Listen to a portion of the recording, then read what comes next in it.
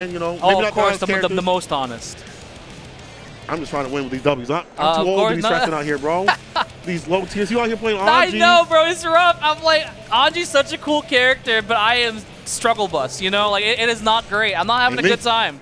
Even when I win, I'm like, I'm not having a good time. you sweating, you got the gray hairs and stuff like that. You're like, dang, I done lost some real life health from this situation, you know what I'm saying? Every match, I literally just sit there, I just stare at my stick, I'm like, was it worth it? Was it worth it? Was it all worth it? What am I fighting for? They played me like a fiddle. What did it cost? What did it Everything. Everything. Y'all don't have to pay anything for this great Guilty Gear Strive action. Y'all watching out here, CEO 2021. We out here with this offline kind of style. Bro, it's been a while. It's been some time. It's been some time. It's actually my first CEO, to be honest. No, oh my goodness. I hope you're having a great time. It's actually one of my favorite majors already. No way, your first CEO, that's amazing. On the real, one of my first, this is my first CEO. Yeah. One of my favorite majors ever. The community, you feel it. Last time we were walking around having fun, you know, talking to people, chilling out, relaxing, stuff like that. Still has that big major feel with that local homegrown, you know what I'm saying? Yeah. That rap thing. Yeah, I'm definitely biased because I live here. But I really do think CEO is one of those, like, go at least once just to get a feel for it, because like, you know, we really are, even though our name doesn't make sense, Community Effort Orlando. Yeah. But like, we really care about the community. We really like to put on events that make people feel like they're part of something, you know, like, so definitely next year, you know, things hold up. You know, go check it out. Even the heat, it is in December, so it's a little bit cooler. Even with the heat being what it is, the humidity messing up my hair and stuff like that, you know what I'm saying? It's still worth it to come through. Y'all need to come through. We're gonna come through with more of this action right here. We got Dave versus JJ 2-4. Looks like Chip versus Soul. Oh man, yeah, Soul. What do we even have to say about Soul? You know, like I feel like vision, baby. Everything that could have been said about Soul has been said many, many times. Still a great character. Chip getting a bit of changes, but yeah. Depending on who you ask, those changes are either for the better or for the worse for the character. I still think Chip's strong. I do think that Chip maybe has to put his back into it a little more to get his victories, right? But yeah. C2K is working out right there. Same with the Hidden Leaf Village throw. Oh, and the instant DP does not care. Oh my gosh, clashes with the DP. Oh, and the PRC forward. I know what you're going to do before you're going to do it. 2H super, yes sir. Get that Oki, get that bar back. My bar, I need it now. My friends and me at the party with the super situation we're going to do on Oki. Dash up jump H, okay. Oh, and the counter hit low. Just kind of poking record range, daring J24 to do anything there. Nice 5K. Light up bar on both sides. Then you got to use it. You can't stay for the next round. Can't put it in the doggy bag. Can use that bar, PRC. PRC should take 2K comes through again. JJ24 not using any of that bar at the bottom. Yeah. You gotta cook, gotta put the butter in the pan to cook. You could have YRC, Blue RC. You gotta spend it, you can't take it with you. Can't take it on the tournament. Can't take it on the plane ride home, you know what I'm saying? Oh no. Oh, nice answer. Oh, that was slick. I like that conversion there. Backs away, look at him, just deliberating. We just went to finds a counter hit situation right here. Alpha Blade 2, dash and close slash. Now I like that Rad XX, Dave, I should say, is still trying to find ways to open them up in different sort of ways, not overstaying too much, but then going in and get that win. Perfect situation. This dude is ridiculous in terms of not letting the gorilla get to him. Yeah. And that was really slick. Literally went for a block string into the Rekka, and then PRC before the Rekka actually blocked, and got a massive counter hit. I think that JJ24 might have tried to DP there in the gap. So that was really smart there from Rad Dave, already trying to go for some pretty big brain plays already. Sometimes you do want to put that in, like, even though they haven't shown you anything, you want to put a little bit more sauce in it just to keep that momentum going and not let down. I'll go for the super, try to take this round. I feel like this is real good right here. Open situation, jump H, you can see it as an opener, or it can go low. Oh, just go for the cross up. Doing the back off too. I like the wariness of that. Literally, JJ24 DP'd once, and Radx have played so patient ever since then. No, sir, not me. Another command grab for the finish. It's Rad XX Dave has not even had to use the bar in most of the situations. He's been finding straight hits to do it. Alpha Blade again, not watching your toes. What are those? What are those? And JJ24 is going to have to turn it up here. Kind of letting Rad XX Dave kind of dictate the pace of the match a little bit too much. The backward, nice hit a rush release, but the DP coming through. Rad getting good with these DPs though. on his side. 6K coming through to open him up. Ooh! The burst off the table, unfortunate use. I feel like that's not so good. All right, just checking it here. Again, the outplay does whip, gets the 5K, and again, that same conversion he was doing earlier. But not enough, and now Radix Dave got him so close to death right now. Does have 2 bars, should be able to cash out on this. And RC, that's the victory. Ooh. And what a way to seal it. That's the big thing. JJ24 has the bar, but not doing anything with it. Like you said, you have to spend it. If you're a chef and you're cooking, why would you not put a little bit of slick on the pan? You know what I'm saying? No oil like that? Like, you ain't put nothing on oil. You gotta put a little bit of butter on the pan to cook. And so get so much off these extensions, off the wall bounce in this corner situation in terms of damage. And you gotta be able to access those points because this is game for days. And there you go, getting a little bit more aggressive. Oh, there is the BRC. Spend it, get some pressure going. Something, anything. There you go, get the damage on this deck. Made him force out a burst. That's gonna be big for this. If you take him down this round, it'd be real big. All right, but again, JJ24. Oh, big whiff. Big chance here for JJ24. Oh, again, the PRC bait. 2P, you see more force slash. Open up. It's a locked door, though. Yeah, definitely pushed back a little bit too far. Oh my gosh, counted overhead. But luckily, no big convert. The 2S did whiff. So then breakfast table right here. Sushi. Another Ruckus. Trying to find a punch on the bandit bringer. He's got foot down to the head. With the overhead. Yeah, no wall splat. Still a chance here. JJ24 could have got a little bit more off that 5K. No, and then 6P! With the DP. A little bit of prize on the side. Dave on set point. I like how they've been really good about backup. Like, okay, I'm dropping, I'm maybe not finding what I need all the time. Yeah. Or JJ is also waking up a little bit. When you back off, get that smooth movement going through, and then find my way. Not needing to overextend. All right, again here in the corner. There we go. Gets a oh, and the DP again. For a DP. I can do it too. Play with the things. Me too. Bar slash, full slash. Late launch. No big deal though. Oh, nice interrupt off that jump. It was a little bit too high. Does not get. Oh, there we go. Getting the side switch here, and the side switch is again getting a little too fancy here. Yeah, you keep them caught up in the corner, but you can access that damage. First, gold addition gets the Gucci. What nice. Does? Oh no. Dave. Yeah, great punish there on the dust. Could have actually RC'd to keep it safe, but there we go. Cash out there from Red XX Dave. A lot of damage coming out. Oh, gets a nice little cross up, but still nothing. YRC, there we go. Spend it. Still has one more bar of extension. PRC off the gunflame. On that jump, H situation does get the follow up the close back to H, and that'll sit with the Alpha blade. Good work, Dave. Yeah, just a very, very solid chip play there from Rad XX Dave. You know, JJ24. Do what? Do what? Fresh is better.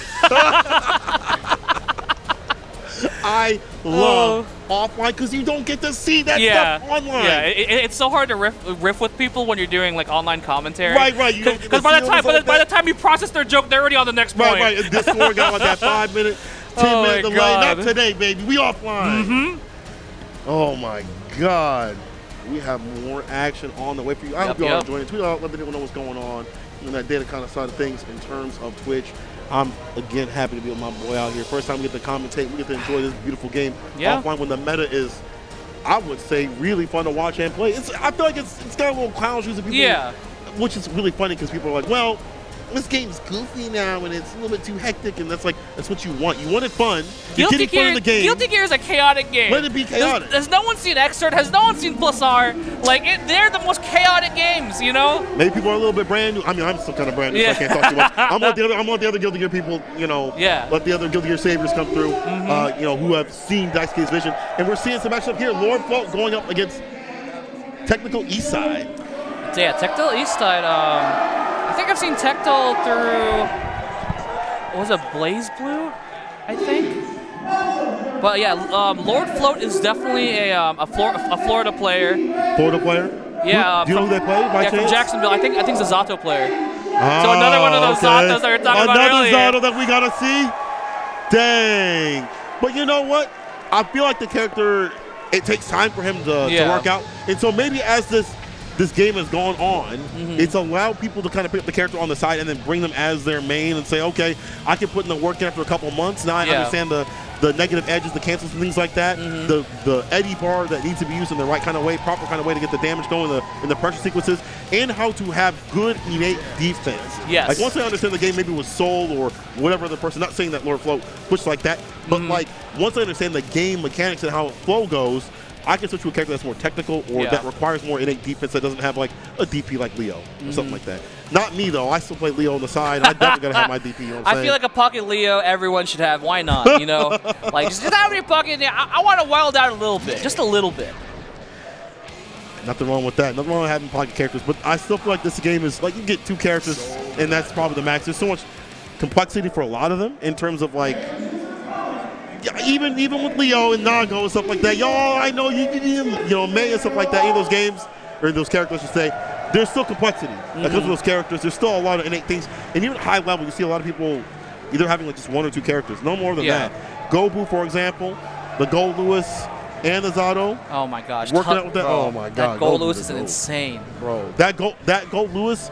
And it's funny because I've seen him use Gold Lewis before, and this patch had made Gold Lewis better. I was like, if this dude comes back with this character, in some situations, he might be smoking people even more. Oh, yeah. It might be even more peak for the people he's playing. Let's talk about a character that got slightly nerfed, Maeve. Oh, they took away a bug. How was that a bug and y'all didn't know to take that away? Arxis, can we talk? It was off the dolphin in the corner, right? The dolphin in the corner, yes. The TOD. The TOD. They're like, we nerfed your damage, but you still have this one route. you get to survive for a little bit longer. Stay a little bit stronger. Let's see what happened here. Floats. Yeah, I think this might be just a butt check. Just get a little butt check action going in. I was so sure Lord played Zato, but we could have seen maybe a character switch. You know, playing Zato is hard. You know, actually, you know, I feel like if you were optimizing your gameplay, right?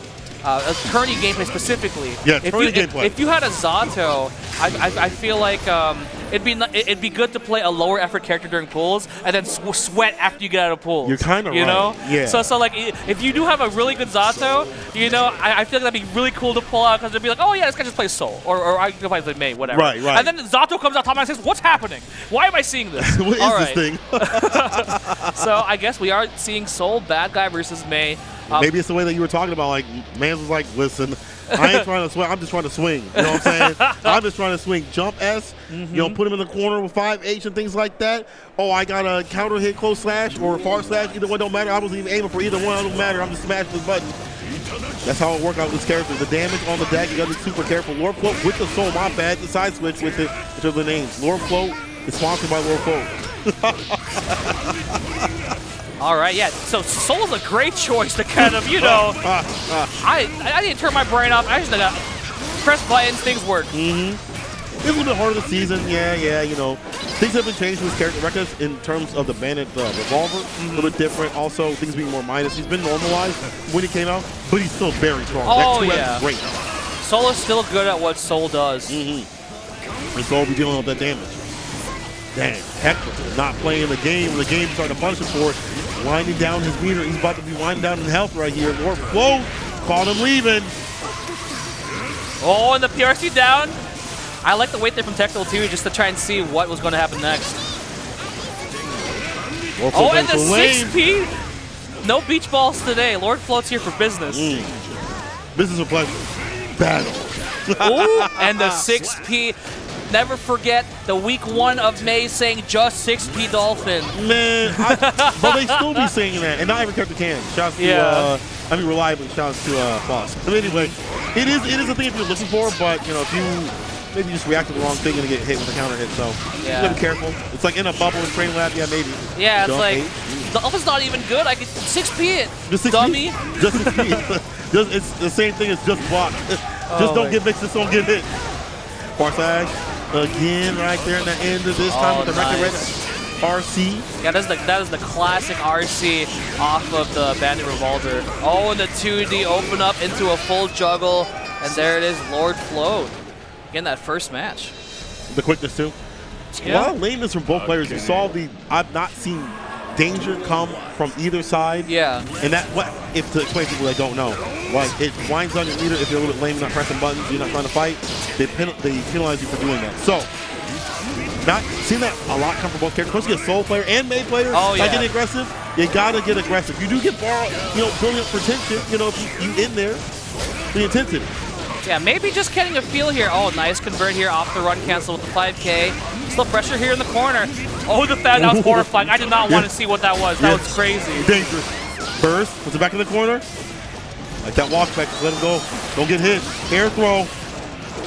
Oh, nice, and big counter hit. Oh, but a little bit too far to get the 5K off of that. Chance for your Tecto to get some damage on and get some corner carry. Saving up for that. See the charge just a little bit, just waiting back. Just to get that Dolphin to come through. Big jump in. That should be the win with the red RC. Yes, sir. Ooh, big DP. Yeah. Nice. It gets the clean hit, too. So much damage. And clean hits, dog. People look at the patch notes like, did they nerf this? They nerf this? That clean hit, they nerf this? Ooh, the interruption. God. Yeah, don't let that go for free, baby. We reacted. We all fine. Yeah, Lord Float is definitely awake. That was definitely, hey, are you playing the game right now? Cool. Oh, my man. Woke. The brother is woke. 5K right there to jump in. 5P. The 3K slide. Yeah, they're under the corner. Oh, my gosh, there it is. Yeah, this is a really interesting match. It is like very slow paced. It is for these two characters. Even though they picked up the aggression, like this is hella slow. Just the fin right there from Lord Float. Good ID. Oh, and the wait too. And he waited for it. Oh no! He's gonna die for it. That decision allowed East Side to get a little bit more bar to work with. Yeah. And Float just gotta wait a little bit longer. There you go. He is at least awake enough to deal with the Dolphins in the neutral. I like to see that. Yeah, and like Tectil now is kind of favoring a lot more grounded neutral. You see Lord Float trying to preemptively air to air. Yeah, see right there, jump heavy slash. So I like that switch up. I think Lord Float might be used to a certain style of May. Yeah. And Tectil's doing a really good job of kind of subverting those expectations. Right. I feel like that is, again, the variance of this game and the players coming through the Dolphin to do it.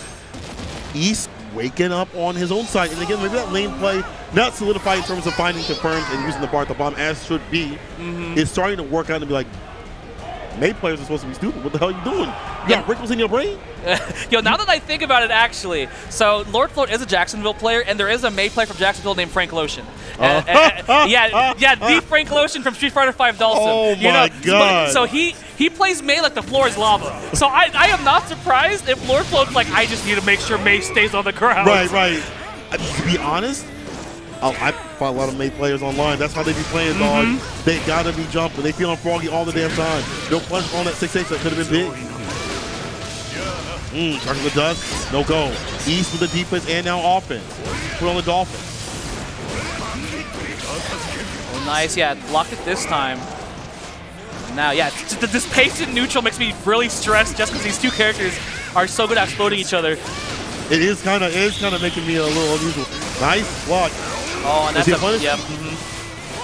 Force up the first situation. Would die for it.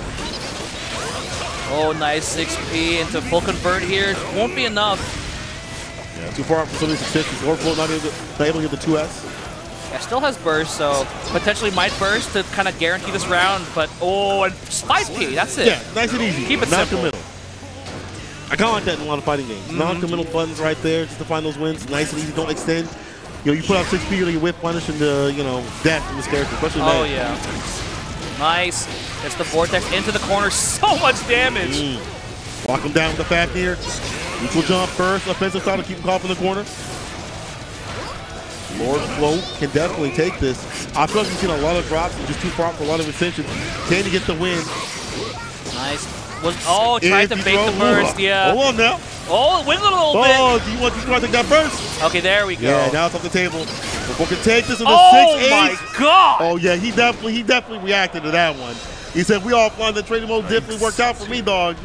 Went, 120 MS. Yeah, that is a specific punish. Wait on Wi-Fi, baby. I don't know why I said that number, to be honest. I definitely fought some people on that number. Yeah, I respect it. You know? Roll back. I don't respect them. Plug it in. I don't respect you. You don't plug it in. Whip punish again. Yeah, practice safe net play. All right, big damage here. There we go. That could have been actually a burst safe route, but actually jumped the gun a little bit on the jump heavy slash. I didn't even go for that. Does find the air-to-air right there. Full wall break. This is good. Lord Float getting that bar back, that tension in terms of meter. Oh my Again, goodness. another whip punch and a DP finisher. Lord Float waiting for the buttons to come through and find the moment to shine. Now on set point, this is what I would like to see from a lot more players in general. Whip punishing buttons, deal with that max range.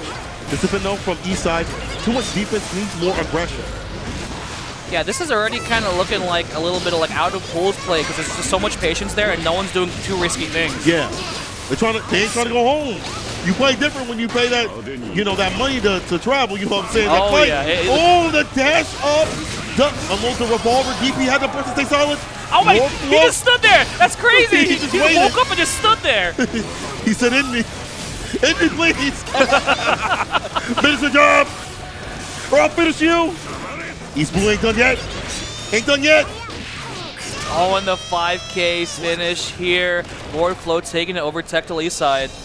And popping off, you know, it's always cool when you win in your own region at a major. So, yeah, hell yeah. Shout out to Lord Float. Shout out to the Jacksonville squad. I know they're popping off wherever they are right now. Y'all up in the chat, if y'all are, you know, gassing up your boy, I love seeing that. You know, gas up your local people. You know what I'm saying? Your local scene.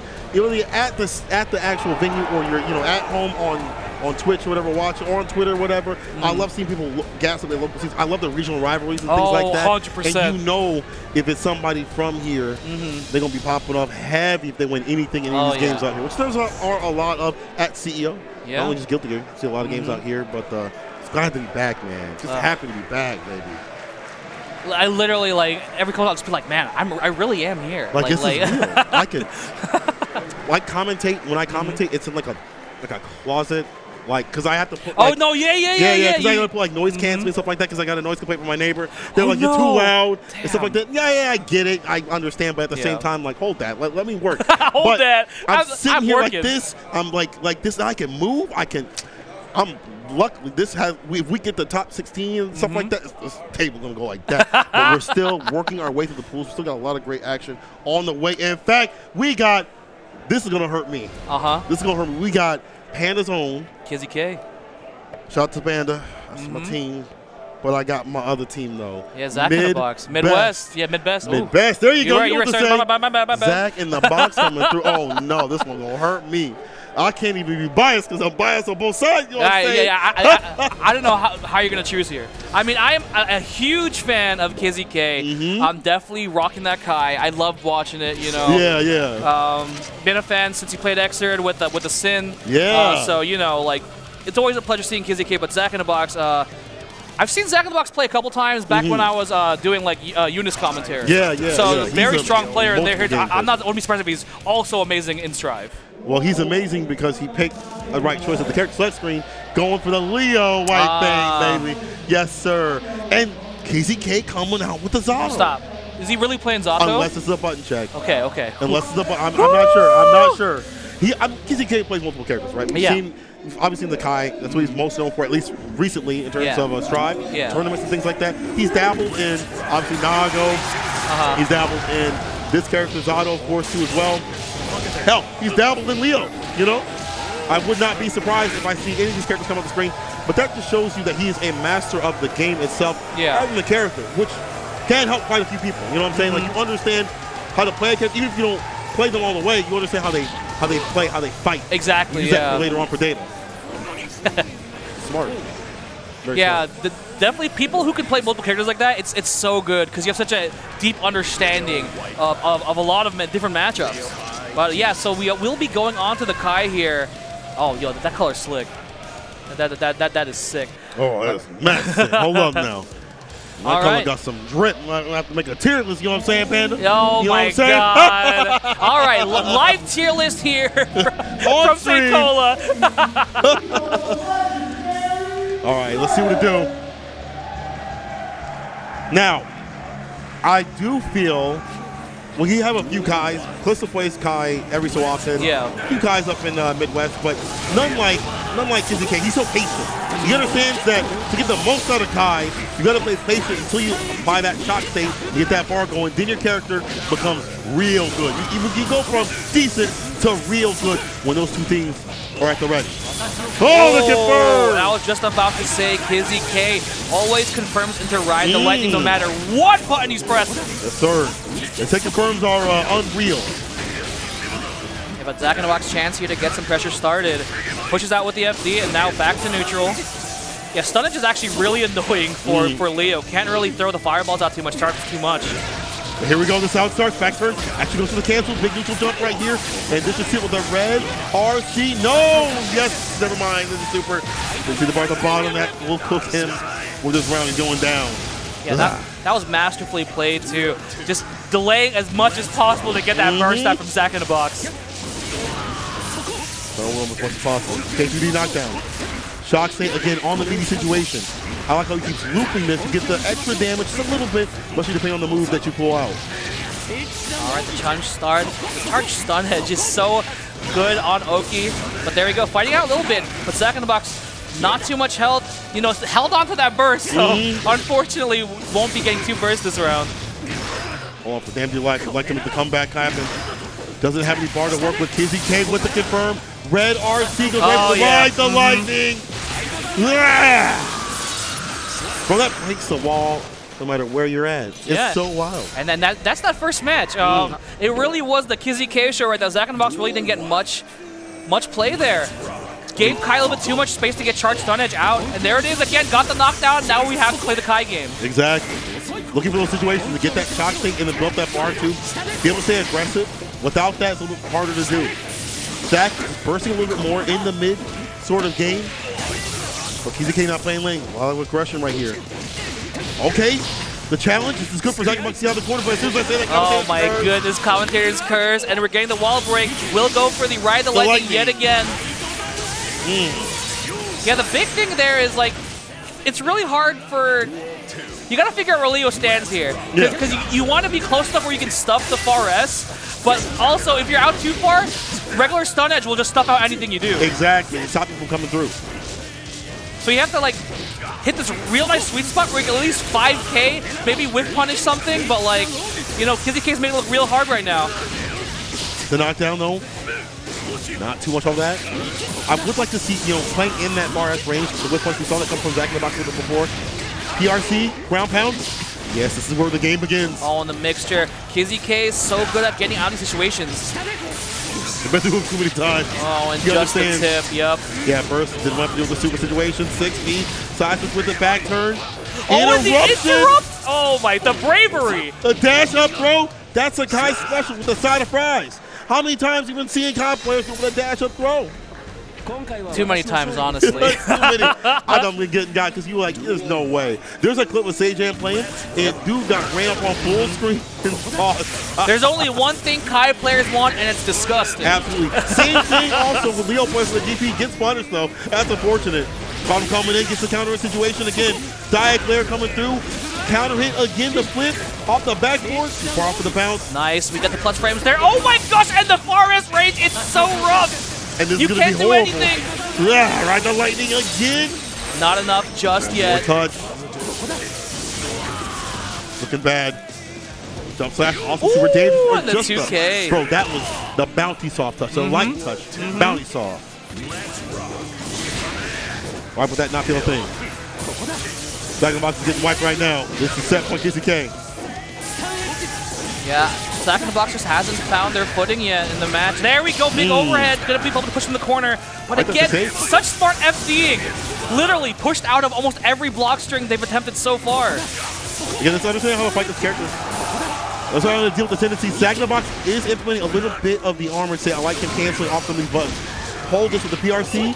Oh, but the back throw off from Kizzy K on top of the corner. Shock state again, 5K, not going for anything. Backing up, look at the blink and bait. The burst is off the table after that DP situation. You're almost dead. Yep, and there it is. Stun Dipper to seal it. Kizzy K 3-0 over Zack in a Box. How do you feel? How do you feel? The best, maybe. If you're gonna go into somebody in Kizzy K, you know, I think people forgot that Kizzy K, he ain't just a content creator. You know what I'm saying? Yeah. That man can play. He can play. You know, you don't see him in a lot of online tournaments and things like that. Comes through every so often, but he really shines when it's in the offline scene. This is where he really finds that heat. You know what I'm saying? As a competitor. But it don't mean that he don't understand the game. It don't mean that he doesn't understand what to do, as we saw right there. Perfect control of Leo. A lot of people got run over. He knew where to stand perfectly with the far S. They get punished a few times, but not enough to deter him from his game plan. And you see him with a lot of non-committal things. 2K to find the finish, things like that. Nice and easy. Against somebody like Zach in the box, who, despite what you saw on the screen, is actually a strong competitor. Has made some pretty decent placements. But we'll have to make some paces in the losers bracket. I'm sorry, you my brother, but things be happening, my friend. Good luck. You see the top 8 losers, you know what I'm saying? Yep. Yeah, 3 out for each pool, so there is a lot of chance for players to, you know, make representation out. Right. So Strider 37 versus Vinny G. So Vinny G is a Zato player. Okay. From Tampa. So that does really well whenever I've seen them enter any of the TNS online Strive tourneys. So I'm very excited to see him kind of. Honestly, Florida as a whole has been showing up this weekend. Most of our players have made it into top 96. Wow. So I'm very excited to see how we kind of once the dust settles, we're gonna see we're gonna see that Florida tier list come out. People get salty as hell. Y'all gonna make a player tier list? Of course. It is a Florida classic. Many friendships have been broken over these tier lists. You know, we haven't done them in a while, but this is like the first time in a while where like the whole state is like killing it, right? So now everyone's gonna be like who's the best region? You know, so you know how that goes. Yeah, it's gonna be nasty. That's one of the best things about having offline. You get to prove that. You know, I feel like online you get some regional play, but maybe not so much. More for this game than other games, right? But to really be able to say, listen, you got me online, that's cool, you know, your Wi-Fi's a little spotty, but here, ain't no excuses. It's clear who is the best in the West, you know what I'm saying? So, for East, I'd like to see some love for the locals that have been put on. TNS right here, you know what I'm saying? Even locals that have been coming through, you know, even the DreamHack had their sessions too as well. All these locals still going on during the quarantine, powering up these players in the training arc, now in the tournament arc, the fruits of their labor, being able to be used out here. That's sick. Y'all need to give some love to these locals. I'm telling y'all. Go to your locals, you know. Even though that was the meme back in the day, I mean, it still rings true. Yeah, it's real now. Go to your locals. No, let's go beyond. Go to your locals. Support your locals. Support your locals. Pay the dang venue fee at the local so you can keep it going. Give some love to the TOs. Stop asking who's there. Just show out, bro, you know? Just show out, bro. Yo, who's there, though? Oh, who's there? Who's going to the top player, bro? Well, then, you know, bro, you're free anyway. It don't matter. Even if you go, you probably ain't going to get top 8 regardless. Anyway, let's see what it do. Vinny, who I assume has been getting top 8s to top 16s at his local scene, you know what I'm saying, with the TNS, against Strider. All right, so I think there was Zato versus Kai here. I think this matchup's weird. What do you think about it? I think it's a lot better now that the Far S and like the 2K2D stuff got buffed now. So there's a lot more eddy interrupts they can kind of pull out there. Right. But, you know, Zato has this weird control of that range in front of him. So it's just a matter of being able to outspace, but being able to aggress and get it started is also really good for Kai. Shock edge, or stun edge, I should say, can also come into play. Not only edge, but also getting that shock stick. Ooh, and these 6Ps coming out. Like that 5K dash up throw. Hit those situations. Lock him down with the fireball, shock state, making this man melt. Vinny getting into him. Oh! 2 hits. It's a big damage dealer right there, but doesn't get the extension. Goes to win for the Vinny. In the DP. Yeah, just a sliver of health here. Oh my goodness, just a Far S. Speaking of that Far S, my God. He caught him coming in. He tried to walk in. He's hurt. Wait, hey, hold up, 6 feet. 6 feet apart. Pierce gets a knockdown. On down, invite help. Far slash. Slash. Applause. Clapping hands. Oh, nice interrupt, yeah. Yeah, do that. You see the white flash or yellow flash? With that last. Oh, nice. Yeah, getting a lot of pressure here. Oh, here we go. The classic dust with the eddy follow-up. Unfortunately, the burst gets baited, but no punish. Okay, red RC. Jump slash. Like that. Get that flick. Ooh, Oh, and send it back. The wake-up drunkard? Okay. Throwing shade. Same-day delivery. Oh, man, there you go. Victory. Let's go. And Vinny G picking it right back up there. I feel like you see this sometimes when some of the players start to wake up like, oh, wait, hold on now. This is what I got to do? I got to get serious? Oh, my gosh. Just runs up opposed. I dare you to press something. Call me a lumberjack. I wish you would. The dust to do it? Yep. 2H leapfrog? Run a damn sun boy. Oh no, and the boy is back. The bar is fully filled again for even more impression here. Me interrupting the jump. Yeah, I like that. Let him come for free. Ah, the whip push on the 2S. You want to deal with that on block. RC forward, yeah, trying to, there we go. Yeah, finish it off. I actually love the spacing on that. Even if Burst came back, that was baited 100%. Right, of course. And not a lot of help to play with anyway. It would have been a hero edition. But we see right here in this match, Strider looked like a little bit of a villain. You know what I'm saying? But he got caught by volume.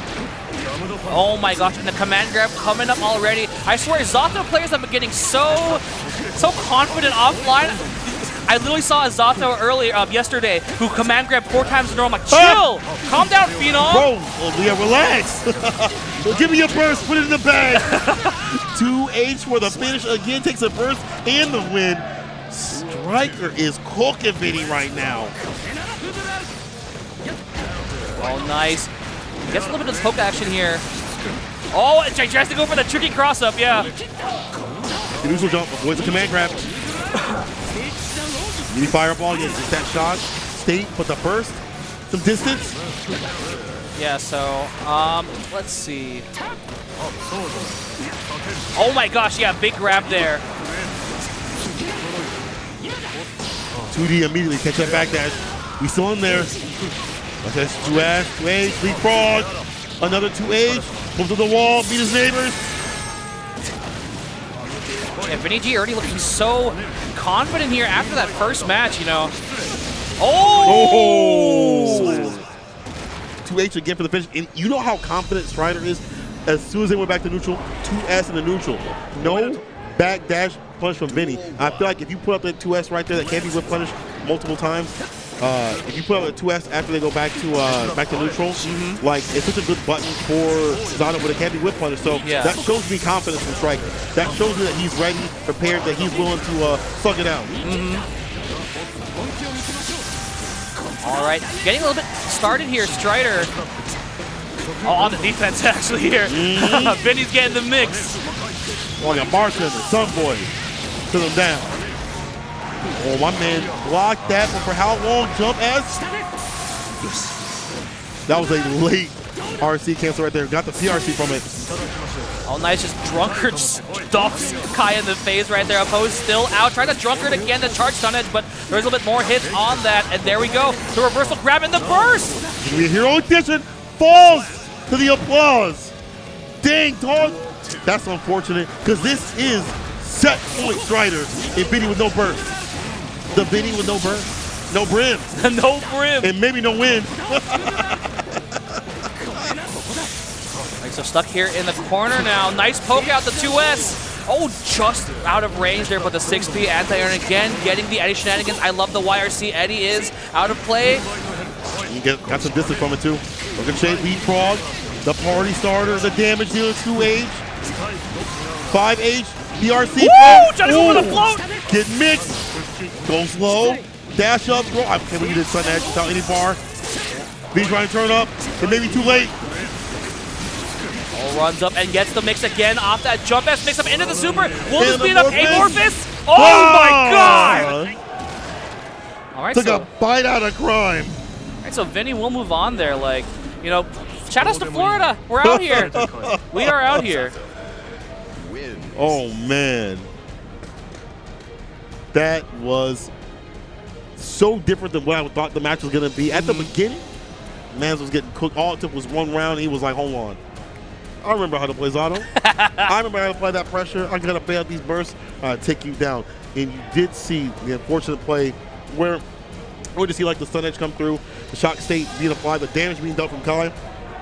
Even saw some desperation with the stun edges coming through that didn't have bar behind them that could have been punished. And then you see the confidence to run up that 2S right there, just as like saying, in the neutral, I'm not afraid of you whip punishing. You know, we see like it come through once, but when it went back to neutral, he stuck out that 2S. Perfect button as a round start, a neutral start, I should say, in play. So that's more Zato on the way, people. I don't know. Zato, not saying he ain't hard to play, but I guess he ain't that hard to play that y'all can't come through and I see like 10 of you in a bracket. You know what I'm saying?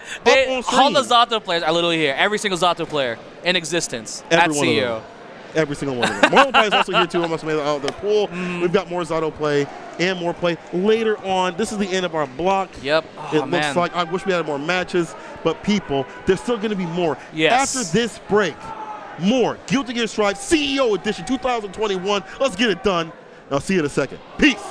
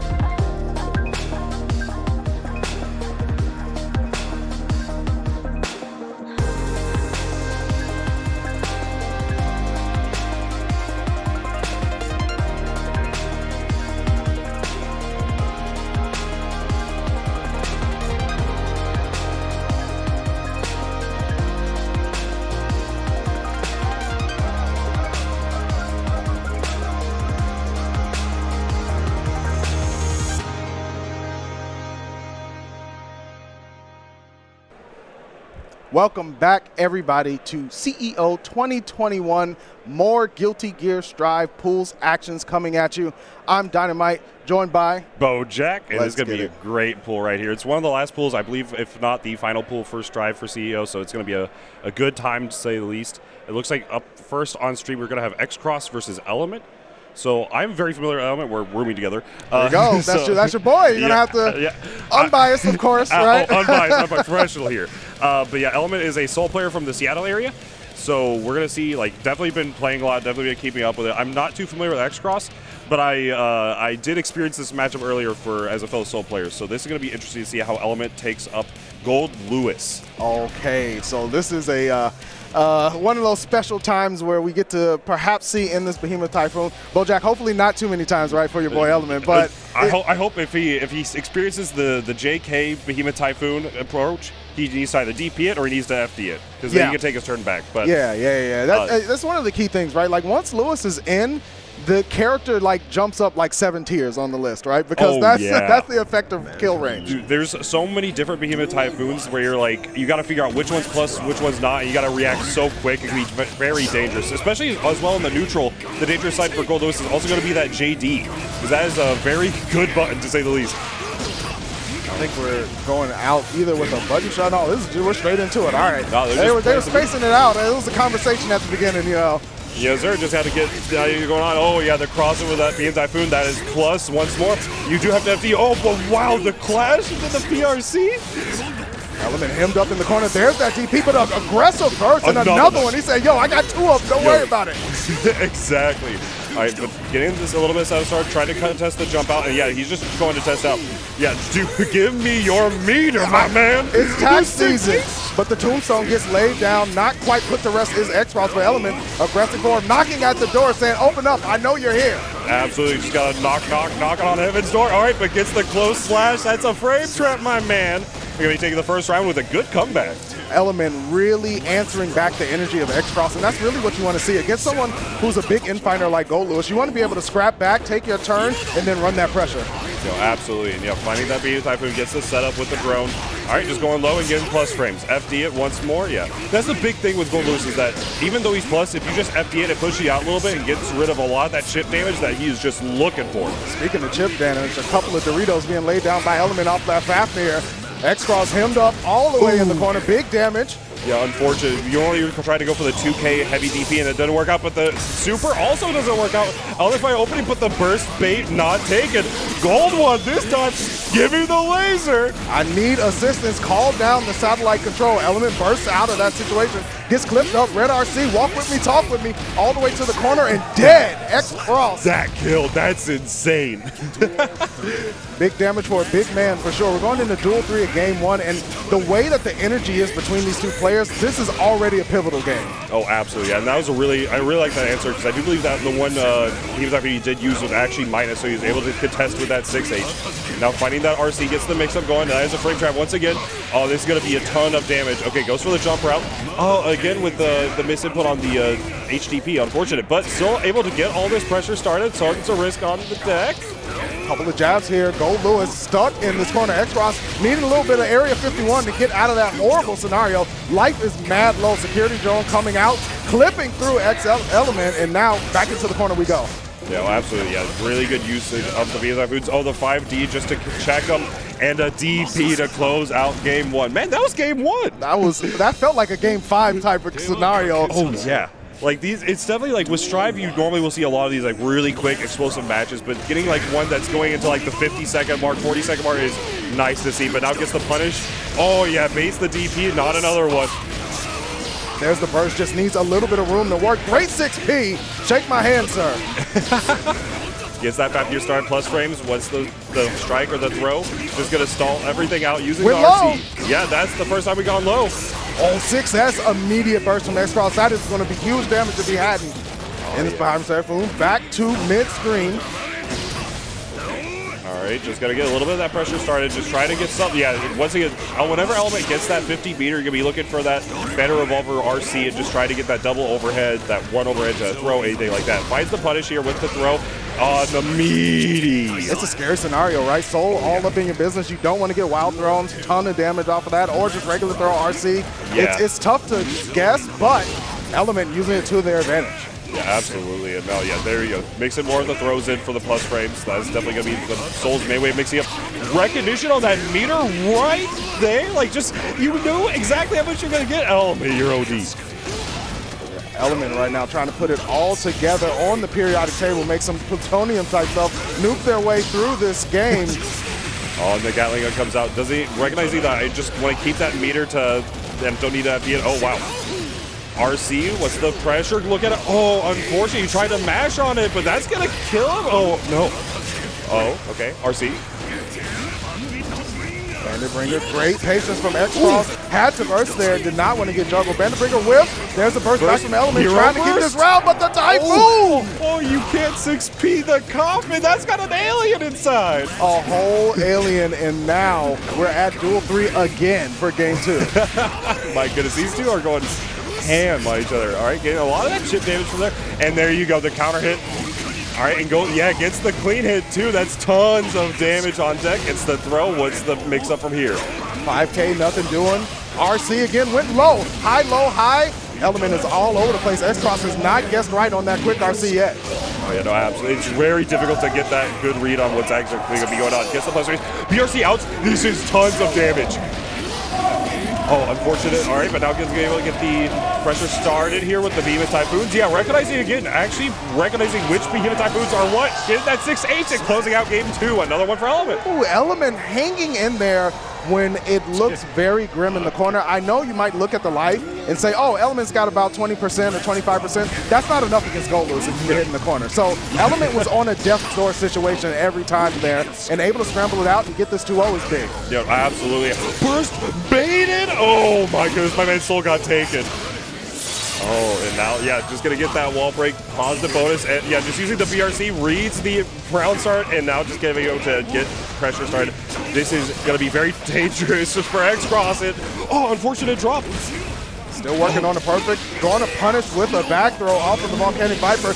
Here comes Tyrant. Oh, no, the security drone protecting the Secretary, but not enough. Element on match point. Yeah, no, that was really smart. I really like the decision from Element, and X-Cross was ready for the drone to punish, but wasn't ready to get the pickup off of it. Finds that JD, gets the knockback on the backdash. All right.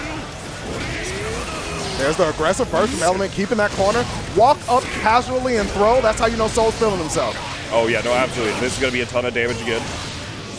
Finding that opening, and now Element is just basically one touch away. BRC again, gonna be able to get all the plus frames in the world.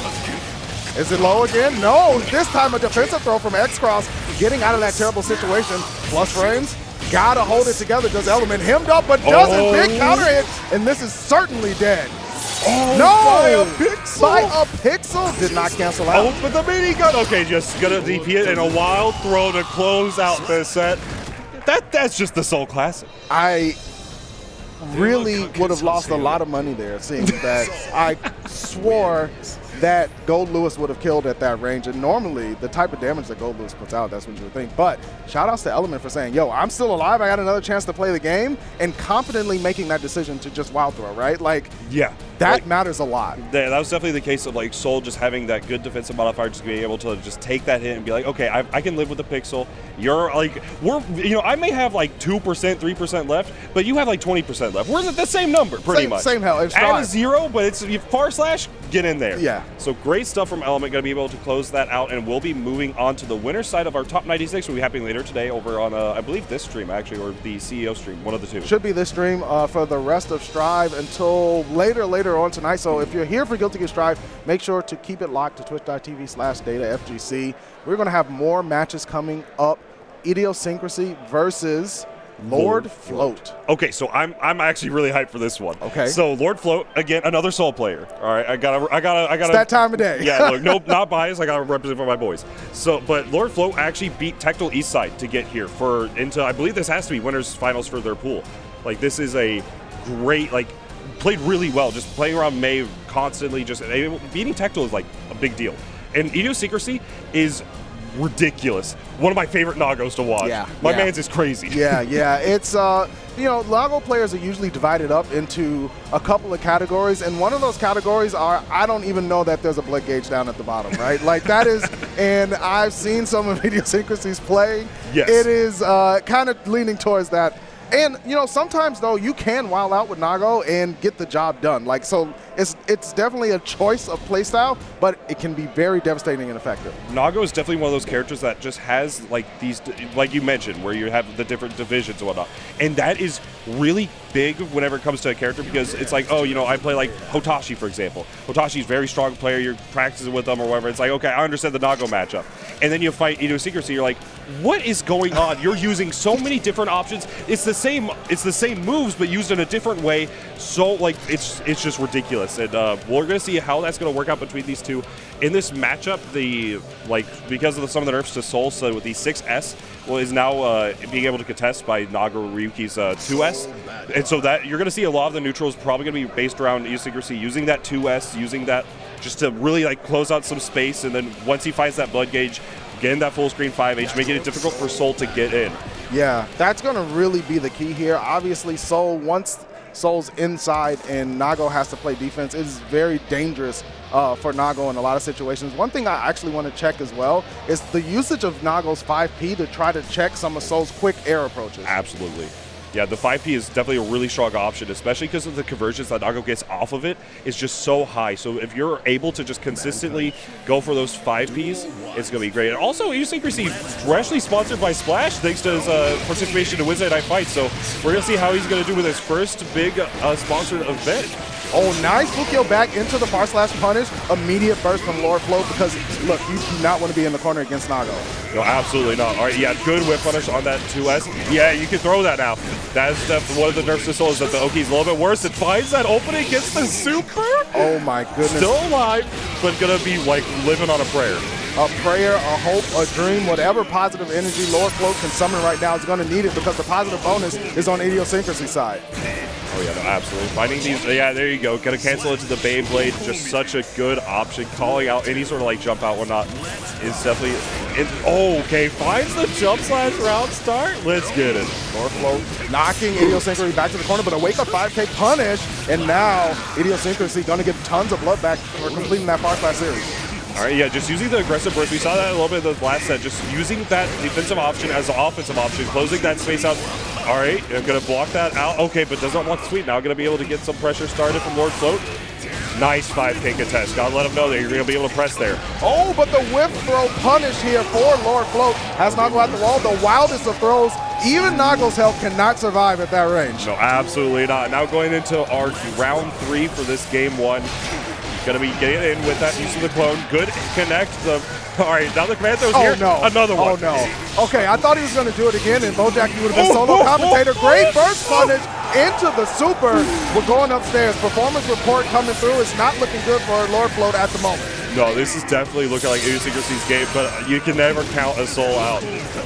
But he doesn't have a burst on deck. He doesn't have any meter to RC with the Beyblade. Oh, but wasn't able to OTG off of, unfortunately. Try to find that one opening. Like you mentioned, the 5P, 5 to 2P. Look, it's really, really, really important to see that Idiosyncrasy starting to use that 5P and going immediately into the 2P after the turnaround. That's really big knowledge because if Soul lands behind you like that and you're going to challenge, you need your fastest button. And going to that 2P was like, okay, I just need something very quick because any other button could have got him blown up. Oh, yeah, no, absolutely. Just got to present that stop sign, and now going to get a little bit of pressure start on this side of Lord Float. Backs off, recognizing minus frames. Oh, yeah, that's a big punish. Unfortunately, was a little bit too far to get the 6H OTG. Now the throw baited.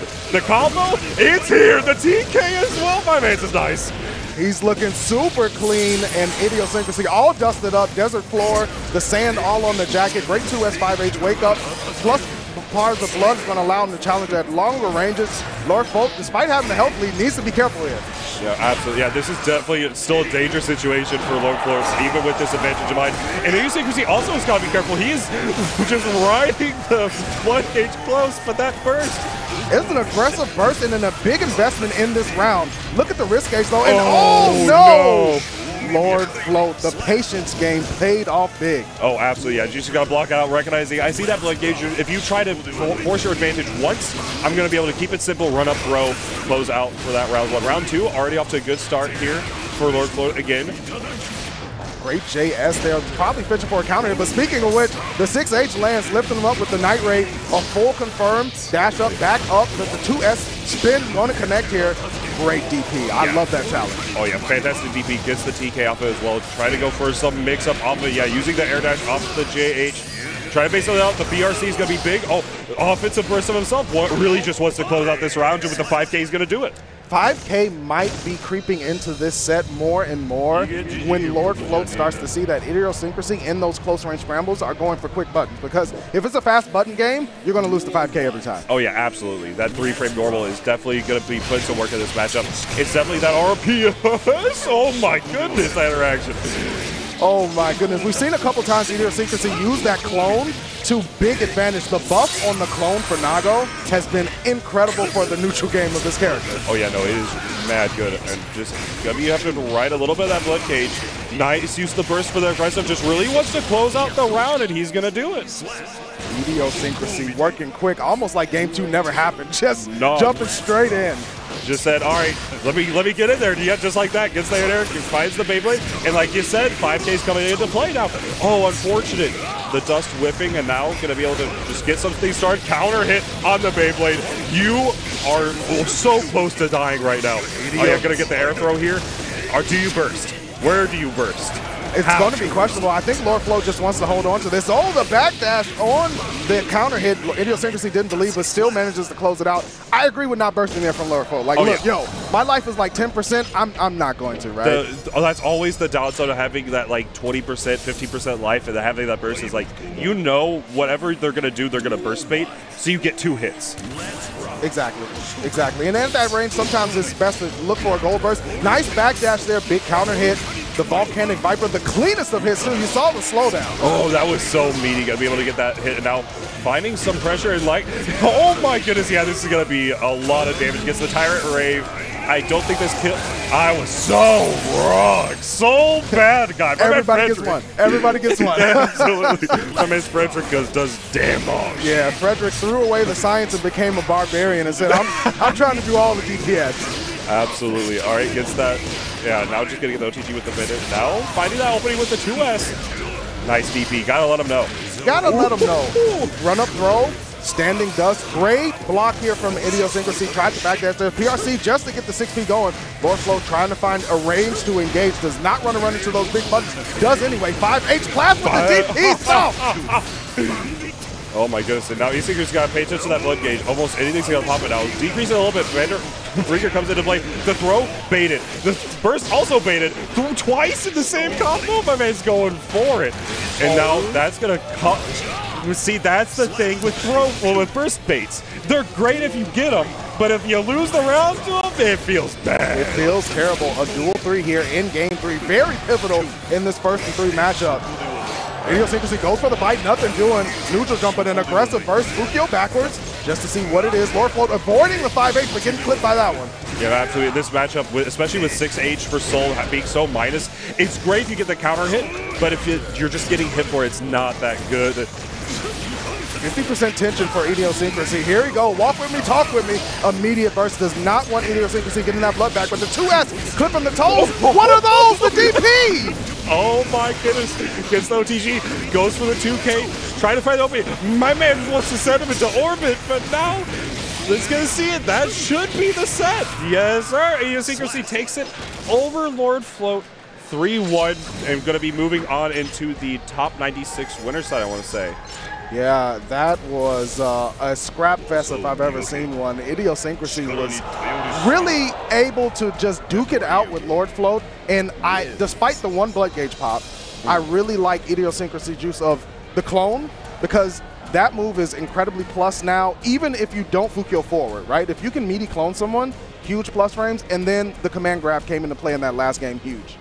Oh yeah, no, absolutely. And I mean, just a great set to continue on, and especially with continue on, we do have some of the sponsored equipment here with here at CEO. Make sure to check it out. We all got the good controllers and whatnot. Make sure you always got to have a good controller in hand, especially like this. If you're playing on the PC version, it's mad good. It's mad good. Muga by Power A here, the controller that you can use for mobile gaming and cloud gaming here. You know, the mobile game scene is always blowing up, and you really need that good controller. I like the playing on the cell phone is cool, but if you have a stick in your hand, it just feels familiar and comfortable. Oh yeah, no, absolutely. Especially whenever it comes, like, depending on which models you got, it actually probably is both, where you get the 3-way triggers and just like replaceable parts. You know, oh, this button's not like working like it should have. Replace that part. The sticks like which got a little bit too loose, a little bit too tight. Let me replace that too. It's having a customized controller is great, so make sure you go check them out. Absolutely. Shout outs to the sponsors, the controller sponsors that we see on the desk. Speaking of seeing on the desk, on the sticks, we have Obelisk versus Hajime Yu. Let's see it. So I'm not familiar with either of these two players. I'll be 100%. Me either, but you know what? That's why I enjoy pool play so much, because I get to see new people come up all the time from all over. And one of the beautiful things about great tournaments such as CEO is that people fly in from all over the country, all over the world, really, and they get to play and you get to learn new names. And not only that, it's like, especially with Strive in particular, there are so many new faces in Strive, so many different communities merging together just to play the game, because I mean, great netcode, fun game, just all in all a great package. So there's so many people grinding, and it's like, oh, I don't like. Who knows? Maybe one of these guys is like a level 2000 Steam Net player. You never know. You never know. And he's gonna come over and just wreck shop. Who knows? We're about to find out in this first game, because it looks like this is gonna be the winners round 2. More Nago, but this time instead of Soul, he picked up the phone and was like, "Yo, Kai, I need some help. Please help me stop this man, because it is terrifying." Hajime Yu on the Kai, Obelisk on Nagoryuki.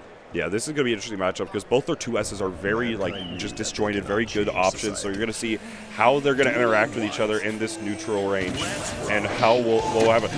Okay, going for the button check first. Absolutely, yeah. What terrifies me the most is that Obelisk just picks standard color Nago. Like, anyone that just picks basic color characters, I'm immediately terrified to play. Yeah. Oh, agreed. It's either like they just like that look, or they're too. It's like, I don't need to look at these other colors. I need to get into training mode. I need to get on net play. I need to just cut that time, speed run into the lobby. I'm just trying to play. I'm not even looking at my character. I'm looking at yours, because that's the only thing that I care about in the match. So, yeah, we'll see. Oh, okay, it was actually a Geo.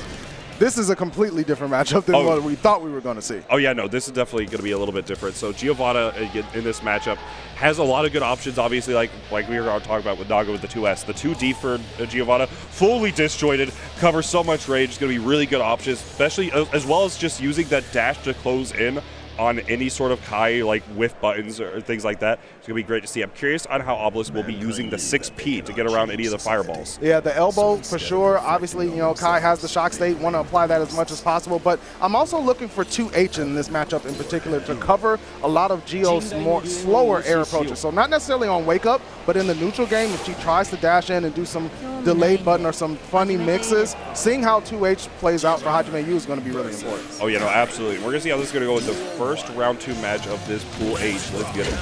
Oh, that's how it's going to start. Okay, there you go. Yeah, it's going to get the confirm. And just going for the dust. Going to just really try to get in there. The counter hit, JH. Stun Dipper going to be able to get the 5K. And the counter hit again. We are pressing buttons. Yeah, absolutely. Shock state applied once again after the food charge.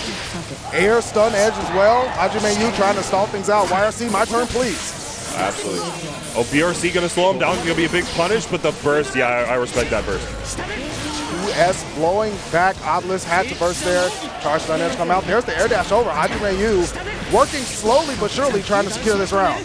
You know, absolutely good block of the full dust. Did not want to die there. Wow, the far slash going to connect here. All right, just throwing out some of the 2Ps. The 5K, the wall. You will not advance on me for free, but sliding into the DMs with the 5 is Obelisk. The meanie, look at the usage of FD here, even on the plus frames, forcing Obelisk to take extra movements to get in. Oh, yeah, no, absolutely. Yeah, just using that 5K 2D cancel going to be a great option here. And just like that, taking round 1. Though Nailbiter saying they stuck on edge right away. I got ignorant round starts too. Don't worry about it. Let me show you some old school ones. Oh, absolutely. Yeah, going to check with the 2K there. Not going to be able to get a full combo off, unfortunately. Gets the far slash, though. Going to be able to get a little bit of pickup here. Oh, yeah, plus frames. And who cares? Let me get that 2P. I need it immediately. Dash in here from Obelisk, checking. Another YRC right back at you. But the DP said, no, it was my turn. I paid first. Oh, yeah, absolutely. Whose turn? My turn. Always my turn. Going to be using that good option. Wow, with that gold burst, just going to get all that meter on deck. You better use it. I want to see it spent right away. And here we go. We're taking a ride, but it was all blocked up. This is definitely going to be a big punish. No! Ooh, yeah, the supers in this game are not counter hit punishable. Thought it was going to be similar to that of a DP, but not the case. Stun Dipper, that is punishable. Oh, but he went for the 2K. Burst, what's in this game right now, but the counter, who died? Giovanna died. It's so hard to tell the situations when they trade. Immediate knockback from Obelisk here, stepping back, getting hit up with the stun edge again. Falling S gonna light him up. Obelisk gonna need to work quickly, sliding in with just a couple of Ks, trying to check Hajime Yu. You know, absolutely, yeah. Just not going to be able to. So one of the unfortunate things about is that the Ks into the 2D is not ever a real combo, unless it's like an air there or whatnot. But so you're going to see just that used as just a good option. Counter hit from that JH, going to be able to get Hajime Yu's turn started. Oh my goodness! Out of the air! Yo. We're going over there. No, the whip at the end. Oh, that's terrible. PRC through the 2S. Gets another opening. The burst is here. It's down to the wire. The super. It punishes the JS for round 1.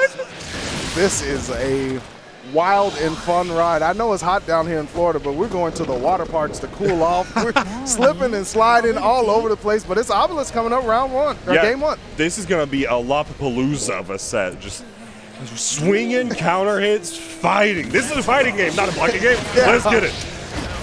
Oh, absolutely. Going to be able to get started there. Stun Dipper. Going to be able to just wait to see what Obelisk wanted to do. The 6P, no cancel, unfortunately. Checking him with that. JH does work out. Counter hit, but yeah, just going to burst it out. Really just wants to close out this round. Certainly does, especially you want to get that momentum back. 2S again has been lighting Obelisk up. That was maybe a misinput for a stun edge because that was a very far vapor thrust. Oh, yeah, no, absolutely. Now finding this opening here for Obelisk, but yeah, you got to take the turn back. PRC back was not able to get the punish on that. Now finding the throw, decides not to RC, and finds that next opening, just taking it nice and easy. Once Gio gets that throw game going, it really just opens up so many offenses. Oh, yeah, such a good option. Oh, wow, the counter hit. Ooh, the combo. Oh, puts us on the corner, unfortunately, with that flip kick. The jump over here, nice check with the 2P. A big counter hit here. Hajime Yu has been working this round really well. PRC into a throw. Obelisk in a little bit of trouble. Yeah, there we go, just jumping away from the 214K, gonna be able to get something started. Counter hit 6H. Oh, unfortunate drop on the combo. Gonna be able to get the wall break here. Gonna super? No, decides to go for the 5H. Keeping the meter, gonna have positive bonus. Uses it immediately. Great burst bait and a devastate from Obelisk. Yeah, that was just a really good awareness, saying, you know, this combo is going to kill. Let me go for the burst bait. I've got a little bit more meter on deck. So even if you if you don't bait the first time, like if you don't burst the first time, I got another one. I'm good to go. I got 2 paychecks coming. I was working overtime. Oh, absolutely. Now try to get something started here between the two.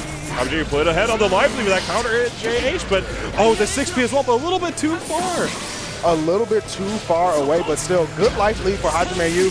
I like what Hajime Yu has been doing, but just closing out seems to be a little bit difficult for him. Oh, you know, absolutely, yeah, that's definitely one of the harder things to get used to. Using that burst to just say, I need to close out this round.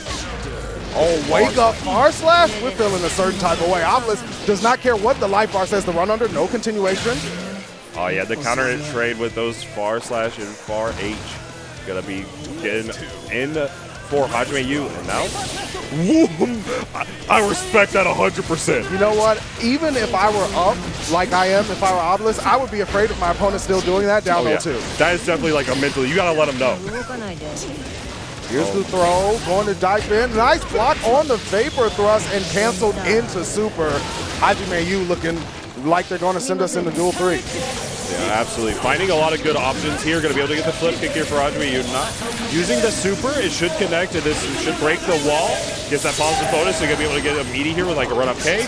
Oh, but the counter trade a little bit too slow on it, and now the burst.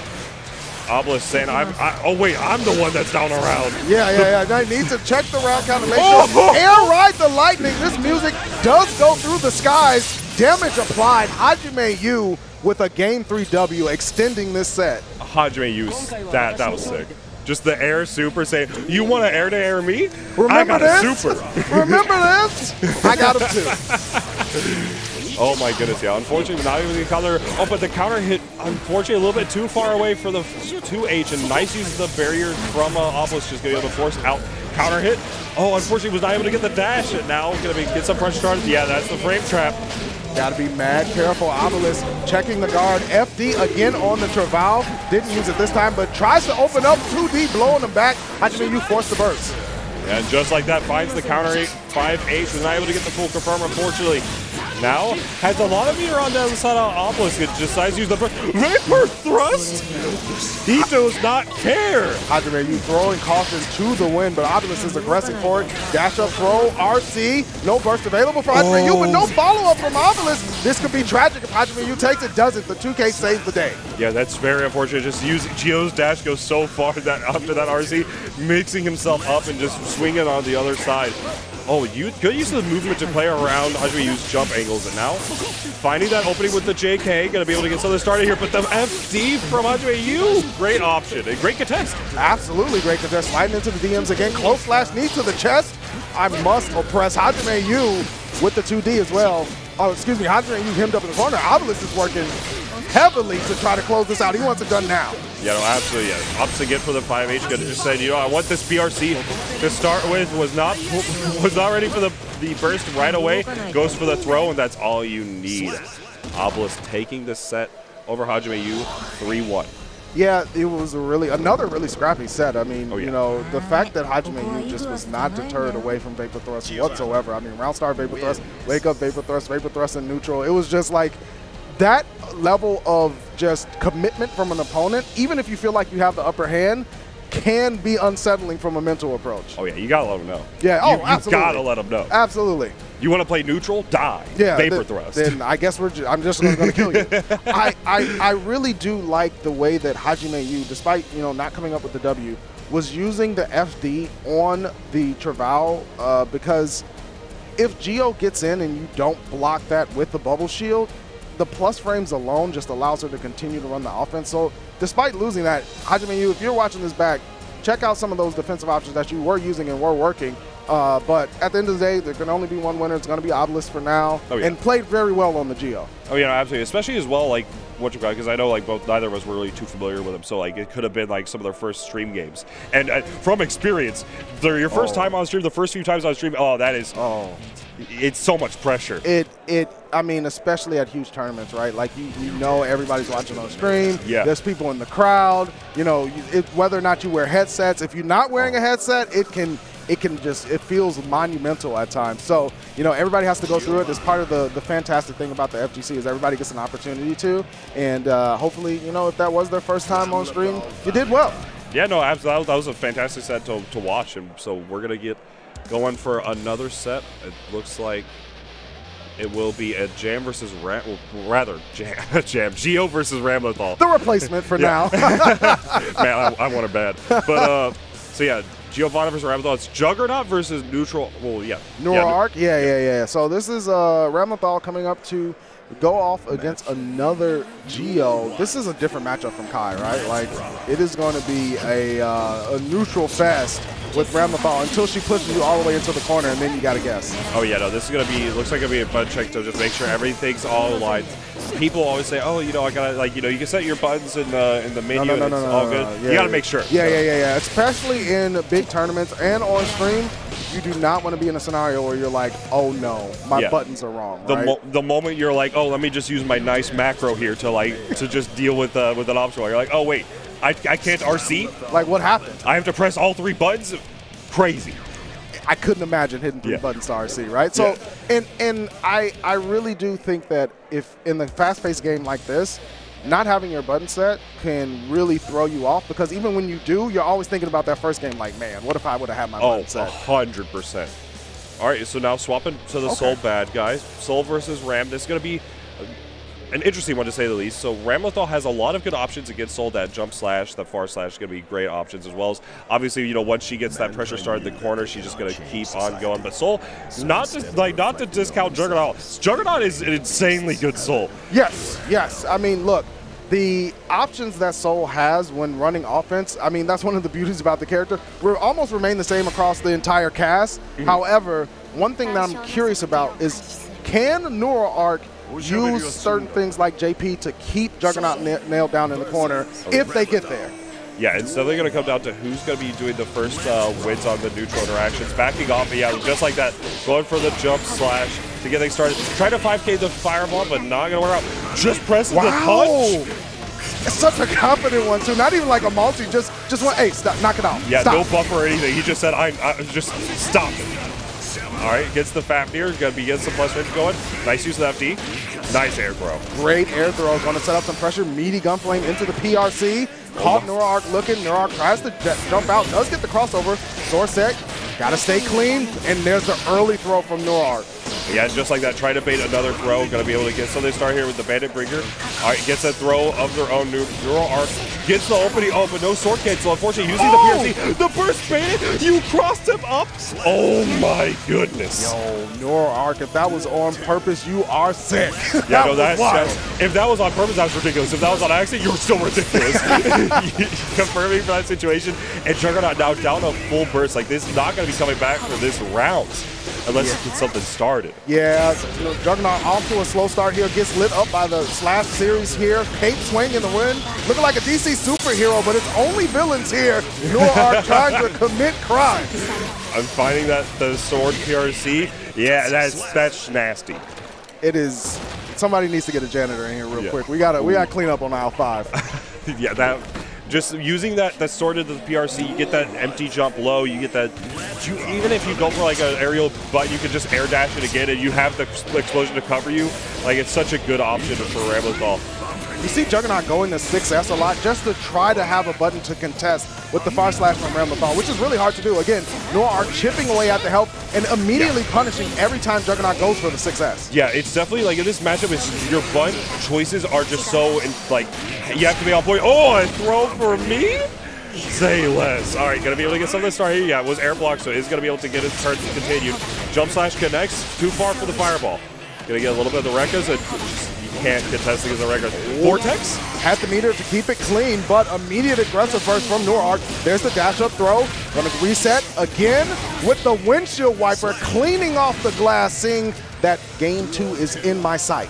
Oh, yeah, absolutely. With that OTG, just really good start. All right, IB gonna come out. That was a really good option. And now finding the advantage here. Neurark gonna get that 6H. No, this is a huge million. Starter. Oh, but doesn't upward. Instead just says, you know, I can get the reset here.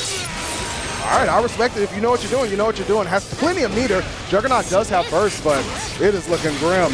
Oh, yeah, no, absolutely. But this is when Juggernaut needs to get started. Baits with the super, but yeah, I can RC it, amigo. Burst, yeah, you have to. Next hit can kill for Juggernaut, and the jump slash will do it. Jump slash has been the answer from Neurark to challenge 6S from Juggernaut every time. And yeah. It's really good button because if Remthal hits you from far, she still gets neutral. If she hits you from close, she can follow up for a combo. Oh, yeah, no, absolutely. Like, in this matchup for Soul, you have to really alternate between where you're using 6S and where you're just, like, moving forward or trying to use your far slash. Because it really comes down to, like, what the Ram is doing and how you're going to have to change that approach. Juggernaut a little bit slow on the change-up. And now that's going to come to bite him because right now, Fighting just saying, I don't need to break the wall right now yet. I can just get something started. The choices from Neurark to keep the wall there and continue with pressure have worked out really well. But here comes Juggernaut. Walk with me, talk with me. Oh no! Unfortunate. Yeah, that is really unfortunate. Juggernaut crossed himself out. And now, just like that counter trade, and that still works out for him in the long run. But yeah, that's gonna hurt the mental game of Juggernaut. You just gotta put it out your mind. Oh, absolutely. Vortex. Ooh, yeah. Like we're saying, just gonna be able to punish that with the throw. Just keep it simple. Goes for the full combo here in the corner.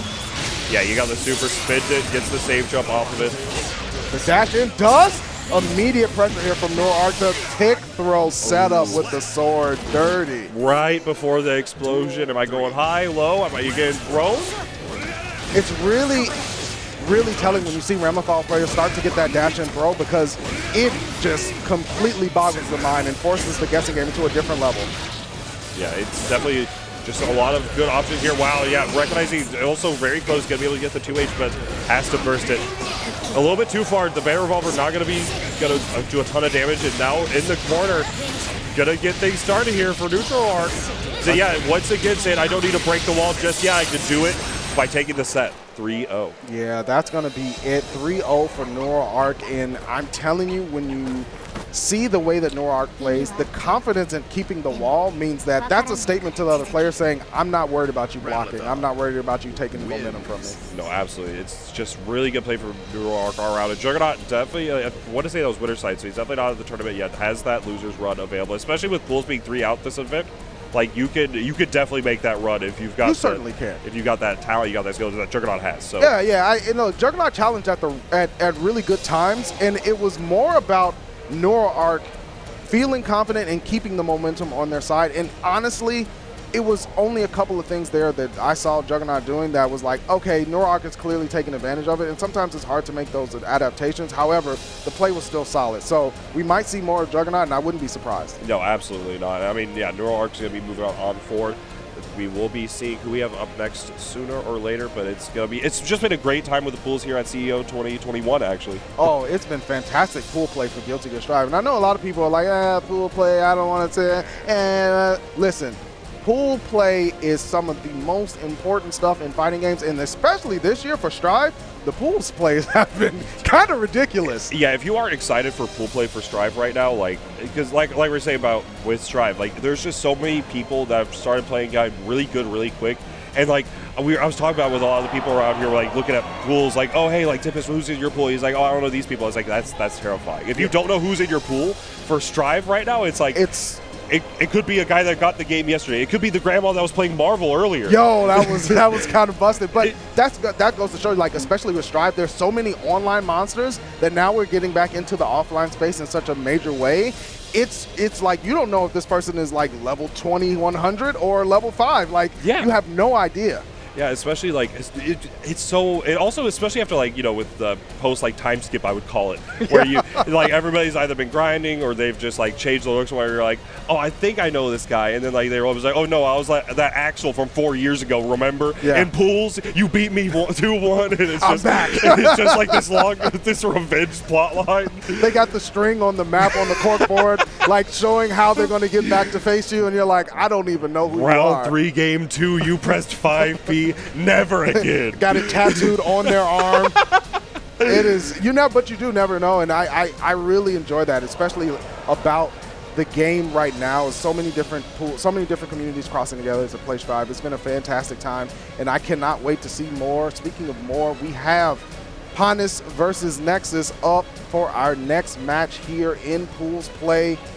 Curious to see who they're going to bring to the table. Yeah, I'm really curious to see who Panis is going to play. That he's trolling. He's trying to. It's trying to get me, but you know what? We're going to try to keep it nice and clean. I would like more spots in the future. So I see what you're doing, but I don't appreciate it. Yeah, we'll see how it goes. Because granted, I'm curious on what the matchup is, because I know we have our matchup now with Panis. Yeah. I'm curious on who they're playing. So, but looks like we are trying to mess around with some of the settings. It looks like they're trying to. I think I tried to disconnect Bluetooth devices. That's smart. That's smart. You got it. You have to. I know we haven't been doing offline in a grand scale for a long time now. We have to stop, but back in the before times, you were mentally conditioned to know how to do that, because it is terrible to have your set interrupted by someone sitting in the crowd getting excited. Yeah, no, it's in the crowd getting excited, or it's the guy just finished on the setup, especially quick thing from Frosty's years ago for CF. One of the buddies was playing on stream,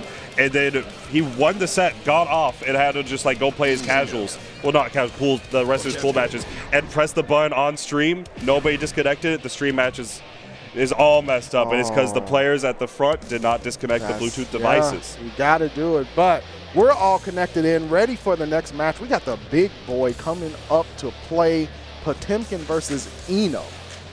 This is going to be a very interesting matchup. I'm not too familiar with how this goes. Especially with a lot of the buffs, going to have a lot of good options. But how will Panis approach it? So 5P is really important here, right? Eno with the air dashes or unconventional air dashes. 5P into Heat Knuckle can cure your ailments, but right now Nexus going all the way in and make sure that you skip the doctor and go straight to the funeral home. No, absolutely. I'm trying to find that opening. The JH does connect, but not able to get a confirm from it. Jumping out of JH on his own. Panis finds the slide head. Counter hit. Into the DM. Big counter hit again. Nexus has been waking up, pressing buttons. 2D knockdown. Meaty Garuda. PRC for another one. Double cannons on the tank, and the 5D is what it's going to be. That feels the worst. You wake up with buttons 3 times in the movie, you're like, okay, forget it, I'm going to block. Garuda impact.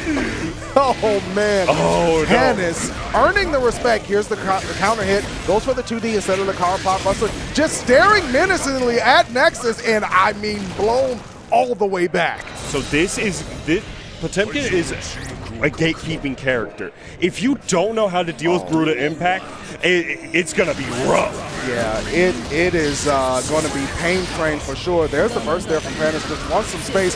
Body splash connects. Nexus burst back, but a Mega Fist, and then another one, the double jam for Panis. Yeah, Panis just getting able to get something started. Yeah, trying to get that heat knuckle out. But oh my goodness, my man's is flying. But now gets the throw, gets the setup here, and just OTG, keep it clean. Panis is up another round. I think I know why the name is what the name is now. Yeah. It's just, he's putting the pain down. Yeah, it's hurting for sure for Nexus. It's going to have to make some adjustments here. Goes with the dive, gets a hit, but the Mega Fist defense has been on point. Man, looking like the Kimbe Matumbo. Now, unfortunate timing with the pot buster, but now going to get that 6-speed. Gruda Impact, how do we deal with it? Oh, another one. Oh my goodness. Oh, was not able to get the Kara, unfortunately, and now going to be able to get something started here. Nexus. Oh! Scoops the BRC! My man hit the pause button like, yo, hold on. Let me make sure I get this input nice and clean. I don't care if you're standing, if you're crouching, or if you're sliding at my toes. Get in these hands, you going down. Nice use of that 6P, and now Gruda Impact once again. All right, gonna go low this time. Oh, unfortunate timing. I was able to jump out. Gonna get the counter hit, but no full combo, unfortunately. Nexus try to find that opening, but this JH has been putting some work here in the corner for Nexus. Wow. The stroke went under, low profiling, cross up on the dive. Nexus trying to be all over the place, but Panis with the all-state defense at the moment finally opened up. Yeah, oh my goodness. Yeah, finding this opening here, gonna be able to get the cancels, was not ready for it. The JH connects again burst. Nexus is like, let me get around, brother. Yo, my goodness. I need something. This is on stream. My family's watching, please. Guard break, that's plus $1 million, and just decides to down back. Good call. Just fly. Yo, she's a mosquito now. This could be tragic. It might get swatted. Nexus the jump back Mega Fist, but the challenge, and finally Nexus with a round. Yeah, no, that's a good, Nexus feels good. It's like, it wasn't that clean. All right, you got to be able to get that counter hit. I'm just going for the fuzzies too? My goodness. I think Panis might have had enough. Big, meaty JH there. The Garuda, big counter hit. Oh, missed the Kara again. Yeah, that's just, it's so hard to get from time to time. And now, get all of the fights. Just say, daring, press a button. Nexus with a lot of meter. There's the RC though from Panis. The dunk with the Mega Fist. We're back into the DM. You know what? I don't need the Kara if I'm point blank the Buster. Yeah, let me just stop this slide real quick and put you on my back. All right, set point right here for Panis. Air note here, blocked up by Panis. JH going to whip here. Nexus putting themselves in the corner. Dangerous situation. Finally get some pressure. Oh, no. The Potemkin with money. Right back at you. I got my paycheck, too. Absolutely. Gold burst for a gold burst. +5. Going to RC it for be a little bit more plus. Just really contesting. The chemical up will whiff. But nice contest.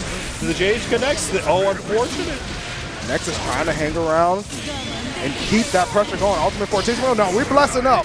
We only listen to gospel here. Turn that rock off. And this is going to be so dead. Just going to be able to get the super as well. Does it opt for the super? Oh my goodness. Panis wants to play. Yeah, Panis is having a good time. Did not go for the HPB. And now has to finish it out with the Mega Fist defense. Said not today. My man said, wake up, pot buster. Wait a second, back Mega Fist, that's going to do it. My goodness. So Panis will be moving on over Nexus in this pool H3. And I mean, what is that? I mean, look. Man said Gruda. Yeah. I mean, look. I love to see Potemkin's party because it is some of the most entertaining strive to watch. I hate being on the other end when Potemkin is partying, and that's just the way that it goes. Pot is one of my favorite characters to watch. For the moment I'm in this, the moment I'm blocking Gruda Impact, look, if it's net play, there's curse words. You can't hear me. You're having a fun time. I'm over here just shaking the desk. Yeah. It's a rough time, but you know what? Shout outs to Panis. But we're going to go to our next match, Hell Joe versus Count Chocula. I'm so excited. We got the good block. We got the fantastic block. This is going to be incredible. Hopefully everyone's been having a good time watching Guilty Gear Strive here at CEO 2021.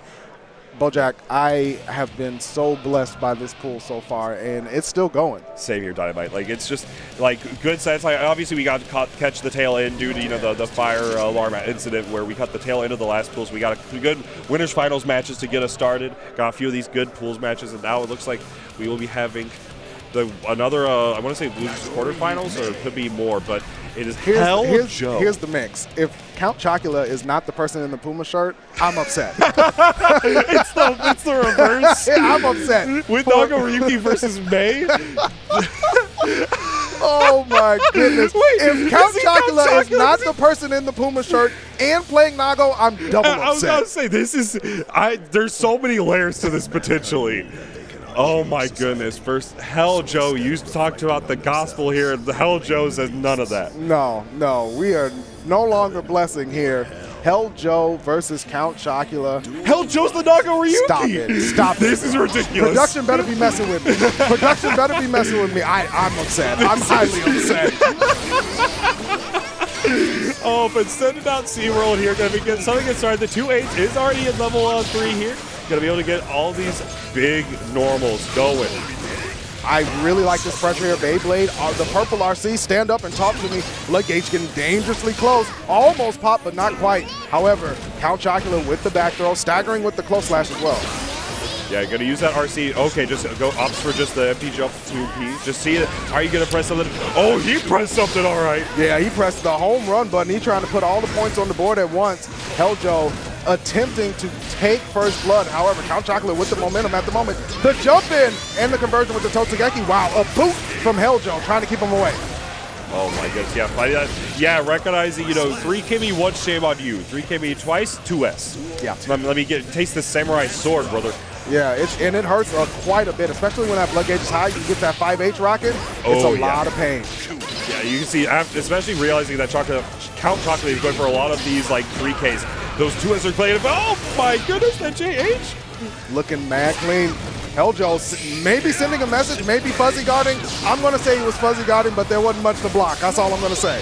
No, absolutely, yeah. Oh, did not believe in the close slash that believed in him, and now trying to get something started here with the Dolphins. Going to get the JH. Counter on the throw with that 6K, and now Count Chocula just needs that one hit. I'm zero, brother. Going to be able to get something started, and yeah, just like that. Look, Count Chocula really doing well, biding their time, not running into those huge buttons. And, May players like to party. However, you got to be really careful against Nago if overextended. No, absolutely. Yeah, just like that now. Getting really good blood gauge. Oh, yeah, the counter hits the JH. The 6H does not combo to that. The Beyblade let it rip. He said, put those animals away. They need to be free. No, absolutely. Just going to be able to get something started here. The blood gauge does go down a little bit. Probably going to look to use a special or 2 just to get into that level 2 again, but nice use of the down heavy. Going to be able to get those started. Beyblade not close enough. BRC, throw. And the OTG for that 6H as well. That's so much damage for their throw. A chunk of damage. Only gets worse as the blood goes up. Hell Joe gets a counter hit, and there it is. 2S into 5H to clean out this game 1. Yeah, just being able to contest that Dolphin, really good awareness from Hell Joe. And yeah, let's see how this game 2 is going to roll, because both players are adapting to each other's adaptations. That stuff we love to see. Nice use of that 5K. Use it once before in the corner there, and I mean, a 7-frame button, not the fastest, but the distance on it can really get some big hits. Oh, absolutely. A burst for a burst. Oh my goodness, yeah, counter hit trade on both sides, and now going to be able to get something started with that 5H. 6H, Fukio back, that is plus, and now stand up when I'm talking to you. I need to look you in the eyes. Oh my goodness, yeah. Said, you think I'm going to break the wall here, so I'm going to go for my tick throw, my 2K into my command throw. Once Nago gets that command grab going, it is just, you might as well put your fun hat on, get the confetti out, because it's a party. Oh, absolutely, yeah. Speaking of which, got to bring the party poppers for that Beyblade right here. Counter hit, close. Oh, yeah, this is a ton of damage. It's a whole bunch of damage. Once you use the super here, that means the blood pulse will be negative. Going to drain that blood gauge once the wall breaks. And get Oki as well. Hell Joe looking really strong to take game 2. Absolutely, yeah. Going to be able to get that 5K. Yeah, try to bait around that burst. PRC. Count Chocula, where are you? Where's your burst? Oh my goodness. He died with it. He said, bait my burst, I will die with that. Count Chocula going to have to call some of the homies Tony the Tiger, because it's not looking great right now. No, this is definitely going to be a rough. He's going to need to get lucky on his side just to get some of that. Oh, but lucky cursed him. That was a close slash starter. This is going to be a ton of damage. And the burst baited. Oh, my goodness. Toucan Sam. Listen, Hell Joe only goes for Rice Krispie. He wants that snap, crackle, pop, and out of the bracket because he's trying to get through on the winning side. Yeah, I mean, he's looking crispy right now. All right, gonna be able to get something started here. This is a sad point right here for Hell Joe. Count Chocolate may not be seeing his burst yet. Hell Joe is taking it to Count Chocula. Finally, we get to see some offense out of Count Chocula, which normally you're not used to saying when there's May on the screen. Yeah, no, like right now, this is definitely a good timing for Hell Joe. But now able to get the burst made him a 1 for me, 1 for you. But okay, unfortunate drop. Now gonna get the command throw. Like you said, party time. Oh, gonna be able to get. Oh, if you got that full combo, that was gonna be OD. Gets the 2S into the blood spin at the wall, 6-8 through, a whole chunk of damage, and now Hell Joe looking to close things out. Count Chocula attempting to stay alive. Gets the knockdown, up off into the other side. There's the Totsugeki. Hell Joe just chilling. 2P just to check. Has meter as well. BRC forward, backdash, looking for just a simple whip to punish. You know, absolutely just try to see, especially just trying to get that little bit of rage, and now they're both buffered. They're both trying to see who's on first, what's on second. And who's got the plus frames? That's Count Chocolate right now. Oh, wow. Gonna get the hit. You BRC'd the throw? That was a great set between Hell Joe and Count Chocula. Yo, that was not what I was expecting from the very beginning. No. And then to see Hell Joe just completely run over the main, which, I mean, obviously Nago, very strong character, but May typically just has so much more freedom in the air because of things like JH and all of that. And Count Chocula, it just felt like Hell Joe was reading every move they wanted to make all the time. Yeah, it's just, but at the end of the day, Hell Joe just played a little bit better, was able to keep up more and more, just using those 2S's and just really keeping up with the game. And if you want to keep up with your own game, you got to go over to the CEO Gaming. You got to get that merch. It's going to support all CEO, supports the entire team. And I believe we do have even exclusive Guilty Gear crossover shirts. Oh, so yeah, the Guilty Gear shirts are looking clean. We're going to take a little bit of time here to thank the people who make CEO possible, CEO 2021 especially, and the sponsors that you can go ahead and support and show them your thanks and get some cool stuff as well. Oh, yeah, no, absolutely, yeah, because the CEO merch is going to be, yeah, like here we have it. Yeah, here we go. So we got Fight Festivals. It's going to be February 3rd through 6th. It's going to be on the West Coast, so make sure to, if you're planning on taking a flight over there, make sure to check it out. It's going to be great stuff. OP Bar, a nutritious snack for gamers, by gamers. It is no gluten, no dairy, no soy, no kind of unhealthy business around here. CEO 10 for a 10% off code over at overpowered.gg. Yeah, like we were talking about right here with that merch, head on over to ceo.gaminggen.gg. Got to get all of the good merch over there. The hoodie as well is just a good pickup. Speaking of picking it up, Panda with the infinitely customizable controller. This Kickstarter has been going bananas. So if you haven't got in on it, you still got a chance. $1 million in 49 hours. That is incredible support for a clean-looking controller. I'm really excited to see how this one is going to shape out. Customizable triggers, buttons, and even actuation pressure points. So this thing is going to be nice. If you have not checked it out already, go to panda.gg/control. Absolutely. And you also got to check out DreamHack Anaheim. Fighting games are back with that $15,000 prize pool across Strive, Smash Ultimate, Multi-Blood Type Lumina, and that Melee. So check out another February tournament, February 11th through 13th. Check it over at smash.gg/Anaheim 2022.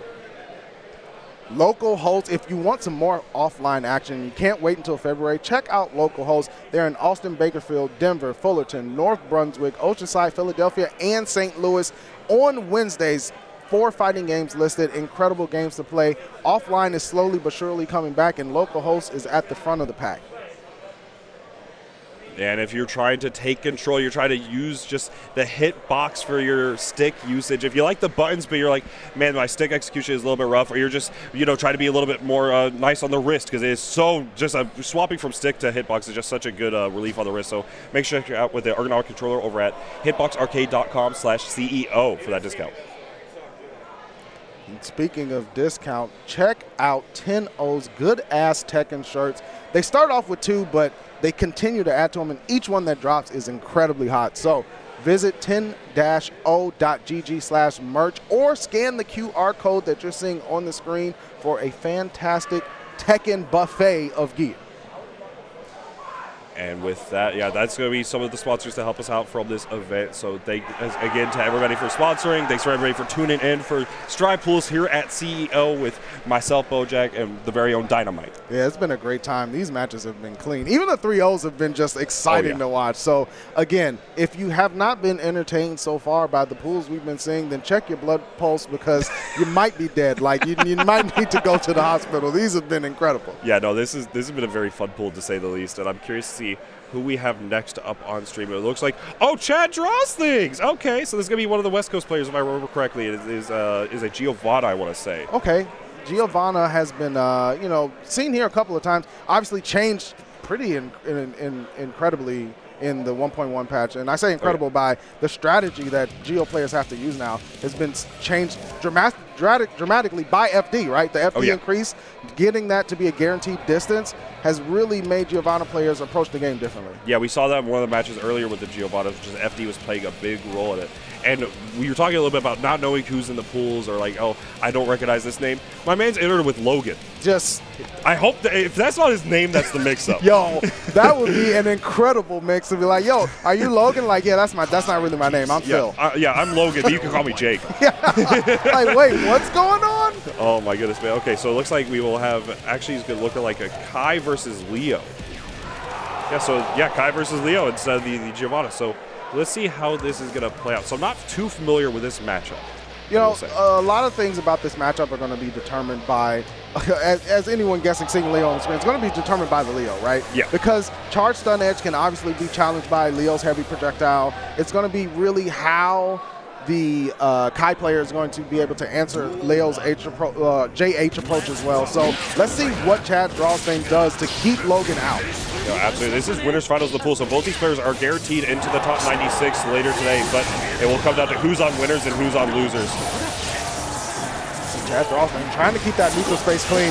Does not want to let Logan in. Charge projectile going to come through though, and a big counter hit for Logan. Yeah, and just finding that 2K60, or 6K rather, going to be able to get that burst here. It's the double fireball projectile, so it's going to be able to work out here. Delayed RC, such smart stuff from Chad. Yeah, no, that was definitely super punishable. So you just said PRC, let me get that things going. Oh, wow, using the 2S for that disjoint, going to be able to play around the Vapor Thrust. Great play from Logan. Logan looking really clean here, despite getting outwitted a little bit by some tricky stuff from Chad, still keeping it clean. Chad advancing forward, there's the 2H, trying to keep Logan grounded and in that corner. Yeah, now just be able to find a way out with, oh my goodness, special cancel, the dive kick. Gets the back turn K, gonna be able to get the full combo here. Back turn again, another one. Goodness, Vapor Thrust, please stop, sir. Chad taking that turn back. Logan put down into the corner here. YRC, my turn, please. Goes for the low, the cross through, back turn. Chad might be in a little bit of trouble. Yeah, here we go. Gotta get that shock stage going, so any hit from Chad is gonna do a ton of damage, but now war off, another one. Oh my goodness, far slash spaced out incredibly. Chad Draws things, trying to write up some kind of roadmap to get to duel 3 and looking like they're almost there. 5C, the curveball. I really like that jail down, just use JP, just really let him down so you have tons of blocks done. He can land, get that dust relatively safely. Parry! Logan showing all the options in that back turn stance. He said, no, return to sender, I'm not paying this bill. Absolutely not. Using that JH reaches so far. And you can see Logan trying to play around things, but that does not work out when you got counter hit. Now, Sun Dipper, but had no meter, is going to be full punish. Clean punish there from Logan on the swift reaction. However, had to burst there after getting counter hit, trying to throw out a projectile at close range. Using that dive kick once again, and now just getting the back turn. Okay. Oh, no. That blast! Oh, no! The first was baited? Logan said, I'm going big bass fishing. I need incredible bait. I'm still not. The back turn P clashed with that DP? Let's go! Leo Whitefang. That's why he's the king! Certainly one of the reasons there. The projectile going through again, determining that space belongs to the king. Absolutely. Finding that sweep. Oh, yeah. You're going to be able to get that punish and just bursting. Really early burst just really does not want Chad to get anything started. Cannot blame them. There's the run through again. Back turn. Goes for the frame kill there. Reversal stun edge. But the projectile comes through. Chad had to burst. All right. Going to be able to get that jump slash. And now finding this opening at 2S. Oops. Are you going to be able to break the wall? It's not going to be a kill, just right there at it. That positive bonus can mean everything. PRC Vapor Thrust in your face. Chad bringing the pain to you. YRC, my turn, please. The step back on the throw. Chad does not care how much health they have left as long as they can hit buttons. No, absolutely not. Use of that dust just to get that RC. It's not going to kill Leo with tons of health. Going to be able to find that opening. And that 5K, BRC4 5K, the classic. Yeah, had to hit him with the knees, let him know. Logan holding on there. That could have been a huge momentum swing if Chad would have took that round. Oh, yeah, no, absolutely. Yeah. Try to use that armor stance just to get in. But the DP, he said, you're going to DP full screen? I'll DP with you, brother. We'll do it together. Oh, yeah, that was really good. That was the first time we've seen the full button into dash cancel from that back turn K. Logan at the life lead, but stuck at the wall at the moment. Lifted up and not splatted due to the burst. 100% tension as well for Logan. We're about to see some things. Chad has burst, needs to decide when they're going to use it. Logan waited, he knew. Oh, and another burst baited. Now Chad living on a prayer here. He's going to have to really just find a way not to get chipped out by these fireballs. My goodness. Oh, the 6H is going to be a good start to that. Going to be able to break the wall here, actually, if this does connect. It does. Absolutely. Not going to kill, but we'll have the Oki situation. Do you bait the DP? Absolutely you do. Red RC, though, into the low.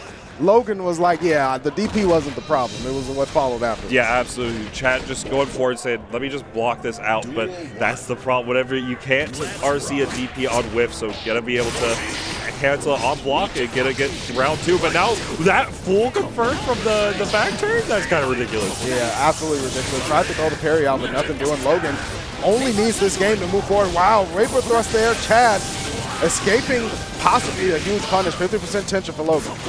Yeah, Logan is doing a really good job of just controlling the pace of this match. Oh my goodness, which side was he on? No one knows, not even Logan. There's the flash kick again.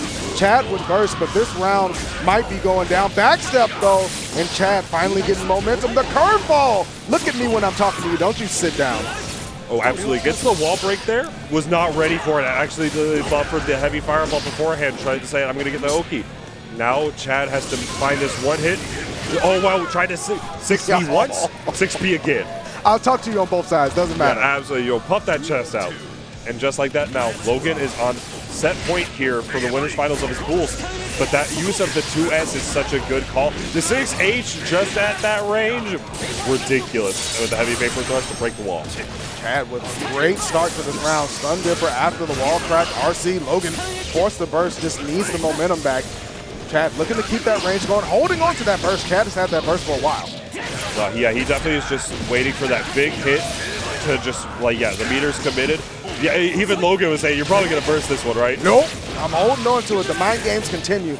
Chad, with the wall crack, will get the round of game 3 and staying in it.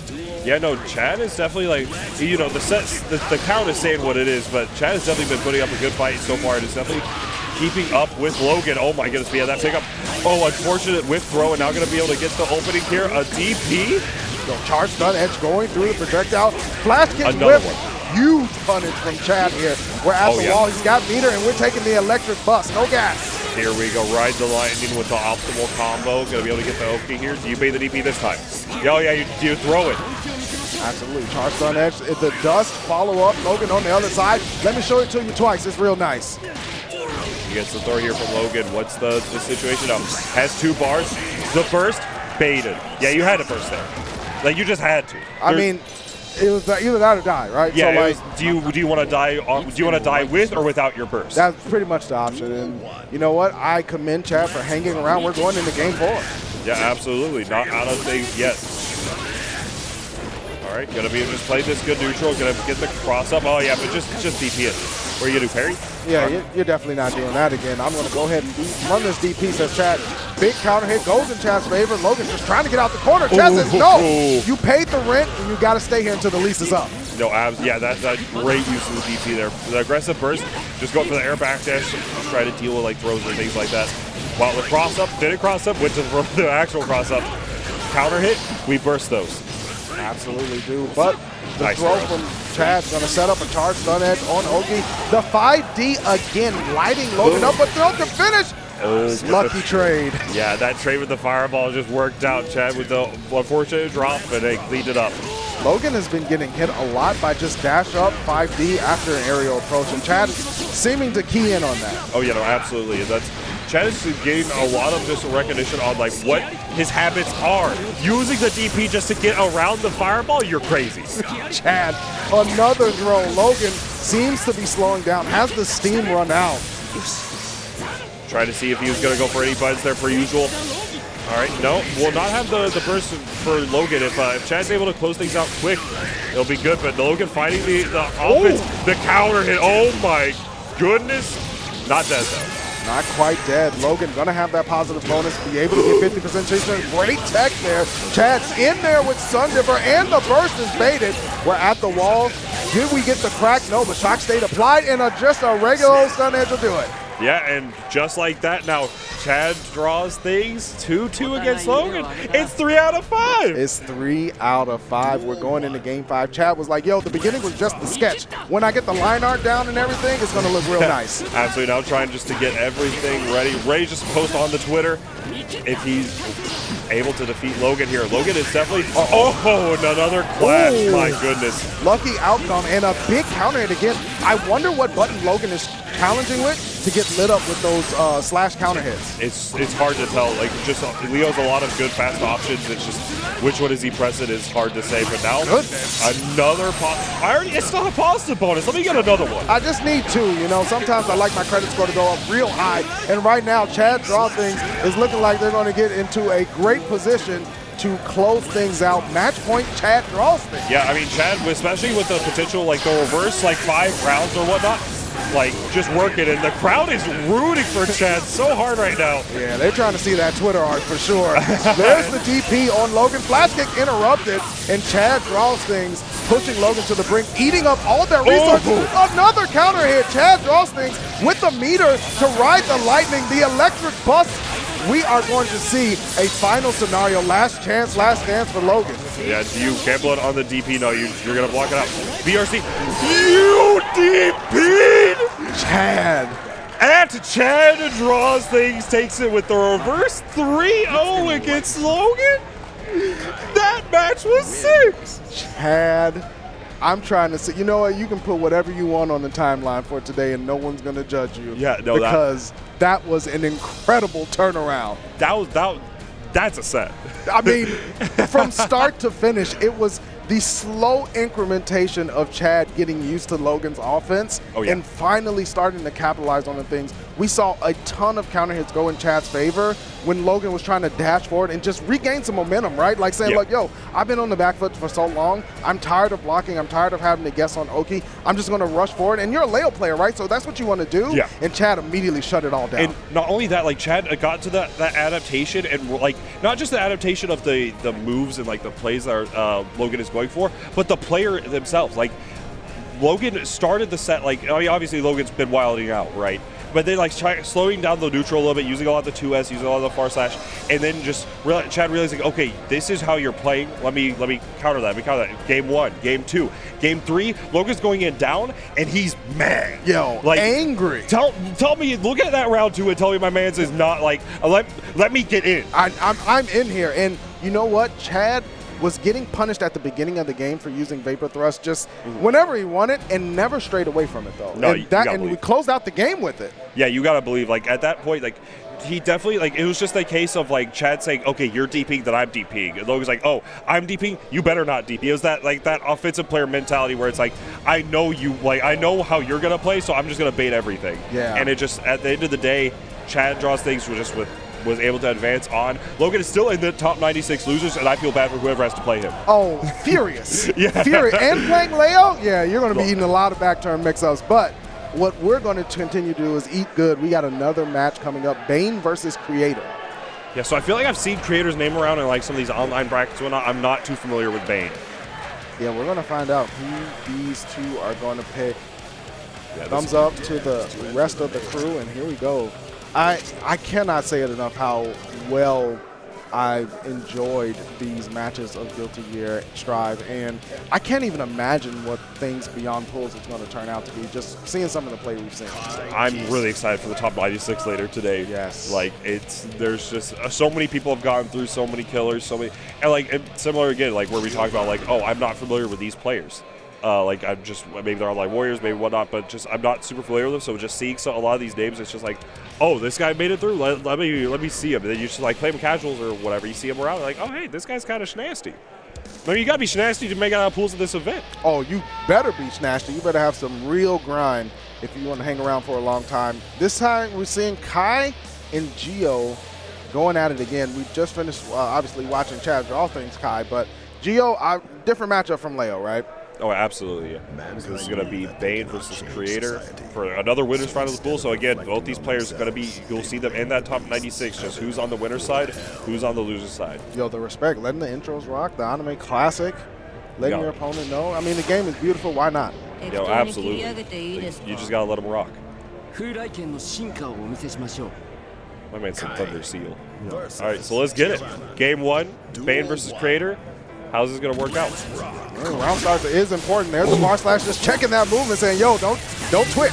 Yeah, and I really just like the fact that you can see creators going for those dash blocks with anytime that now, like, you're going to see that a lot with just going for those IVs against Kai. The dash speed of Giovanna allows her to just really incorporate both offense and defense incredibly well. But right now, Creator's trying to stay in. Bane gets out of the corner, but the jump under in 6P. Yeah, all right, gets that flip, going to be able to just get those plus frames. Now, Stun Dipper going to be used for the plus frames for that PRC. Oh, wow, a couple of whiffs, but now get that pressure. The Kai classic run forward throw. There's the charge on it, don't wake up. Force the burst out of Creator. Bane still keeping theirs locked in. Decides to use it. Creator knew.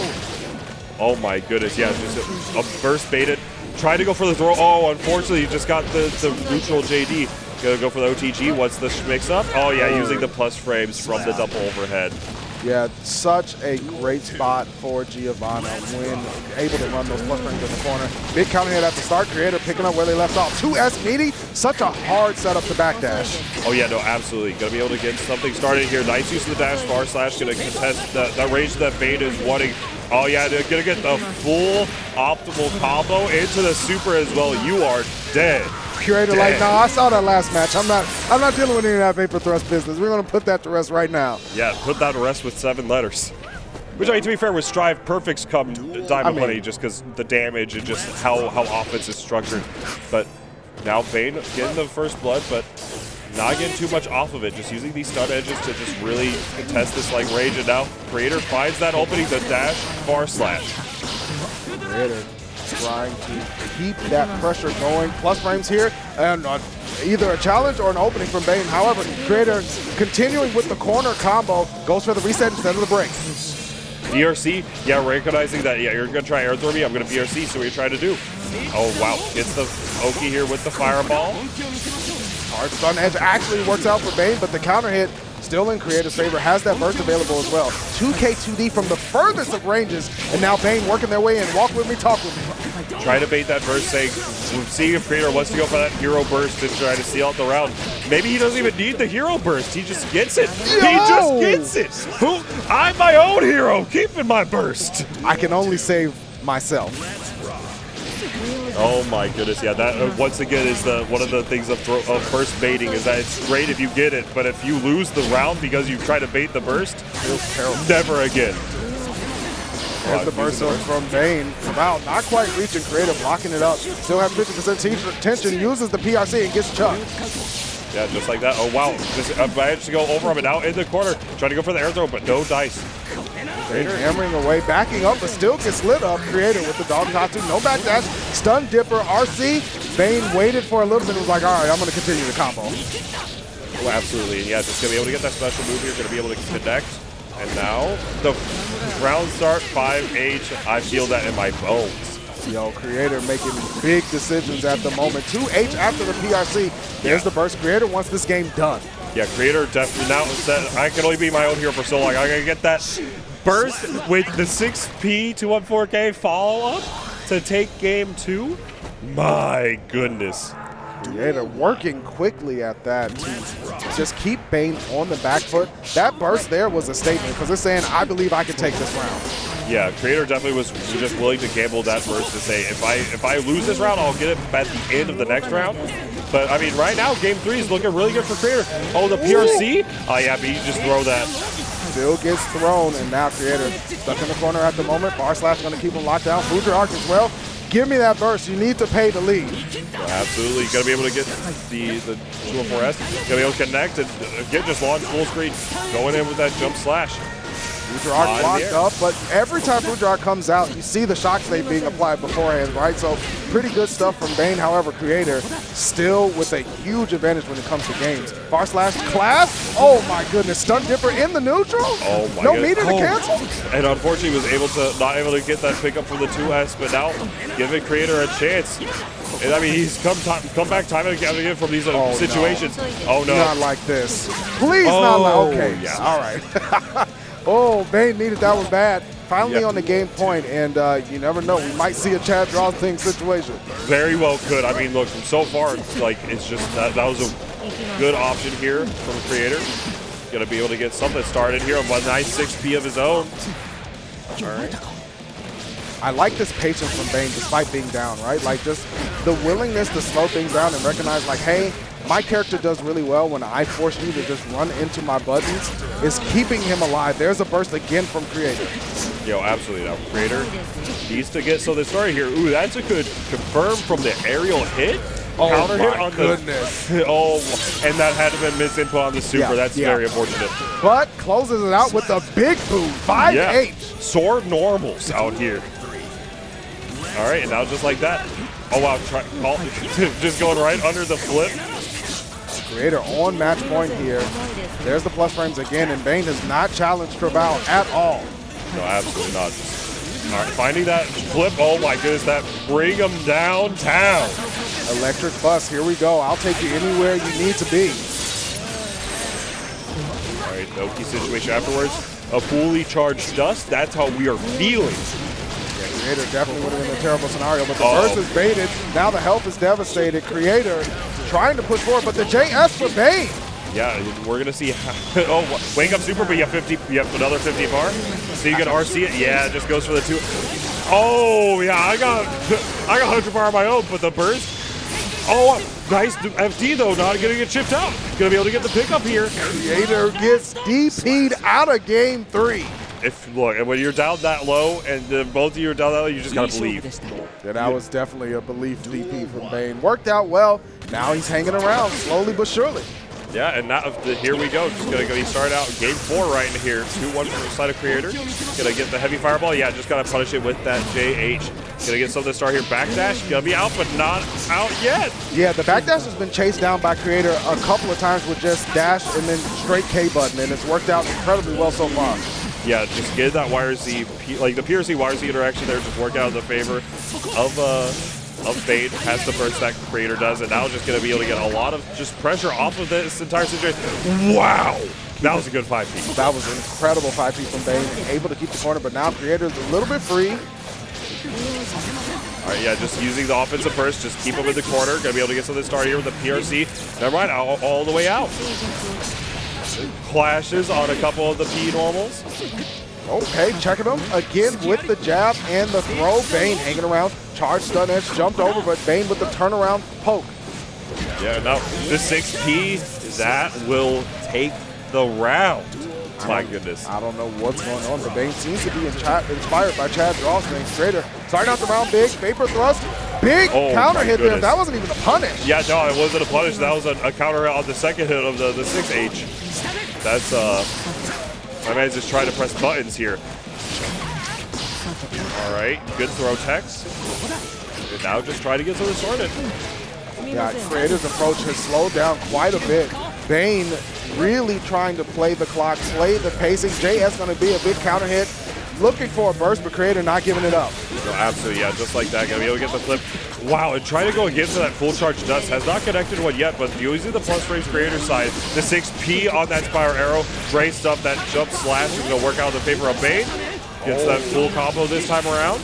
Bane with the ender here. Creator low on life. Blue RC dash over. Farslash connects.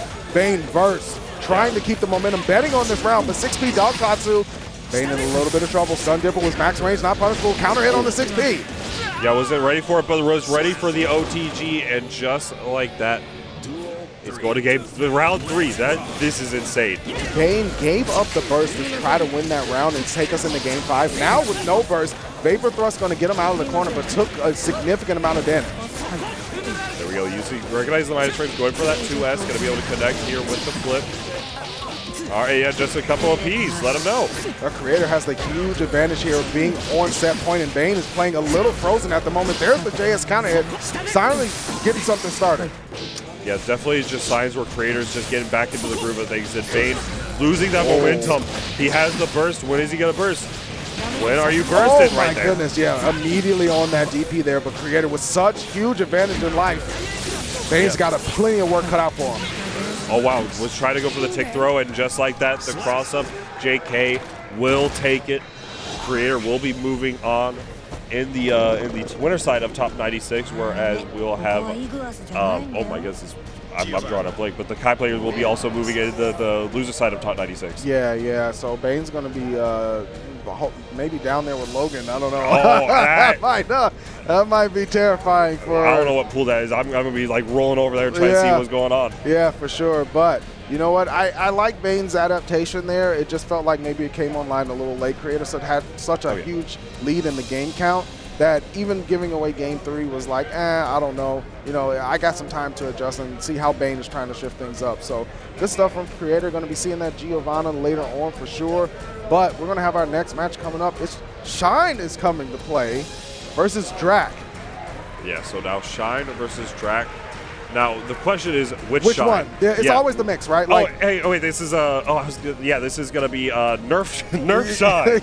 Let's go, Nerf Shine. I always see it in the on the production tapers. I'm like, oh, Shine's coming up. I'm like, but I really need to know which one, please. Yeah, no, I mean, you have 2 Shines from New York that are both like really good players for Guilty Gear. So you're just like, who's who? I still don't know who I'm playing, but again, a winners finals match coming up to see who advances into top 96, and I'm not sure who Drac plays, but yeah, I've seen the name before. I've definitely seen Drac around. I want to say like net play brackets or things like that, but Shine, like we were talking about, New York local, plays Potemkin. Yes, is a very strong player in his own right. I mean, freshly sponsored by.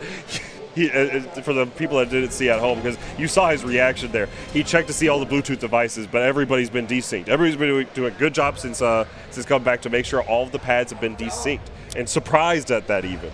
Super important to make sure those pads are all desynced and ready to go on the stream station or any station you play at. You don't want your tournament set interrupted by somebody hitting that PlayStation button. Shine making sure, but as you were saying, a pot player, and look, if you are a fan of Potemkin and you haven't seen Shine play, you're going to be in for a wonderful treat. You got to get the notepad out. Yeah. Boot up notepad, take out your whatever Evernote, you got. Whatever you use. Your like composition notebook or whatnot, just take some notes. Shine is one of the Potemkins that is really just defining the character. Absolutely. And, Potemkin and Strive has been seeing a lot of different approaches to the character. I think Shine is one of the ones that are moving them the most forward with just advanced tech, answering scenarios where people have questions that normally say, well, I actually don't know how well Potemkin does here, and getting in the head of the opponent. Yeah. And it's just, especially like the New York scene has just so many strong players that you get all that practice with them. And like even like Native is also a fellow New Yorker that they both play pot, and I know they like, oh hey, here's this tech, here's that tech, just working on all of it. And Shine also, like to note, Potemkin actually is a higher execution character when it comes to like a lot of his like really good routes, like his high damaging routes. Yeah. And Shine's got those. Oh yeah, you're going to see some Kara back Mega Fists and Kara Mega Fists in there just to keep those combos going for max damage. Optimization is the way Shine plays. Yeah, and now we're going to see Drac versus the Gold Lewis. So a couple of big bodies on this screen. We're going to be swinging for the fences. What better tournament than CEO to get the big bodies wrestling up in the ring? Garuda Impact versus in this Behemoth Typhoon. Who's going to be guard broken first? About to find out. Shine advancing forward. Drac trying to hold still. Aggressive burst from Shine and immediate heat knuckle. Oh my goodness, he doesn't even fit in the palm of his hand. Shine with the positive bonus at the moment. Drac swinging away with the coffin, but Shine not deterred whatsoever. Drac notably still has burst and uses it there to get away from that Garuda. Yo, absolutely, yeah. Just do not want to deal with that situation. And yeah, the Kara Pop Buster. What's the situation afterwards? Gets the same jump, baits the wire C, and another Pop Buster for Again, you. in the opponent's head, round one, game one, knowing like, I'm a Pop Buster you once, I know you don't want to have it happen twice. I'm going to block the wires. Yeah, no, absolutely. That even on drag side things, like especially just blocking a safe jump from Pot, like I don't want to get Pop Buster. Let me wire C, but dangerous stuff. Now flick it back. Well, I don't need to flick projectiles. The whole person will do. Just stay in the corner. Absolutely. Now finding this opening for the Even Typhoon, another one, and another one. Just going to get that good bit of chip damage, if not on the health bars, then on the FD gauge. Hammerfall, Garuda, meaty. The 2D knockdown, another Garuda for your troubles. Just have a couple of them. Yeah, a couple of card Garuda impacts for you. Another one? Another one. Goodness. No. Another one there. All right, let's go for it. Oh, but nice. Going for the jump out. Going to be able to connect with the JH. Gets a throw into the corner.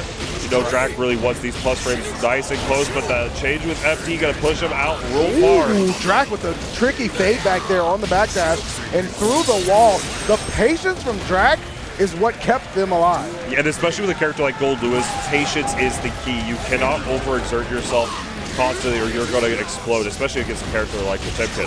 So now getting these plus frames again. Again, good usage of the FD from Shine, but all out of tension. He is hammering away with the coffin, trying to put Potemkin inside of him. Oh my goodness, he has that Behemoth Typhoon connecting another one. Yeah, in this Behemoth Typhoon, we will show you a guard break for 7 gold letters. It can happen to anyone. Exactly.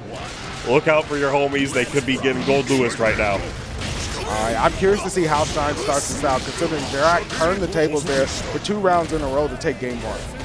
Yeah, just like that. Yeah, we're just going to see how he's going to go. Definitely slowing it out a little bit. The counter hit in the corner now.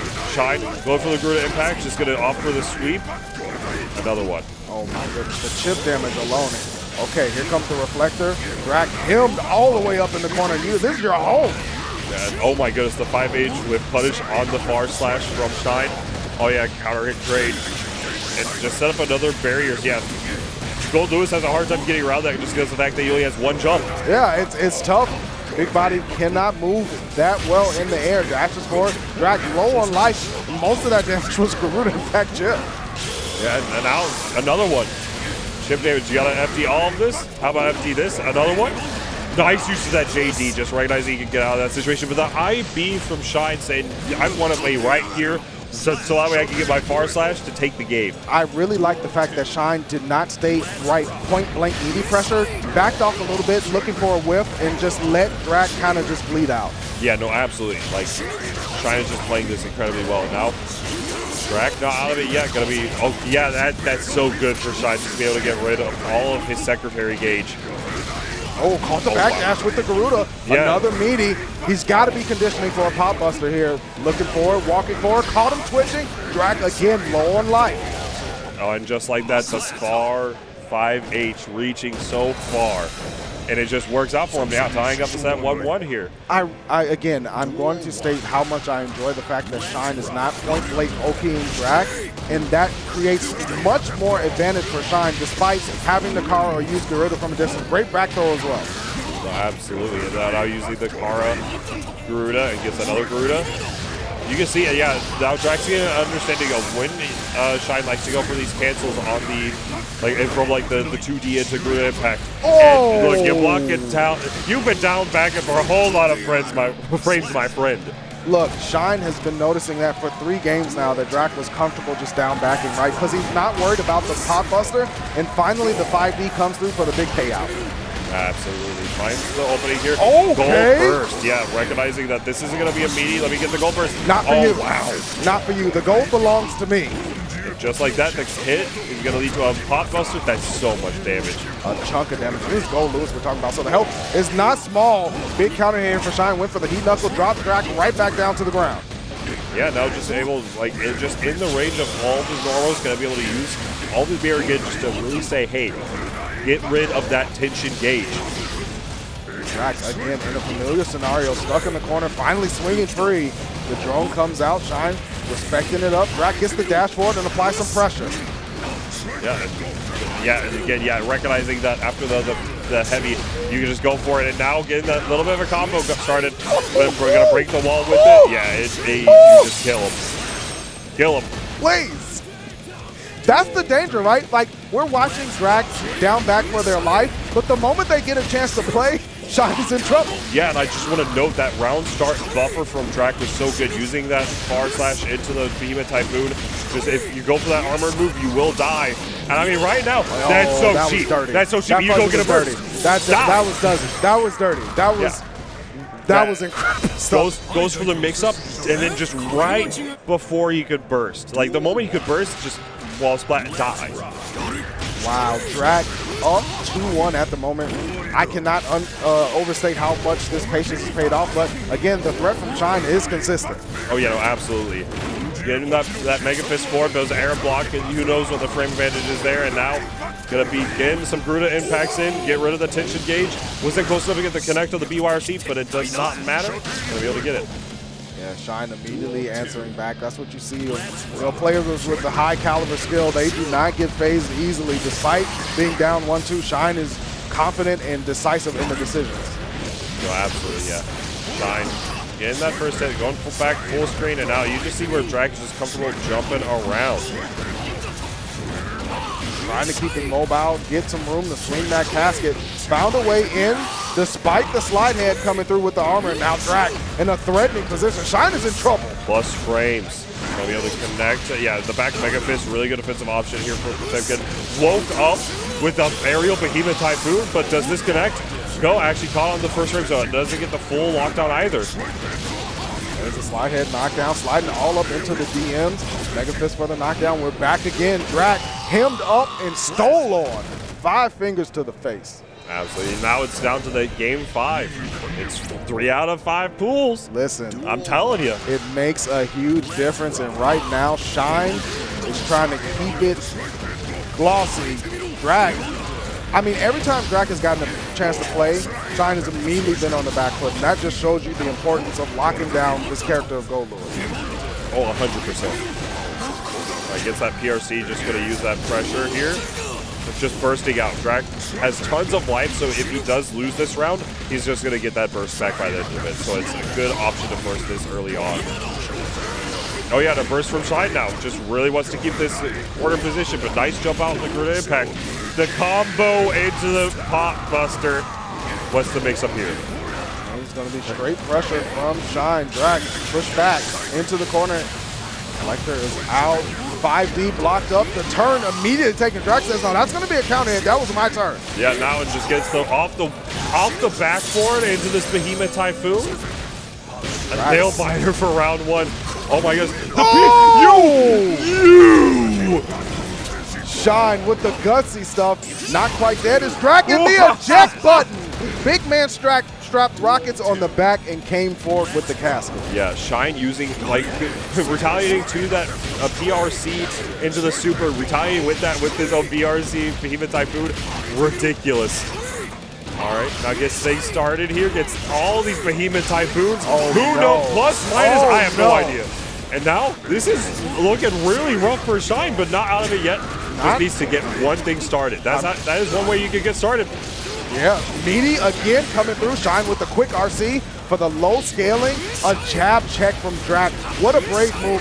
Drac still has burst, but the 2D knockdown. Yeah, that's just really good decision making from Drac there and Shine both. Now, oh, nice use of the JD. Just trying to get something started. Both of these players recognize that, hey, I will die in this next hit. Absolutely. Pull out the minigun, but that lost you your turn. Baits the throw. Doesn't believe it. Drac said, I'll hold this burst. Okay, I agree with this for Drac. This is last game, last round. Drac held on to the burst for a reason. Let's see if Shine can get it out early. It doesn't look like it because Drac's on the offense. Yeah, no, Drac holding that burst is just a good sign of that composure, saying, I need this for next round. Yo, we talked about Garuda's chip damage, but in this Behemoth Typhoon, ridiculous. Yeah, in this Behemoth Typhoon, we got a chip with 1P and a pop with a buster. Listen, if Shine gets another one, you can't burst out of these. Drac has to be worried that another one is coming. And there was, but the gold burst from Drac. I need the security laser now. Yeah, and just like that brings him in for the, using the PRC, gets the fuzzy.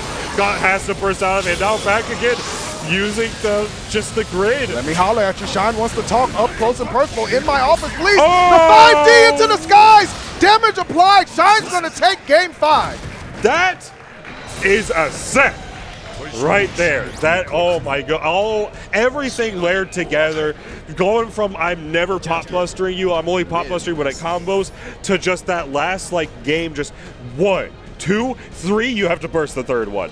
Like, oh my goodness, the Drac played that amazingly, Shine played that amazingly. Listen, someone had to win, but both of those players played incredibly well because the momentum and the pressure from just getting hammered and wailed on by Potemkin, until you have 10% life every round, it takes such mental focus to stay composed and saying, I'm just going to be patient. Because when I get my turn, I'm going to get the W. Yeah, I mean, like, for both those characters, it's a very similar regard where you just have this, like, situation where I'm getting guard broken. Okay, I'm getting guard broken and guard broken and guard broken. And then you look at your health bar and like, wait, I thought I started this round with 100. I haven't got hit. Why am I at 60? Yeah, yeah. And so, but just keeping that composure between the two of them and just recognizing all of the different decision makings. And like, Shine bring out the super PRC cancel into the pot buster. He's ridiculous. Ridiculous. So, I'm excited to see both those players will be moving on to the top 96, like you said 1,000 times over now. But Drac and loser's side, nightmare. Yeah, nightmare. Like, listen, Shine survived a lot of those rounds because Potemkin's health is so large. Yes. So if that had been another character, dead. Exactly, and that's just coming down, like, and vice versa as well, right? Absolutely. That's a battle. That's some like Godzilla versus King Kong. Yeah. Oh my goodness. Speaking of Titans, we're going to have Helljo coming back from the flaming depths to battle once again. And it's going to be MFCR. MFCR plays Leo. Seen them a couple of times on Wednesday night fights. So West Coast player, strong Leo player as well. Makes top 8, a couple of times and quite frequently. So Helljo got their work cut out for him. Yeah, no, this is going to be interesting. But Helljo was, like we saw earlier on the stream, did do some work. So we'll see if that's going to pay dividends or if MFRC is going to be pulling ahead in the set. I'm still so upset he's not Count Chocula. Like, I'm really just wrapping my mind around that still. I got to be honest with you, Bill Jack. Every time I see them, I'm going to be like, really? Really? Really? Yeah, like, all right, sure. Like that, everything in that scenario worked. You have Helljo on the Naga Ryuki, and then you have Count Chocula with the Mei, and it's just there's all these different lines crossed. Oh my goodness. Well, we're going to have a crossing of blades here. Nago versus Leo Whitefang. This is an interesting matchup because Nago with the blood gauge cranked can just interrupt the projectile startup from Leo with 5H time and time again. So you really got to be careful if you're MFCR about how you want to apply pressure in neutral specifically. Yeah, you mentioned that which MFCR is playing a lot in the Wednesday night fights, which Razo also plays in. Razo, they're one of the premium Leos. Absolutely. So I'm curious on how much Leo experience that they've gotten and how will that work out here against here. Oh my goodness. Disrespect. Right, I meant to say Naga Ryuki, but here we go. Gonna get that 2S. Plus bend the Fukyo back just to see what MFCR like to do. If a jab was coming, you can try to set that up in your opponent's line of punish, but MFCR keep it cool. Helljo with an aggressive burst there. Oh, wow, yeah, counter hit on the sweep in here. Gonna be able to get something started a little bit. Counter hit, back turn. Gonna get another back turn. Yeah, low into the overhead. Doesn't want to break the wall, just wants to keep them in this disadvantageous position. Attention use, dash up all the way and throw. Helljo with the super on the back arm parry for sure. Absolutely, yes, read like a book. Wow, that's crazy. You get that parry on that reaction and just saying, I don't need the super. I don't know about that one. There's the burst. Now MFCR had to give up a resource. Even if they take this round, Helljo kind of, got a little something for it. Yeah, no, absolutely, yeah. That worked out in favor, like, well, obviously, MFCR taking the round is great, but then just Helljo got that little bit out of it. Like, it's not as bad as it could be. Absolutely. Full combo here from MFCR. All right. Goodness, the dome cracked open. Helljo with a big blood spin counter hit, lift him up, and put him down with the 6H. Decapitation, the name of the station. Absolutely. Get into the double 6H. And now, let's see how this is going to work out between these two. The PRC just to go behind the big fireball. 2K2D gets the OTG. Oh, yeah, that's good. Good defense there from Helljo, knowing like, yo, I'm going to PRC this, but still block it up. There's the flash kick though from MCR, the dash up throw. Heljo trying to get away, but not today. Yeah, calling out just all of these unique call-outs from MFCR, just saying, I don't need to commit anything. I'll just be your next option. Nago Ryuki, hell. Guts, the big boy with the abs, still gets taken down though. Heljo gonna go down 0-1 so far. I really like MFCR's consistent pressure. Like, you know, just sticking with it and keeping the resets and not breaking the wall has been setting up a lot of winning opportunities for them. Yeah, and it's also like MFCR in a lot of these situations where he's not like fully committing to these different like combos or like these different situations. He's just getting a lot of info on how Heljo wants to play. But I mean, right now Heljo's telling you how I want to play. I want to press my buttons. I want to counter hit you. I'm gonna kill you. I want to hit the biggest, heaviest button I got on the stick. And right now, MSCR got a lot of work to do. Counter hit, that was a 6H windup. He could have got blown back. Blue RC blocked up the burst. Heljo, what do you know? There we go. Yeah, just going to get the 5K to the 6H. Going to stem straight to the floor. That's a round for Heljo. Heljo sticking with it. Another round start DP from Heljo. Picking MSCR up. I'm going to take about 40%. Oh, had the read, but just a little bit too far for the 2H to connect. Unfortunate stuff. And MCR taking full advantage. Charge projectile Oki and another dash up throw. Going for another one. Heljo in a lot of trouble getting put in the mix. Yeah, no, just counter hit on the back turn. Opting not to use the meter again. Curious on the decision, probably wanting to get this next interaction just to go for like a RC of sorts into a super. But wow, the counter hit here is going to be big damage. Wake up super. YOLO. Yeah, just going to use it to use 100 meter just to get an invincible wake up and get a turn started. But who cares about that? I got my 2S. Oh, no. Do you believe? Yo, Heljo with the max damage punish after the RC. Yeah, like Heljo just played that so well. It just said, oh, you believe in your flash kick. I believe in my optimization. Yeah, Heljo locked all the way in. And now we're going into game 3 all tied up. Goodness gracious, nice counter hit on the 6K. Going to be an early burst for Heljo. We've talked about it a few times, but just that getting that burst back at the beginning of the next round is always a good thing to have.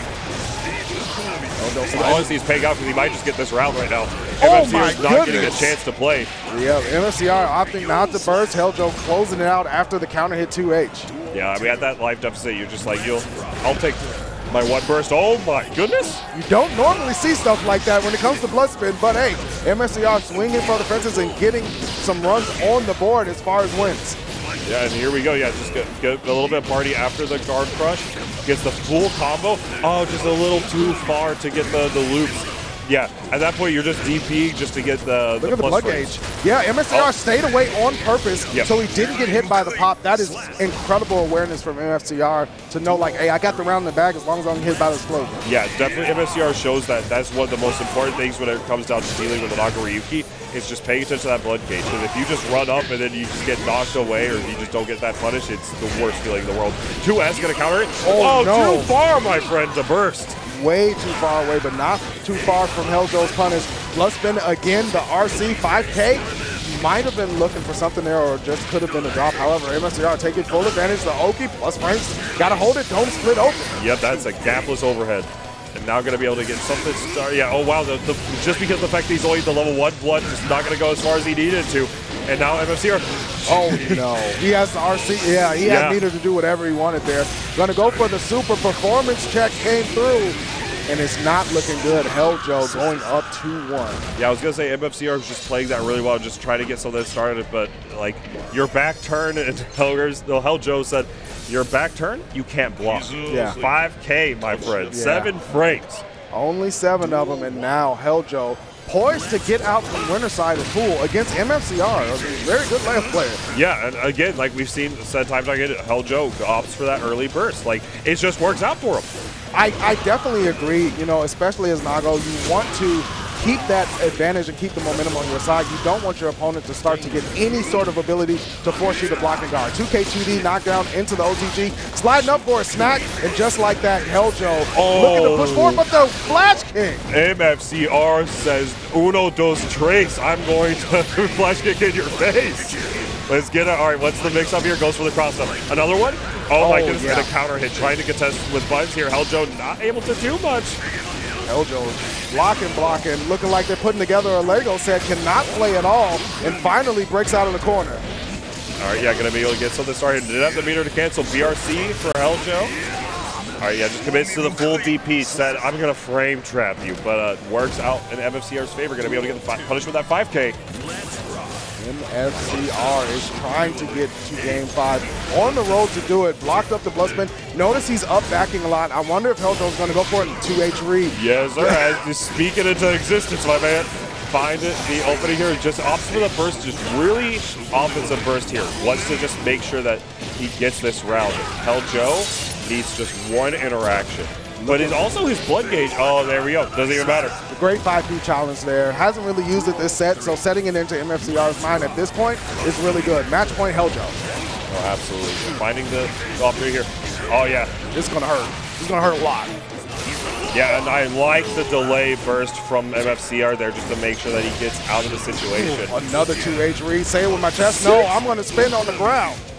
Oh my goodness, yeah. MFCR does not want to get scooped. No, but the 5K coming in. Stand up when I'm talking to you. Heljo looking to close things out. MFCR on death's door. Yeah, MFCR is just at this point, yeah, just went for the chip out. Good stuff from Heljo. Taking it over MFCR with that 3-1, and we'll be seen in the top 96 winner side. Absolutely great stuff from Heljo there. I mean, fending off Aleo is not easy. And no. The way that they were able to read MFCR's movements, incredible stuff. And I'm going to tell you now, MFCR is a flash-kicking Leo. Like, some Leos, like, reserve it. MFCR is not that type of player, like, even if you punish it. So kudos again to Heljo for being able to deal with that. And, of course, MFCR in that loser side, I don't favor any opponent that has to go up against. Yeah, them. no, and I'm pretty sure that we either have one more pool or it's going to be rounding out the top 96. So a lot of good players have qualified, the winner side, the loser side. So we're going to see how that's going to break down. Before we get to any more Guilty Gear Strive, though, we're going to thank some of the sponsors as we wrap up this block. People who make CEO possible. Absolutely.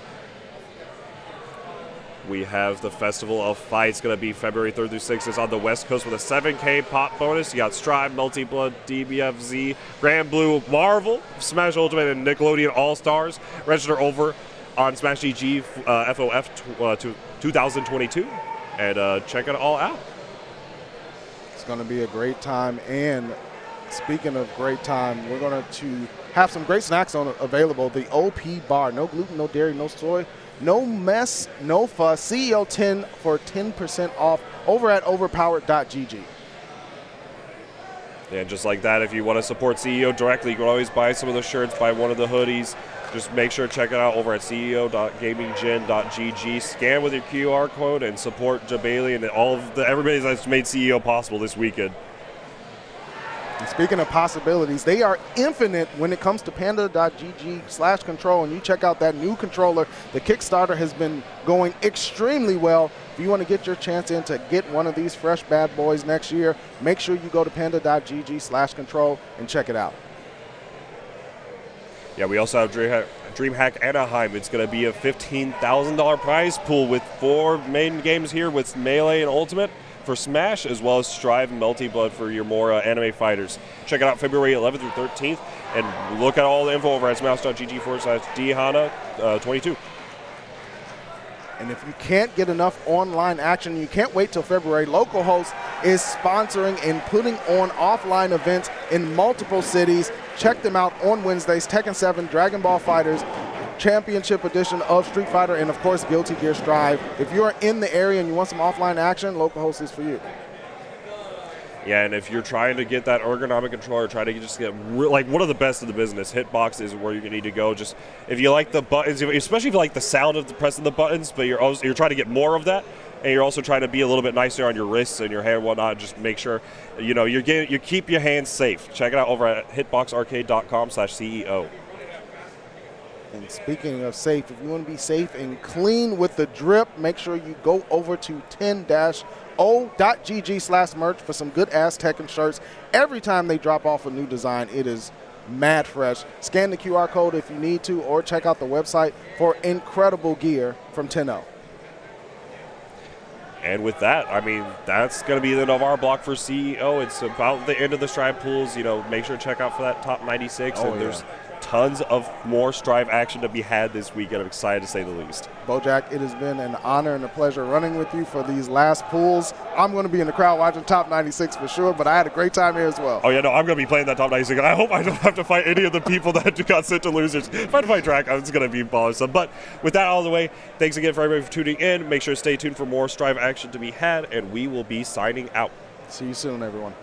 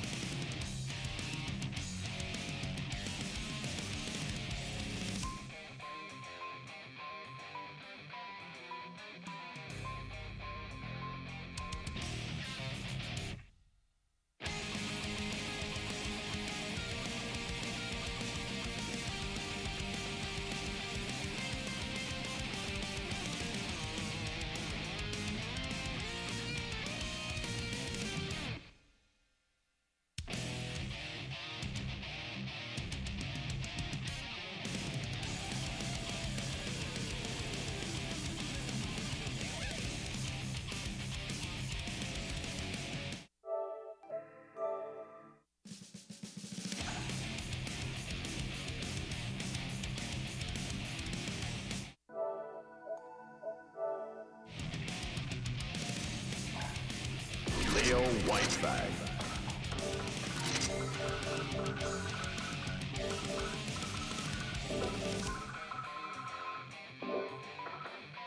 Kai Keys.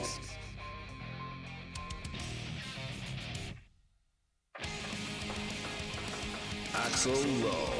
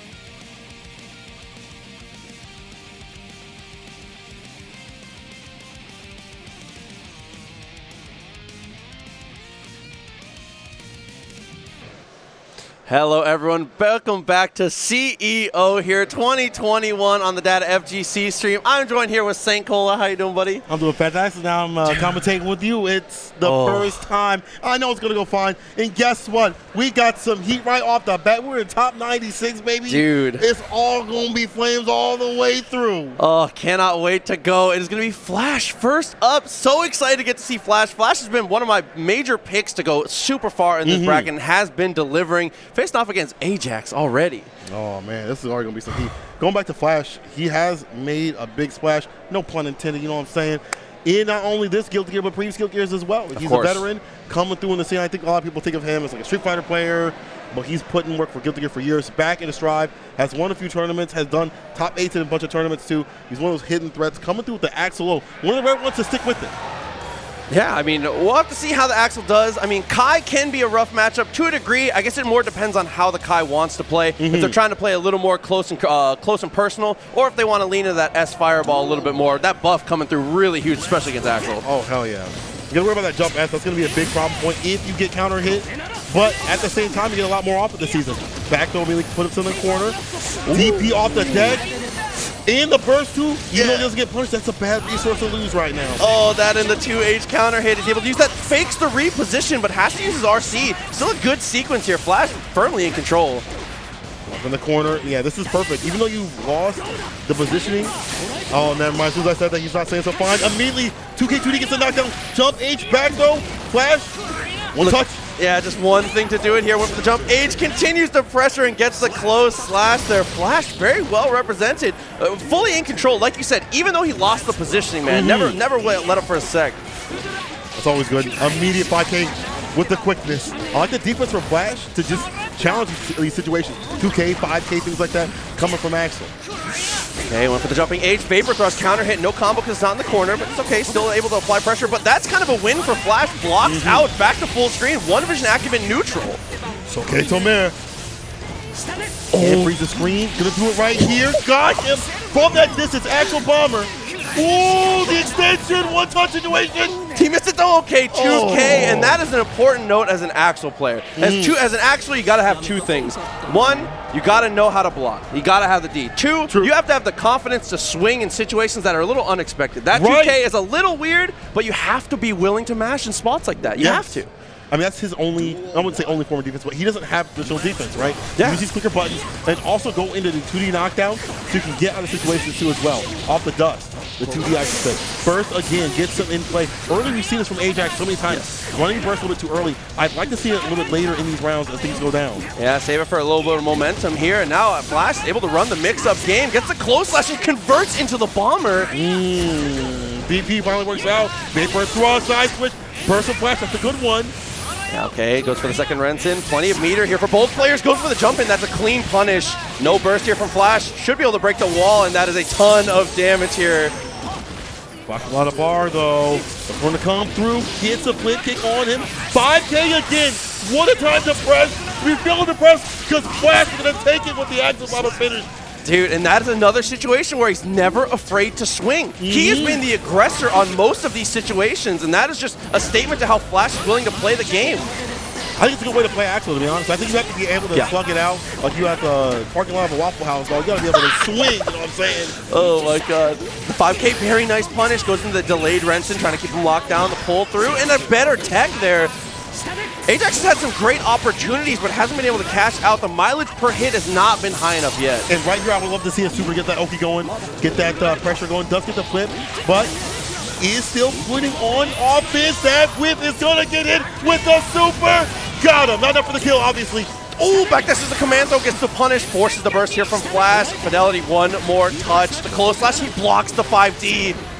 See, oh, you see the plus right in the back, that's the fadeaway. Had him on skates, bro. Oh, round 3 coming up. Flash, a little bit detained there with the +4. +4 on the 6K can be really dangerous there. That was great use of it from Ajax. You usually see that freaking around in so many frame traps and things like that. The block I should say. Very dangerous buttons. Put it in the right way. Flash, again, making him maneuver through the long chains right here, the maze of chains. Oh, good spacing on the fireball, though. 5P, great reaction, repositions, goes back to the corner for the second time, but Ajax, he says, not twice, Don. No, not twice. No, sir, not me. Goes back to Age. Yep, flip. Breaks that wall with the Eclod, back to neutral here. 50 meter for Flash. Expect a potential reversal here, or you can just use it for repositioning, but no! Vapor Thrust for a third time. Fidelity's 3 for 3. Ball DP. Starting to work out a little better. Nice Ray RC. Flip, that should be the victory. Damn! Yo, Ajax, hold on. Let's take a look at so free, and if this goes down in Ajax's favor, that will be a gigantic upset. Absolutely. Already in top 96. Okay, 2S trades out, gets the fireball. Putting that shock state on can be impactful, but it's more about he's been representing the answers to the flip kick almost every single time. So Ajax kind of has to take it out of the kit just like that. Now you see a little bit more of aggression. It did get the gold burst. Flash gets some distance though. Ajax trying to find the right way to play. 2H, yeah, full and close. Side switch with it. 2K, 2D knockdown. We set off the 2K. Oh, nice delay DP, finds the red RC. Dude, side switch. Always going for it. Continues to press into the corner. 5K does not stick to the wall, though. Has some time, has some pressure. 6H, that could be it. Not quite enough. Need some bar for that extension. One touch could definitely seal it right here. You have to empty for your damn life. You want to stay alive, but you ain't gonna thrive.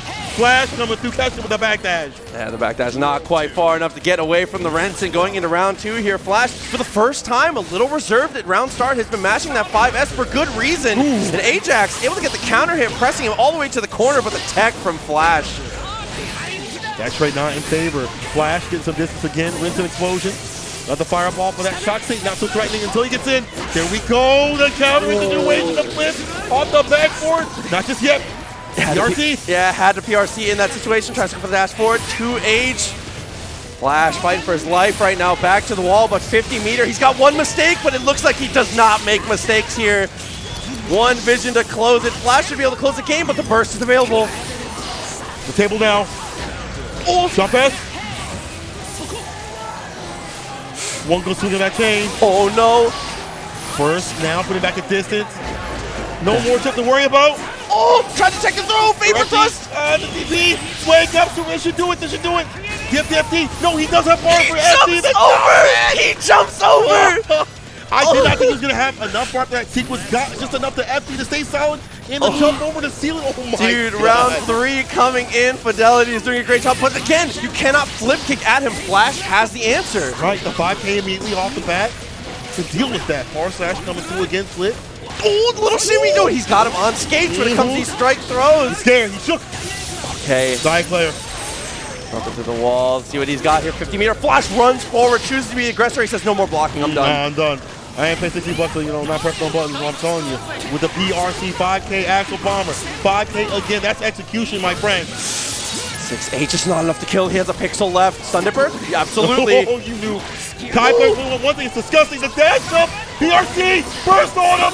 tries to go over the jump S! She jumps over the jump. He said, my beloved jump S. Oh my God, he's able to poke it out 2-1. This is the first game of Top Sig. I'm exhausted. This is the first game, and you still got more action on the way. Remember, Flash is a big pick to do it, but Ajax is fighting back, dog. Not looking this look free. You know, I feel like if you were looking at this match, you're like, bro, it's gotta be Flash, right? But Ajax is fighting in a way that he is making Flash sweat. Yeah, absolutely. Gets the pull in this time. Tries to bait the burst there, but tried to swing at the end. 2K, 2D into the 2H. Flash somehow has found his way, even though he has the advantage, all the way to the corner here. That's his home. Yeah, it's fine for him, though. Able to work out. He's a work from home, you know what I'm saying? It's working very well. Okay, Tomer, Axel Bomber, of course, and Flash on set point, riding the ship in better uses of bar, I think, early in these rounds as things go down. Yeah, absolutely. So setting on this burst too. Get the far slash. Nice conversion there. One thing to point out for Flash is he is disgustingly optimal with this character. It's always max damage. Right. Those Axel Armor loops take a lot of work to do. That's where you're going to access the most amount of damage from this character too. Oh, the Flash 2K2D knockdown, of course. The A, caught him leaving. Oh, he missed his bomber, but that's okay. Ends up with a Vapor Thrust. 50 meter here for Ajax. PRC down. He got the burst out of him in Flash.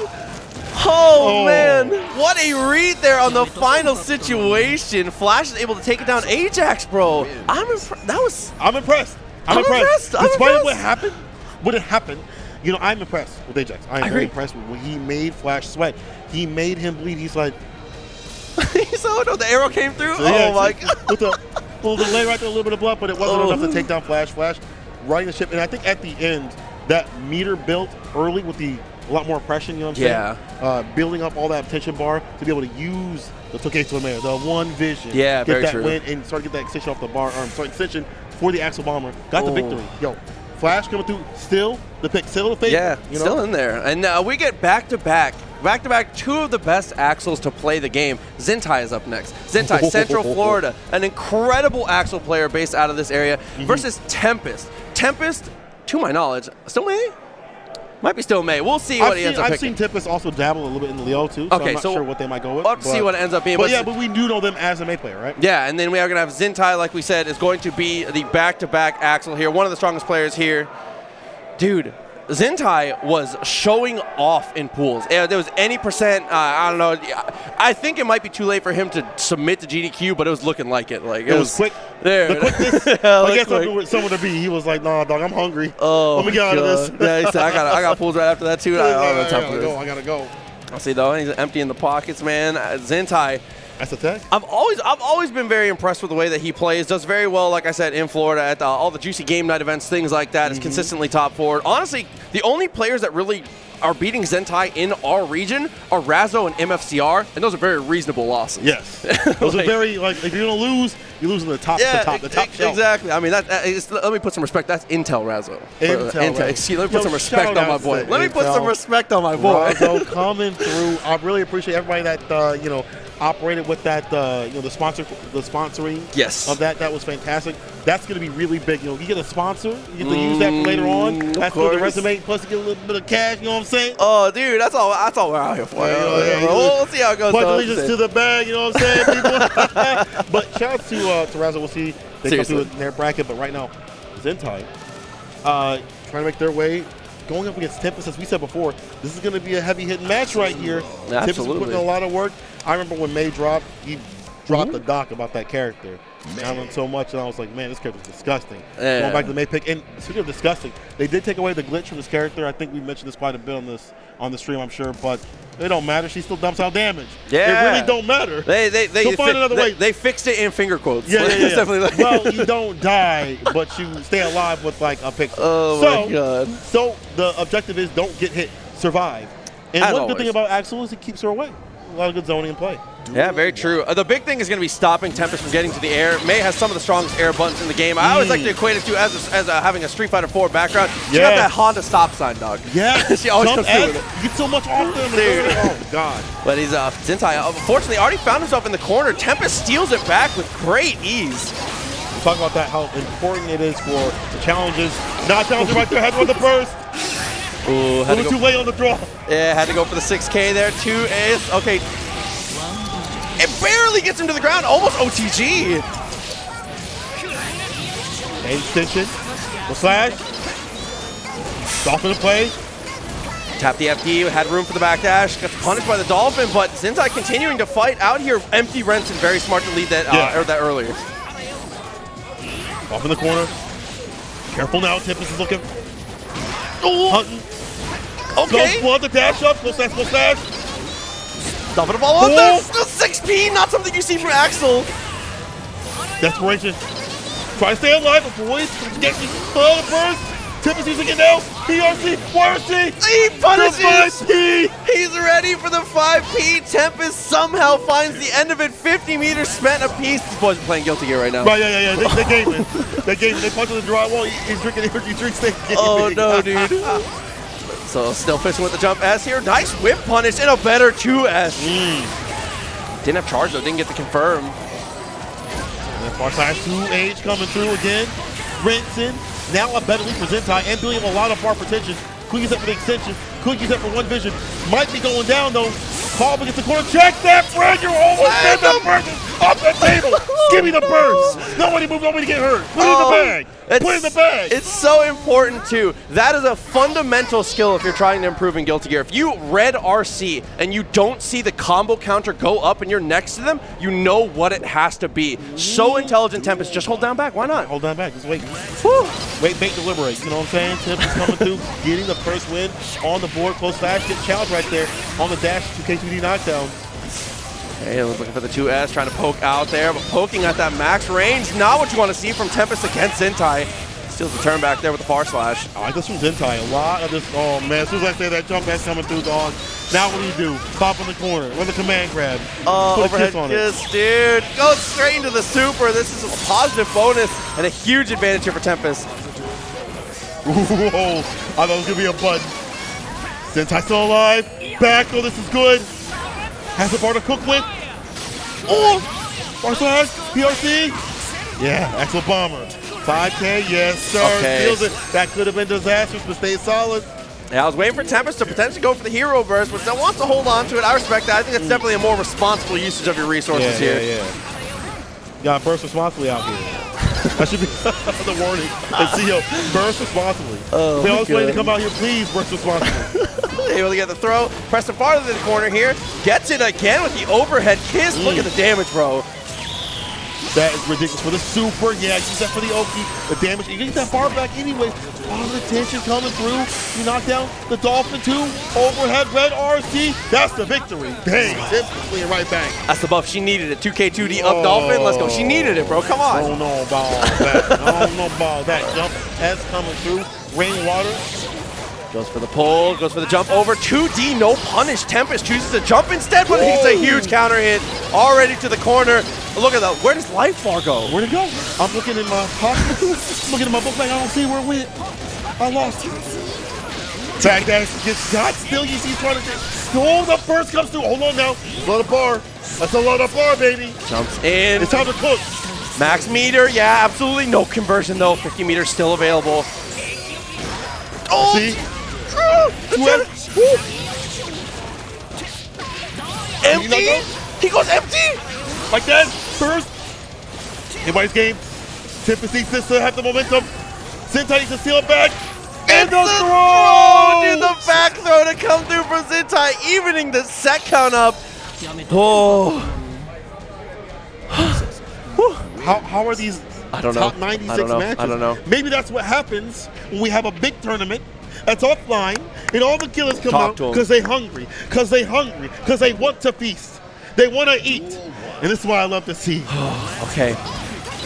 We'll recompose ourselves here. The Dolphin block goes for the 2K counter hit. Backs off, but that is a huge punish on the attempt to jump back from Zintai. You have to be careful with Rainwater. It's not safe from that distance. True. Face that sucker out right. Same with Snail. Punish with the Dolphin. Tempest just putting on a clinic of how to punish Axel on misspaced normals. And many people don't know how to fight Axel. It's a different sort of deal, and he BRCs into the Dolphin. He said, let me speed it up for you. Let me help you out a little bit. You know what? You about to win this round and get you down. You know what I'm saying? Let me put this on an 80% run. Tempest again exemplifying almost, I would say, how to smartly play how to play May. I agree. Intelligently play this character. You know what I'm saying? Hard to see that from a lot of players who play May, but Tempest technical with it. Bring the burst, charge up, gets got, flinches, 2 on the arm. How much health does the wall have is going to be the big question here. It's just going to super, not even going to find out with the stick. Calculate. Who's fast?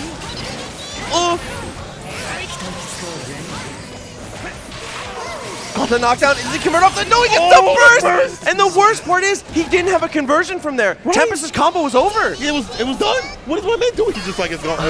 You know what I feel is, it doesn't matter what you feel. Your burst done killed you, and now Tempest is on game point. Bro, y'all can't see, but Proxy holding his head. Just choked on my water, bro. Just choked on his water. Oh my god. Okay. Do you know what? Tempest looked at Zentai before. You gotta look at him before we go, okay? He looked at it and he said, no. I'm about to end your whole career, bro. You're about to be a victim.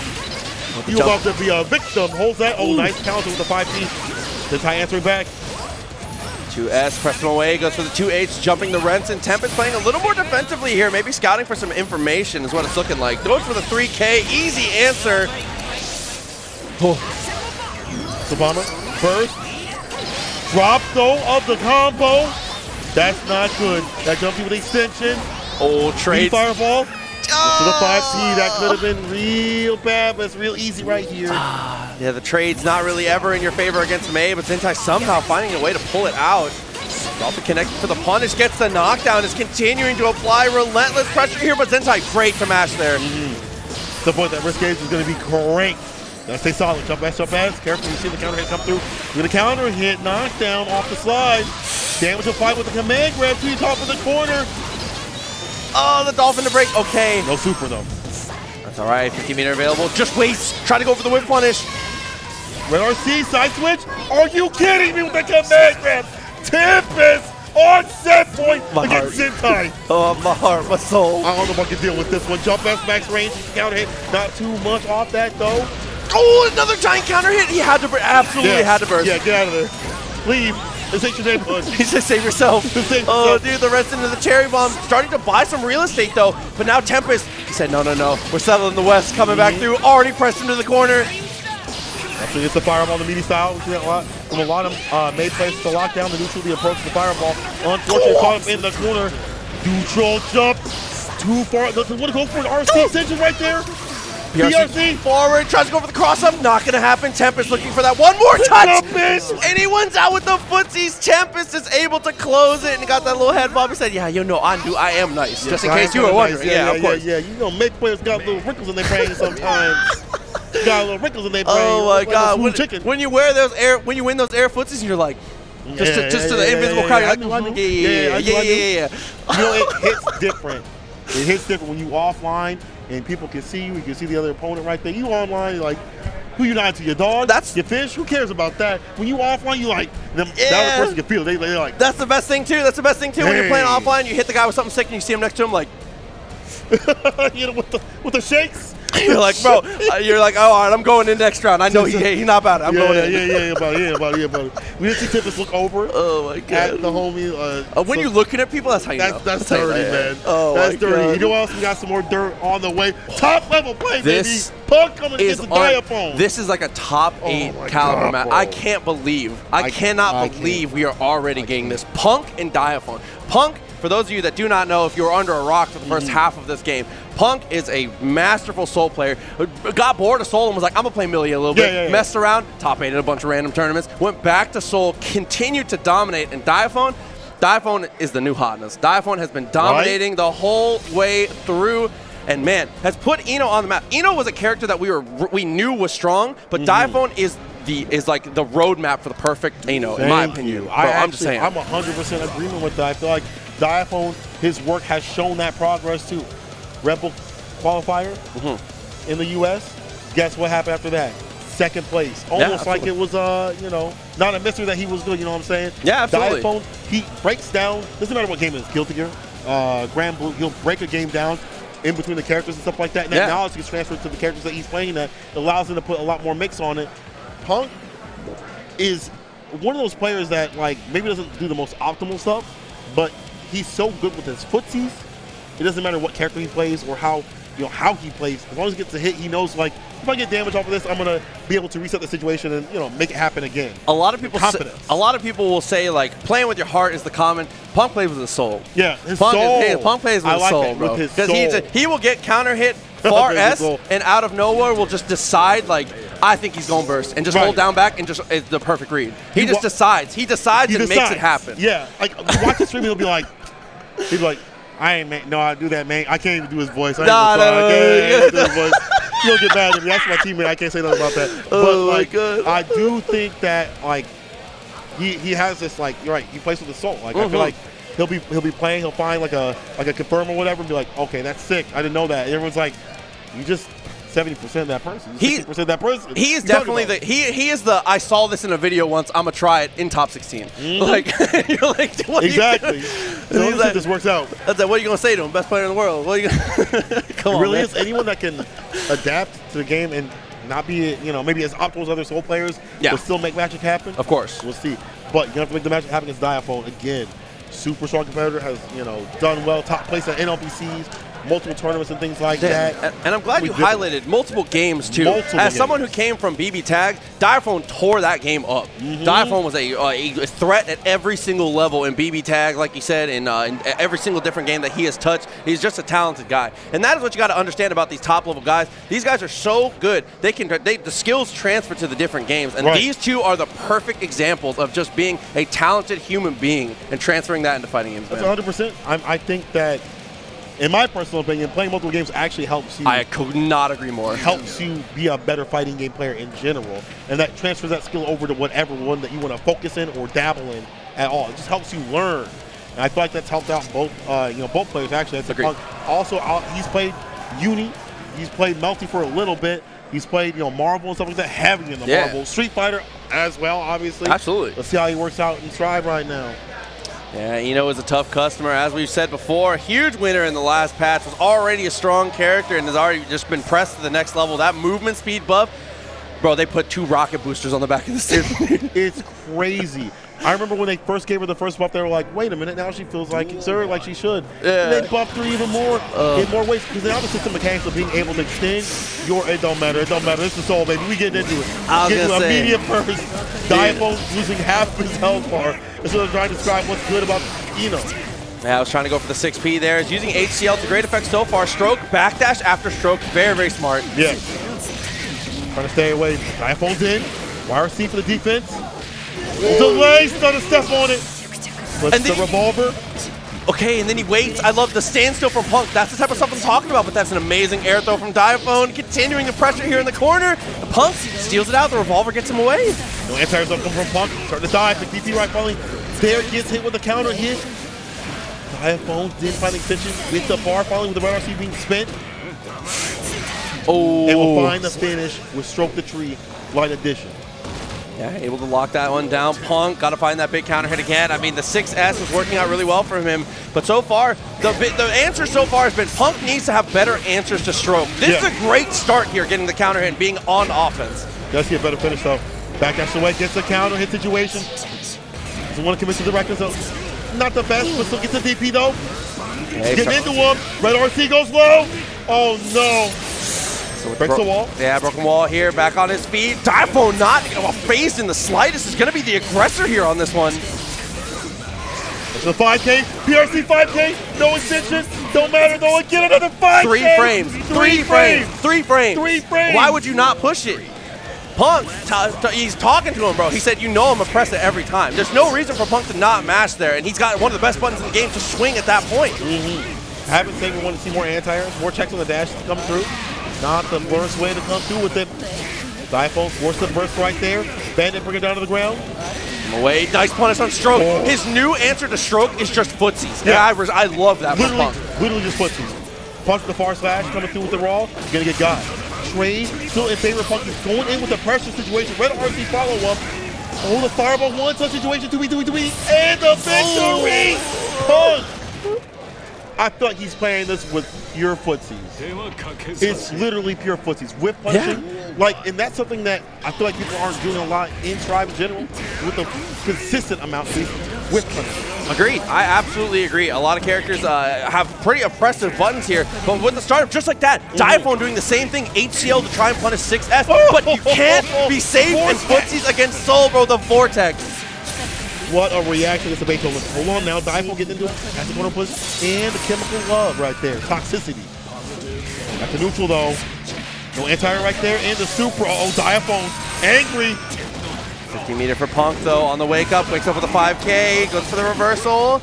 Looks for the overhead this time. Catches him jumping. Press to the corner. Low profile is the 5K. Diaphone is dialing up the answer. I like that he shifted up the approach. That 5K has been a problem, as it should be for a lot of characters. Here we go with the stroke. Heavy addition. Plays out the Beethoven. Jump D. Spin. Oh, man. Psycho Crusher to stick him to the wall here. See what he gets for the next one. Backs up this time and wants to build the meter with positive bonus. Sexual cancel. Even with the delay of the 6-8, still got with the throw. What a reaction. Without going in another throw. And this is the worst place to be against Punk. There's no player in the world that plays strike throw better than Punk. So you have to be so careful when you get pressed in the corner like this. Burst for momentum. I love it. Keep it going. PRC's getting into his 5K. Dance right back, trying to fake him out. Diaphone not biting too hard. 5K again. Red RC with that bar at the bottom. You're definitely dead. Bait it, bring it down to the ground. And Punk taking one to right back. As soon as Diaphone finds an answer, Punk just goes right back to footsies.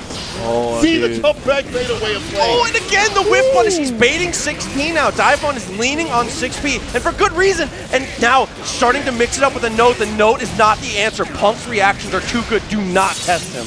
The timing that he's had has absolutely been money. Punk didn't even need the bar to get funny. Red RC just spin it right there. Catch him with the fireball. Far smash, dash up. There's the throw. He saw the SD. He went for the dash up throw. That's a perfect KO. Punk doing mad work out here. He knocked the air out of me. That did a lot of damage on the throw. Oh my God. Oh, bro. dude. 2-0 now. Anti-air with the 5K. Punk is looking so good. Goes for the meaty gunflame. Forces the burst from Diaphone already. And something you don't typically maybe see from Diaphone, maybe as consistently, like going for an early burst right there. No one can come from this character. No one can come from Soul. You have to rely upon innate defense or pure offense like right here when he's trying to go in. But at the 5K, he's out of there, though. Punk with the positioning. Oh, goes for the fast instant overhead. Look for the 6S afterwards. Punishes the 6P again. Diaphone is leaning into that a little too hard. And look at the wrist gauge. Oh, he's going to crank it all out here. That's going to kill Punk. He's threatening set point. Diaphone, one of the favorites to win the tournament, might be headed to losers. We're getting a wash. What a round start. 5K pick up, put it down with the baby bringer. Right to the wall. Makes it made. Punk is doing ridiculous right here. Ain't going with the aggression. He's a knockdown Beethoven situation with the defense. Oh, double overhead a little too strong. Goes in for the stroke. 50-meter available here. Soul might want to consider YRC, but no, he says offense only. It's my turn. Wild throw. Red RC. The burst. Another Red RC. This is going to be the 50 first off the table. That's okay. That's okay. Because if you dive, you can still play, but not today. Punk with the last hit. They're doing 3-0ing Diaphone. And this is just the top 96. I don't know what to say. 96. I have no idea what to say. Bro, I honestly, no idea what to say. I am flabbergasted because if you would have shown me that match, I would have not known who was going to win. Dude, I like both players in terms of their skill. Diaphone has shown how strong he is throughout Red Bull Kumite, right? Agreed. Second place. Punk has shown how strong he is consistently, right? Agreed. Both have been very good, very consistent players, so it'd be hard to call. If you would have told me 3-0, I'd have called you a damn liar and your monster. Agreed. Bro. If you told me that anyone at this tournament was going to 3-0 in a handshake at any point against Diaphone, bro, it's not. Oh, dude. I feel like I'm playing. Yet. I feel like I'm playing. This is the kind of nerves that I feel when I'm playing, bro. Oh my God. I'm even more nervous because we're going to have more Panda play coming up. KZK going up against Flash. Flash and Kizzy. Oh, dude. Flash has already represented that he knows the matchup here. If Kizzy does go with the Kai. I'll have to see what Kizzy picks, but we know Flash is coming in with the Axel. Flash is committed to the character. He knows it's good enough to win. And honestly, I like to refer to Axel, who is obviously a very strong character. Honestly, a little counter meta. Does really well against a lot of the top halves. Has some odd matchups that he kind of gets mauled in. Yeah, but otherwise, for the most part, he has a pretty good matchup spread. I think even after the nerfs, he still makes you play his game. Yes. You still have to play Axel's game, and you can tell when people don't know how to play that matchup.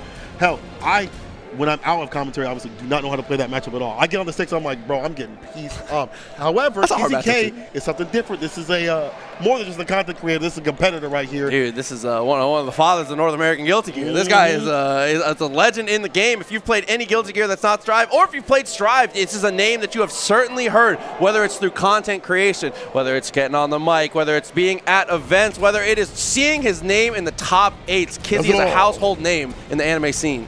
One of the things that I like about KZK's style that will be different for Flash, he's going to have to acclimate against, is how patient he is. and how much he is on hit confirms. How much he understands what Kai suffers with, what Kai can get out of any situation. Because Kai really shines when he's got shock state applied. Yes. He's got bar, right? That's when Kai goes from, hey, he's okay, to, well, don't get hit, it's gonna hurt. Yeah, exactly. He knows how to apply those things. Obviously, gonna be more difficult in the actual matchup. Agreed. But the patience and what he gets off a hit confirm, those could help out really well. You find one good hit confirm, one little whiff, it's over. We saw what happened, a few whiffs that have happened to a few Axel players throughout these sets. Yes. Don't let it happen to you, Flash. That's the hardest part, is that the hardest part about Axel for sure is that everything that Axel swings is a commitment, like you said. Down to 2K. He's going to play Soul. He's going to play Soul. Soul is a better matchup than Kai, yeah. so I respect that a lot. But it's just not what I was expecting to see from him. We'll have to see how it ends up for him. I mean, Kizzy could pick. If Kizzy picked that little question mark in the middle, I'd be like, oh yeah, good pick from Kizzy. Yeah. So whatever he whatever he wants, whatever he ends up on, Kizzy it's okay. plays whatever he wants. Yeah, you know what I'm absolutely. saying? We talked about that before. You know, having a wide breadth of knowledge in fighting games. Or I'm sorry, the players, or the characters, I should say, in the game helps you out so much. You bring that knowledge later on when you fight. Soul is something he's practiced with on stream. I didn't know that he had one strong enough to pull out that he would be comfortable at least. Agreed. Against Flash, who is he notices as, and everybody else notices as, a threat. So like, Agreed. for him to whip that out and say, you know what, I'm about this life. Let's see what it do. He does have room to switch if need be, but let's see. KZK against Flash. Let's get it. All right, Kizzy early on. Kizzy goes for the micro dash 6S. I really like that. Was anticipating a back dash there from Flash. Didn't work out too though. Trying to go for the air-to-air confirm. After the 5K, nothing really happening. Blocks the Renson, and yeah, now it's party time. Blocks that far S, and that's all you need to get in his soul. Already got his burst. Off the table. And now we see this long-range game right here until the jump in. It confirms coming through 5K. Yes, sir. The revolver's coming through. Whistle throw. PRC keep it safe, but jump H comes through too quick.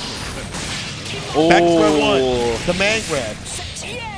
I love that. Try to go for the burst save conversion of it. There we go on the instant overhead. He's able to slow down the time, bro. Oh. Flash containing the chaos that could come from Soul. We've seen it before in other characters, other players. Soul will pick up a lot of damage. KZK with a hit confirm could come through. It just might be too new for someone like Flash, you know what I'm saying?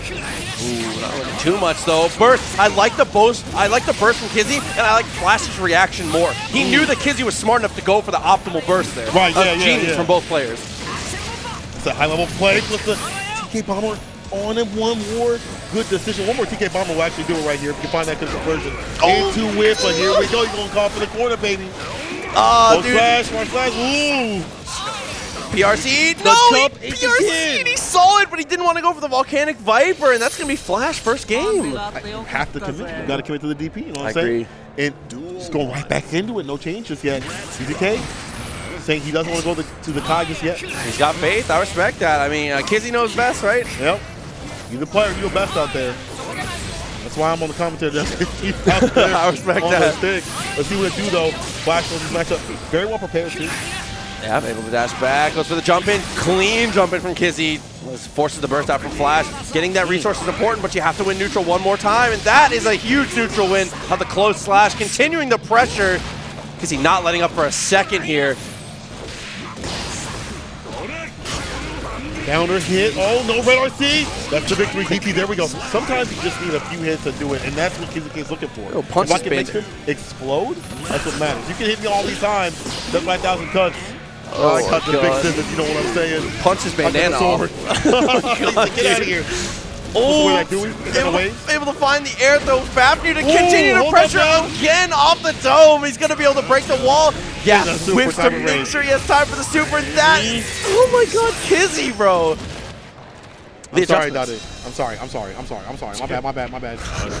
Not that I doubted his soul was weak, but I didn't know it was going to be at the level to take a Flash like this. He said, I got you, bro. Don't worry about it. I got you. You watch my new video. Look at you look after this. Oh, Vortex with a little whiff there. Great backdash. Vortex too far, though, for the command throw. Normally, that is a great punish. Locking down the anti right there. Get that control going. If your Flash is what you want to have, just control big jump in. Takes a lot of help. Force up the burst. Flash going in with the aggression. Continuing on, trying to go for the far slash. Not going to be able to make it work from there. 6H. What a block. Magneto on the screen for a split second. Yeah, what was that? Just a bit. RC applied. 2K. Don't you need too far out, though. Oh, Snail. backwards, tries to go for the jump S, flashing the FD, is able to find the Vortex, drops the combo though.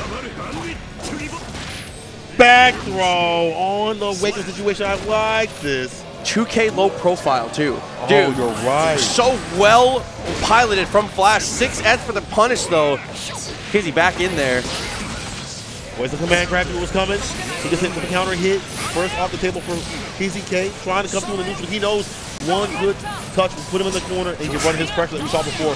Flash doing everything to deny that from happening. Command grab. IB right there from KZK. Yeah, I love the commitment there. Trying to go for the jump S again. Kizzy needs to find anything here. Any counter hit will do it. That jump in S has been a huge winner for him so far, but not be able to find it here. The 2S will be the answer. Flash is on set game now. Kizzy, I think he stays soul. I think it's fine. I think he's doing fine. Yeah. Yeah. It's you know, it's the soul's the right thing. I think he can do it. But it's just hard to get through round start. You know, round start happens, Flash puts up a lot of bar, a lot of aggression, and that just allows Flash to see that momentum we've got bar going on. KZK forced to burst in early situation, but these jump ins could be the win. Flash going for the burst, the dash up throw. I like this from Flash. You would think that he would back off, go back to the zoning game, slugs it out, close range. CQC. Oh, try to go for the instant overhead. Great from Kizzy. Really well informed YRC there. Another kind of jump S. It feels like every hit from Kizzy is jump in S. He's just doing an amazing job of just leisurely floating over these normals. Coasting. Red RC. Far slash. That's a victory right there. Flash might set point, bro. Dude, might be able to put it down on Kizzy here. Kizzy has to be careful. That's a great way to start. Already pressed to the corner here. Counter hit from Flash, though. Fights his way back out. Commando is jumped. There is the Vortex. He's been searching for it all set. Finally finds it. Finds him sitting his opponent to the corner, tired it. I like this damage right here from KZK. Look at the Oki dash up for the command grab. The most wild of throw. He had the Oki, so he had to hold that either way. But KZK, what a play, dog. Oh, and round start. Dude, shouts to Dynamite, the door knocker. The door knocker. Trying to press that through. Open up. Would you like souls? Open up. Ooh, 3 frames. Why not swing it? Great on that. Pushes him to the corner again. 50-meter built up now. Kizzy will kill on any touch. What we were talking about before, getting those kill situations. Build the bar and just melting this character in the corner. Just like this. Record situation off the revolver. You can't too far for the 2D. You see that so many times. What a 5K anti-air in the corner carry position. Blocks the dust. He waited the whole set for tap 5D. Dash up throw to do it. KZK eating the score. A lot more aggression. What a session right here. We're going all the way to the final game. Bro, you good? You don't go hard looking bad, no, right? listen, I'm good, I'm good. Mine too. Pumping out of the chest. I'll be all right, I'll be all right. Jump in S, gets the punish. KZK, press to the corner. He waits, sees the FD reaction throws. Kizzy's on one right now. That is a confident mix up there in the corner. Now Flash. Round start, so this is not too bad. Going back to neutral is perfect for Flash right there. Counter hit back to square one. So KZK with the lead and got a lot of bar to work with. Back throw though. Trying to fuck it out. Jump Age. 2K 2D knockdown. Flash going to play this close range game. Is this a good idea? Oh, he has max meter though. Goes for the 2S counter hit. The burn, the RC gets through. Flash looking for one more touch here. But Chip potentially, he has 50 meter now. Avoids. Stay solid. Oh, he's mashing back dash. He said, get me out of here. But help. No backdash can get you far enough. Kizzy is still in there. Set point. What a swing back. We see this happen multiple times in this set. This could be it right here. Kizzy getting right the momentum. Flash. Do something quick. Let's see how these corner situations. Easier said than done though. Oh, JD. Nice confirm. Pulls him back in. He pulled him back. You're doing Soul's job for him. These close range fights have not been too well for Flash all the time. And this is how it starts. 6-8. Vortex. Again, the revolver. Still in a bar delay. Hold this throw. One more touch to do it. Wake up, Super. That'll give him some space. Good Shot you with me. Good amount of damage. Pushes him away with the tech. Vortex! And the Super Tyrant Rage! KZK taking it over Flash! Oh, and see the stand-up Flash Metroid. Doing a good amount of work there, but KZK, he's too tight. He's too good. The speed, the violence, the momentum. Look at him go. Dude, Kizzy just showing everything off the exact way you need to, man. Oh, my God. Oh, my God. Kizzy is one of the most exciting players to get to watch, and that is why, dude. If you're not jumping out of your chair at home, then you got to be asleep. I don't know. How could you not? Bro, y'all are lucky. Fogged my glasses The up. only reason I have not got up out of my chair, the only reason I haven't tipped this stuff over, because I got to do top 8 tomorrow. Don't worry about that. But right now, it is so hard not to conserve energy. I'm willing to use it all. Dude. Because these matches are ridiculous. No, production looked at me like, please don't. Yeah, he said, no, keep it down, keep it down, keep it down. Hey, don't do that. But these matches have been ridiculous. KZK coming through at the very brink. And honestly, I didn't think his soul was like that. I guess even as a fan of myself, I don't watch enough of his videos to see that soul was good. The 5Ks, man, he kept calling him, leaving damn near every single time. Yeah. They were such a good starter. And also, we saw the Revolver coming through. He did so many situations with the Revolver canceling, things like that. Waiting to see what Axel's going to do. Not a lot of challenges from Flash. Kizzy showed off one of the most important things, too, is that the first time he did Revolver on block, he Flash low profiled it with 2K. And he didn't get scared off of it. Too often players go for something strong and it gets answered once and they get scared off of it. If your character's good at it and you get scared off of it one time, that's not enough for you to stop using it. If you get scared off of a tool, then you are losing. You cannot give up your strengths like that. It's so important. A lot of people will get dusted for one thing and they're like, I'm done with that. No, he anti-aired you once, jump again. Right, find out. Right, yeah, keep it going. It's a long set. You got a lot of time. You got a lot of time right here to give you more action. Razzle. It's Beefy Manatee. Beefy Manatee I watched yesterday. If this is who I'm thinking of, this is a disgusting Gold Lewis player. For real? If this is, yes, it is. This is the one. He qualified out in winners. This guy is unbelievable. A name that I hadn't seen before now, and I'm kind of pissed at myself that I haven't seen him before. Really? This is an incredible Gold Lewis. I mean, there's not that many Gold Lewises that we got, right? Yeah. This is right even around the world. Another character that, when he came out, the execution factor kind of put people off. Also, lacking defense, but the damage he can do. I think in this patch, even though he might be weaker in some areas, agreed, he can still make the magic happen. We saw Gobu, take it at the end, maybe not throughout the entire term at the end. And I'm gonna give y'all a little bit of tidbit. Razzle had played Gobu, if I remember correctly, in casuals. Okay. So they understand the matchup. They also probably played a few of the Gold Lewises in the Panda tournaments and things like that. Yes. So one of the things I always see when people play Gold Lewis is, the matchup. Because I'm going to be honest, when I fight Gold Lewis, I don't know what the hell's going on. When I see him, I know what's going on. But when I fight him, like, what do I whip punish? What's negative? One of those things, Razzle does have an idea. Oh, that's going to be an early burst from Beefy Manatee. Razzle said, every matchup is the same when they're blocking, though. So it goes in for the meaty, heavy fireball, able to get the knockdown here, sticks to the wall, breaks it, no super required. 50 meters still in the chamber. Not to use, the fireball locks it down. You like a clown. Overhead don't matter, though. Into the super situation. OTG, get out of here. Oh, finished him off with it. Very nice stuff there from Razzle. Made it look easy. Oh, my God. The pressure that this character puts on makes it really difficult for Gold Lewis to get going. That's the thing about Gold Lewis, a lacking amount of defense. A lot of good offense, but defense still on the bad side ground pound in the backdoor situation. Guard break, 5K. Guard break again. You saw the same situation. Buries it up and goes for the super. Bringing that wall there, big advantage. Burst on deck for Beefy Manatee. Need to be careful for that. Tries to jump back. He's already trying to look to bait the burst here. And there it is. Very well spaced from Razzo. And it's hard to fault Beefy there because generally it's use it or lose it. And I would rather see a bad burst than dying with your burst. Thank you. I'd rather see a bad. It doesn't matter if you go on. Doesn't matter if you go on Twitter. I want to see the burst rather than just dying with it. Right. Make them show you they got the punish. And that can go on later on too. You put that in the database, they might think, oh, you're a late burst, a late bloomer. That's not always the case. 5K give it a reset. It's such a strong tool, and this time gets a counter hit. Compresses something. Back turn again. 5K situation, side switch with it. Razzle so aggressive, won't relent. Red RC. Ground pound off the edge of the super, that's the victory. Razzle! A very important note too is that Razzle is going cross up every time on the mix up that will give Beefy Manatee 50 meter. He's crossing up the super input every time. Right. They are so aware of the meter coming from Beefy. They know it can come through. That soup, that will be that. We saw the super. When you spin it all the way through, there's a lot of damage. That's a big tie turner. Not a lot of defense with the super can come through involved. That is definitely gonna whip and be punished. Dash up, dust. I got a little greedy right there, but got a lot more.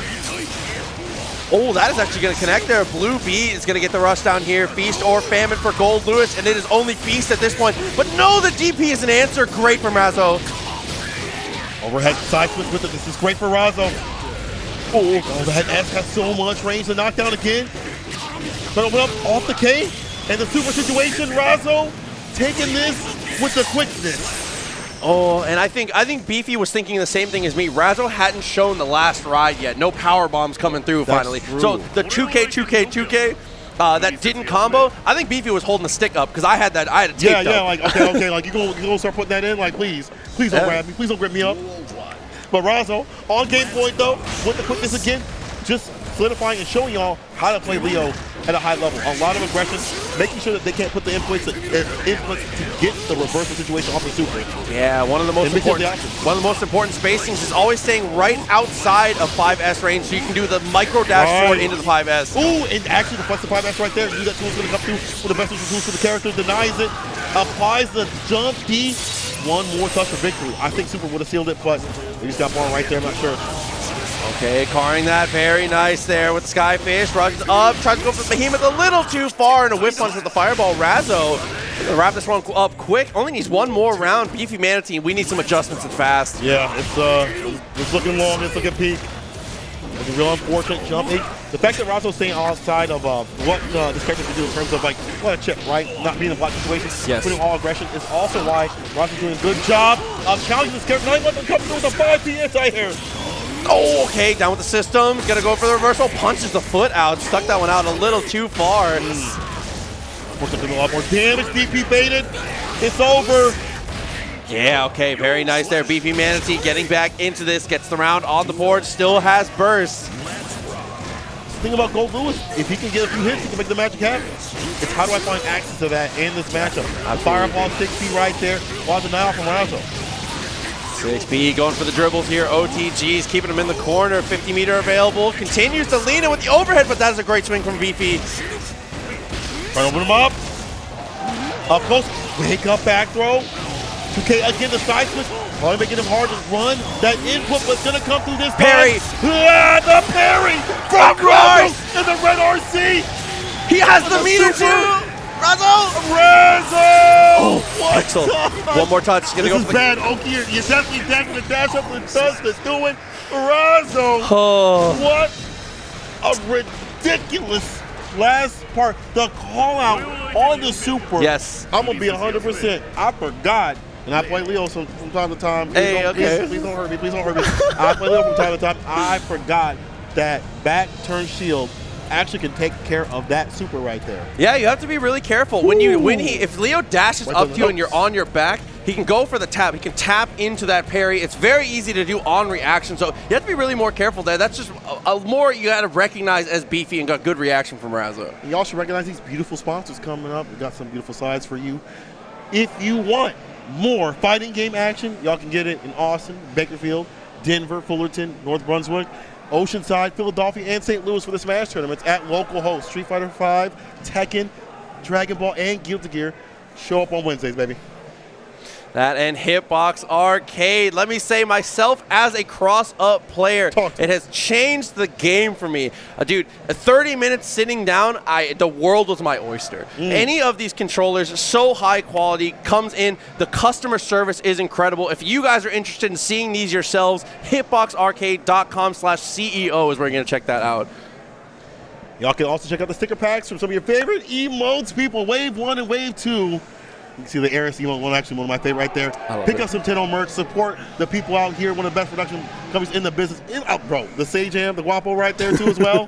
Love it. Also love that beautiful controller. Tell me about it. Dude, the Moga XPS made by Power A is an incredible controller. First thing I did when I got on production on a different setup was I put my phone on it myself because I was like, let me see how the balance is. Yeah, it's actually ridiculous. Wow. I can't believe. And it's not just Xbox. They also have Switch as well. So these guys are putting down the work when it comes to mobile gaming. If you are mobile and you are trying to play your things, or maybe emulators, things like that, whatever you've got on your phone, if you are not playing on one of these, I don't know what you're doing, man. You've got to get yourself, dude. The Moga by Power A. Fantastic. It's also fantastic is the Festival of Fights 2022 next year in February.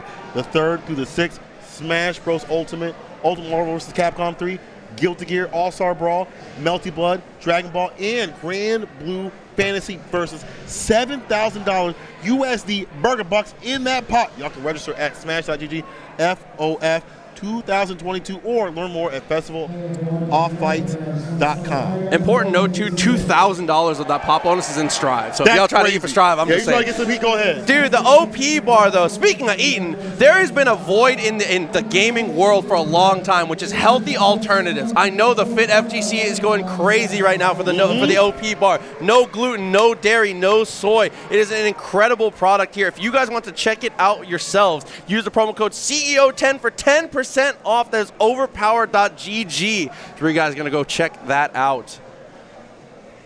You also can check out the official 2021 CEO merch. Get it before the CEO scalpers come through. Y'all can get that orange, that black, that Guilty Gear crossover CEO shirt, which I'm eyeing right now, the CEO Worldwide hoodie, and the CEO Worldwide shirt. Pick that up today. Do not delay. I snapped up a JFC or orange. No way, I wouldn't. Dude, and as someone who is invested into this myself, for GameCube-based fighters, for games that use a GameCube controller, there has been a void. Replacing parts, controllers having snapback issues, so many problems. Panda heard the call and said, we got y'all. Don't worry, we got it. 900K raised in 24 hours. If there was ever a way for the community to tell you, thank you, we've been waiting for this.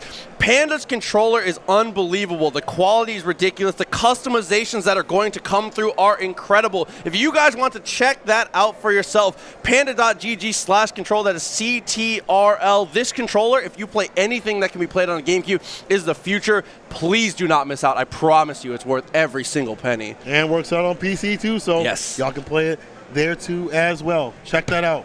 Need that for Nick All-Stars, bro. Ooh. Hold on now. We got more action, people. We got more action. We ain't done yet. Guilty Gear Strive CEO 2021 is live. Ain't no worrying about netcode and stuff like that right now. We back at it, baby. We back at it. I'm loving the action we've seen. We've already seen top players that you would see, as you said, top 8. This right now. You're getting it right now. You ain't got to wait. You're getting it right now. Deliver to your door. Dude, pretty much the rest of the tournament at this point is just going to be top to bottom, the best talent that you can see anywhere right here at CEO. Offline got me emotional, bro. When I walked into the venue for the first time, I walked through and I came in and I looked and I got into Artist Alley and I was like, oh, dude. When I saw Artist Alley, I melted. I was like, this oh, is real. I'm here, dude. This is real. I'm here. Y'all don't understand. This is real. This is real. I'm loving it. This is going to be some real ice right here up on that deck versus Tempest. My boy, Real Ice from the Grand Blue days has been taking a little bit of a stroll to Strive. Let's see if we can survive. Tempest has already shown us what may be doing. Yeah. That leads to that character. Very meticulous with the character. You know, that's actually a point I want to bring up is when you are playing a character that maybe people perceive as brainless or dumb or whatever. Of course. Being able to get the best of the character and stay like technical with the character makes you just makes that character super deadly. Like makes it very so you can play.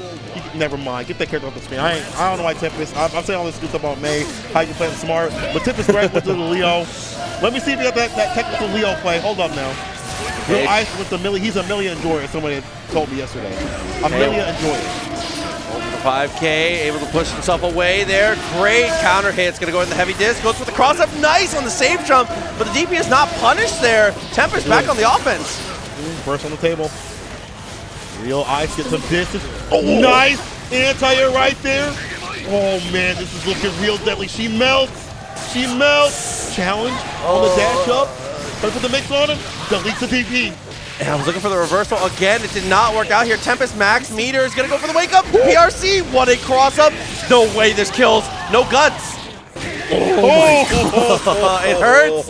It hurts. Oh my god, damn it. Tempest locked the first one down, and that was all Real Ice in the beginning, man. Right. Tempest on the comeback.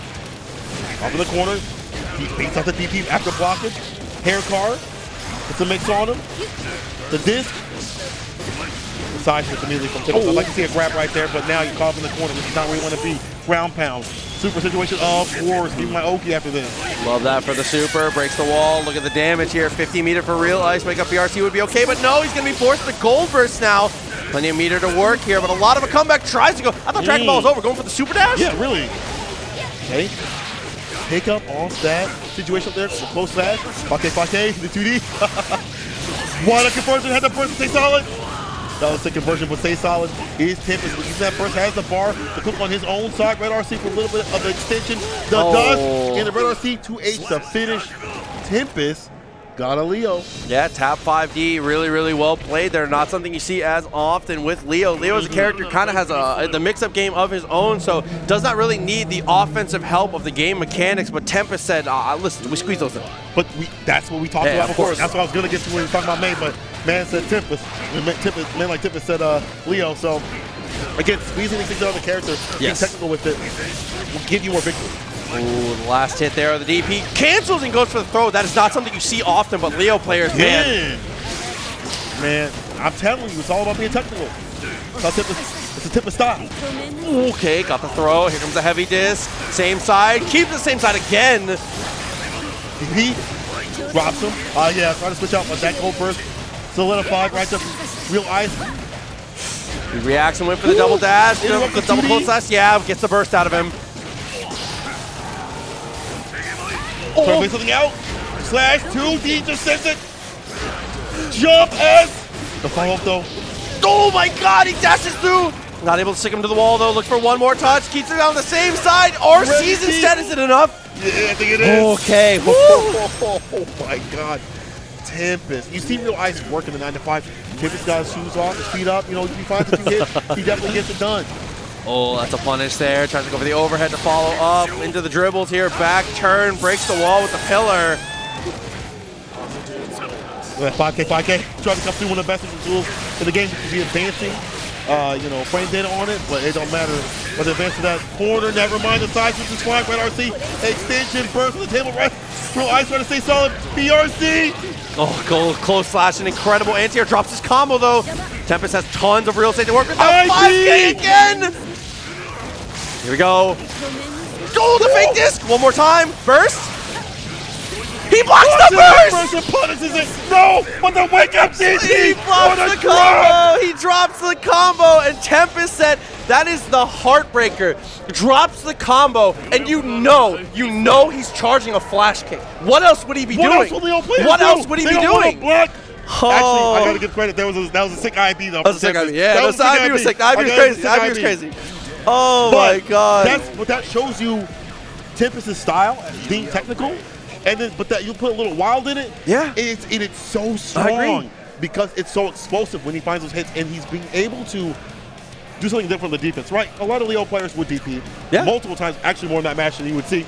But he does something different with his defense. IB, normal blocks, FD, things like that. Then the DP comes through, and you're not ready for it. So in those scramble situations, you're like already looking for so many things. Your mind is already melted. And Tempest, even though giving you that opportunity, you're like, well, dang, I don't have the mental power to find the extension, to find that win. Yeah. Tempest is stealing the DP, and now is on game point. Dude, Real Ice really needs some adjustments and fast, dude. Has to find these knockdowns. And again, I use this term a lot. Mileage per hit. He's just not getting enough. Leo's cash outs are a little too high right now, but representing stopping the cross up is really, really good here. Better late than never. Yeah. Let's see more throws and be able to challenge that. You just said the nine going to the situation. The DP is a little bit bait out, super delayed. Ooh. And the first off the table too. Now Real Ice working around the defense that we've seen. FD with the throw. BRC trying to take it back. Was a little too far there. Tries, hesitate. See, Tempest has him thinking about it. Tempest has him thinking about that DP. Care card from full screen, the Milia special. He said, take it back to Exeter. Let's go. Slash, 2S, 5H. Finish it with the super. Yes, sir. Oh my god, that made me feel nostalgic. Hair card full screen, let's go. You're playing neutral, baby. Oh, Real Ice getting back into this here. Bar slash for the open up, tried to go for the 2D. Nice backdash from Tempest though, spacing it out well. Again, right outside the range of the disc. And using the 2D to get the knockdown too. Overhead, get got. The bless and the super. Close to put him to rest. That's a lot of damage, a lot of red. Okay, situation can dash up, do a lot of things. Saw close dash before that time 2S. But Real Ice, think about the momentum. Okay, dashed up again. Has to wait a little bit here. Look for the 6P. Try to use that 5K to move himself forward here. That is a great conversion from that distance. I think he kills him off of this with the dribbles. Oh, for sure. Set point again. Real Ice has burst, though. That's true. That's what's something different in terms of pieces of the deck. That's something that Tempest has to watch out for. A resource that he has to deal with and consider. 5P anti-air. I've not seen Leo players 5P like that, but it's a great challenge against a character that's staying aerial with it. Okay, step back, 5K, continuing to apply good amount of pressure here. PRC forward. The look at the risk gauge here. The next hit is going to be crucial. 6P for the answer, but it's not enough. Continuing to be pressed in the corner here. The dash up 5K extension, PRC off the backboard. The whole Harlem Globetrotters right there. Tempest was aware and finds a finish. I'm telling you, you give a technical mindset to a gorilla character, they're 10 times stronger. I agree. I absolutely agree. Everybody knows that. I mean, you can peep it on the shirt. Everybody knows that I come from the world of Marvel, right? I play a lot of different games with Marvel. It's my home state. We call that a daywalker. Someone who has the super high level technical, they play by the frames, they know everything. But also, sometimes I'm a fly away. What's wrong? Right. 5P, you're +6. Right? That is a dangerous person. The scariest type of player to me. My least favorite type of person to play, dude. Someone that knows the game and is able to break the game like that. Yeah. And implement things where you have to think about more things that you would normally, like Leo players, I would never have to think about the DPs and stuff like that from a Leo. I mean, I would in terms of like, they're just going to DP, right? They're focused on that. I wouldn't have to think about them IBing. I'm going to be 100%. There's maybe 5 Leo players out there that probably even think, know what the hell an IB is. But, Tempest. Listen, I play Leo. I get to say these things. Hey, listen, I like that Tempest is using the mechanics of the game to route things in his favor to be able to continue that aggression and use those tools later on to DPs them as well. So now it's obvious. They did get got sometimes, but it was a lot of work for Real Ice to snuff those out. Agreed. So, I think the most impressive thing to me is that we've seen Tempest play on stream twice now, and that's 2 different characters that he's played at a world-class level. Let me point that out too. That's 2 separate characters that he has played. I mean, the only thing that is mildly similar between them is that they're both charge characters. Yeah. Otherwise, that is just like he has represented 2 completely separate skill sets and has dominated with both of them. One actually requires a lot more zoning and things like that in a different sort of way. The other one requires a lot more aggression, intention. Also, all is going to be different between May and Leo. So, again, good stuff to Tempest for coming through that, Leo. Seriously. That's real. That's real work right there. Yeah, absolutely. I mean, that's one thing that kind of bothers me. I'm going to be honest with you. When I'm on Twitter, everybody can be getting mad on Twitter. I be getting mad on Twitter. I watch people, they're talking about Leo, talking about whatever, man. People are, I think, are a little too disrespectful to the players of these characters, bro. I agree. Even if the characters can be a little more aggressive, just because you don't like aggressive, pick them too then. Prove it. Oh, he's winning because he's playing Leo. You play Leo too. What's up? Let me see how you do. Yeah, let's see what you do. Pick up Nago. That's important to me. I hate that. I hate that, bro. If you wanna talk to somebody about their character, do what they do. Do what they do. Right. Do what they do. If you're not getting the same results, why pick that character up and see what they do. You know what I'm saying? Like, that's important. Yeah, I do play Nago also. But anyway. You get the whole story. I'm like, I haven't tested a lot of Nago. I haven't. But, it is correct. It is correct. Either way, it's correct. Not just downplaying, but you definitely can't downplay the amount of work that these players have put in. We saw it right there with Tempest. You can see it clear as day, even more so in this fight, right? Agreed. Both characters that people consider small brain, smooth brain, little thing, lizard brain kind of characters coming through with something different that you don't see from other May players, Leo players. And that's why Tempest is moving on the bracket against top level people that you might expect to top 16 and stuff like that. Put them in losers already. Agreed. And I think one thing that I wanted to point out too about this bracket is walking around out there in the ocean of the pools when I was spotting everybody earlier in the day. The character diversity is kind of ridiculous. And I will say, even on the casual setups, also every single casual setup has Happy Chaos. Everybody's trying to get every single. If you're here, at least test that out a little bit. Dude, because the character's sick. Every single time they've released a DLC character, I've been a little worried about how they were going to implement it, and then I've been so relieved and impressed. The direction they're headed with the characters, I have a lot of faith in them. I have so much faith in Arxis when it comes to these characters right now, dude. I'm actually really happy that they build them up, too. I know Gold Lewis obviously got nerfed by system mechanics a little bit, but still got some fun stuff. But overall, like, you've seen him work. You've seen this character work. You've seen all these characters work. I feel like the DLC, just with the rest of the cast, is viable. Like, they're all a threat. Like, you hate them. You see them on the screen? I hate that character. Yeah, exactly. I see them on the character. I hate Gold Lewis. I hate Jacko.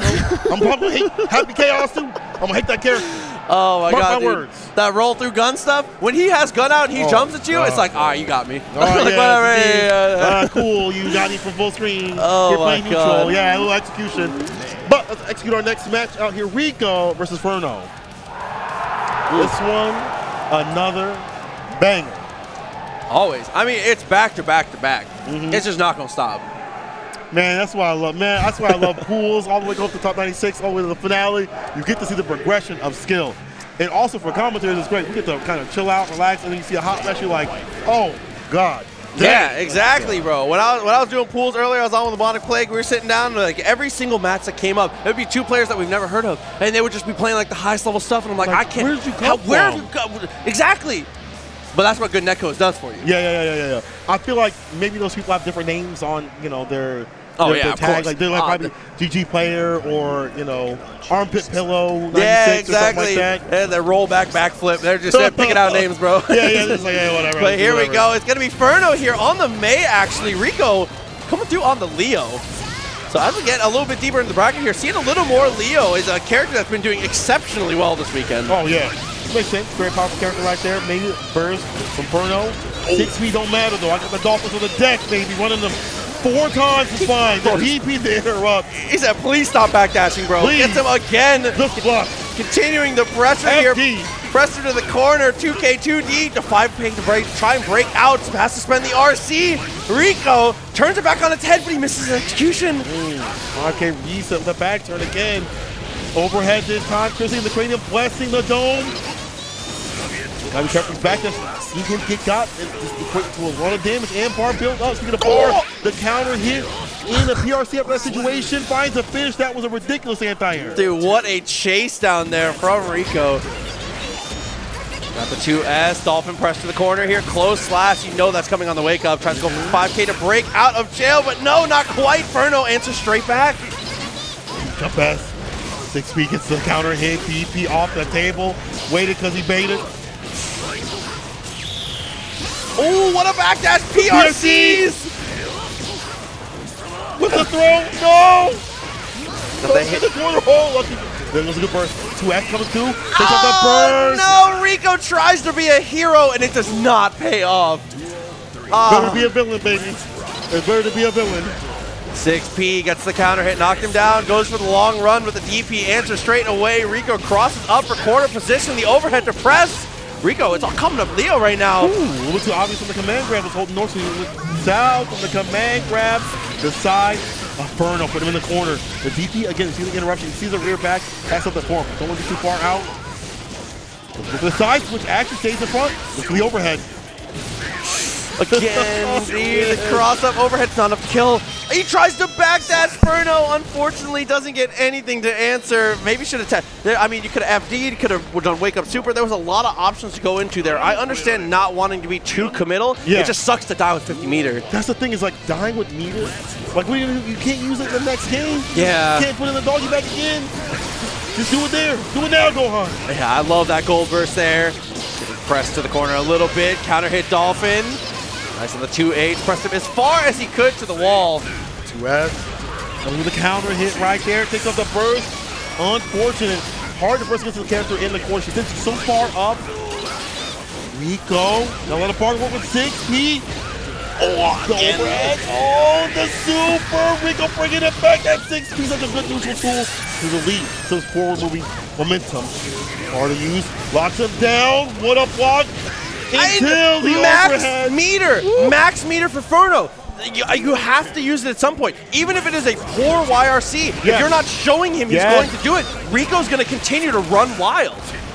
Why would I stop my pressure if you're not showing me something different? The 6B again. The 6B again. Say it with your chest. Red RC. 2H ground pound. Oh, breaking the wall here. Burst available for Ferno. Needs to be careful about how he used it. 3K. 6P to answer. That's the meter. Of course, we're going to bake that out. We've seen that before. Pan from Rico, but we've seen him also route the shit right back in his favor. Oh, IP anti-air dashes up. There's the burst. Max meter again for Ferno, please. Ferno, please. YRC. It was good for the Wake Up Super. A little bit of a hit, but not a lot of damage. It could have been a lot more too far out.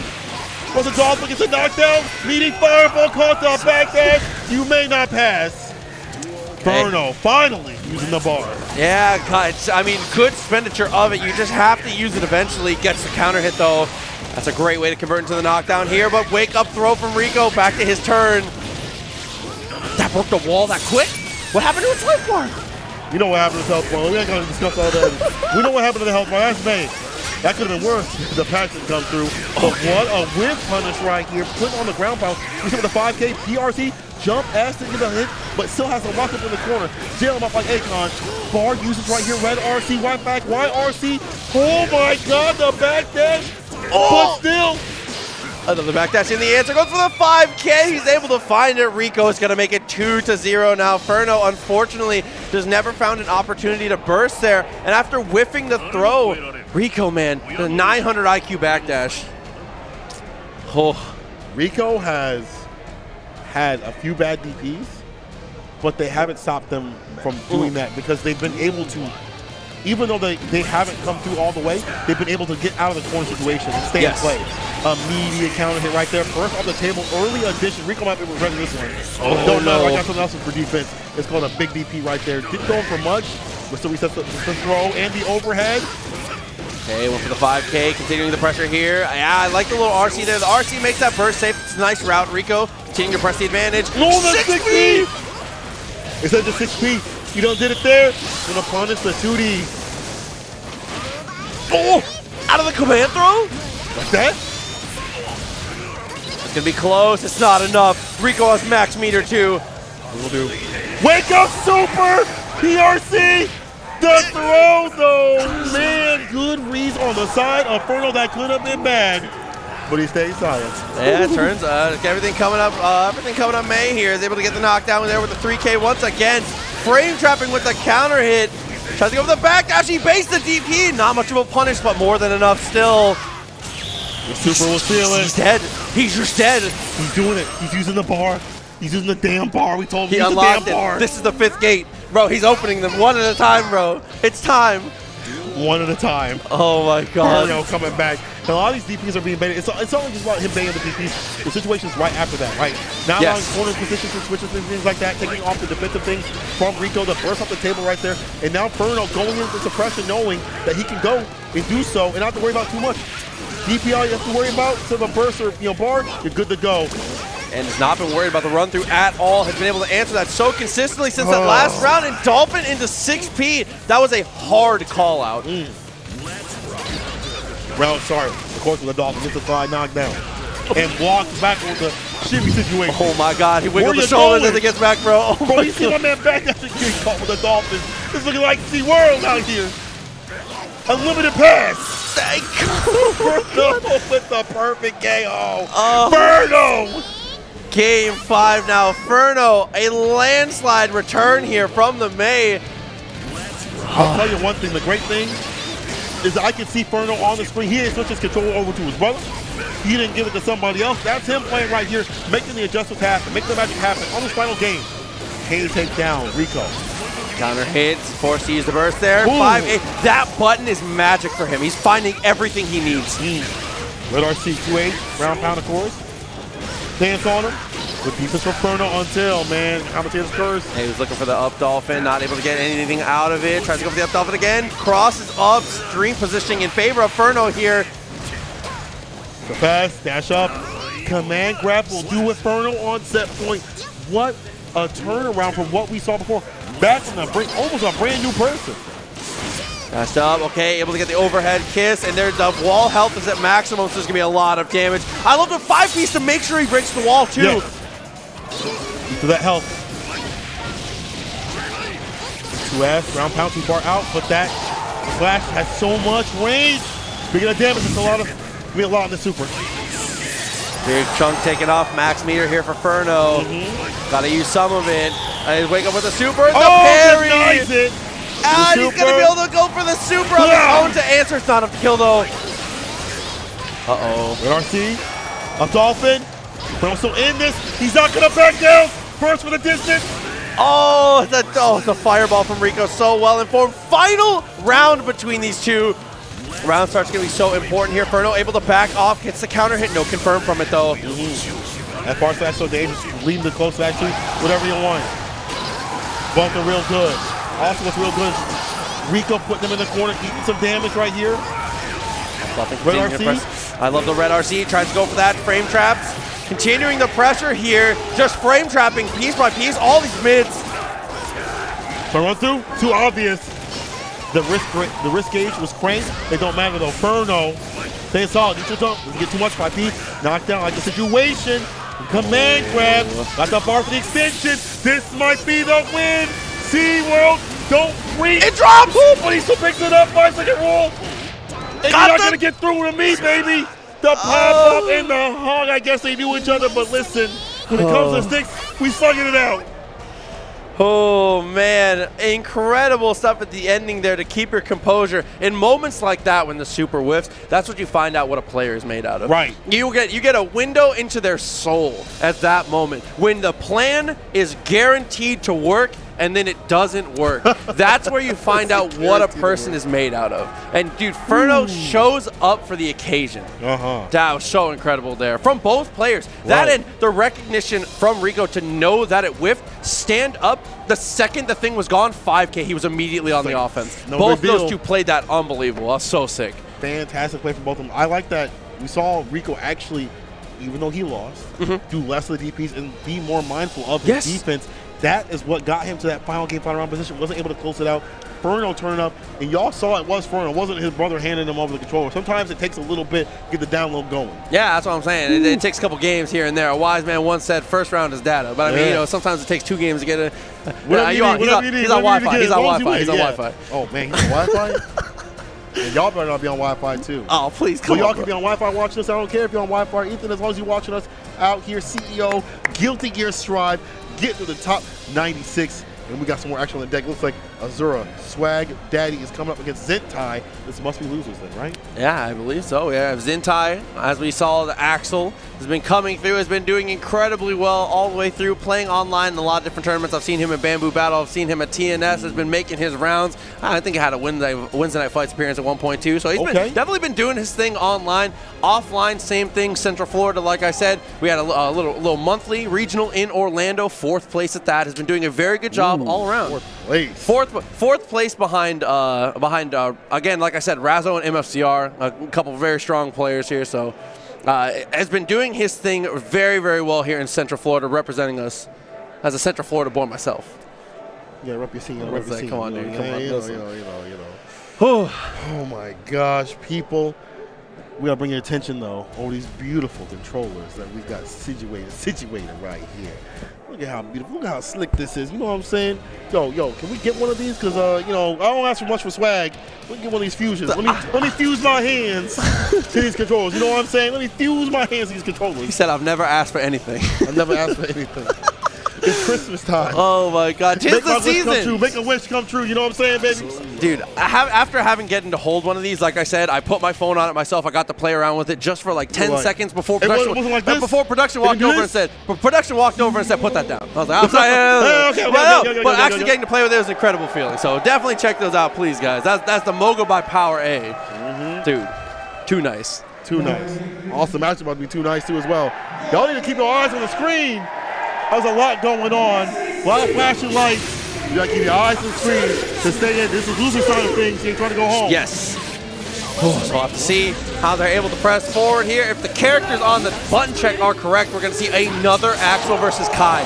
Really? I knew that Kai was a strong character on the current patch. I was not expecting the army of Kyle Kisuke's that we got running around out here. Man said Kyle Kisuke. Bro, we got an army of Kyles running around, bro. It's kind of wild that such a character that I wouldn't call sauceless. No, it's Soul again. The mix-up. I got shook. Oh my God. You know what's great though? Is that during these butt checks, I love them not playing the main character. I love that. Put it in their brain. You know, hey, I ain't gonna show you my card. You know what I'm saying? Yeah, I'm a Go Lewis player. Yeah, bro. Just kidding. I'm playing. No, I go hold that. Yeah, exactly. He said you're still gonna have to block close slash, but it's gonna be a little different. A little different. It's gonna feel a little different. It's gonna feel a little different. Oh man. Oh, so we got these two ready to go. Zentai and Soul. Dude, Zentai on the Axel. Asura Swag Daddy coming through on the Soul. A tough matchup for Zentai. But we've seen him navigate it once already. 6 rounds start. You gotta be careful with that one, my friend. If I get a hold of that one, he'll make some magic happen. I feel like Also, you know, by the way, actually, Zentai's tag, Island, part of the Island Boys. Hold up now. Let me find out, Zentai. Okay. Hit it with the Island Boys. 2S coming through, 5K. Get the extension to burst in play to stay solid. Far slash coming through again. Zentai really aggressive, checking his position. Lands PRC to stay away.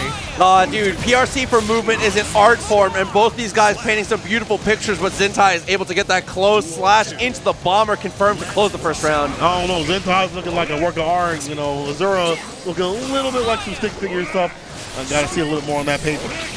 Does find a jump, and he's answering my call.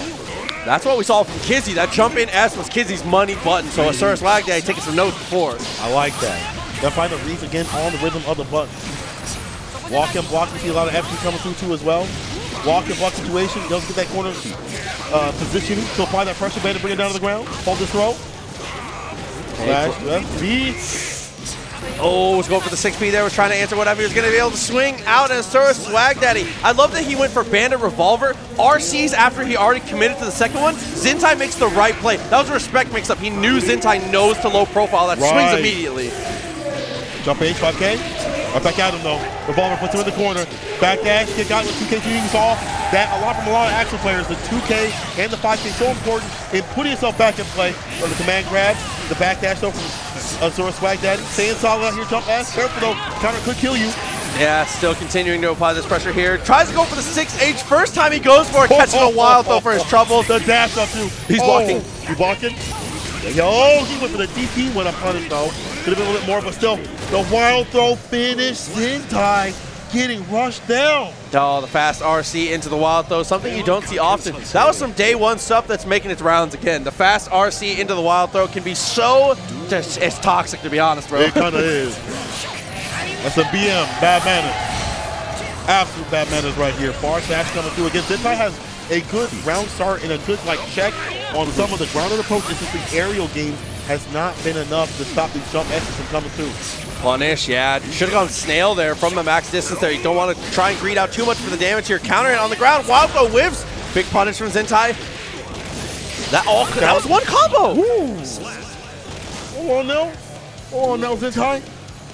All right, this is how I like this from Zentai. Now implementing a lot more control in the neutral situation too. 5K, tries to open it up, going for the jump H, very nice with the snail, pushes them away. Renson, follow up. Trying to find that jump in. You see Swagdaddy trying to find that jump in. Far slash situation, anything to come through. Zentai not putting the corner. This is bad. First off the table, baited. Oh, dude, it hurts so bad. The burst is baited. Clean hit DB, only one hit. He gets a reset off of it. The Tyrant rave, and that's the finish. Swagdaddy again finding situations and making magic happen. The 5K on his wake up as a meeting. 6H, dude, I feel like he's done it every single round. It finally worked. It finally worked. He's been betting. Counters off the DP, off the clash. Soul almost always winning off these clashes against the slower button characters here. Zentai, only one 5-frame button. It's not what you would want to swing there.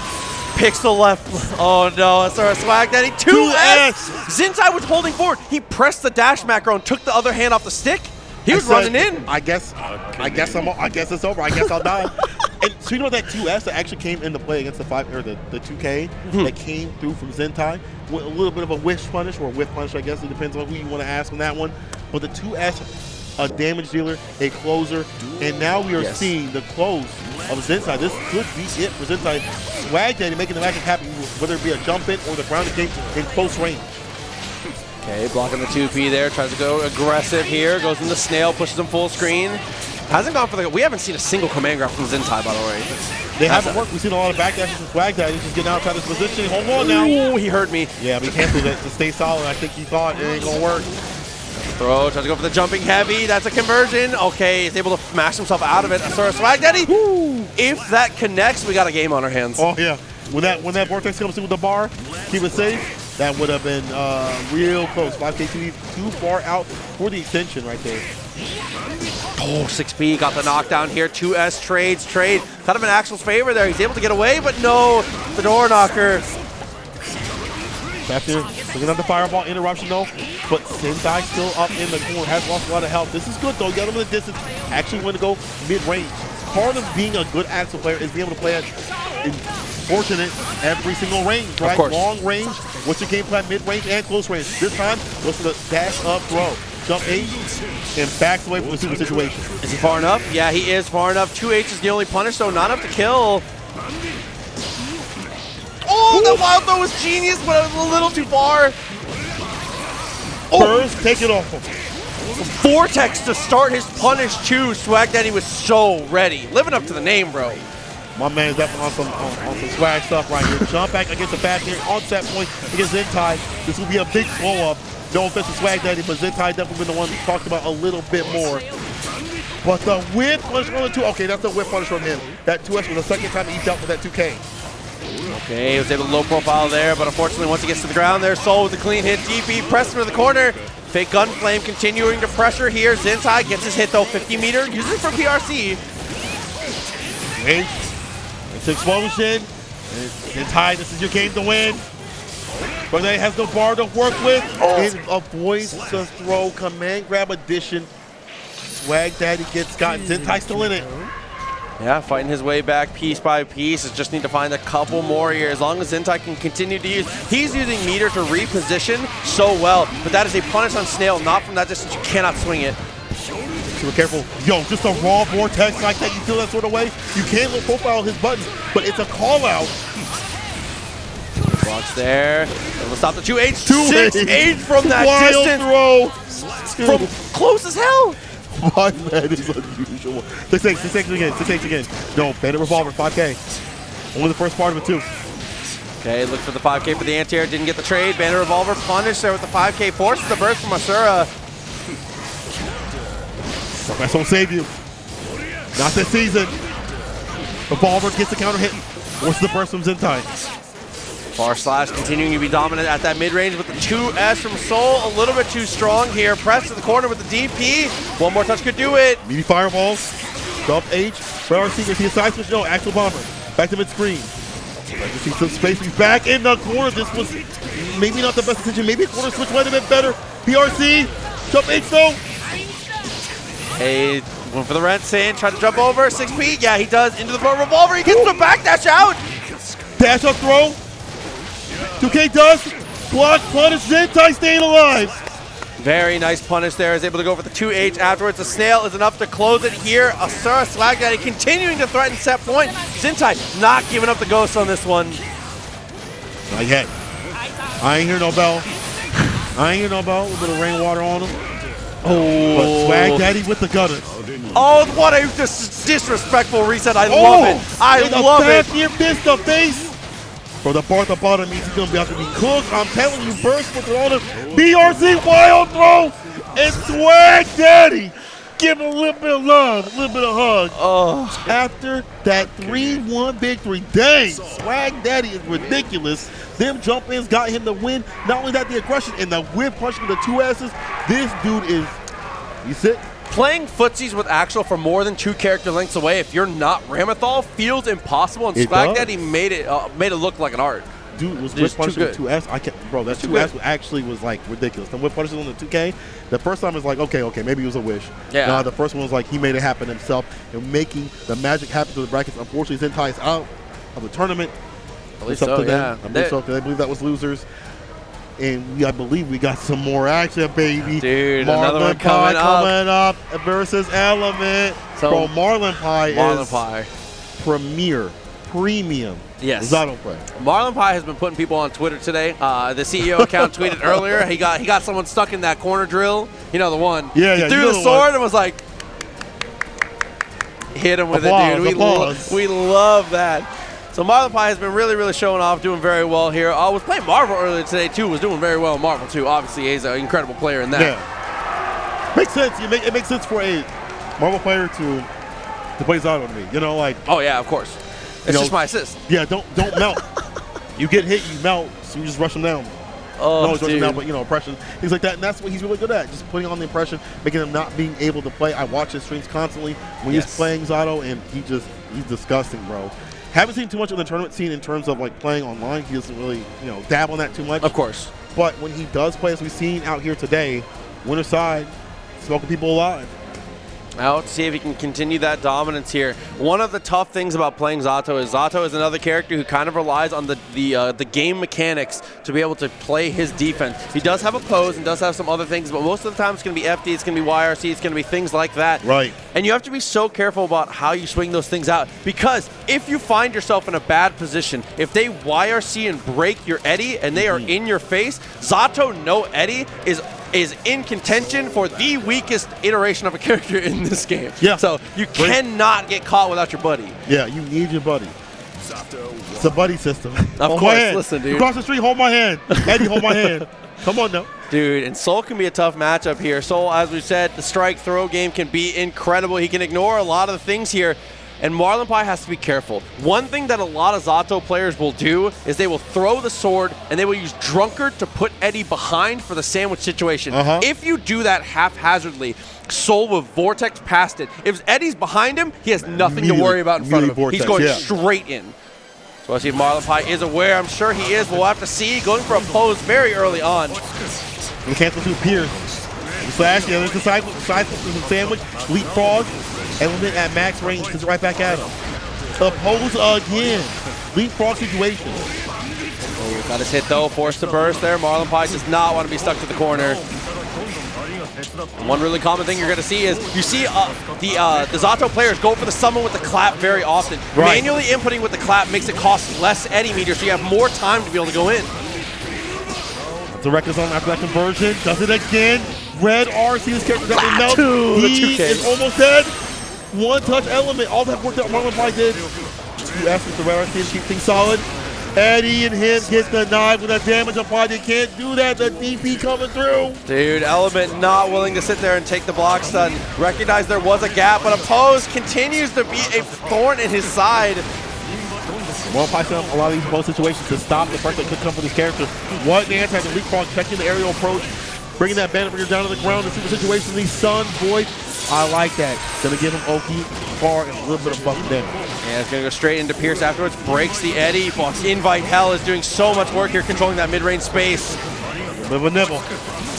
Air there, right there, against the bandit bringer. Immediate burst, but this might be a hero edition element bleeding. See what he find when he can. There goes the Pierce, continuing to apply a great amount of pressure here. Chip is a factor. He's not going to FD. He didn't have the meter for it. A perfect coming through. Marlinpie, a statement.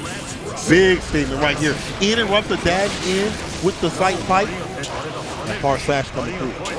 Like that, Marlinpie got the knockdown, set up for the sandwich, recognized he had misspaced it, immediately recalls Eddie. That is the kind of safety you need from a Zato player. He's going to use the sword to make sure he has max gauge here after the break. That's good. Managing your gauge both with Eddie and tension is super important. This is character again, continue on the pressure. It feels damn near endless. Marlinpie got caught in the corner. Element trying to find a way out. Can't find the exit sign. Look at that. Far slash coming through. Oh no, bandit bringer. It brings him down. That's an Eddie sandwich. A lot of damage. Marlinpie. Yeah, the oppose was just a little too ready, man. Marlinpie's reaction time is not something you want to test here. He's doing so well, always being able to shield himself. And calling out Drunkard a lot of times, too, trying to stop Gunflame. Gunflame has never even been on the table here for Element. Right, right. It just showing that also shows you like, oh, dang, I can't use this move. Hold on now, Element try to get into him. Forces the burst from Marlinpie to get some distance. Marlinpie back to square one. This is one of those things where, you know, with Eddie, of course, with Zato, you're trying your best to keep on the pressure with Eddie as well. Because the minute you let up, you've lost your game basically. And this is how it goes. Red RC, an Element, finding a victory. Yeah, that's all you need there. Yeah, I was doing a great job. After he broke the Eddie, was able to press the advantage there. He recognized that Marlinpie, when Marlinpie's Eddie's gone, he's leaning very heavily into Invite Hell, and that's 6P. And for good reason, it's the best way for Zato to be able to defend himself. He tried to go right for that vortex too far out, though. The idea was there. Wrong execution, unfortunate 2H. What's the damage and the Sun Void situation? The wall break, no big deal. Keep lost up in the corner. Jam up by Akon. Puts the frog on the field, and Froggy. Okay, 6H commitment there. Does not work out. Tries to go for the Bandit Bringer. Bandit Bringer again pushes him to the corner. Element, he's got an opportunity here. This is a great chance. 5K YRC in the middle of that string. Opposed. Leapfrog 2S for the finish. Frog reaching a little bit too high there. Element not able to get over it. Was trying to go a little bit higher with the far slash. Marlinpie always seeming to win these 9-9-second situations and always has so much real estate behind himself. Just never feeling pressed for room. He really isn't. I feel like he's able to go back to where he needs to be on the screen in terms of like dealing with Eddie, getting it back, in terms of balling to that back dash. 6H to Mummy returns, and look at that, calls it out at the right time. Eddie off the deck, though. This is where Element's starting to shine. Fast near, plus frames, caught the back dash, part of the FD, sorry, the 2D. I love that there, though, going for the 5P and going for the, oh no! Oh, dude. Tries to bait the burst, Marlinpie holds on to it, the discipline, dude, the patience of a monk. Exactly. I would have definitely hit that first, I would have been done. Dash up against the opponent. I like to see that. You have to go for the dash up throw. 2F coming through. Burst gets the goal. No. The Gucci on the deck. It's time to cook. Time to flex. Straight into the sword, trying to go for the sandwich there. Has Amorphous or the sword. Has so many options available to himself here. There goes the sword. Continue the pressure. Here comes the drills. No, just finds the hit. Bar for the 2H. Fortunate. Red RC. What a challenge with the 5P. And the applause again for the win, Marlinpie. Bro, sitting him down. That 5P hurt me. Bro, that 5P. Sticking down. To challenge somebody with 5P as Zato takes a lot of gusto, dog. That takes some swang, you know what I'm saying? Something that swang, you know what I'm saying? In the last hit situation, too. Right, that could have been it. You live on the edge, I feel like when you play Zato with all the help that he don't have, defense that he don't have. But to play that way, like someone's playing Marvel and other games where you get absolutely smoked and you get hit, to play that, I feel like that fear ain't there and then down the victory. Okay, continuing to apply that pressure here with the drills. Use the frog for the anti-air. He's preemptively anti-airing with that frog too. That's not a reaction. He's guessing in advance. He's reading the movement, and now Element do something different with the Bandit Bringer. Trying to open him up. 5P, getting a bar for the red RC, 2S, 2H. I love that. Just extending the combo as long as possible. He didn't have Eddie for all of that. 3 5Ps into red RC, 2H afterwards is the longest possible combo route you can go for without Eddie. He makes sure he has the gauge when he gets his knockdown. I love that he's so optimal to get that bar back. And again, the oppose, dealing with the neutral, 2B, 5P right there. Oh, committed to 5S, or far slash, I should say. It got hit with the Bandit Bringer. Oh, continue to get smoked a little bit here with the 2S. Nice punish. Doesn't have an RC, so it doesn't use to try and buy some real estate. Continuing to pressure with the Eddie here, but 50 meter for Element. Got to be careful. The RC, it's a pickup. That's Gunflame connected. He doesn't get it confirmed. No confirm off the Gunflame. That could be the difference maker in this set here. Once again, look at the clear situation. Element coming through with a lot more of the Bandit Bringer. Got to be careful as negative. You see Marlinpie take back his turn quite a bit. Pop in the corner. What are you going to do? Marlinpie get got with the far slash, but again, undeterred in these situations. Not backing down. Putting the pressure on the Vortex. Full screen, and I don't think Marlinpie was expecting it. He didn't even have any meter to cancel that. The sword comes through. He vortexes again. You can't do it in neutral. He will always go for it. There's just no reason not to. Element, well played and great reaction time. I love to see the 6H coming through in the clutch. It's a full pickup. Check the red. It's a lot on the deck, almost 50%. Runs the first offensive side to keep the top to the front. I'd love to have a goal, but this is absolutely perfect. So that part to work with. BRC taps the 5D. He's going to be able to break the wall here. 5S to break it. Positive bonus Element. Working on this comeback. 6H again? Bro, that 6H is doing a little bit. And they were both doing the most. They were both counter hits there. Marlinpie is trying to swing on those Elements. We found the answer. Of course, why not? Again. Why wouldn't you? No, in the burst is on the table. The burst in the Great Night North, the Canadian burst there, not working out for Marlinpie. The side of maple syrup. Hey, they got some of the best bacon in the business, though. Right back at him. I like that. Applause again. Oh, that broke Eddie, though. Goes to the PRC. Yeah, he saw 5D startup. Knows he can get the punish. Right 6P, but too early with that situation right there. It gets opened up. Element getting into Marlinpie, wants to go for a slugger style, and it's not working out. We've seen this so many times. Going down 2-0. Element is making a stand right here. He's playing like a different player in this last set, and a lot of it has just been he's being more aggressive. He's trying harder to go in with situations like that. A lot of the times he was blocking. Now he's just doing 6H. I'm at the win button with this character. It's wonderful, obviously, but it's not happening right here. Lands a side pick up, 5P, 2S, catch the back dash, oppose, BRC to get right over the oppose. 5K on the BRC, 2S gets a knockdown. Element is working. Even with the just defense, the IB against the leapfrog, dealing with that and putting more defense on the deck. I love to see it. Trying to place himself in better situations here. There comes a PRC, unsummons though. Bandit Bringer, punish easy. Front for the corner. Marlon Pie gets in with the dust. 2H, hold on, now leapfrog. 2S. I'm surprised we don't see a burst there from Element. He's going to hold on to it. I would have thought he would want to try to cash out on this round, but no, he's going to be trying pressed for this one. Marlon Pie continuing the pressure here. And the dust. Max range to do it. Marlon Pie on set point. Element, got to find it early. 6H, of course, he's going to go for it again. Why not? Marlon Pie with the adaptation, the knockdown. All of this coming up of a blocked 6H. 6H right there. The money returns. Marlon Pie's got one of his own. Backdash skid scout the factor. What a read. Burst out on the side of Marlon Pie. Immediately goes for the leapfrog in the super situation, trying to get a little bit of a sandwich. Element still in this. Arson follow-up, 5E counter hit, goes into the 2S. Pierce for the follow-up. Continuing the pressure here. The sandwich comes through. Element looking kind of shook here. Has burst. He's got a burst. They both flip. 2B2B. 6H. Here we go. Element with no Borgo. The challenge again. 5P first to get the golden edition. Bandit Bringer. And the punches again with the 5P 2B situation. Marlon Pie swinging it back from the brink and fighting for his life with those P's, if you please. Dude, yeah, the Bandit Bringer. I mean, I respect the attempt a lot. Had been finding those connections with it. And as we've said a million times, I'll say it a million more times. You can't be scared off of your strong options. Right. Bandit Bringer was an incredible call out a lot of the time there. The one time it doesn't work out, it's hard to fault him for it, man. I like the commitment to that decision. Marlon Pie is ridiculous, dog. Be able to have the acclamation. I thought it was going to actually, Element was going to smoke Marlon Pie, I'm going to be honest. I love Marlon Pie, but I thought my man was going to get smoked because we saw the 6-8 coming through. A lot of counter situations, like Element was starting to get a read on the button presses on Marlon Pie. Agreed. 6-8, 6H, and that was the party starter right there. And that allowed Element to build up that tension, to get those extensions, get the damage going. And again, Zato is not a healthy boy. He don't eat his Wheaties like that. So all it takes is a few hits to do it. Marlon Pie riding the ship in the 5P situations at the end. Seriously. Sometimes you need that light, bounty, soft touch to do it. With the two fingers out. But, oh, dude. Next up is another just an incredible matchup. Adrian Riven is going to be coming up against Ajax Fidelity. Ajax back up to swing. Adrian Riven, who was in top 8 of Dragon Ball, by the way. Congratulations to him. Doing incredibly well this weekend in every single game that he plays.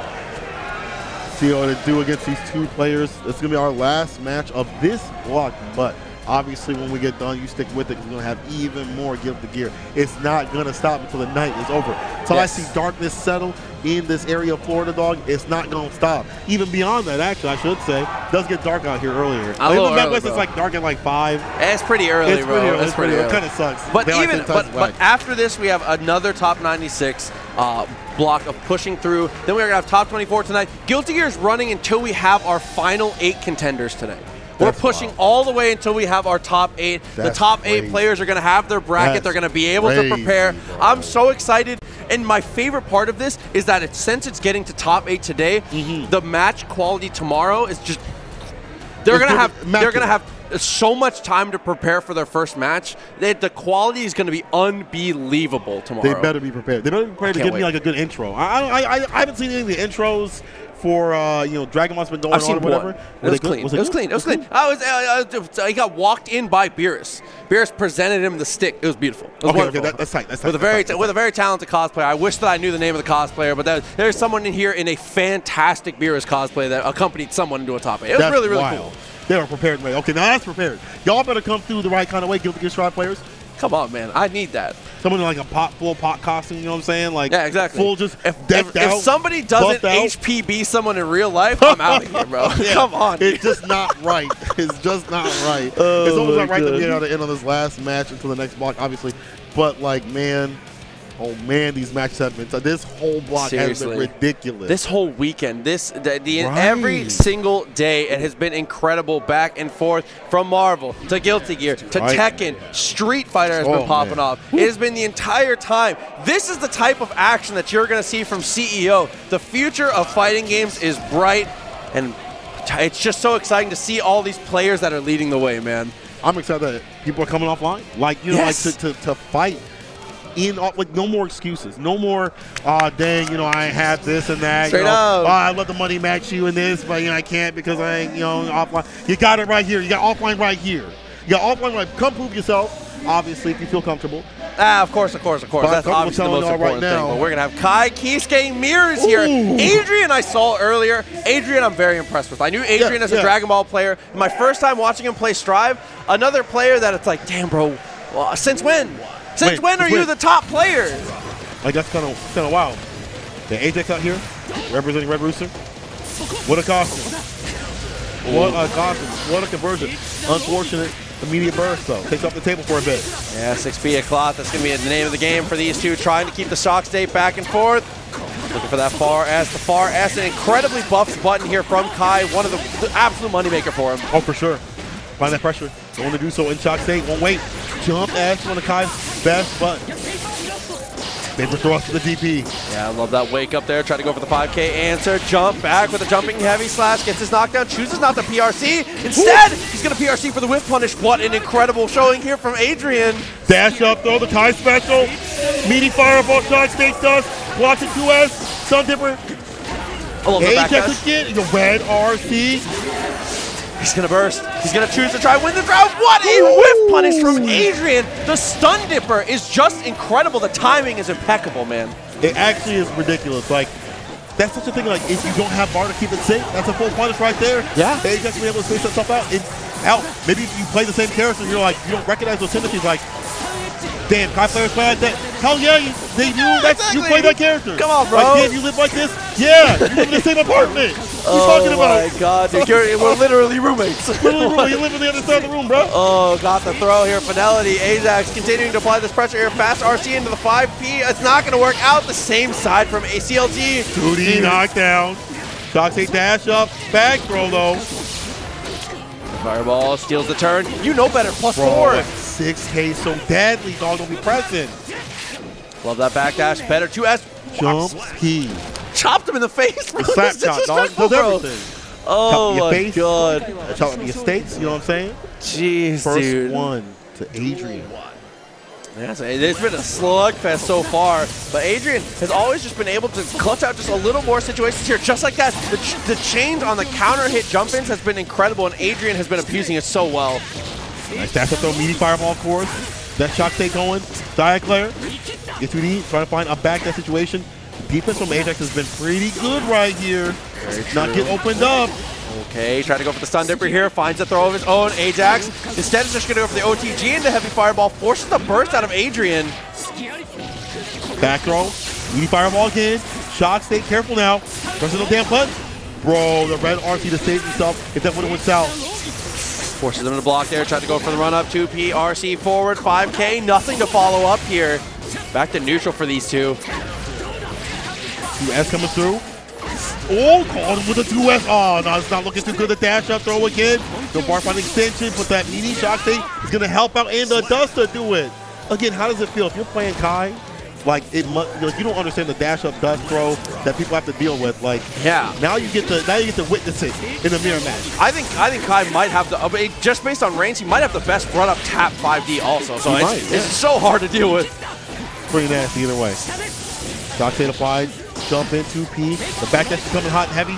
Paper thrust with the red RC side switch like the 2H and the flip kick too. Let him go for that meaty fireball. Goes to the jump in. Age gets that knockdown. No fireball. Instead, he's going to PRC forward. He reacts with the cold burst. Ride the lightning. There's no way. Ain't no way. Yeah. Avoid it. You good. Flip kick max range 2H burst on the other side though. A reversal 2H has just got me on my heels, bro. That's insane. That's a PRC and an easy confirm. Should be able to kill off of this. Absolutely. Evening the rounds of Adrian Riven not giving it up yet. It's such a difficult match. You have to play the person so well. Yes. You're not playing the character so much. The optimal range is your optimal range. You're playing into tendencies. The dash up throw though. Adrian Rivers. Lock it down with the fireball approach again. Meaty style. Oh, love that 6P. Is able to back himself off. Oh, the trade heavily in the favor of the player. Picking 6H there. No punish from that distance. Trying to go for the bait. No one to follow up. And he's pressed into the corner. He baits the DP. And this should be an easy win. He'll send him to the wall. Make him fall. Adrian Rivers. Riven, I should say. About to make a river of, tears right here. Because Ajax got to do something different. This is game point Adrian. Absolutely. Okay, he's going to go for the burst there. Breaks himself out. To burst in return. The momentums are off the table. He said, no more, let's fight. Don't worry about defense. Worry about my offense. Flip again, I like that challenge. Of course, gets a counter situation, 3-piece knockdown.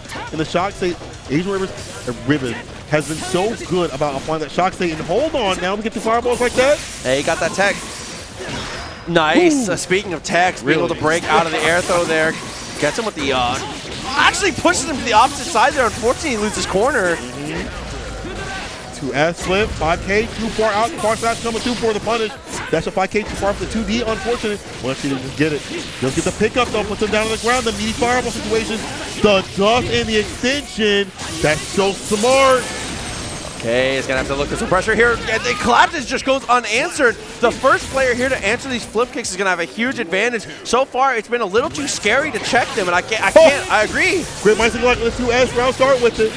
Picks him up though. It's looking good for Ajax, starting to swing back.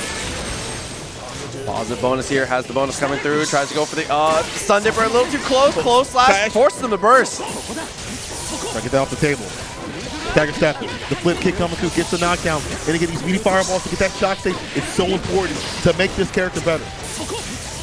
Okay, yeah, Stun Dipper forces the burst here, just bursting for momentum here as Ajax wants to close it now, but Riven puts him to the corner, gets another throw. Oh, he's trying to catch the back. The flip kick didn't work out, but I like the idea. Strong execution. 2S, flip kick again. Red RC, that's the victory. Dude, okay, Ajax coming back into this, and it's been a lot of Stun Dipper at those mid-ranges. At the range that he would be normally expecting 2S, he's going Stun Dipper because it closes the gap just a hair faster, and that's all he needs. That little bit of timing is perfect. Gotta stay perfect in this match. When you get a mirror match and playing the other person, get the man in the mirror. 60 immediate burst again. They've been going for these immediate burst situations. That's been kind of the meta this weekend. Yeah, I was expecting to see people hold it a little bit longer, but no, we've been sending it. That throw. Yo, that was so dirty from the back door. That jump S and base out the DP. Oh, PRC. Dude. And the DP again. What's the situation? 5K for the OTG. JD to answer. What an answer. He has 6P. Arguably the best 6P in the game. He just chose JD instead. That's so nasty. That's set point. Adrian. Yo, Adrian! Break the wall. Ajax Fidelity really trying to bring himself back into 6K again. The same hit. He said, run it back. I love this movie. I ain't done. I ain't hear no bell, baby. We'll do with the super. I like this. I would love to see BRC forward here after he runs forward. Yes. Or dash up. Oh my God, he does it again with the perfect. Fidelity is coming back even rounds. Oh. We're going rounds. One of you is going down right here against set point Adrian, but Ajax is fighting back. Puts him in the corner. 5K. Immediate burst. Again, doesn't have to deal with what could have came through from that situation. Dashed up. Yeah, 6-8's always going to win out on those trades. Dashes forward. Gets a throw. Meaty fireball. Close slash. 6K again. +4. What are you pressing? Meaty fireball again. Ajax, he catches yet the DP saber thrust. Adrian Riven, this would be an incredible comeback here. Has 50 meter in a dream. Josh is up. That's a great way to start. Knockdown in the corner. 5K 2D knockdown. Meaty fireball again. 2P the burst. Love that burst. Yes, fine. Ajax has the lead, and the wall does it all. Love that burst from Ajax, bursting right away. And that is an underutilized tactic. Bursting on block is incredible in this game. Just to get the pressure off, it's so worth it. Ajax showing it off. Final game! That's what you like to see, even in a mirror match, baby. These jump-ins. Okay, staying away so far. Has the shock state on 6K. Oh my God, vapor thrust afterwards. Inspirational. Jump S. Footsies. That's my favorite kind of Kai plays. Inspirational kind. PRC to shine with the air throw. Keep him locked down here. It was looking all Riven now, but Ajax is in control of the late PRC. He goes first. Didn't get it. Unfortunate waste of burst off the table. 5K. Find the opening. Ajax still has a lead. We'll find the pickup. Put him down where he can't be found. Ajax on set point. Swinging it back from the brink. Oh, dude. Let's see how aggressive he starts round. He's going to jump backwards, actually. Riven is the one that's going to attempt to press. Shock state on him. Gets him with the flip kick, though. Counter hit. Lots of damage. Meaty fireball. What's the mix now? And he gets it with the fully charged dust. All the time to do it, too. It's a lot of damage. This with the burst just yet. Just got it. You want to do it at the end? That could have been baited. Nice block. PRC forward, gets a throw. Oh no, Riven got the knockdown, trying to bring us to the final round. Ajax, the CR. Oh no, hold on now. Back to neutral, baby. Yeah. PRC, TP, inspirational play from Ajax. It's looking for one more touch. That was almost enough. It's not quite there, though. The FD for extra speed.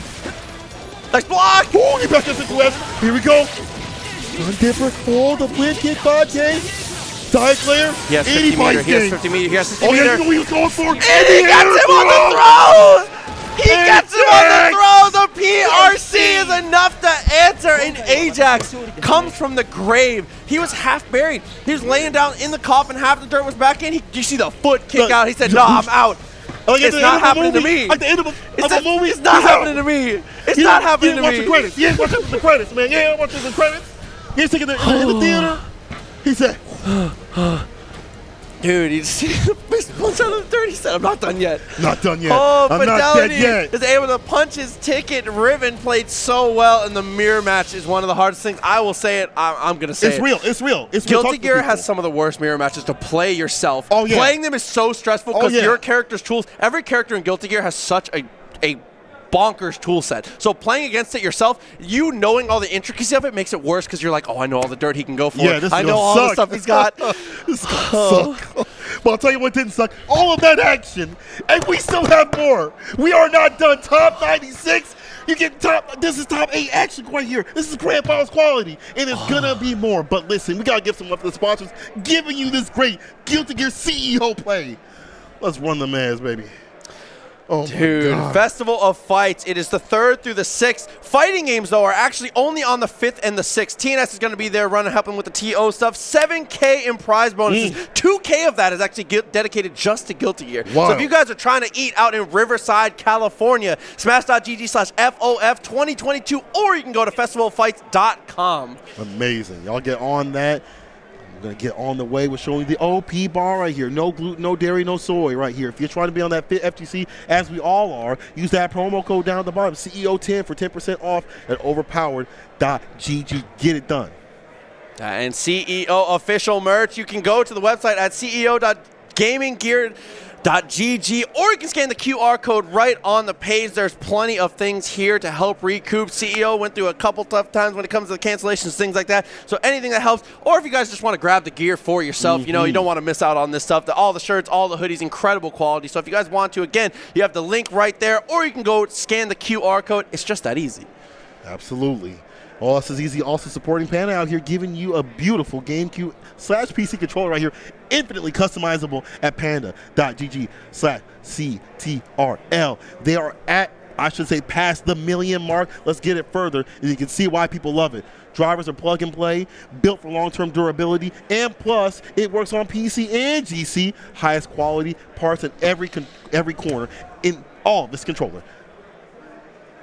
Dude, that and DreamHack is back. The fighting games are going to come through. 15K in prize pools coming through February 11th through the 13th. Anaheim is going to be lit. I'm hoping to be there myself, spectator or not, going to be able to come through. You guys can register now at smash.gg/DHANA22. DreamHack Anaheim is going to be incredible, guys. Please make sure you guys go check that out. Y'all can also check out more Smash tournaments in Austin, Bakersfield, Denver, Fullerton, North Brunswick, Oceanside, Philadelphia, and St. Louis. They've also got Tekken, Dragon Ball, Street Fighter, Guilty Gear. If you love fighting games, you're going to love them Wednesdays at localhost.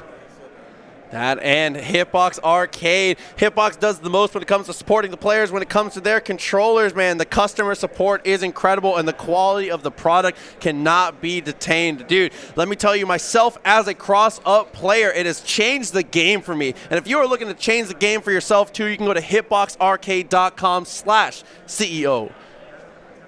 And y'all can get some good-ass Tekken shirts in a variety of flavors, colors, and characters right there to help out the 10-0 right there, people. Hit that QR code or go to 10-o.gg/merch for more information and more ways to pick up them beautiful shirts. Man, I'm sick, dog. I want that Armor King one. Dude, it's all licensed Bandai Namco stuff. I cannot wait to get my hands on some of that license? stuff. Yeah, we take those. You know that's quality right there. Yeah, let's go. You know what I'm saying? No dollar store stuff. Ooh, and you know what else? You know what wasn't dollar store stuff? This gameplay right here, Guilty Gear Strive Edition. Y'all, if y'all ain't playing this game, you messing up. It's just that simple. I don't know what you're doing. I don't know what you're doing. you messing up your life. It's been incredible. Get your life right. Getting to see, if you were on the fence and watching this action hasn't sold it for you, you might just not be into fighting games, bro. This game is incredible. Strive, right. You've got to get on it, guys. And if the action is going to continue to roll, we have more of top 96 coming straight after this. And after that, top 24 to top 8, we are rolling down until we have our final 8 players tonight. So much more Guilty Gear to come. I'm exhausted. I'm exhausted, bro. I'm going to need a quick break. Y'all need a quick break. When we return, more Guilty Gear Strive action, CEO edition coming your way.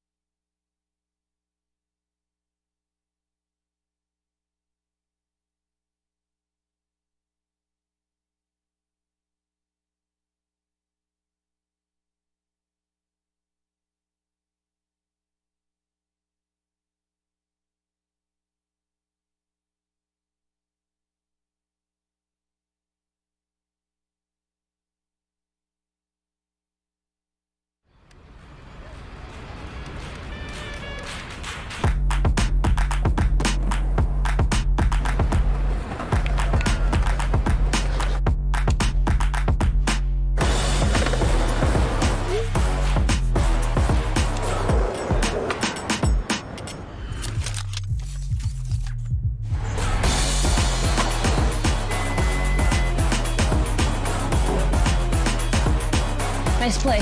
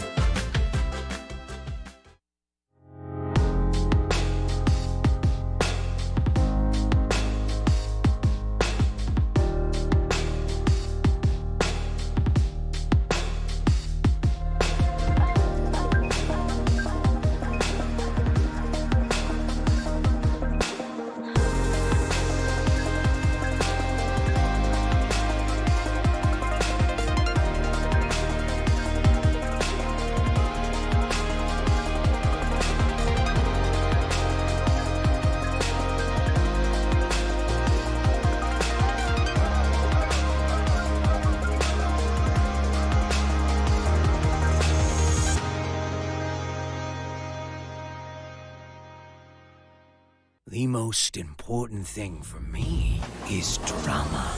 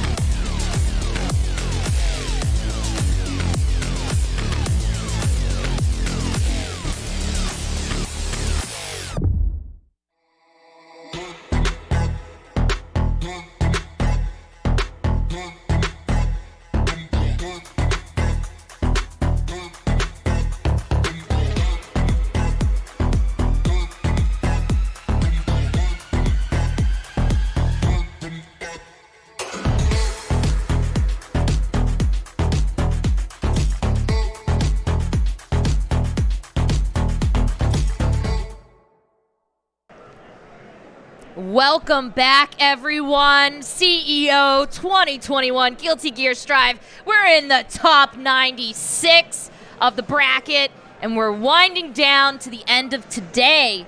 I am joined by Raph, finally offline.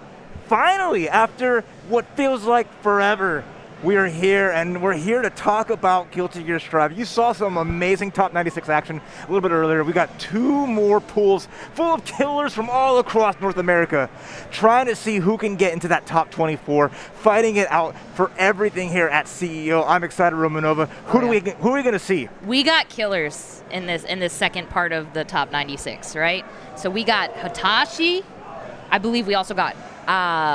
Did Razzo play already? We might have Razzo. Not 100% sure. Oh, you took some notes. Oh, Lord Knight, which obviously I'm excited about, being a Milia main, right? Loving the subhuman self there. But yeah, we got up first. First of all, Big Butt Jackson, and we got some people from ATL that I know. We got Doza. We got Bates. So those are names some people might not know, but they're longtime fighting game players, and they definitely have earned their spot here today. Yeah, no shortage of amazing players here, because this is the first big offline event. I'm sure you've been drilled into that the entire weekend, knowing just how many people are here who've been fiending for some offline Strive. But what I love about it is the online players have been showing up and showing out. It's like, oh, well, when you go offline, things are going to be different. It's no. The netcode's that good. Exactly. The netcode's that good. And that's what you want to see in these fighting games. And up, like you said, Wrath, not to be confused with me, that's Wrath, R-A-T-H. Yeah, Wrath, not Wrath. Versus PR Big Butt Jackson. And if you know about Wrath, Premier Gold Lewis Dickinson in North America, he is going to show you the power of the Secretary of Defense. Absolutely. I actually saw a really awesome Gold Lewis cosplay earlier. The guy had the coffin with the alien sticking out of the side, too. Yeah. It was awesome. Absolutely amazing. Shout-outs to that cosplayer out there for repping the Gold Lewis Dickinson. Oh, and we have a Nagori Yuki player here. I know Big Butt Jackson from the Dragon Ball scene, but I have not seen him in Guilty Gear. but I love me some Nagori Yuki. We got a lot of long-range normals, but we want to make sure we don't fill up that blood gauge. We don't want that mask coming off. No, not here. With the amount of damage that can be put out by Gold Lewis, nice RC keeping Gold Lewis in the corner. Yeah, he also, it looked like he was going for the bite and whiffed it, so the PRC there saved him.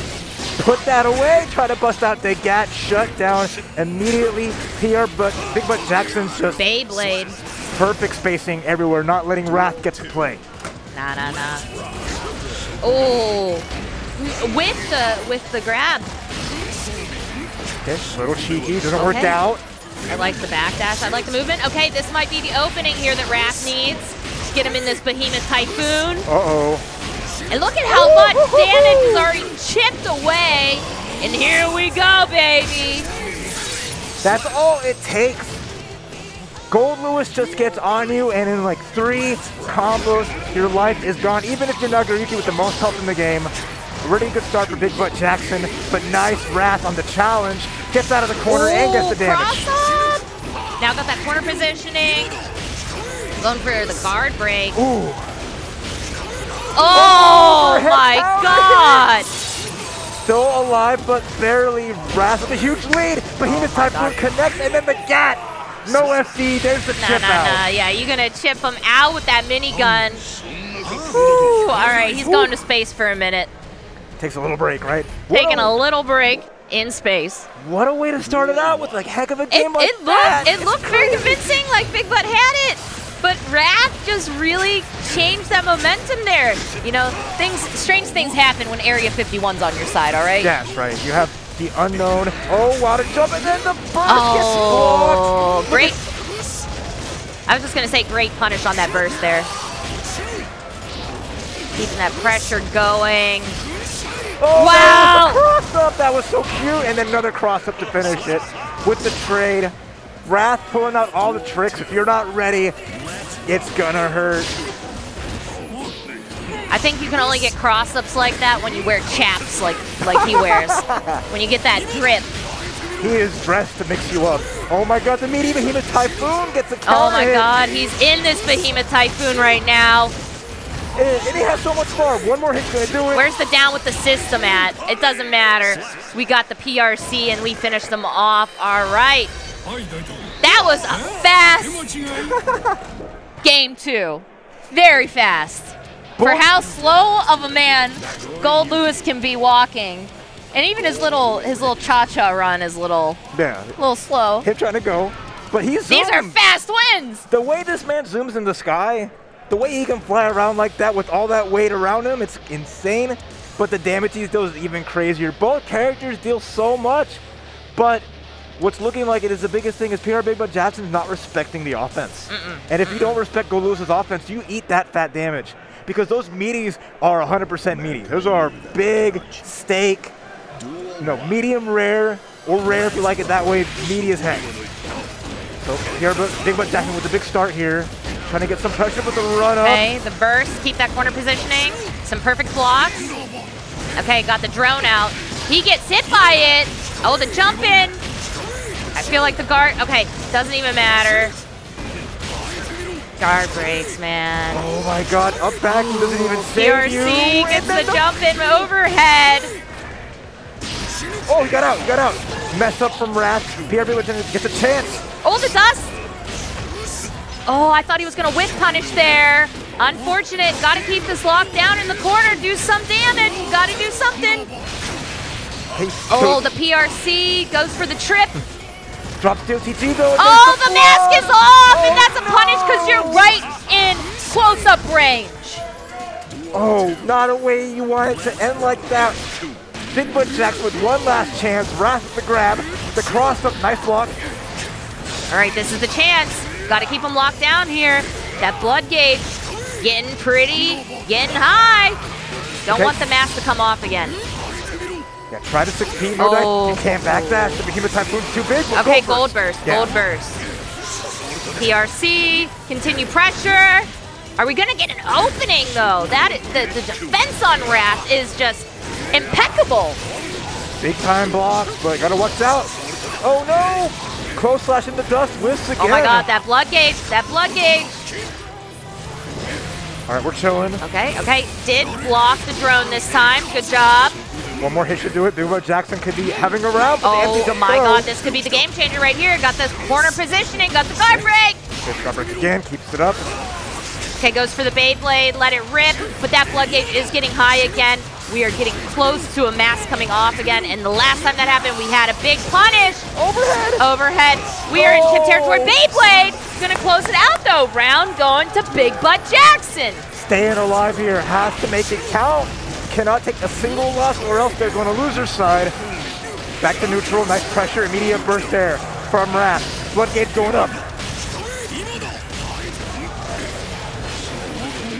Gets the grab. Oh, that's perfect. Needed that blood-sucking universe. Getting that blood gauge all the way down to put on this pressure again. PRC. Oh, the jump out. Great tech on that throw there. Guard break again. It is keeping him locked down. Okay, bursted after that RC there from Wrath. Very smart move from Big Butt Jackson. Has to be careful. Blood gauge is up, but finds 2 hits. It's going to go down. Oh my God. And he Beybladed. Oh, he's lucky he closed that out, and now he is on the board. Big Butt Jackson not going home with any goose eggs right now. But oh my goodness, that was close. Yeah, had to answer back, and answered back in style for sure. He was so close to the mask coming off again. It was bad. We here at CEO, we like to keep the mask on, you know? Yeah, we like to keep the mask on. I know some of us that are backstage in the commentary booth, you know? But I mean, yours is really on because, you know, the smell of the game is just so intense right now. It is too much for me. Yeah, so it's just too much. But too much is this damage. Look at that. Oh, and the fake out with the jump. And now Wrath just taking it home. One more big hit with the cross up. Oh, the cross up is so dirty. Goal burst. YRC. But Wrath still finds a way. Match Life point. finds a way. Okay. Round start with the DP. That's great here for Big Butt Jackson. Tries to go for another dust, doesn't work. Okay, does get the slash there, and the burst has come. Wrath is, though, on set point here if he can make some work out of this. Got dusted from the PRC. One more hit away. Chip is there with the Beyblade. Beyblade. Does it out, yeah. Had to use your meter to FD there. So much chip coming from Nagoriyuki. Big Butt Jackson still trying to make this competitive. Close slash, full combo. Look at this damage. Gonna get the wall, and nice. Gets the hit with the 6 heavy, breaks the wall, reduces the blood gauge with the cross-up from Wrath. See, those cross-ups are working. I need to see more of them. Okay, that time it was blocked and got the YRC there, locking him down with the Beyblade pressure. Got a couple hits there, got some damage. PRC went for the throw, the counter throw here from Wrath. Guard break.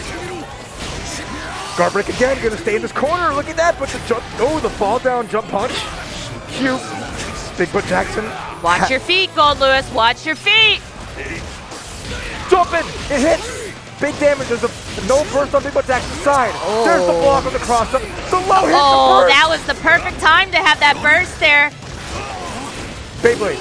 Okay, got the burst. I was gonna say, and he got him because he had the mask off. He knew the clone beats the Gatling. The clone put the blood gauge at max. Didn't matter if you beat that move. You basically just said, hey, Gold Lewis, here's a present for you. Take my vampire self to Area 51 with everything else. Carried him out in the sun. That was some great Gold Lewis play, though, that we saw there. You know, he was always my favorite character in The Big Lebowski. Yeah, and look at him now, finally going to fighting games, living the dream, right? Putting on a show with the coffin and just it's just nice to see a really strong Gold Lewis. Like we had some yesterday. They weren't necessarily ones that made it obviously to the top 96. So really, really cool to see people develop that character as it came out from the DLC. Exactly. That's what I love about all these major events. Character representation is on point. You're going to see so much of the whole cast. I mean, unfortunate that Happy Chaos had to come out this week. I know, so, he's illegal. Yeah, unfortunately we don't get to see the newest character, but we still get to see most everybody else. And as we come up, I say diversity, but we are going to see another Nagoriyuki. It's Idiosyncrasy coming up on deck. One of the premier Nagos. in North America. And what's crazy too is in the top 96, we also still have Hitachi, another premier Nagoriyuki player, if not the best in the United States. Oh yeah, and one of the finest players in the world. So I'm excited to see what they put together. And we'll get to them hopefully a little bit later on, but I'm interested in Creator. Oh yeah. This is the thing about this I tournament like the kimono. This man, he came out here in the swagger. That's how you do. You're in Florida, right? You got to dress. Get the floral print looking all good. But yeah, what I love about it is like, there's so many players that you are the unknowns because so many people are coming from online. Like, yeah, there's a lot of big online tournaments, but even if you watch all those, there's gonna be people who fly under your radar. So people like Creator, making it this far, so our top 96 winners, going up against one of the strongest Nagos. I'm really interested to see what they bring to the table because the factor of just everyone starting on the same footing and being able to play like you would almost offline with the great rollback netcode. Well, Makes players like this shine. The thing I'm always more interested in is, regardless, obviously people play Guilty Gear Online. Yeah. Is if they play PC versus PlayStation. Because there is a difference in delay between the two, and tournament is PS4. Yep. And that's the thing is, you know that going into it, so you always got to take time warm to up. prepare. You yeah, have to you got to warm up and get used to it if you're a PC player. So we getting the Geo? I love me some Giovanna, baby. That'll be a fun one to see. So Geo versus Nagoriyuki. I mean, Nago's got the range. Oh, they picked the armor-clad Fade? Let's go. Oh, man, I saw them hovering color 8. Color 8 Giovanna's the GOAT. Okay. The pink. That is your color, huh? I love the pink, yeah. That's the one you're on. Sick. It's not even the blonde thing. I just really like the pink color. It's like a peachy pink that she got. And then the blonde is just like the icing on the top. You get that one little extra like cool. I gotta have that and the color I like in there. Oh, heck yeah. But Nagoriyuki, speaking of characters that have fits that drip, the design that Arxis has for Nagoriyuki, just such a cool new character to bring to the table here. We'll see what Creator can do here. You got the movement with Geo. You got all this. Oh, I saw the 2-dog. Okay. Yeah. Wow, immediate first idiosyncrasy. Wow, the Sepultura. I like it. Busting out. But good 6P, yeah. Yeah, the 6P challenge that jump in heavy slash there from Giovanna, and now got her locked down in the corner here. Oh, but the mask is already off, but no punish. Nice cross up, okay. YRC, RC to get that. One more hit can do it. Mask coming back on. Nice tech throw. Great tech on the throw. Saw it coming from a mile away. Very low health though. Tried to challenge the Beyblade, okay. What a clash. It's so scary. Anybody's game still. Charge us block. Oh, yeah, that was great. And the cross up. Yeah. I like that. Going for the dash up 5K, jump cancel, air dash, cross up, jump K. Beautiful. So one of those, there's 2 moves of hers. The names are in Portuguese, so I get them mixed up sometimes, so I apologize. But I believe the cross-up's name is Sol Puente. And if I'm wrong, I think it's I think there's one called Sol Nocenche. Yeah, Sol Nocenche is her uppercut. It's the uppercut. Yes. The other one is the jump over, thing. Exactly. So you have that. Yeah. It's basically sunrise, sunset. Yeah. Okay. Yeah, so, yeah, Sol Puente is the cross-up then. Exactly. That move is just dirty and neutral. It's tricky stuff, but speaking of tricky, idiosyncrasy, we're getting the overdrive, baby. We're reducing that blood gauge really big. We're getting all this damage. Creator now on the back foot has to hold this pressure a lot. Here. And the grab to do it. The blood-sucking universe, a great way to end it. Idiosyncrasy with the first game. Splash idiosyncrasy. My man was thirsty. He is thirsty. Repping the Splash water brand. Oh yeah, that's what you were talking about. You were talking about this earlier. Yep. And bringing it here. I love to see it. Idiosyncrasy embracing that and putting in work for the Team Splash. Oh, I like the jab out of the cross-up there.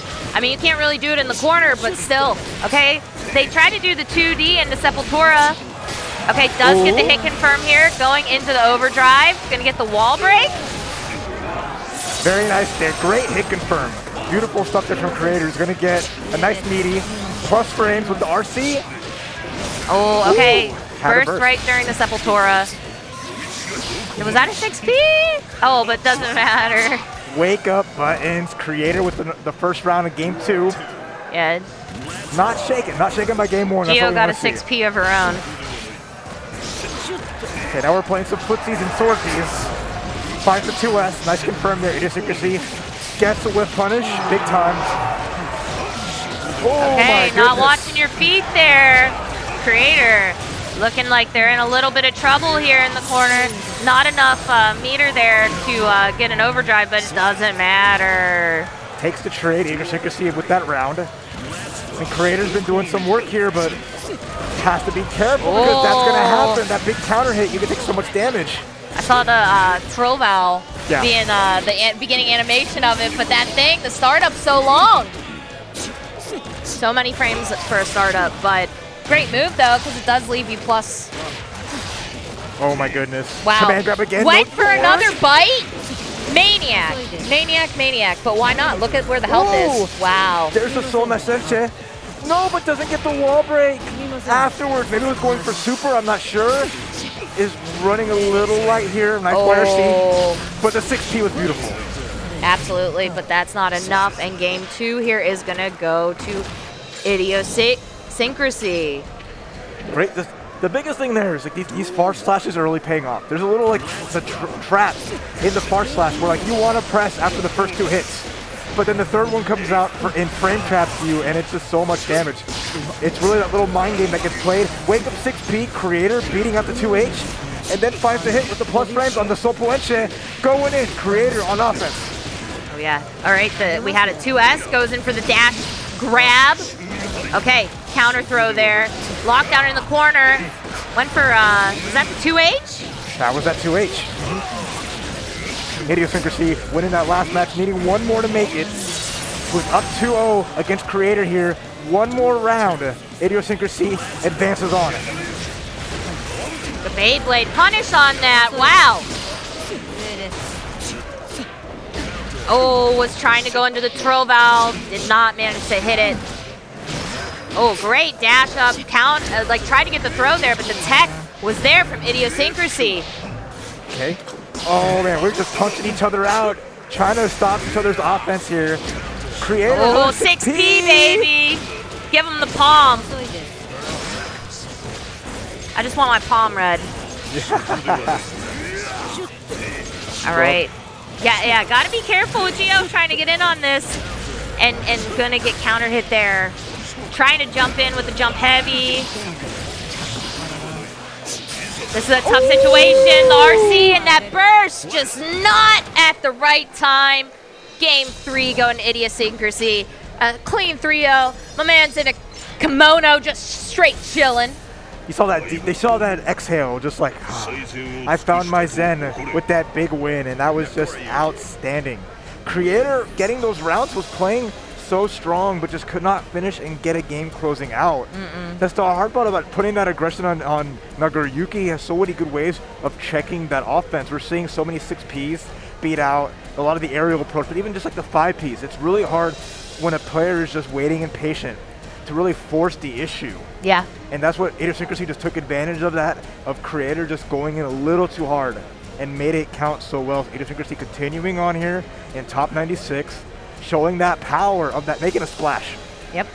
And, you know, shout outs to them for that sponsor as well, for getting sponsored.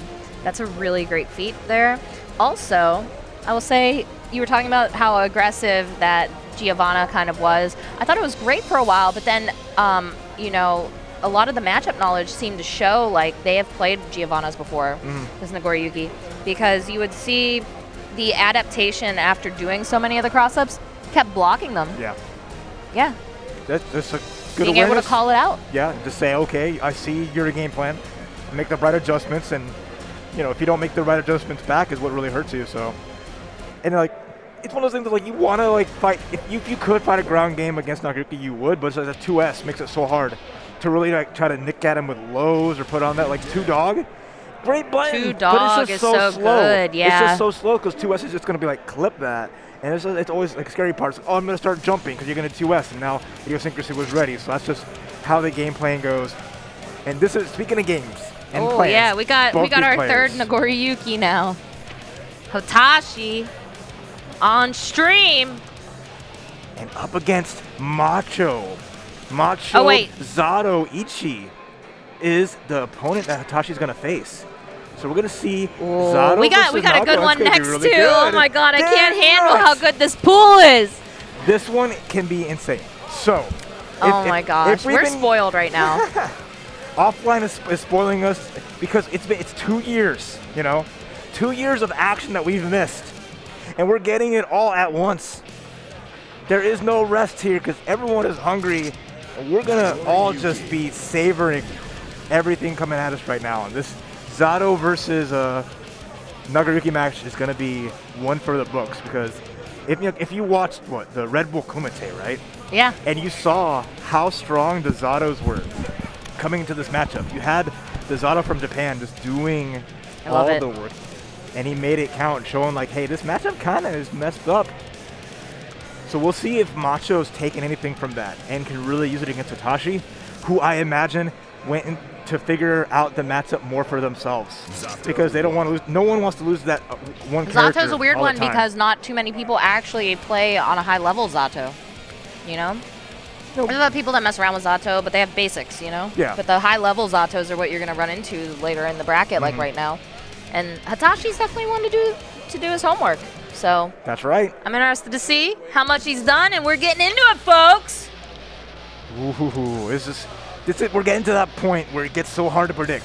Who gets where, what happens as both players. At this level, there can always be an upset. Yep. And sometimes I won't even call it an upset. Because No. everyone is just They've earned their spot been here. putting that grind and showing up. Like Macho's won his fair share of like online events. Has a good pedigree there, but Hatashi is the person to beat right here. Oh, the Beyblade off the start with the counter. Just did a little bit of damage there. Okay. Macho in the corner, big damage off of that counter hit H into the 6H. Oh, we grab. drank. We drank. And now just freely doing whatever. I got blood gauge to spend. Hold that and out of there. Hatashi looking great out the gate. That was fast. Wow. Woo! I think, did he just start with a 2H off the round start? Caught him jumping. Hatashi. Half-Life already gone with the call out. Oh, the Beyblade. You don't press. Don't press. Oh my gosh, the anti-air. Trying to just get some damage, not get perfected here. Got Eddie out. The drills. Hatashi just staying at max range, doesn't want anything to do with it. Yeah, with You that, come to me. you have to come to me. I got a life lead. I dictate how this match goes. You can tell the nerves are showing. Wow, the burst! The nerves are there. That has to be it. That was not. that was fast. That one. My goodness. If you could speedrun Guilty Gear Strive, you'd be playing Nagoriyuki. Yes. That character is like the speedrun tech. Breaking everything down, breaking world records. Immediate burst there from Macho. Wants that space. Wants to be able to set up Eddie, set up the drills, and play it. But Eddie's gone already. Nice 5K. Hitachi is trying to find his way in. There we go. Okay, Frog Eddie. Clap, clap, clap. Okay, but the challenge there. Okay. Oh, but the RC does not connect. So, unfortunate there. Frog Eddie. It looked like he just kicked Frog Eddie right out of there because it was the right animation at the right time. That's hilarious. Oh my goodness. That 5K doing work, and that 5K, 6K finds the overdrive. Woo! That's Put amazing. a little style in him. Somebody needs to clip that Nagoriyuki just kicking Frog Eddie out of the way. Oh, nice oppose. Big damage here. Macho might get the round if he's all right with it. There it is. Oh. Amorphous finishes the job.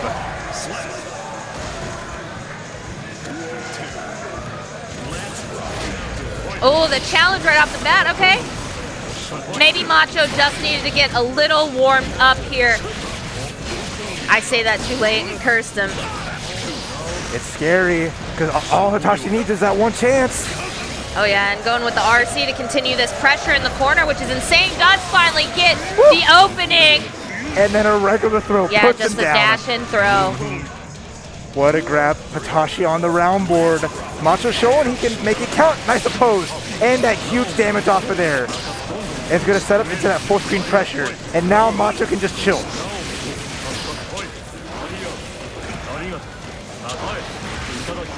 Oh my goodness, there's the mix-up. Oh, okay, I like what you're doing. Okay, good time to burst, Hitachi. Okay, the back dash, backing off, goes right in, dashes in, Drake! Oh boy, Oh. Does that connect? It Yes, did! we get full What animation. a read! Hitachi keeping his eyes open. No handouts here. You put your hand out, that gets cut. Okay, Hitachi under pressure, nice burst there from Macho. But Eddie immediately dead. Oh, he is running in with Clone. Okay. Good blocks from Macho. Has to watch out though. Okay, Good yeah, grab. he drank. Yeah. Saw you He said, blocking a now little too much. it's time to feast. And feasting on these big wins. 2-0 Hitachi. Trying to, beating the matchup, saying, you need more experience if you want to make this make my life harder. So it's just been nothing short of outstanding. Macho looks like it's taking a second to recompose. Hitachi on that social media. Yeah, Hitachi's like, yo, will I get this third one? 3-0? Is this the Hitachi gang? Hitachi does have really adorable emotes, I'm not gonna lie, on Twitch. They're adorable. Right. And Hitachi's channel been popping too, so if you are not following them on Twitch, you definitely want to check it out. Wow, opposed in 2H, immediate burst from Hitachi. The Beyblade challenge. We're taking a trade, but this is Macho's pressure and advantage. Nice block on the 5D. Now, we were talking about doing homework, being able to block that with the dust as well in that combo, which is kind of the bread and butter for Zato's Eddie mix. Hitachi passed class. All right, and that was just the first layer. I want to see if Macho can get more pressure and start mixing it up more, but Hitachi finds a big hit. Oh no, get that Eddie out of here, and hitting both Hitachi with a huge lead in this round in terms of just a little more life, plenty of blood gauge, but the counter hit into full combo. Wait a minute, Macho. Yeah, there's meter. Not quite enough to kill YRC. One more hit can do it though. Luckily did not press a button during that Beyblade. Oh, the mask is off, and there's we just had some 2P. Mask back on. There's the chip, but Clone. I love it. Oppose everything, but it doesn't matter. Has all the blood gauge in the world just to play with it, get the chip out, and that now was hilarious. Hitachi on match point. Hitachi is the most proactive of how he goes into blood rage. He always makes sure that he is as close as possible so he's not punished for it. And is able to set up situations like that really well.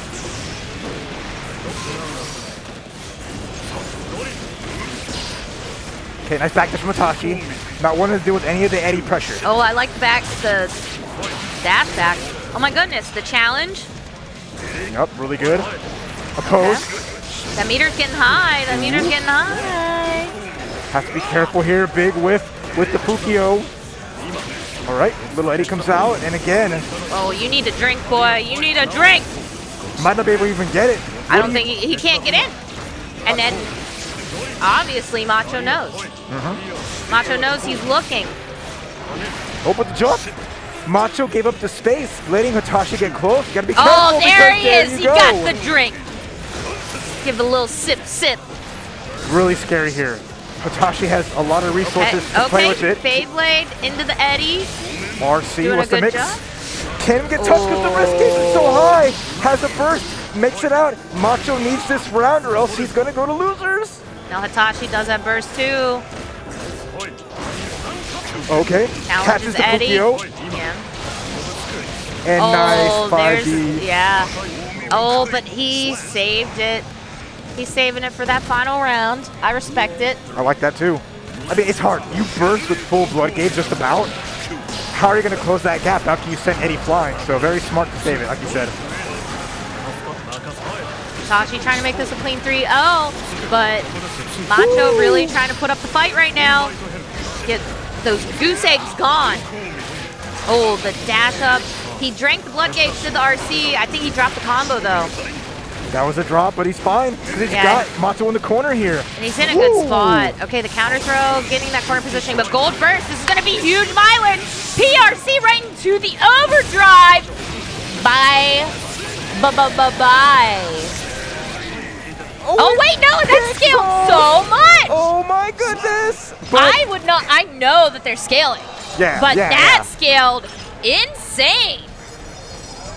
Hey. That was some insane scaling. That was crazy, but Macho getting that last eyes, chance. He was like, whoa. Woo, didn't expect it right. Maybe not even wanting the PRC, because that happens a lot with that PRC throw change. Maybe not really wanting the PRC, but like overdrive anyway.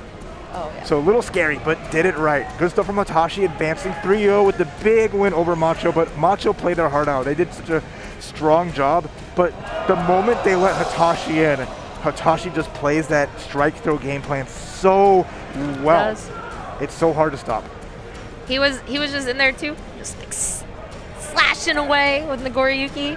And it's always so good to see too, because even though Nagoriyuki has a specific game plan, all the different Nagoriyukis we've seen kind of have a little bit of a different style to how they play. Yeah. And the way that they nitpick around it and play around the blood gauge. You know, like we were talking about how Hitachi kind of never sets himself up in those moments where he's not going to be close when it goes off, so he has less of a chance to get punished for it. Exactly. He's just very, very mindful, and that's just like that experience, right? Yeah. You see a player like Hitachi, he's put in so much time and finding the little nuances of can I reduce the factors that are against me to such a level that you might get an advantage, but it's never anything significant. And that's just been like always kind of the mainstays. I want to play this character how I want to play them. How do I minimize anything bad happening to me, while at the same time I can just be as aggressive and in your face and making you guess as I want on my terms, and exemplifies that so well. But now if you want to guess, we're going to be guessing. We're going to see some mixes, some schmixes, some so left, excited. right, up, downs. It's time for Lord Knight repping Beast Coast. I'm so excited because I'm a Millie main. Yeah. I'm always gonna root. Also, just a big Lord Knight fan. Like, you know, Lord Knight's the homie, but also just always so much you can learn from going to Lord Knight streams, watching his videos. The Millia God, the Millia Master. But then we're just going for button checks. We are. But the opponent on that, though, one of the finest in the United States. One of the probably the most consistent players with K7 show off. Their Leo, like K7 and Razzo, have been like the most dominating pair who play the same character. And K7 is insane. A beast. So this is like... maybe we're just going into it. They gave the fist bump, so I don't know if we're doing an actual button check. They might just be going straight in. So like this matchup, I feel like just from seeing Lord Knight play it, pretty comfortable with the matchup. I think if Lord Knight can get... The thing that's going to control, though, is the fact that Leo has that DP. And Millia, after this setup, is going to have to look out for it and condition K7 not to throw that DP out, or else she'll punish him for it. It's so hard to stop it because it's such a good reversal tool. And that's just like, that's the big factor, right? Because you're gonna try to make sure you bait it out. But how much of your pressure? Oh, no. This is why you button check. This wasn't a button check? I actually thought it was. I'm not sure. It looked like they started out the gate like just ready to fight each other, but it looks like Lord Knight didn't have his buttons 100%. I wonder if they're going to give the game. Does that mean K7 gets the first game? I don't know. I mean, personal rule book, we take those. But at the same time, it's just like, hey, let's run the button check. It's like, you can see what buttons you set on the screen, but there's no way to like to actively test it. Some games have that ability, and I really like that when you're able to like actually just like give me a button preview. Let me make sure everything's looking good before we like fully commit. Especially like that's not a way you want to start because you get in a certain rhythm and you're ready to play, and that kind of breaks that flow. So luckily, you know, shake it off. Not our first rodeo for either player, but man, this one can go either way, but Show Off definitely going to try to show off here. Okay, looks like we're actually starting. Goes for the jump in S. Okay. Burst does not want anything to do with that mix there. Capels, okay, good job blocking, but can only block for so long. Gonna go for the overhead. Great block from Lord Knight there. Burst keeps using Zawerde. Good defense here. The RC to continue pressure. 2K2D. Party okay, time. goes for it again. Punish. Chase down at the full damage combo. Oh yeah, that's death. Yep. With the overdrive, spin the blade, send Lord Knight out the wall, and man, show off with taking such good advantage of any little hit. The whiff punish with the 5K. Okay.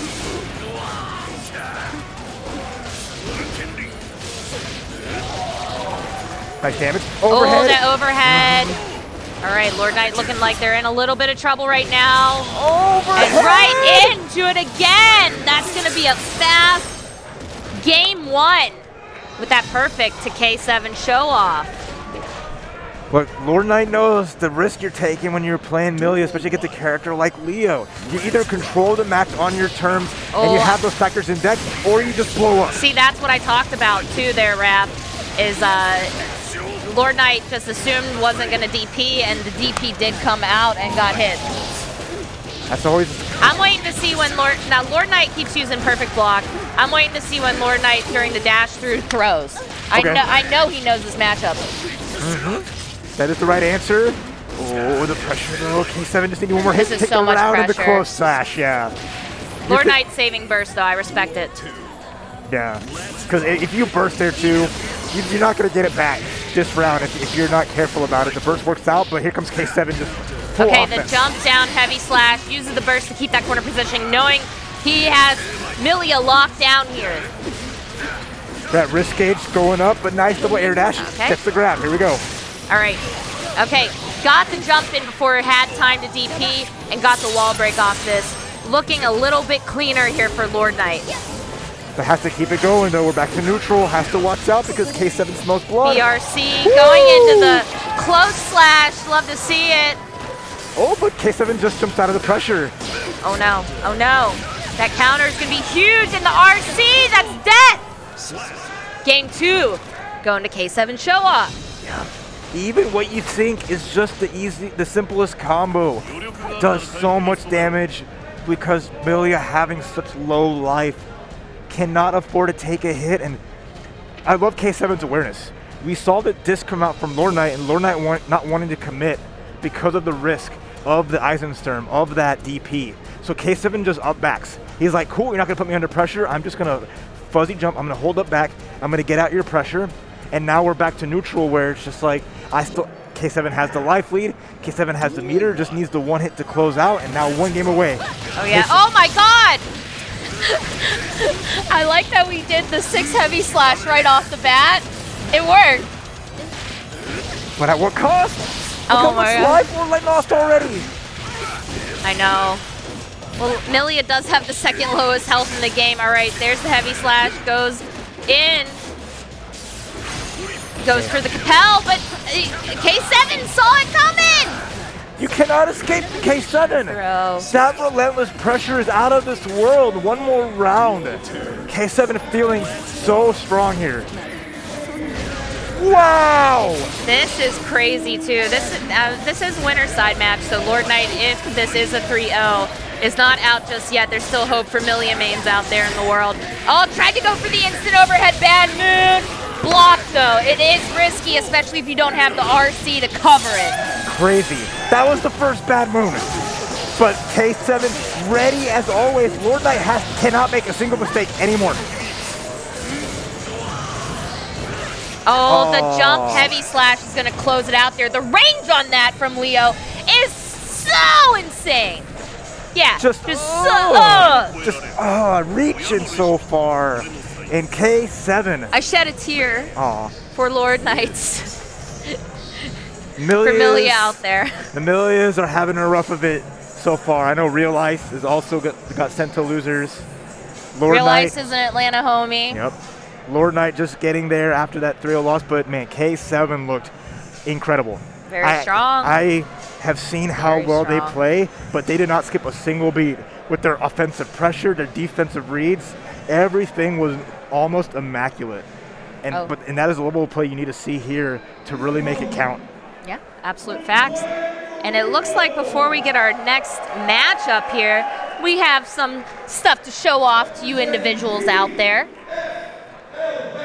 Hope you love some awesome folks like the people bringing the Moga controller there from Power A. If you want a new Bluetooth controller for on the go to play all your mobile games, look no further than the Moga. You see it there with the little stand for your phone.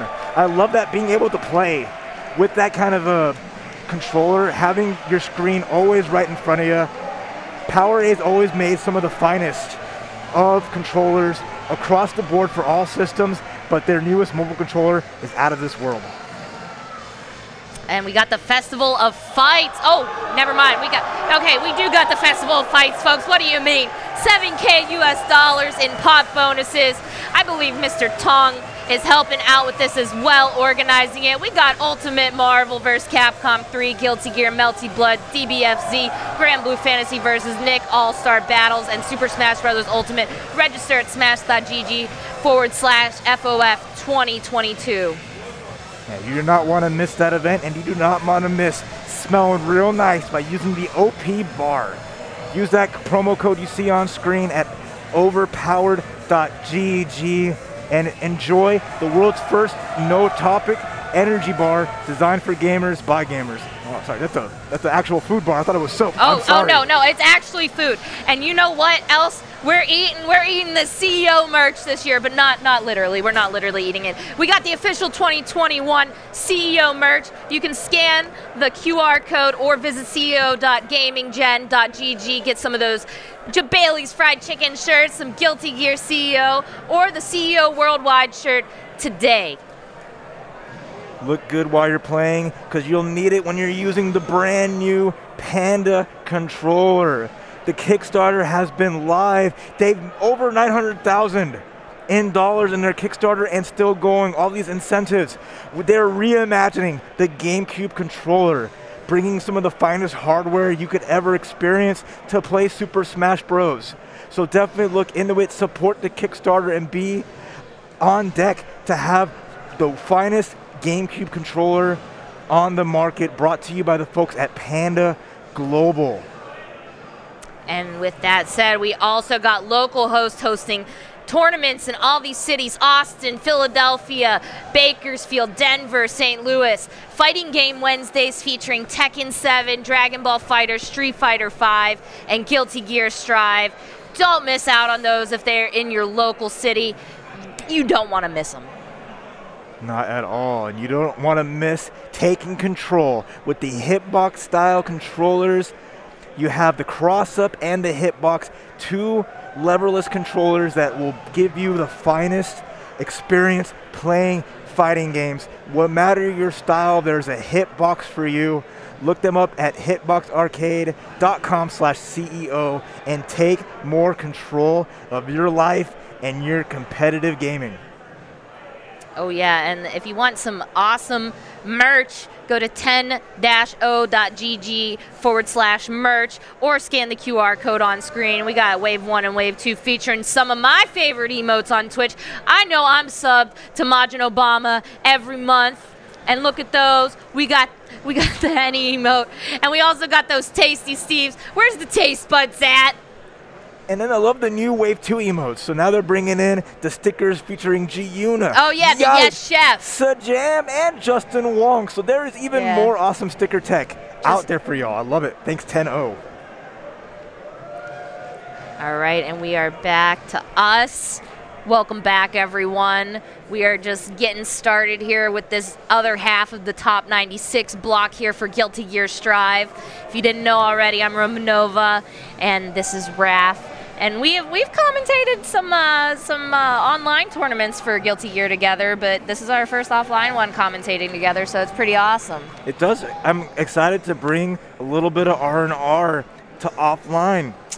Oh yeah, yeah, and a lot of those were like VTuber tournaments too, which is really cool. It's something I never got to really commentate for until Strive. Exactly. So, the Strive community got a lot of VTubers. That's true. Yeah. They're everywhere. much love to the VFGC. If y'all are out there, all of you putting in work, repping those VTubers, and that VTubers taking over. Not just in fighting games, but like over the world. So absolutely. Love to see it, and love to see so many people who are just enjoying the game. It's brought so many people all together because of just rollback netcode and having such a good barrier of entry. Being able to pick it up and enjoy it and have fun mashing. There's so many people who've been playing Strive. It's who I true. never would have expected to be enjoying it, not just in the fighting game community, but outside of it. It's great. And there's people coming back that are even more hyped now that Happy Chaos was released. I know that you can't play him here, you know, but people are really excited. This character is really unique, very interesting, very funny too. I don't know if you had the chance to see the mirror match intro, but hey, nice jacket. You know. Also, I think the English voice actor's tuxedo mask. Oh, that's I think it's the same voice actor. That's actually really, really sick. Such a fun. I normally character. play in Japanese, but I did watch when I was growing up Sailor Moon in English, and I do remember English tuxedo mask. That's a pretty good memory you have there. Yeah. You love that anime, so you know. Yeah. You already know. Speaking of. So now, coming right up, our next match. We saw Wrath play a little earlier, that Gold Lewis Dickinson, no slouch. But now up against one of the best grapplers in North America. Baby, you know I love Potemkin matches. Here comes the pot. Shine, repping New York City, their Potemkin. Yeah, not best. Street Fighter Shine. We had this discussion earlier. This is Grappler Shine. And I love it. It happens all the time because they're both from New York, and it just gets really confusing sometimes. Okay, bait the burst. Doesn't come out there. Nice 2S. Shine trying to get out of the corner. Okay, going for the slide. I have not seen a mega. Okay, I did see the forward mega fist right there, but it did not connect. Okay, trying to get the cross up there, which we saw happen in Rack's last match during those rounds. While the air throw, and we get the Buster! But look at that, Gold Lewis so healthy. Where's Still the Garudas? alive. We're missing the Garuda. What are we buffering? PRC. Oh my god! Trying to keep this locked down. The YRC. trade. Oh Still alive. my god. And the no cross-up. That he had it in the palm of his his giant metal hands. Oh my god, even at the start on back dash doesn't work because Behemoth Typhoon, such a large hitbox. There's the slide head. Shine in the corner here. How is he has to find a way out, and he does with the slide head. Okay, there was the Garuda. Did not connect though. Getting up close. Going for the forward Mega Fist. PRC to continue pressure. Does land the Garuda. Goes for the trip. Garuda! And the Buster! Garuda again. Oh my god. It doesn't end, and that's gonna and be the the wall round. break. Give me the Garuda. All of them tied up in rounds. Oh, 6K doesn't work I out. want to be in this Garuda Typhoon. Okay, nobody wants that. Not even the Potemkin and the Gold Lewis players want to be put into that at all. Okay, big jump in here, and the punish with the pot buster, bringing him down. One more mix here from Shine, can finish it off. There's the PRC into Potemkin buster to take game one.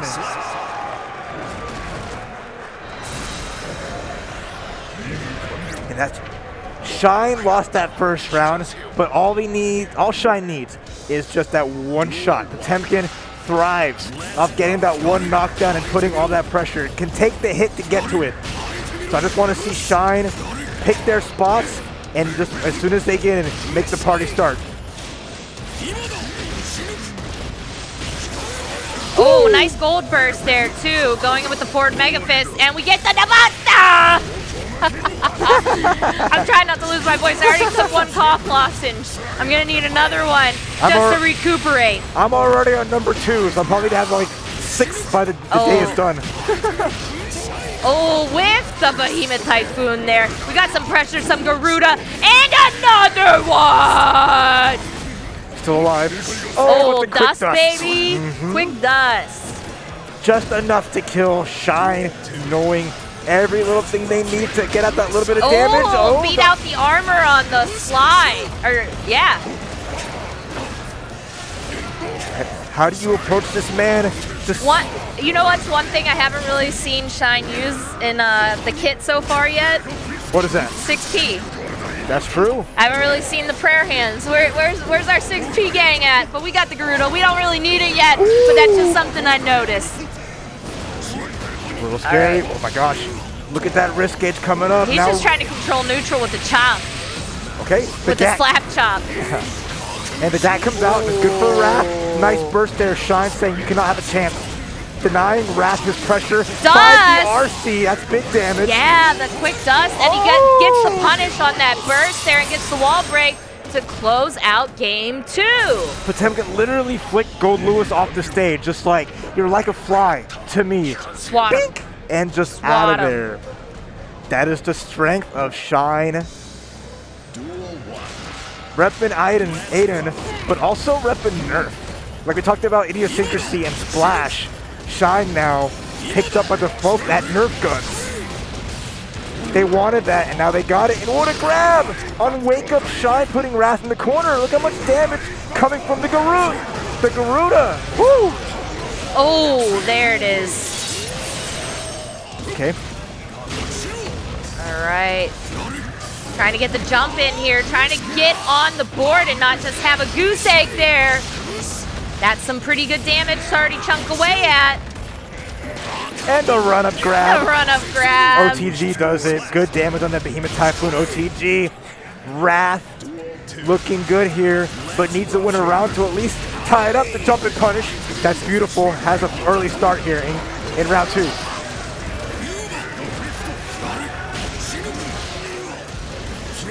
Oh, okay. Traded after the slide, and he gets a little bit of damage there going into the super, and it's going to counter it, so that damage is full contact. Oh, great jump in, but Toss gets the throw, gets the Garuda, gets a second Garuda, and he's going to get the Busta. We see Wrath trying to do something about the Garudas, but keeps getting tagged by it. And that's that free Potemkin Buster every time. Shine one more round away from getting the 3-0. Nice backdash from Wrath. Okay. Tried to use the Gatling there, got blocked. Oh, great pickup from the air-to-air there. Oh, but wake up throw from Shine. And now Wrath back in the corner. He's back in this. He's back in this nightmare. Slide. All right, and he's getting close. Doesn't want anything to do with that. He knows what happens when Potemkin just wants a hug.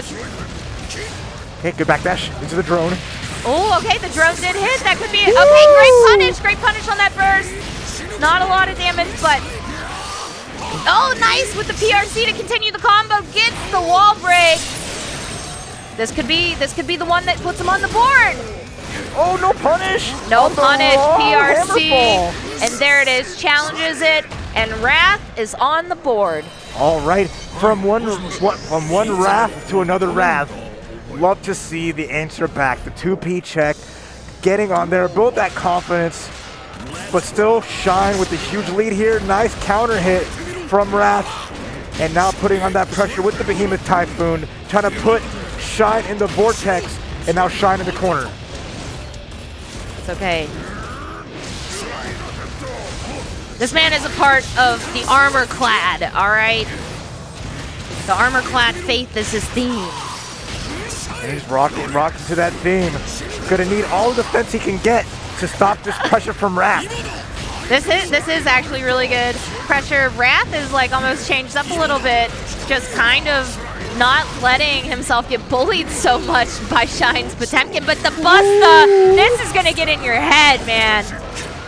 And there is a bar here to spend. Garuda. Not again. Another Garuda. Yeah, after that hits, he's gonna get the Busta, guaranteed there. It's his pattern. I picked up on it. I know it's coming. I can smell it. Well, you gotta tell Wrath what that smell is, because he's eaten so many Garudas. Smells like it's not good for his health. Rust and oil. Rust and oil. Might need some air freshener after that one. I'm good on that. Run up 6P, doesn't work out. No punish on the Hammerfall, and then the backwards Mega Fist. Yeah, back Mega Fist is really good. Down with the, oh, it's blocked. It's blocked. Garuda, baby. Good backdash. PRC, the dash PRC. into the pot buster. All right, this is Wrath last chance. No meter, no burst, no life. Shine just. Okay, drone is out, and he does get hit by drone. This could be the game changer. Wrath, okay, Wrath kind of giving a break here. No! Oh, the challenge, and that's gonna be it. And a nice handshake from Shine saying thank you. No fist bumps here, respectfully. But oh man, there was such a big hit from Wrath. Got the hit, tried to go, went for like a jump afterwards, didn't quite get a combo and was punished for it. Shine was ready, like didn't want to burst there because they had a whole nother round to give, and you know, hate to see it go that way, but now Wrath sent to losers. Shine doing so well. That Potemkin looking still out of this world, and that not even Area 51 can contain him. That's such a hype big body match to watch though. Like, you know, just one that is just an insane grappler and the other that just is literally a powerhouse of damage if unlocked. But Wrath just didn't have that little bit of extra momentum there. And you know, it's crazy because all Potemkin players, they also play different as well. And we saw a lot of the Garuda, and after it hit once or twice, after it actually fully hit, we'd see the pot buster. Yep. So get that free damage. And like, if you're Shine and you see Garuda Impact connecting so many times, if someone's not willing to just block it or find a way out and just getting connected, it's like, I'm gonna keep doing it. You're giving me these free Potemkin busters. I'm going to savor that, get that damage, let it rock. So good stuff to them. Moving through. Shine, putting in work, repping the NYC. And we're getting another player up here we haven't seen yet, Remy Celeste. I'm excited to get Axel. Axel Lowe coming through here. We're seeing Idiosyncrasy again. So they'll be playing one more time. So Axel versus Nagoriyuki is our next one. What do you think of that match? It'll be interesting because has potential to keep Nagoriyuki out zone. You don't really need to go in as Axel. So it's kind of a good place to be. It's true, but it's just like Nago has some good tools to like close skip the neutral gap and close that gap. Yeah. So it's very hard to zone a character like that sometimes, because then like Axel needs so many like good hits from that distance to make it count, whereas Nago gets one hit when close. And like Axel is another low life character. You cannot really take that damage. So it's like, how well can you keep out Nago, but at the same time score knockdowns to get a life lead, and really make them like suffer for trying to get in. That's true. All right, I'm excited for this. As we're moving along in this bracket for this top 96, has been nothing but stellar players left and right. Let's go. Oh yeah. We're just doing button checks right now though, folks. Nothing serious, just right away. And like our last match, this is to get to top 24. So I would love to see, so Remy Celeste beat Hook Gang God 3-2. So they beat one of the best Faust players in North America to get here, solidifying themselves as one of the finest Axel players, but can they take down Idiosyncrasy, who's been on a tear? Ooh. Been good so far. Ooh, this is going to be one heck of a match. Honest Footsie's Axels versus the blood-sucking demon, Nagoriyuki. I'm scared.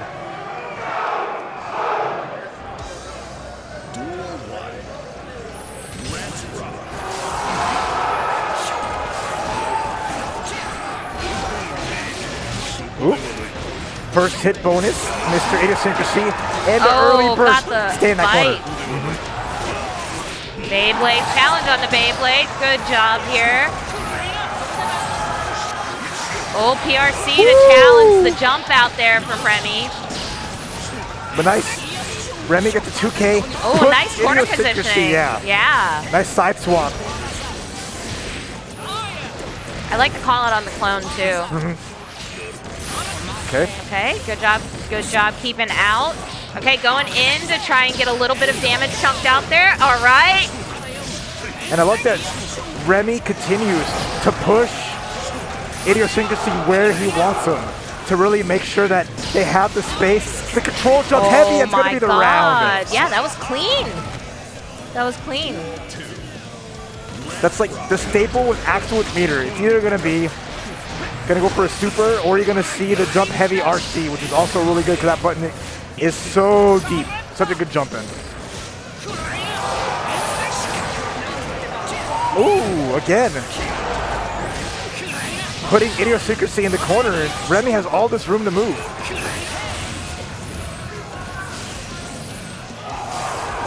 Back to neutral. 6P beating the jump S. Yes.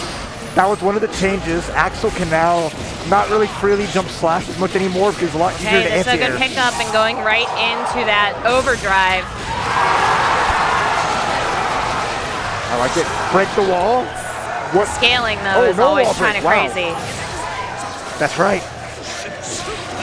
Woo! Good 6P again. Ready for it. And the dust is going to close it out there. And we're still in the first game. That's all that time spent. That's typically an Axel round. You're going to try to slow it down as much as possible. Jump heavy. Wow.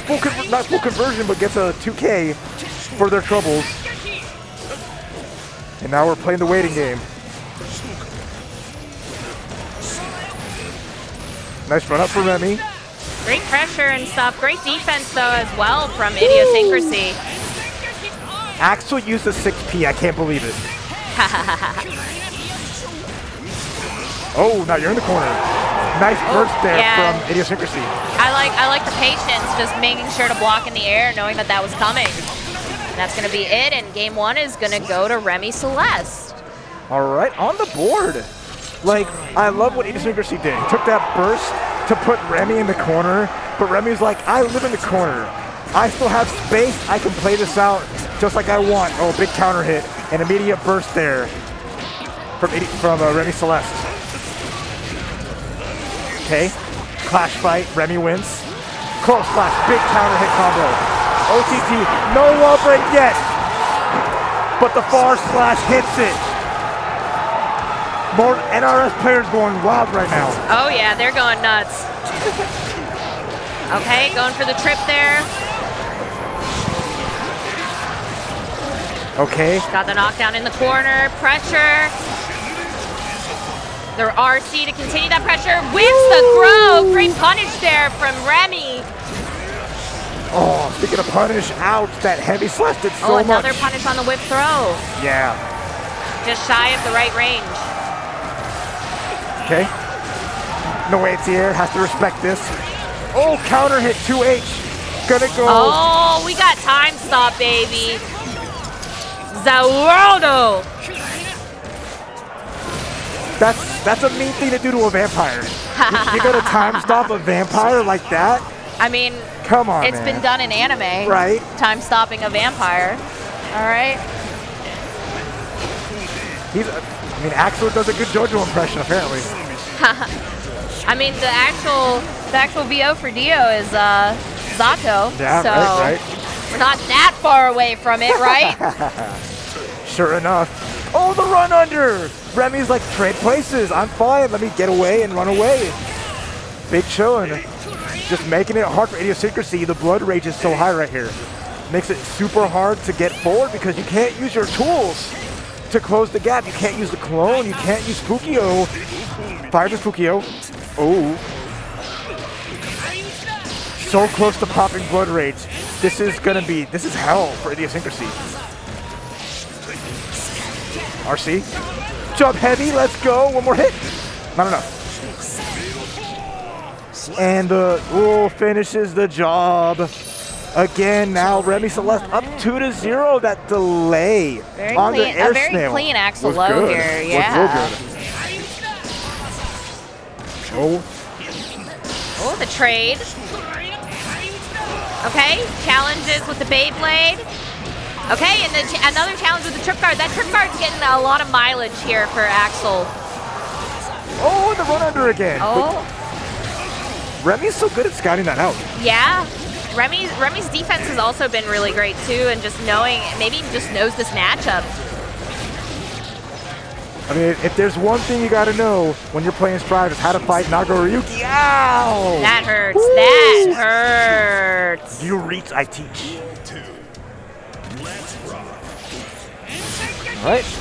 This is the first time that Idiosyncrasy has like a big lead, has the round, and there's no round on Remy Celeste's side, so Idiosyncrasy has to make it count maybe here. Got some adaptation there. It looks like Remy is looking for that 2K, and it's just not happening. Woo! Chop. Yeah, the 6P. Taste my palm. Man, but yeah, looks like I like the frame traps. Like you mentioned, that 2K is a good button, but Nagoriyuki's got frame traps for days and makes it count. Okay, big throw, Idiosyncrasy starting out with 2 grabs, 3 grabs, chunking it down into the mix, but nice block from Remy Celeste. Oh my gosh, this is a whole different player we're seeing right now. The aggression and the adaptation from Idiosyncrasy just kind of shutting down anything that Remy's trying to throw out right now. Yeah, just making it count. Just non-stop pressure. Don't let Remy play. We see what Remy does when they get room to play. Finds a grab. Here they go, Remy with the pressure, but the nice backdash Beyblade. Unfortunate burst there. Took a little chunk of damage for it as well. RC gonna get this wall break. Oh, decides not to wall break, but gets trip guarded instead. Maybe this is the kind of change of momentum Remy needed. Oh, goes for the throw. Great tech there from Idiosyncrasy. The whip throw, though. Overhead, RC to make it safe. Has to be careful with the air grab. The air OTG, throw. yeah. I love that PRC call out. It was so good. Are we gonna see a reverse 3-0 here? We might. Idiosyncrasy lit it up because going down 2 games, a switch turned on, and they are playing out of their minds right now. Okay, gets slow sickles. Ooh, look how much life. Yeah, it's dwindling. It's dwindling. Yeah. This is a way better game right now going for Remy. Yeah, so not only does Idiosyncrasy have lost a lot of life, his blood gate's super high too. Oh, the jumping though. Okay, did not commit though. BRC. Wow, the RC, and we're gonna convert, and we are on set point for Remy Celeste here. Shutting down that 3-0. They don't want to see any of it. Wow, the challenge. And the goal burst. This is huge. There's so much potential damage here from Remy. If he finds a command grab, if he finds an anti-air, it's going to be so scary for Idiosyncrasy. Oh, doesn't get the explosion. Got a little bit of damage. Yeah, I got a little bit there. The threat of time stop is too strong. Oh, got the NATO. Oh, went for the dust. Goes for the trip there. Still got that 1 bar there. The tension meter. Each player has 1. Okay, we burned a little bit though for Idiosyncrasy. This could be a good setup though, but the trip. Remy Celeste so close to closing this out, and that is gonna do it. Axel making top 24. Remy Celeste winning 3-2. The character variety here is so cool. Like, yes, we do see some repeats and stuff, but we're not seeing all Sol bad guys. We're not seeing all Ramlethals or all Leos. We get a little bit of each, and you know, a little bit out there and there and there. You love to see it. And it's been fantastic. That top 24 later is going to be just ridiculous with the assortment of players and characters all throughout. I mean, Idiosyncrasy still got a chance to make it through. They got to keep going.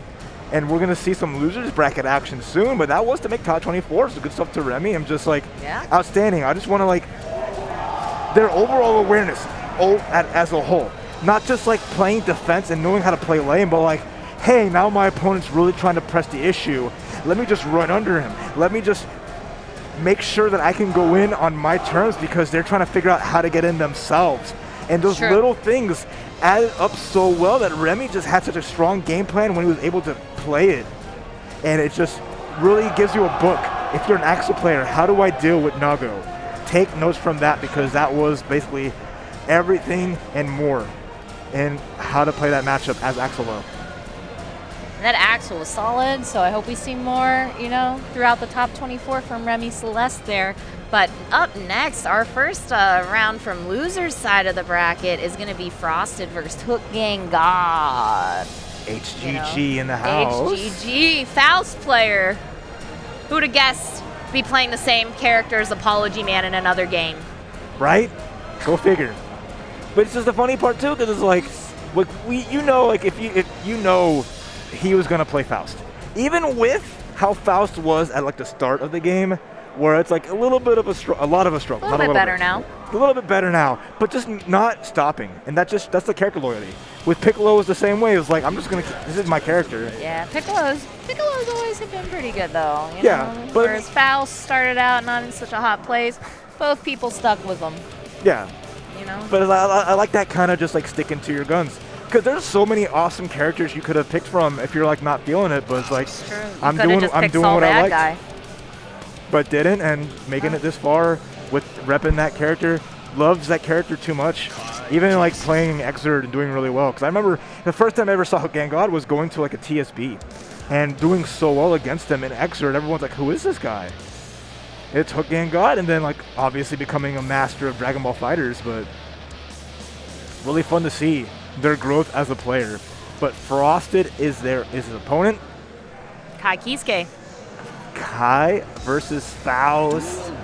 Some Kai action here again. That variety like you were talking about. Kai versus Faust. Here we go. Already got the Sun Edge. Oh, the gangs, the goons, they were out. All right, the Fro's out. Got to be careful getting that on you. Faust always looking for the dust after that. Set your hair on fire. And I love the change. Got hit by the NATO again. Oh, nice grab. And we got the homies coming through. Little extra damage on top. Look at that pressure here. Oh, the YRC. This could be some damage from the 2K setup. Oh, whips the throw. And there's the jump 2K. The marquee move from Faust is going to be that jump 2K. You have to have already in your head how to deal with it, or else. Oh. I like that he got hit by the people's elbow, that 6P, and immediately burst. Didn't want anything to do with it. Not a bad strategy. Okay, the air stun edge. All right, Mini's out. Don't make him mad. Don't make the Mini mad. Oh, he made him mad. Took a little bit of damage there, not that bad, honestly. Oh man, what a continuation off that PRC. Hook. Okay. Big burst from Frosted. Didn't want to get wall bounce. Wall stuck. Oh, good anti-air. Almost full conversion here to Trumpet. The homies are coming out again, and they're going to finish the job. The Goon Squad came and knocked Kai on his feet again. That's Hook Gang God's chat coming in. Yeah. That's the chat assist. Yeah, that's the chat assist from Hook. The Edward. The Edward gang. Ooh, mix. It's going to double up, and now in the corner here. Oh, how does Frosted escape? Gonna bounce the bomb back. Gotta watch out. Now, Hook is doing a great job of just kind of keeping Frosted's Kai out. Not even trying to really play up close, just trying to do anything at range, like get the command grab, throw bombs. And then we get the Scarecrow to close it out there. That's so spooky with the meteors behind it, having to guess the left-right mix-up on that. Hook Gang God playing this matchup extremely well. Not afraid to just hang back. Vapor thrust. Okay. Oh, threw out Mini just to give him a little snip. And there's that jump dust. Set the Fro on fire, get a little extra damage out of it. Another Fro's out there, but it's on Hook this time. And I love that buff. He did it. The doctor's in. Oh my shit, I felt that one too. I felt that one too, man. The most painful overdrive in the game to look at. And the punish on the burst. Hook going up 2-0 against Frosted. Said Hook right in the book on Faust. And also this matchup because like Faust has a range. Like Kai is always hard to fight against because his range is not bad. But Faust just outranges him and can just play this keep away game so well against Kai. Okay, Fujark finds a way in and maybe sees more Fujarks coming out from Frosted, but if he can even get close up to use it. Okay, he's just kind of holding that, okay? Hook trying to go in, use the PRC, gets the overhead, and gets the command grab. Knock him out of the park. Oh. Frosted with a chance here. Tries to just run up and throw. Great tech there from Hook. Oh, the counter Slow hit. into NATO, and that's going to be the round. Hook is on set point now, folks. Looks like Frosted is just struggling a little bit with the matchup. Maybe not 100% aware of what they could bring into the table against Faust in general, but Hook well aware and just playing his game plan so well. Look at these overheads. Double bomb, triple bomb, quadruple bomb, what? Hook is just throwing all the items out right now. This madman. What a great burst, and he does anti-air him. He really does. You know, sometimes people don't like the RNG, but sometimes the RNG chooses you. And we're taking him to the hospital again. Stat, doctor. I have a patient ready for you. He has a broken shin. And it wasn't me that caused that. It wasn't me. No, not at all. No. It wasn't me. Oh my God. Clean 3-0 there from Hook Gang God, making his way through the loser side of top 96. Yeah, good stuff to them. That was just, I wonder if that was the qualifier to get into the top 24. I believe so. I believe so. Yeah. Good for Hook. Good for Hook. Just like the awareness of playing that matchup exacerbated by the fact of just like how well Hook Gang God was getting those items. Like how strong they were doing with just like, here's a bomb. Like you thought this wasn't already rough for you, but now we have all this stuff I'm just putting like, a Faust is usually like, oh, I got a trumpet. That sucks. But like Hook is like, this is the best item assortment I've ever gotten, and I hope I can keep that up. But you know, RNG is a cruel mistress. And that time it worked in his advantage. So it was I want to say luck, but also like, you know, he played off it really well. We call that top player privilege. Oh, okay, top player privilege. Those items knew was it was TPP. Hook Gang God, so yeah, okay. The game is like, I got you. Okay. I'm gonna give you Panda Boys a little bit of love here, and you know, sometimes top player privilege shows up at the worst times if you're up against it. Up next, though, folks, just to let you know, we got Anima versus B-Roll. All right. And this looks like it's going to be our last match for the top 96 here today. Okay. I mean, B-Roll has been, no pun intended, on a roll. They won their pool going up against, I believe, Fu with a really good Eno. Fu coming out of SoCal, premier Potemkin player, very super strong player. And I remember B-Roll and his squad popping off with that win. So I'm excited to see that. Gotta love when the squad runs deep. Yep. It's heartwarming. Exactly. Nothing like going to an event with all these players and having your homies behind you 100%, making noise to help get in your opponent's head, right? It's beautiful. You just love seeing the support. It's wholesome, you know? Mm-hmm. That's like the beauty, too, of being at these offline events again. Oh, wait, we got Amelia here from B-Roll. All right. I'm all about it. We're finishing off this top 96 sets with our first Ramlethal versus Amelia Rage. I wonder how... This is one of those weird things, like, Amelia is so hard to catch for like someone like Ram who has like great buttons. You know, I hate this matchup, but this is one of Lord Knight's favorites. Because if you play that, just I have the movement that you don't. There's no way you can put me under pressure. But already a big start here for Anima. But B-Roll finds the hit, gets out, and there's the burst. Okay, yeah. A great gold burst there. Full screen hair card, but uses the PRC to keep it safe. All right, we got the jump S. And we're going into the hair card. PRC again to keep it safe. Gets the jump S. Got this pressure rolling. 2K2D going into the heavy slap. Okay. Counter throw. Smart. This Ramlethal's done their homework. All right, all right. Oh, but can they do their homework on the mix? Oh, unfortunate drop there BRC. Ram just wants her sword back. Did get it back there during that. Look at so hard to catch. Those double jumps. She Nice 6P. is. Good 6P. Not quite as hard as Chip to catch, but still pretty hard. Ooh, doesn't follow through with the Rekkas and then get the combo, but still has B-roll in the corner here. Oh, yeah. Okay, here we go. Pressure. Gotta be careful of the swords. So Ram hits like a truck, and Millie is fragile. So Like that a- is gonna go right there. Like a Ram truck. Yeah. Yeah. Yeah. I'm sure they've heard that plenty of times. Okay, nice hair card. Gets a knockdown. And a great tech from Anima. Oh, I like the 6P. Challenge from Anima here.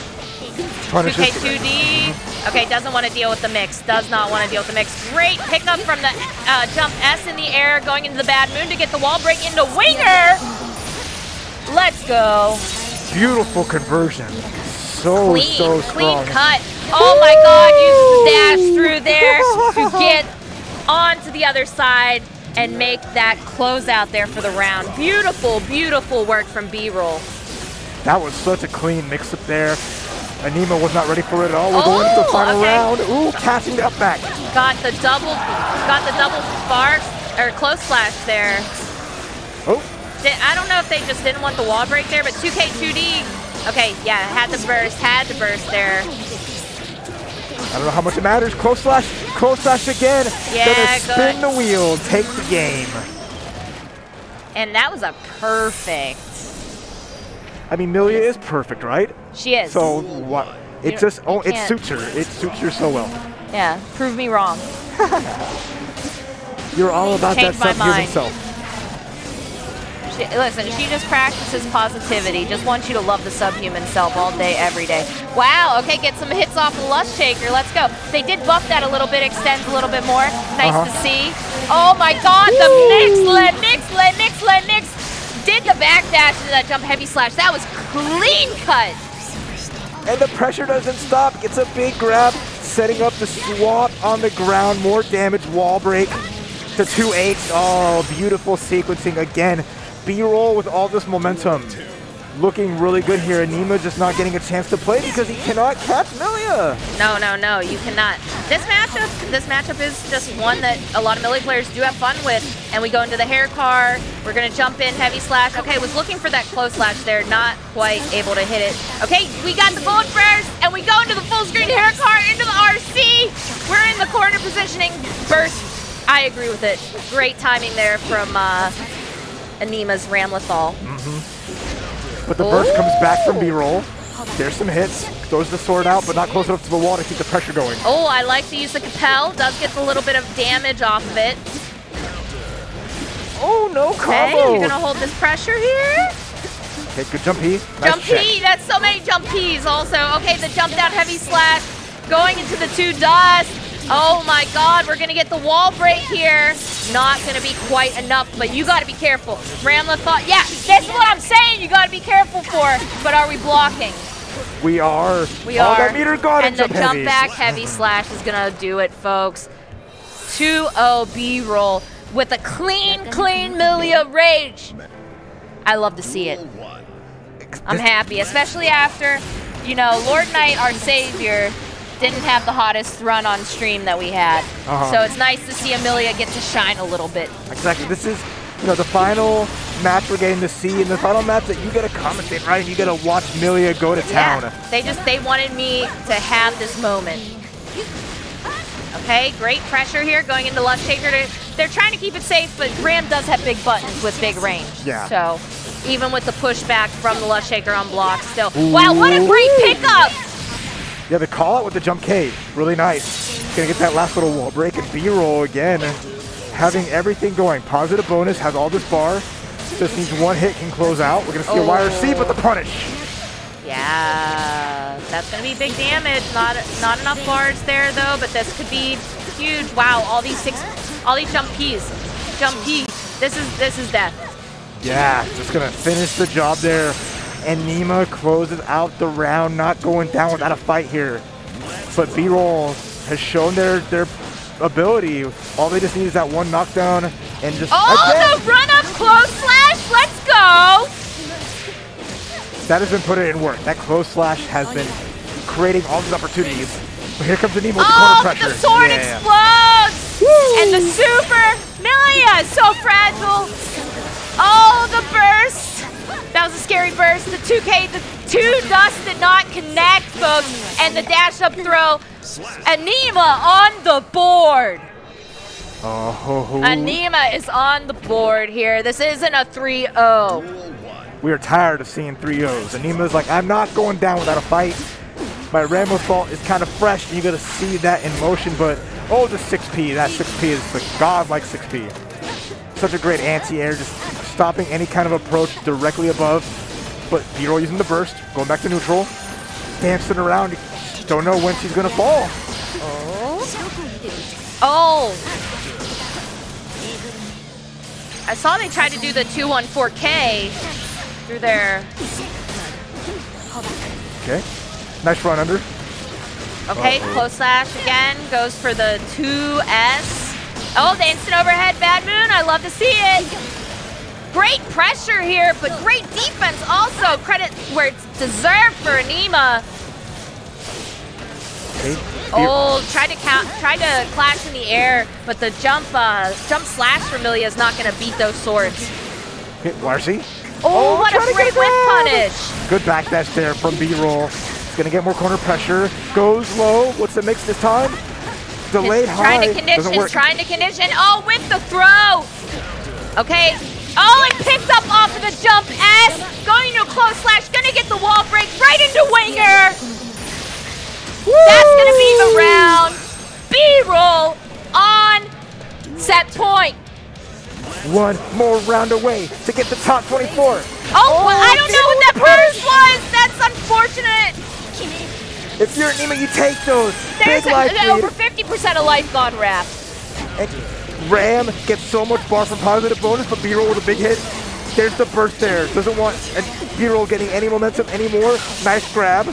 Keeps it going. Has more meters. Going to put the pressure on with the sword. This is scary. This is a scary situation for B-roll to be in. Oh, nice, that's going to be the round. Yeah. Anima's still in there and has a chance. Both players with no burst. Final potential round if B-roll can close out, but nice combo there starting out for Anima. Oh, the jump down heavy going into 2K2D. Okay, trying to mix it up here. Doing it again. Going into the disc, switching sides. Ending with the hair car, the dash up, close slash, instant overhead, Bad Moon. Gonna get the wall break. Right, Anima might not even get a burst. Last chance here. Can B-roll close out with those close slash? Oh, that was a good anti-air. Oh my god. Huge damage with the quick RC. Gonna get a wall burst back. Now there's full tension here. PRC, what are we gonna see to use this though?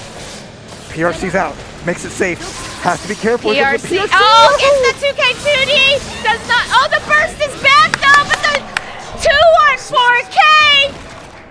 Woo! Let's go. She's moving. You saw her just go right through the sword. She's like, oh. Oh yeah. Going right through you, sliding through. Sliding on through. You love to see it. Oh, I love Milia.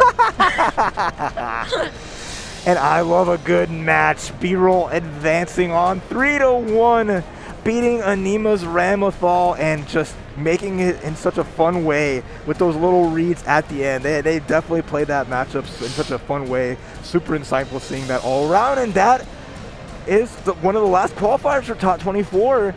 That was fast. That was faster than I thought it would be. That's right, baby. Even with 3 games, it can go lickety-split with how strong all these players are. It has been nothing short of just incredible. Seeing so many people here putting in work. It's true. From every which where. I might not have heard of B-roll or Anima before now. Well, but that's the beauty of us being back offline. But I definitely know them now because you see what they can do. It's so clean, and they're only going to get stronger because stuff like this, that builds confidence. Absolutely. I can go offline for the first time for Strive and put in work. Top 24. They're going to make a name for themselves, a lot of these people, too. Exactly. No matter what happens, that's something that you look up and say, dang, I did it. I'm not just top 100, I'm top 24 out of so many people. Nothing to slouch at, and that just makes my heart soar. seeing these people accomplish so much. It makes me Strive. happy. It makes me happy. And the game's just so hype, and it's just so fun. It's just so fun. Super fun. Let's go. But yeah, I had a great time commentating with you. We're going to be getting into the top 24 here, folks. It's been a great time. I'm Romanova. Any final words?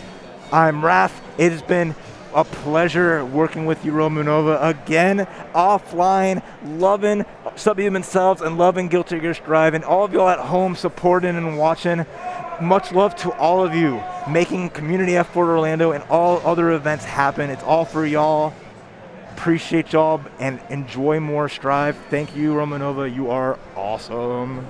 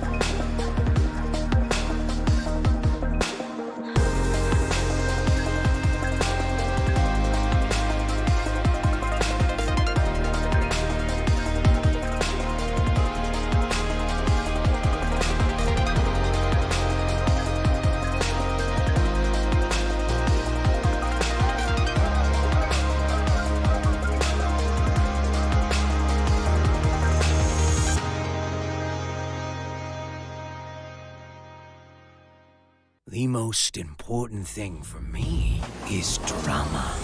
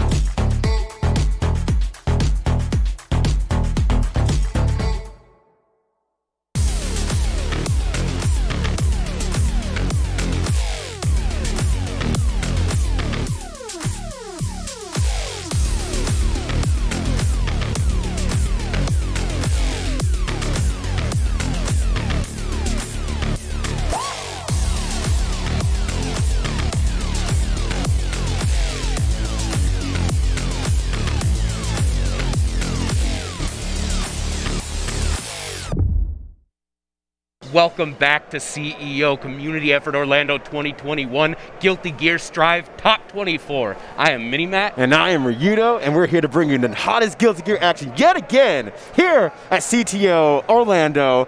And we're at, like you said, we're at top 24, and we're going to bring it all the way up to top 8. So these are going to be great matches. These are definitely matches you want to pull information from if you're really learning the game or you're anxious about anything or anything like that. So here's the time to take out your notebook. Here's the time to tell your friends that this is going down. Yeah, pull out your phone, pull out your notes app, get down everything you see here, because you are not going to find better Guilty Gear play anywhere else. Absolutely. And we're starting off really, really strong with a very, very, I guess, polarizing matchup. Yeah, that's a good word for it. Use. That's a good safe word for this. We're going to have Shine versus Remy Celeste. Axel Potemkin. This is a matchup that has been in every Guilty Gear game since the beginning of time, and it's always been on its face.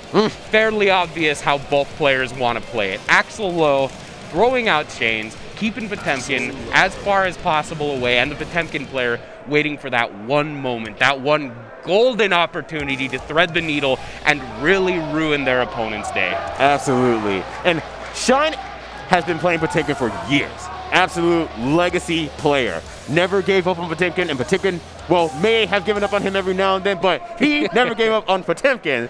So, used to this matchup, used to this sort of experience, used to being kept out and how to deal with this. So, Shine has great patience and knows how to press the situation whenever it is possible. So I'm very curious to see how Remy Celeste reacts to that when they realize that Shine's not so easy to push out and keep out.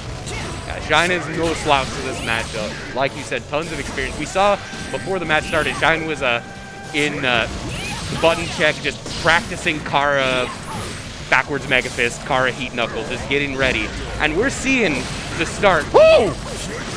See, Ooh, there's those knee situations we were talking about. Shine's been doing this for so long. Knows that, hey, 6P's not going to beat anything. It's just going to clash, and then I'll go straight into Mega Fist to move myself forward to get into better range. And this is really good. Shine, super patient, very good at structuring offense. They have found their chance. Using the shield, trying to keep Remy Celeste pinned as much as possible. No! And there it is. Big damage. We're going to get a wall break situation. And good God, that did so much damage with that superstar too. Life bar looking a little Axel low. Just one more hit and that's going to do it. The PRC, but Remy Celeste is ready to punish. And here we are, Potemkin's worst nightmare. Full screen, no life against Axel low. What will Shine do? Shine will block! What Once a base! again! Shine is so patient. Shine is so insanely patient when it comes to these situations that you think, okay, no, this is the easy back and forth situation that's gonna happen. But Shine's already like, I never committed to anything besides this PRC, and I'm watching you the entire time. That's Shine's not gonna let anything be easy. No. He's definitely gonna shine today here against Remy Celeste. But Remy what a Celeste, loop! Remy Celeste saying, I don't need easy mode. no, absolutely not. I'm Axel low, not Axel easy. Oh, Mega Fist gonna get that conversion. Big damage, Remy Celeste saving the burst, has a roundup. Yeah. Does not want to use a resource they do not need to use. Ooh, surprisingly, no meter cancel after that. Maybe going into like the time stop super, but no need. Remy Celeste tying it up, one round apiece. to one round. Let's go. All right, Remy Celeste maybe starting to realize like, oh wow, no, Shine's looking for any sort of possible mistake at all, and Shine is great at that. You can see Remy Celeste just really trying to move in and out, trying to force more mistakes from Shine, and trying to make Shine second guess himself. It's a scary task though. Counter hit, there comes the burst. And this is where things get very terrifying, because once Potemkin gets in on you with no burst, it can be bad. Remy Celeste though. Ooh. Good jump back, able to sneak under Heat Knuckle, and here we are. Bursts are all spent. All right, yeah, no burst, no meter. This is just raw data right now, and hopefully Shine is going to translate that data over to Remy. But Remy grabbing the grappler. Who grapples the grapplers? That is Remy Celeste. Remember their name. Pushing with the corner here. This is a very hard situation for Shine right now. No meter to speak of, no burst to speak of. Remy Celeste has so much real estate to work with. Face the hammer fall, and there it is, the 2H. Remy Celeste playing that match so cleanly. Just navigating the matchup, and Shine doing extremely well. Like, nothing against Shine here, but Remy Celeste is doing a great job navigating what Shine knows and doesn't know, and really making it even more difficult than it already is. Oh, tries to punish it. Good idea, though. Just slightly too slow. Remy might be onto something. This is the kind of adaptation you need in these top 24 matches. What can I make up for in the time being as I'm learning the matchup? Speaking of time, Shine doesn't have a whole lot of time left in this round. Going to take a grip of damage here. The wall break is on deck. And Remy Celeste sending Shine back to round start at a 90% life deficit, but that deficit is about to get paid back. All right, keep it on the ground here, tries to go for the Karo. Just goes for the grip. Connecting! This close to the corner. Uh-oh. In this economy even? Oh, no. No. And just like that, life totals are equalized. Right.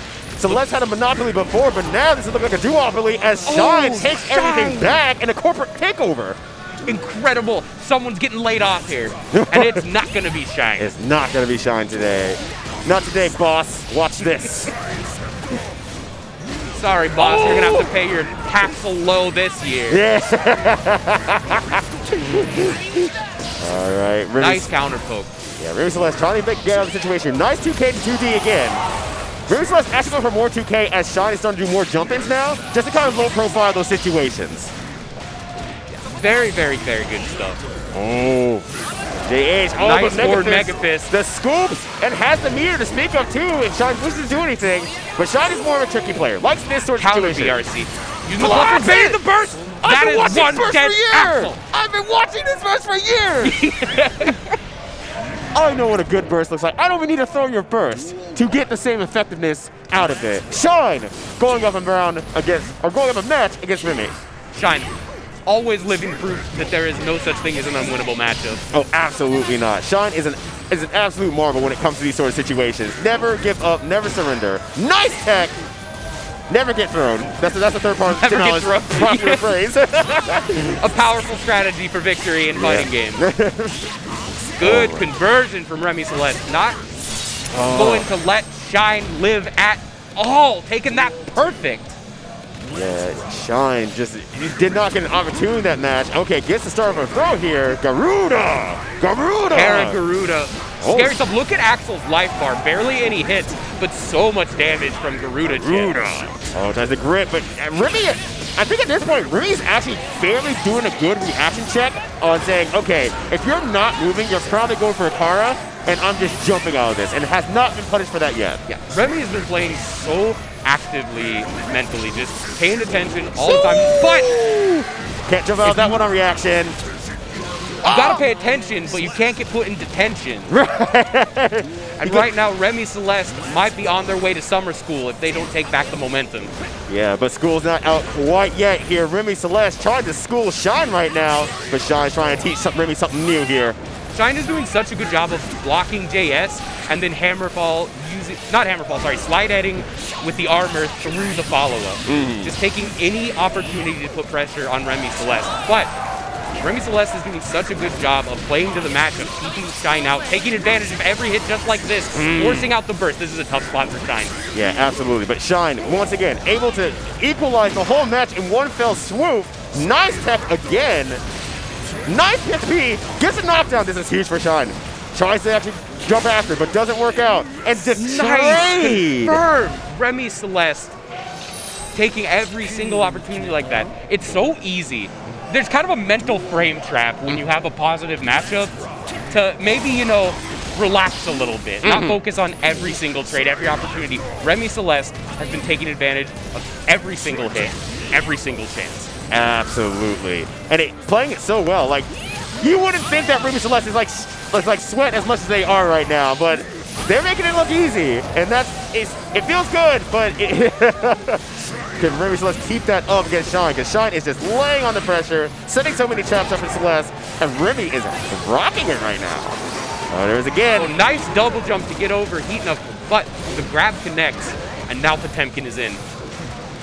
And I think one thing that's worth noting for Remy Celeste is that Remy Celeste is moving in such a very complicated and very hard to chase way that anytime Remy Celeste has been punished for their movement, it doesn't punish all that much. It's normal grabs, not Potemkin grabs, not the mad grips of the law reaching up into the sky. Right, they're not letting Shine get confident enough to start going for, the busters are getting punished, they're getting jumped. Yeah. And Remy Celeste is putting Shine in this headspace where Shine has to go for the normal grab, has to go for the more consistent stuff. Right. And it's giving Remy Celeste much more life to work with. Yeah, a lot more poke game, and a character you do not want to play a poke game with. And not that Potemkin's any slouch at it. Axel is definitely the master, the absolute royalty of it. The British Bulldog. You know, everyone's slouching in the land of Axel Low when it comes to poking. Ooh, 6P, good damage off of that. Ooh, damage, bursting out, Yeah. not wanting to lose the momentum here, wanting to take this round and just finish it up. Do not give Shine another chance. Yeah, absolutely can. Ooh, the bikini bottoms. Jumps over the carrot. Starting to get a feel for Shine's habits with Garuda, and that's going to be so huge. That might be it. Oh. Barely misses the OTG hit. This is it. 6P has to block it. Gonna do the slide head. Can't reach the throw, but it's just far enough away to escape the grips of Shine. And the lights are out in this matchup. Remy takes it 3-1 against Shine. Yeah, I'm not going to sugarcoat it, my friend. That is a tough matchup for Potemkin. But you cannot not give credit to Remy Celeste. Their play was clean. They took every opportunity they could. They took trades and converted them into full combos. They paid very close attention to how many Garuda impacts Shine liked to do. And by the end of the set, they were ready with full confidence to jump out of the next one. They knew it was coming out. They were ready to punish it. And that sort of mental focus combined with the matchup just let them play their game, take their situations, and propel them to victory in the set. Exactly.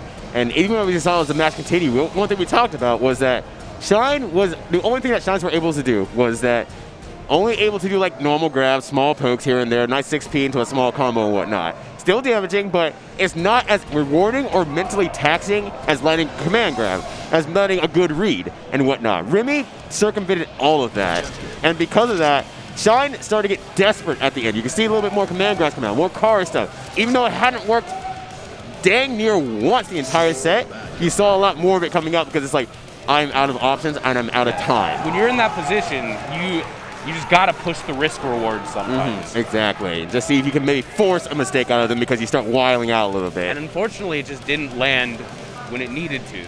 But We have two new players landing their buns into these seats here. You know them, you love them. Punk versus Tempest NYC. This will be Soul versus May, I believe. Yeah, just two amazing players. Punk dominant across so many games. I don't know why I said May. I'm so sorry. Just so strong for such a long time. Punk has been a force across the entire FGC, bringing it here to Strive as well. Incredibly strong player. Right, right. You know, you definitely take the best player from another game, move to another game. Once they're done spending that time on, they're going to be within, like, the top 16 very, very quickly. So you do not sleep on Puff, and no one else has. Oh, wait, I was right. Good job, Brain. Good job, past me. Good job. I was doing great. I second-guessed myself. You hate to see it.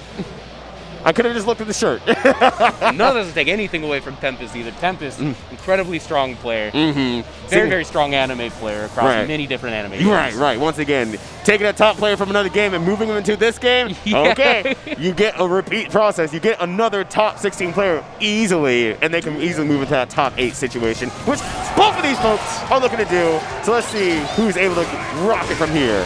Yeah, I could see it going either way, but only one of them is making it out of here alive. Big, big counter hit. This is how it starts with Mr. Soul Bad Guy. Yeah, very, very simple there. Nice jump in there, forcing the block. Punk, not afraid to block in this game. It's like, I played enough Street Fighter V. I know that my turn will eventually come. And a nice BRC that does give it burst safe on the first side of that BRC. So that was really good from Punk to be aware of that and not burst too early.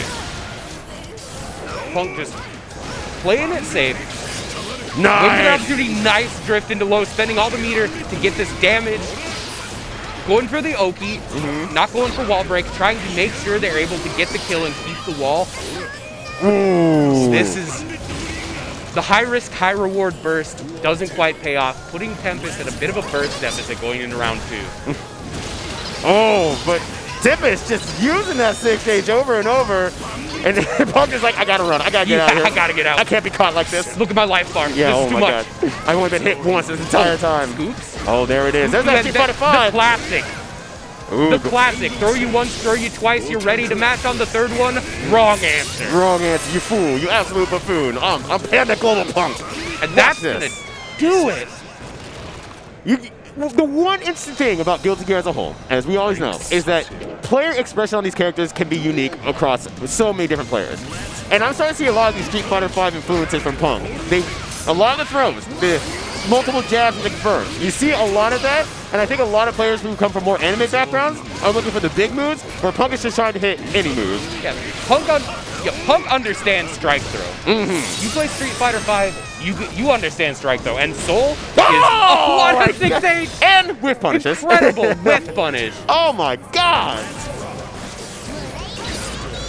Punk showing why they are such a dominating force across games. But Tempest is saying, no, it's my turn. My God. Want to burst punish? This damage is so huge. This might actually hit. Yeah, no, that's death. That's death right there. So long, the Soul. Reverse, perfect. Yeah, perfect. Paying it back in space. Tempest NYC doing so much work. Nice 6P on the run-in, too. Can you believe this is round 3 already? Right? They're just tearing into each other here.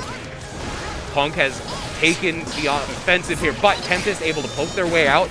Returning neutral, Punk saying, no, my offense does not end here. And one thing I like starting to see from Tempest here is he's using a lot of bigger moves to prevent Punk from moving. So doing the backdash, JS, JH, and whatnot to make sure that Punk doesn't get all the way in is exactly what Tempest is doing to keep at a very comfortable range. And it's paying off. They're getting a start to their offense here. The jump back JH doing so much work against Punk right now. Yeah, that is working so well. And Punk is having trouble approaching. Can get out of the corner just fine, but Tempest is still close enough to make it very scary for Punk to land after using an Air Bandit bringer like that. The hero revolver. Punk is able to take their turn. 5K just barely whiffing. Oh my God! Back. Gotta wait for the burst. Is Tempest gonna hold this? Oh no! Punk got patient. And then the burst lands. Tempest holding their burst gave them another chance, but Punk with the patience. Jump back JS. Taking a page from Tempest, no less. Tempest head in their hands. And I'm wondering if one thing that happened there was that Tempest was blocking for a bit, and they would try to dash in and do a slash, a far slash. But because they kind of combined it at the same time, Dolphin came out instead. And it was like, oh no, there goes May. And then Punk was like, yeah, I'm so smart. Punk was ready. I'm nice. I got this. no, Check don't out worry. this sick button, Yeah, JS. JS. Hits real far below me. It's a pizza cutter. Yeah. The S stands for sexy. J sexy. Tempest hovering over Soul for just a second. No, not going to Yuki. Are we seeing it? Oh, interesting. Okay. Good job, pass me. It's Leo. It's Leo. Maybe that's why I was confused. Maybe I was like, no, I seen him play Leo. Wait, no, I seen him play May. It has to be one or the other. You definitely can't use more than one character in this game. It's not allowed. It's illegal. It's illegal. No, Tempest, you can't do that. You're going to get in trouble. I'm telling the teacher, Tempest. Yeah. And you're going to be in so much trouble, and I'm going to get an apple. I'm going to get a gold star. Yeah. What are you going to do about the Tempest? So let's see what Tempest is able to do here with King Leo Whitefang. Well, first of all, going to get decked by the Fist of Soul. Jesus. Popper King, it doesn't matter. That far slash will counter hit you all the same. Yeah, royalty or run, I don't care. I'm going to punch you in the gut. When that punch is doing work, Eisensturm connecting. Good. Counter. This is going to do a grip. And it's going to hit the wall, too. Now you have so much. Okay, I mean, to mess around with is coming up. Is coming up numbers for Tempest right now. Punk is bleeding. Punk does have full meter right now, though. Right. You got to be careful. Running up, Punk ready, not rolling it. Wild throw. Oh, tries to bait it out. Doesn't. Falls a little bit short of it. Oh, Good no. jump back. No, but no. getting caught by that far slash again, this is going to put Punk at set point. Yeah. So I was going to say one thing about Punk having 100 meter is that Punk's not a very gimmicky player. I mean, in the sense of like using the meter and the game mechanics and whatnot. Just like solid, fundamental tricksies, but there's not like using the whole, I'm going to use this trick right here. And fundamentally high damage, that counter hit. Oh my god. Oh, mistimes it just a little bit. But gets the throw anyway. Hyper aware Punk. Incredible. Playing an entire set, not having to challenge that situation, even post character swap. The first time it happens, oh my gosh, in the middle of a reset, Punk was ready to throw it. Yeah. See, Punk has played so well amongst the Street Fighter 5 folks. Has played so many different situations. And definitely knows about the standing reset. I mean, anyone who plays Street Fighter knows definitely about the standing reset. And that's where it shined. That's where it's shown right there. Just saying, okay, yeah, you didn't knock me down. Cool. You're like, this is your mistake now. Congratulations. There's Hold something that. to be said that, you know, I know about the standing reset. You know about the standing reset. I get hit by the first one every time. Oh, yeah, absolutely. A lot of players get hit by the first one every time, and then they're ready to throw it, and that's the difference between a player at the caliber of Punk and the rest of us clowns. That Punk was ready the first time. And right. That might not sound like a lot, but it's a big difference. Because if you're ready for all of those situations the first time, you're never losing rounds to getting clipped by something you haven't been paying attention to for the rest of the set. People can't save one thing in their back pocket to try to scam a round out of you. Being always ready like that is no easy ask, and Punk is showing us why they are so strong across so many games. Absolutely so. Absolutely so. Speaking of strong players across many games, though, my personal favorite Strive player, Hitachi. Versus K7 Show-Off, who recently got signed by CGL, because I always say CLG like the Econologic game. It's like, no, not them, but CGL recently definitely had their skill recognized, and clearly their investment's paying off here. We see Show-Off showing off right now on the main stage, winner's side. Top 24, extraordinarily good player. And then we have Hitachi. You know him, you love him. He won Evo. I mean, come on. Evo come Online on. champion, Yeah. Hitachi. Might be okay at this game. Maybe a little good at pressing these buttons. Nagoriyuki versus Leo Whitefang. Both these characters are so insanely terrifying, even if they just make you block one time. Leo Whitefang, if he turns his back to you, the round is often over. And K7 is definitely the kind of player who will really drive that home, entirely so. Makes that one mistake that you make to give him the back turn, makes it count a lot.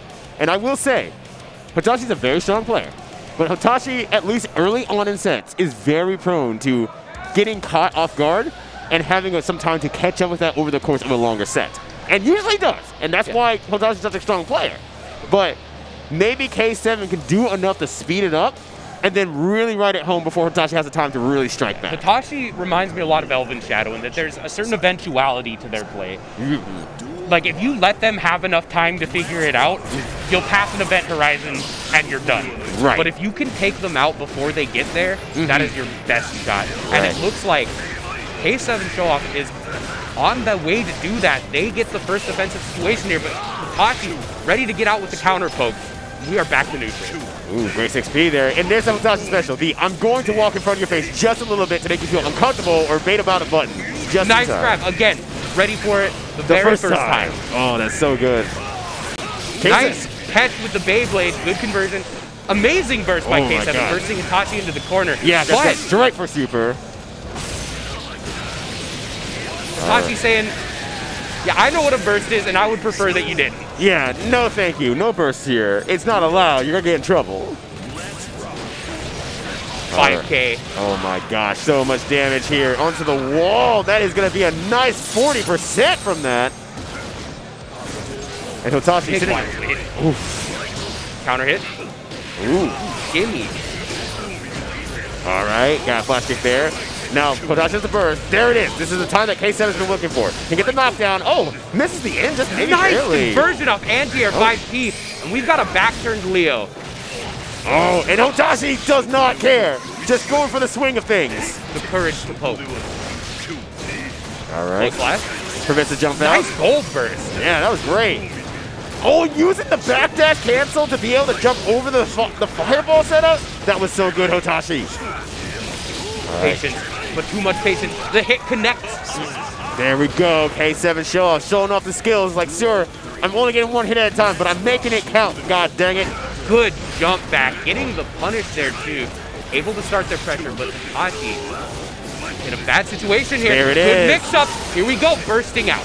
The burst has been spent. Oh, no. Catching out the movement again from K7. Hitachi doing massive damage. Going to cap out the damage here. Two hit before the super. This is going to do a lot. Oh, yeah. This is going to be absolutely huge. And it's going to have level 3 on the other side of the wall here. Hitachi at 2 pips of blood meter. All right, dashing around here. Okay. Counter hit. Whoa, that was visually confusing. That was so perfectly spaced. Hitachi's Is swinging. there time to counter this? Yeah, yes. Absolutely. And gonna get the wall break off this too. Can he get the super? He's gonna kill. He's gonna kill. Yes, he can. The super does so much damage. Oh it does no. Nagoriyuki, a beefy guy. Sandjam is on their way to call you a loser. I'm sorry, Sandjam. I didn't mean it. Well, neither did Hitachi apparently. Not wanting to die out like that. Very, very unfortunate. K7 Show-Off. Showing off the skills once again, playing super well against Hitachi, and maybe that kind of early catching off guard aspect is coming out here. Yeah, Hitachi deep in meditation, shaking his head, did not like what just happened there. I don't think any of us would. No, no, absolutely not. Leo is a frustration character to lose to. Not to say Nagoriyuki isn't a frustrating character to lose to, but they definitely put you on watch for sure. Just make you think for a little bit. A little bit of a drop there. Oh, good bait no. by Hitachi, getting the 2H punish too. Look at that damage. Oh, he just goes for a simple low after it too on top of everything else. Damage in a movie for sure. We take it. Counter hit, this is huge burst coming out. Yeah. Show-Off does not want Hitachi to snag this round. Barely missing that air grab. Good punish. Oh, I didn't see the moves come out, so it should be. They did a thing. They did a this thing. This is bad. Big damage. Yeah, gotta get corner start up after this one. Let's see what Hitachi can do. Ooh, Hitachi did a little stomp there. Wow! What? A conversion off the trade.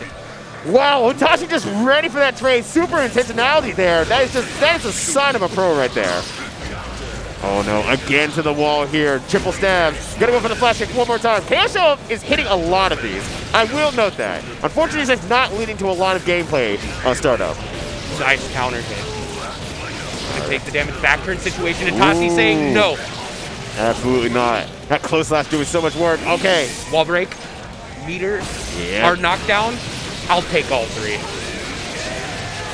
And this is gonna Hitachi effectively 100 meter. Gonna get a lot of meter gain for the positive bonus. Gonna dash forward, dash out. What a bait!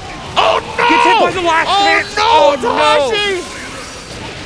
Oh no, Hitachi misses the button too. This is what KSM wanted so badly. It's gonna take so. Oh no! Hitachi's going for it. Can cancel if it doesn't hit. Oh! face. We're ready. I am a liar, Mini-Man. I am a liar. Incredible. That was so smart. K7 show off realizing if it gets blocked, I they either can have to cancel. FD it and lose the punish, maybe, or I get chipped and they say I have the third option on deck. Yeah. Oh, Hitachi getting countered. This is gonna do huge damage. Gonna push out of the corner here. This is such a good situation right now for say K7 show off.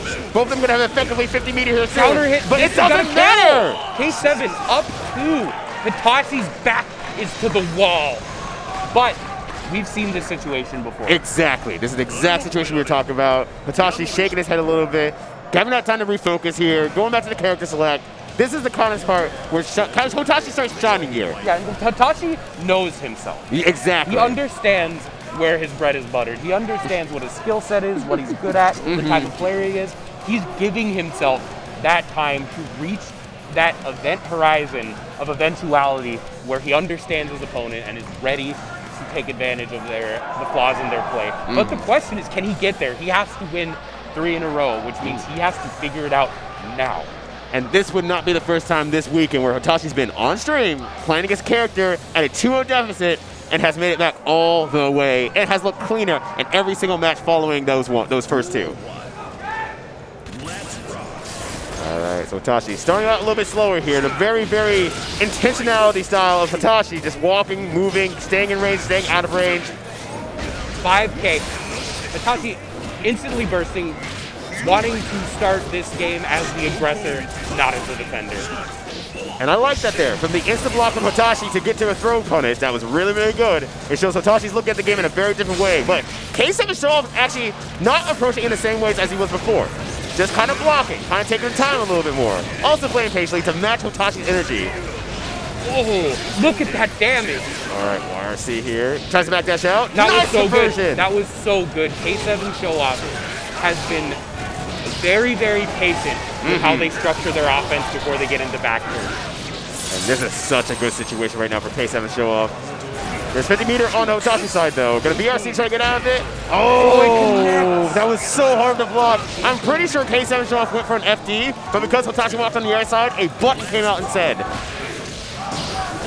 The crowd is chanting Hitachi's name. They want this boy to live. Will he be the boy who lived? Nice punish there, able to get the offensive situation. Hitachi dashing back, trying to bait out the DP. The blood! I'm bleeding, therefore making me the winner! Gets the counter hit. Yeah, combos combo. Off the mat. Let's go. Takes the counter, gets the man grab. Yo, Scruff McGraw taking a bite out of the crown right now. Hitachi making one hell of a comeback right now. Backdash is out again. Backdash Hitachi. Hitachi's reached Zen. Look at that face. He's so calm right now. He's breathing in. He's breathing the finest air he's ever breathed in this day. Will Hitachi be able to continue this momentum? It's going to be tough. K7 show off has shown that they currently have Hitachi's number. Oh, there we go. The back turn situation has to burst it. Gets a successful burst here. Flash gets out, and that's going to be so much damage. Burst. This is going to hurt. This is insane amounts of damage. And going to get a little bit extra, plus the 50 meter here from the positive bonus. Back to neutral. Scary stuff. Stressful. K7 show off. Wanting to take their turn, and they're going to get it. All right. Oh, no. Hitachi is ready. Hitachi, this is the sort of read we were talking about earlier. Hitachi has figured out K7 show off is a little patient on their offense against me. You know, they're doing stuff like backdash back into the corner before running up and jabbing, killing a bit, and Hitachi is using that to their advantage. Hitachi's analyzed all the data and put all the stuff on the graph cards and is now making the best decisions against this specific opponent. But will the program change? Will K7 show off receive an update mid-match? The dome. You can't block this. No, absolutely not. Spin the win, baby! K7 show off on set point. This is such a match right now, Mini-Man. I am loving every second of it. They are scrambling against each other, but at the same time, they're structuring each other's offense in a way that makes them uncomfortable to do what exactly they want to do. Oh my god, again. Gold burst connect. This could be huge. K7 trying to keep Hitachi from being able to utilize it, but they weren't able to pin him down. All right, the triple slash record again. Gets the grabs. Oh my god! The reverse grab. Catches the back dash. Spinning the one again. That is so much damage for that The one Doki hit. situation. This controls everything. And it connects. Gonna YRC. Gonna get out the heck out of there. Chasing Hitachi that. refusing to get DP'd. Oh no, it does not connect, but Hitachi takes the corner. All right, Hitachi playing it patiently. Knows that K7 show-off has burst. Is not gonna try to get the opportunity. Counter hit. There it is. There it is. Hitachi. 2-2. We're coming down to the last game. Was that event horizon reached? Is it the point of no return? Are we here? Do we make it, Mini-Man? Jamal, this is it. 2-2 for this climactic match. We're going back to character select. Right. We're getting our heads screwed back onto our shoulders, and when we re-enter this game with a new track and new stage, it's going to be it. This is for all the marbles. The winner of this set will be decided right here. And it says a lot when you versus your opponent going 0-2, you go back to the character select and you bring it back 2 more games. And then your opponent goes to character select and it's like, I need time now. You have done so much mental damage to them at that point that they need to reset themselves. And now that they've done that, they've had the time to think about it, they are ready to fight each other with the biggest, most fierce power that they have. So let's see how they go. Great start for K7's go off. Oh my, extraordinary start for K7 show off. This is so good. No meter on Hitachi's side, no burst on Hitachi's side. And it was baited nonetheless, so Hitachi might not get this meter back, even in the second match.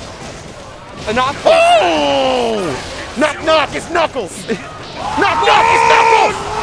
Look at that. Spin the win, baby. The win of fortune. Getting perfected by K7 Show-Off. K7 Show-Off having the K7 pop-off. Getting ready to maybe take it all right Oh my here. gosh. The character reset select is real right now, Mini-Man. What a counter hit. Oh, the visual confusion. That was so good. Going for the Berserker Barrage Super. Not that much damage, but great positional advantage. Right, and still has a meter advantage too. That's what's huge right there. Nice throw. Flash kick to win it, baby. Which one's going to here? Gotta get the mix. Hitachi's on the back foot. Gets the burst this time. Nice bite. Scruff McGruff in it. Hitachi's got to be so careful of that DP. And this there is it going to be it. K7 Show-Off. K7 Show-Off does it. Everyone's getting hurt. Hitachi's getting out of here. Hitachi retreating. Right in time before the whole squad rolls up, destroys the chairs. K7 Show-Off has knocked the online Evo champion into the losers bracket. What a way to make a first show performance after getting sponsored, being able to announce it to everyone. Hitachi, making sure, no, I'm happy about him. This is good, this is good, this is great. And then making your first performance showing at a major offline event against the Evo champion and saying like, this is where I'm hanging out at. This is where I belong. I've earned this. And I'm going to see you in the next match. What a match. What a match. That was so good. That was so insanely good. Had a great time with that. And hell's bells. That was incredible.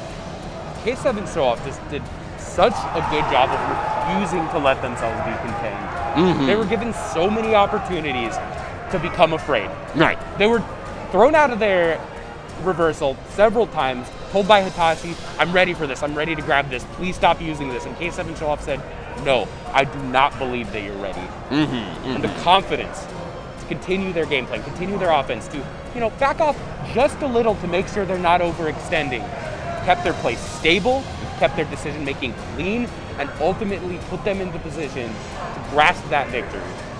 Yeah, and we saw a lot of that too, kind of in the positioning of like, you saw a lot of the neutral jump JH, and just as like a can opener to say, oh yeah, I neutral jumped here, and if you try to reposition yourself, cool, you have to block or take this hit, and I can convert it into my game plan. And that's definitely the special part about K7. Really, really good about structuring their game plan in a way that's like, I get this hit, I get any hit that I set you up for, and I can go straight into my winning condition. And just got that over and over and over again. And Hitachi played very well against it, defensive-wise, but over the course of the game, it just wears you out. It just is exactly intended to do that. You can't block Leo forever. Right. You cannot block Leo forever. You cannot block a player as strong as K7 Show-Off forever. And yeah, I mean, Hitachi's not out of this yet. He's still in losers bracket, but what an incredible set from both players. Absolutely. But and we have another one coming up here. You know him, you love him. Panda Global, Kizzy K. actually returning back here, showing up in full power with that Panic Global power here versus Razo. And a name I've seen in quite a few tournaments online and just kind of like commentating and whatnot too. An up-and-coming player for sure, but I've gotten to see a lot of their successes, and I'm super excited to see how they keep up with someone like Kizzy K. Because I'm not sure if the two have played. Dominant Fortunes are just the best. It's the best Sin. Yeah. Like, you think of Sin, you think of Kizzy K. Right. You think of Kai in this game, you think of Kizzy K. Kizzy Kai. The same brain cell. We're sharing the brain cell tonight, folks. You can't have this brain cell. Mom says our turn with it. But we will see how Kyle Peace by Kizzy K fares against Leo Whitefang, the king. The Battle of the Kings. Or the Battle of the G's. I'm sorry, Leo. I didn't know. Maybe it's just a Kyler. You can keep it. This is going to be a very volatile matchup. Both characters have a reversal. But both characters have some pretty strong pressure options. Kizzy getting pushed into the corner immediately, making their way out though. Exactly. Making their way back in, making their way downtown. Razo is ready, forcing Kizzy to burst. Now, Razo's been doing a great job putting themselves in positions where they can't get punished too hard by Kizzy quite yet, but that's exactly the kind of comfort that Kizzy wants to set you up with. Very, very good about saying, okay, where are you comfortable? Cool, I know what to do against those situations. I've seen that before. All right, nice confirm. There we go. go. Enough to kill. Yeah. You thought Hope No Kill was the only game of juggle combos? No. Razo is here to show you that you're absolutely incorrect, you entire buffoon. You want to see a basketball loop? Yeah. I'll show you a basketball loop. Yeah, they don't call me the king for nothing. Kizzy K, the king, finding the opportunity to poke out, taking back their turn. And Kizzy is one of those players who is so willing to play that neutral very patiently for a long time until they get this perfect opportunity. Yeah, you're seeing a lot of like a lot of the motion from Kizzy K. Just throwing out that jab and kind of just checking the opponent to see how they react, and then throwing something out if they react in a certain way. And that is paying off really well for Kizzy K because it kind of sets up a safe zone that Razo cannot enter free. Ride the Lightning again! Ride the Lightning is such a good super. It's crazy looking back on gear to think that Ride the Lightning is now a premium super compared to its power level in older versions. Yeah, Kai and Kizzy K getting a lot of value out of that. Just clipping coupons and just getting all values here today. We're back at this very, very well-structured neutral. Kizzy walking back. Yep, realizing that didn't hit. Back dashes out. Punishes the punish. Again, walking back, waiting to react to the situation. Whipping a jab, waiting to react to the situation. Oh my God. You're not going to gimmick out Kizzy K. You're not going to trick Kizzy K. You are going to play Kizzy K on Kizzy's own terms, and you're going to have to beat them there if you want to win. Yeah, you're going to have to be more than Kizzy OK to beat Kizzy K. Now, going back to the character select here, just give me some time, as Razo should. Definitely well-deserving to say, I just need to take some time, make sure everything's right. I want to see more players do this, myself included. This is such a good use of all of your tournament options. Right. You absolutely deserve to give yourself the time if you're a little bit nervous, you're a little bit shaken up, you need some more time to breathe. Don't always jump back in. And Guilty Gear is famously a momentum game. And using the character select screen to cool your opponent's momentum even just for 10-20 seconds can have such a huge payoff. Yeah, exactly. And Razo enters in the same way this time. Doesn't catch Kizzy K off guard here, but Kizzy K is ready. And you know, that's one thing I actually like about Razo. Gets hit by like the smaller little attacks and just uses something like a 5K, 6K to still get back in, 2K to get back in. It's not deterred by the small stuff. Yeah, if you want to take my turn, says Razo, you're going to have to do better than that. Yeah, you have to do it over my dead body. And in some cases, this might be true. Kizzy K making a comeback here, using that 2P to just kind of check no forward movement from Razo. Once again, whipping jabs, seeing what Razo is doing and choosing the appropriate response afterwards. And there it is again, just throwing that early normal. Razo runs right into it, and now it's Kizzy K turn again. BRC to make it good. What a cross under! This is going to be so much damage, but not going to have the meter to really make it rip.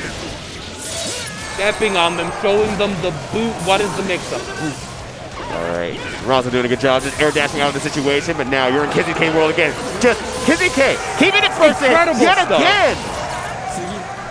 And that's, it's so smart, because if that wasn't a burst, Kizzy still would have been massively plus from the fireball. If it was a burst, which it was, it punishes it and Kizzy takes the round. Hedging their bets in such a way that if it fails, they barely lose anything. If it succeeds, they take the round. Exactly. And that's kind of the really intelligent structure that Kizzy K loves to lab and figure out. And has gone on record before to say, people are not putting enough time into Kai. Like, absolutely not. There's so much stuff here that people aren't figuring out that I'll do it, and you'll be like, oh, you were right, Kizzy. Kai is a slick character this patch. Everyone knows that Kai is good, and he's still slept on. But nobody is going to be sleeping on Razo right now. Razo has taken the offensive, dashing through, baiting the burst, getting the hit, getting the damage, getting the wall break. We are at a mix-up situation. How are you blocking Leo Whiteman? The answer is you're not, and maybe you should have, because this is going to kill Razo on the board. Yeah, I think that's one of those situations where, you know, it's famously a safe jump situation after wall break on Super. Still going for the DP anyway. Maybe thinking like, okay, Razo knows that this is jump, a safe jump. Maybe I can just DP anyway because you're not gonna do the safe jump, right? And the answer was like, no, I'm doing the safe jump. What? You've overthought the situation, and that happens to the best of us. Oh my God, though, Razo just completely running a train on Kizzy K right now. Kizzy K hasn't got to press the button for like at least 10 seconds. They found the button to press. It is grab, but they're not able to get out of this offense. Kizzy's neutral is immaculate, but once Razo gets in, they are so hard to get off of you. This is a way to do it, though. And what a way indeed, jumping in with that JT to get the full conversion to knockdown here. Kizzy K just optimizing all of Kai's options here. What an absolutely fantastic player. Yeah, that damage was so high in every confirm. Didn't even need the wall break. Oh yeah, like not at all. Before they hit the wall. It's absolutely insane. Oh, nice 5P confirmed here. Gonna a little bit short of the basketball combo to the wall here. Not gonna play racquetball here today. Nice! Flash kick through the fireball. The belief on that flash kick. Yeah, Razo believes in themselves, and that's a really strong concept. People say, oh, you're just mashing DP all the time. It's like, no, I'm just confident in what I know. Wake up 2D, the Leo White thing experience. Case in point, you have to be confident as hell in yourself to be able to do something like that on Wake Up, especially against a parent player like Kizzy K. Ooh, runs away from the situation. That's so smart. That was so good. Make sure that Kizzy K cannot do anything against you. Ooh, that's such a slick confirm. That was really cool, actually. I've not seen that confirmed before. Razo showing us really cool stuff here. We are back to neutral. Yeah, just shimmying out of here. Kizzy's domain. Back for Leo. Scary, but Stun Dipper says no. Oh no, that's easily punishable. It doesn't do much more damage than that. That's unfortunate. What a bait! The DP again. Kizzy K has lost because of the DP twice now in this set. Razo is so on point at making the readable when that reversal is coming out. Until I say it. Until you say it. That doesn't count anymore. You're not smart anymore, Matt. Oh, You're no. real dumb. I've ruined it all. Yeah. You baked the beans for too long, Matt, and now they're all over the floor.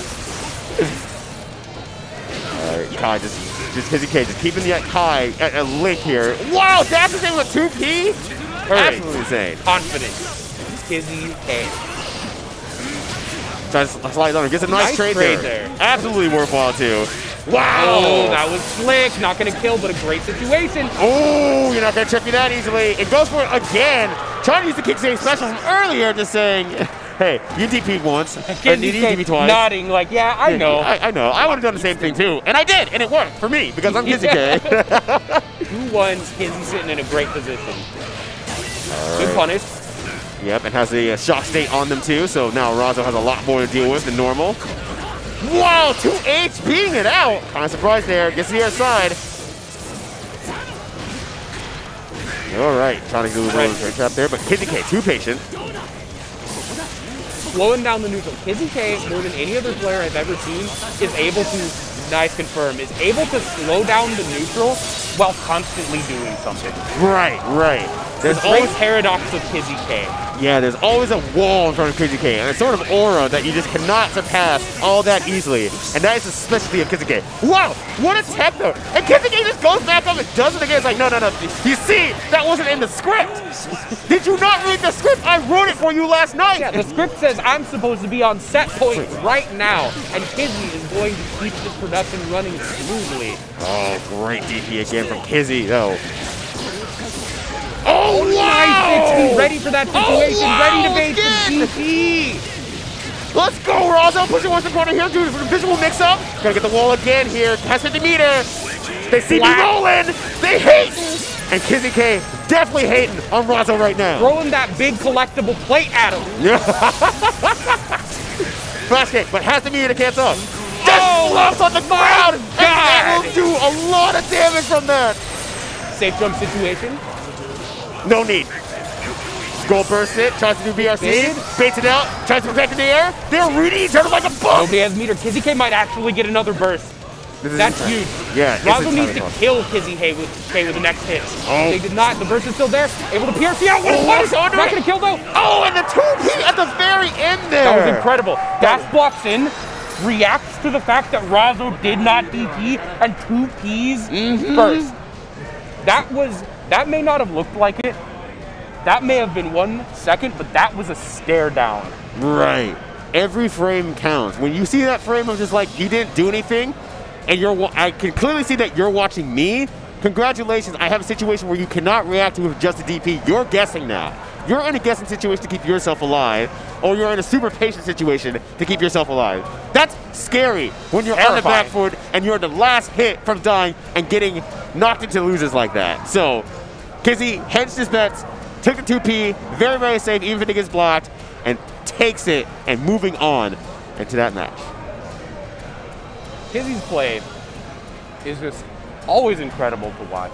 I mentioned it during the set, but I feel like there are so few players who are able to simultaneously just slow down the neutral game while constantly actively doing something. Active defense is a term that's thrown around a lot with various different meanings at various different times of the day, but like Kizzy K has this uniquely active neutral where they're not just randomly flailing things.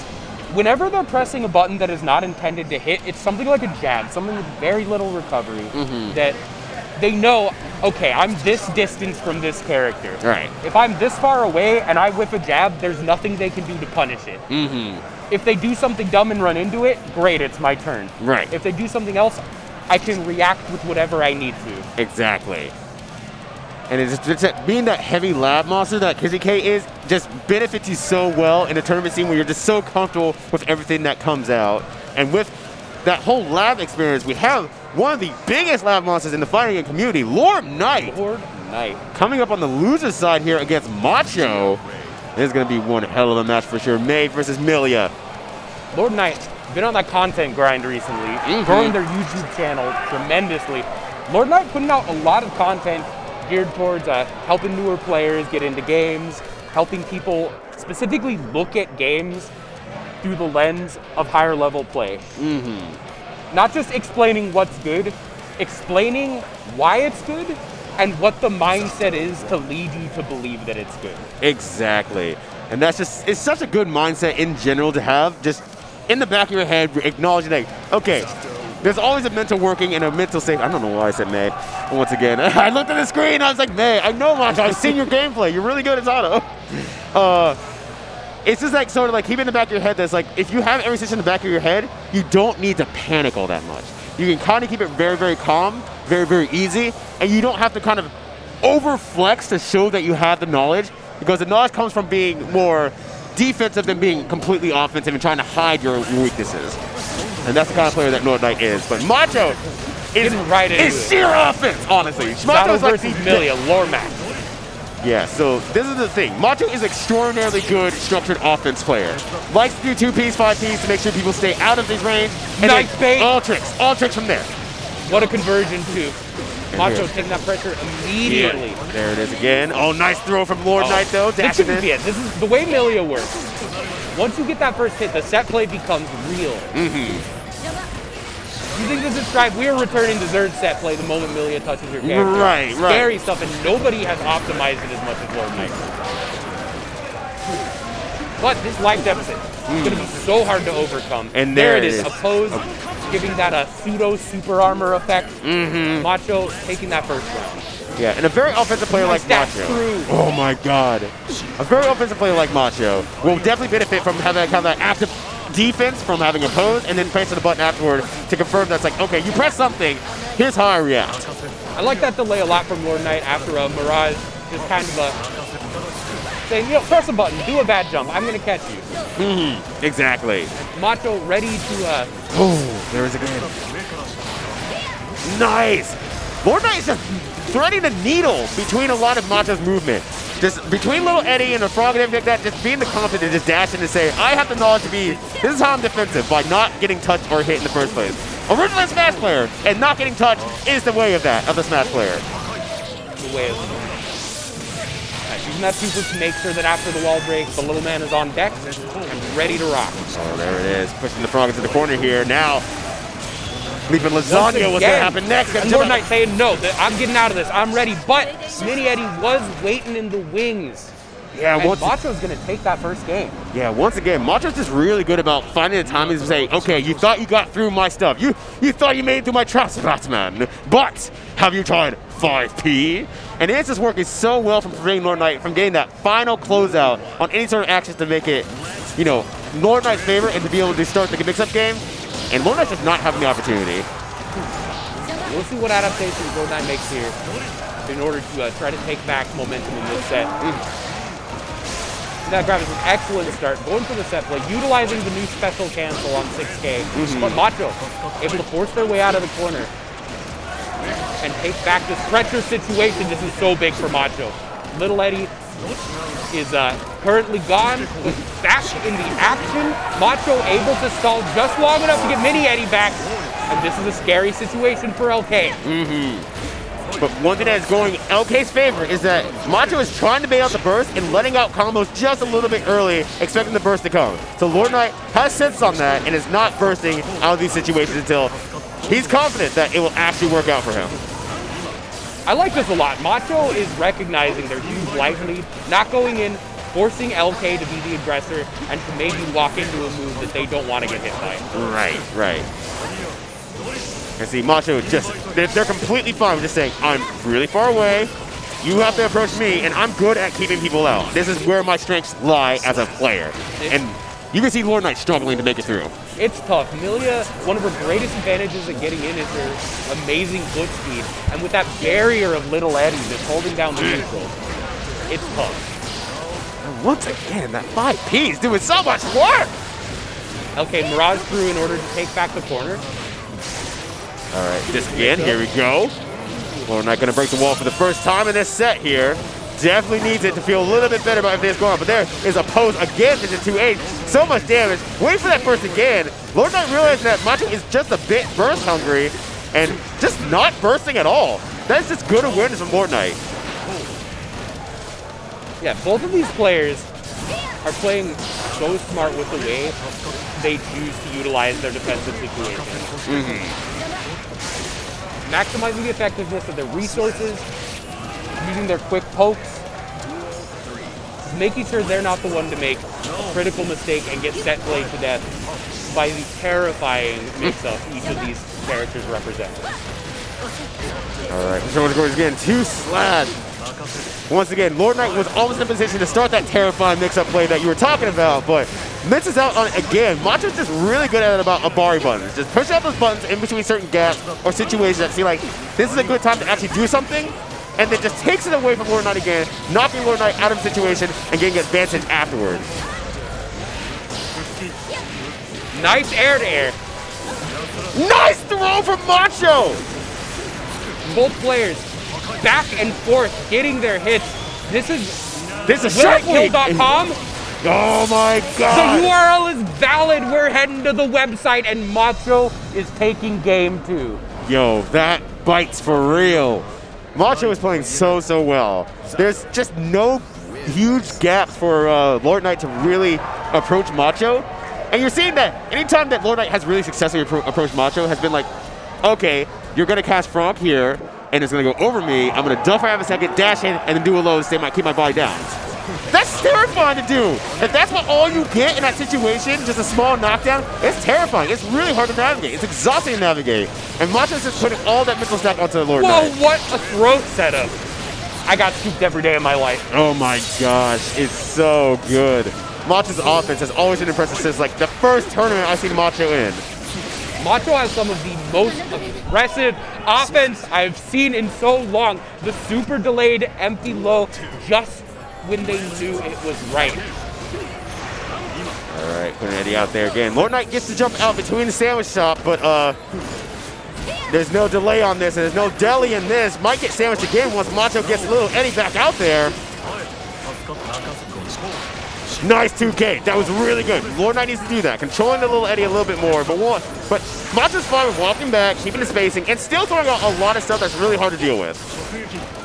Macho has been so good in the neutral.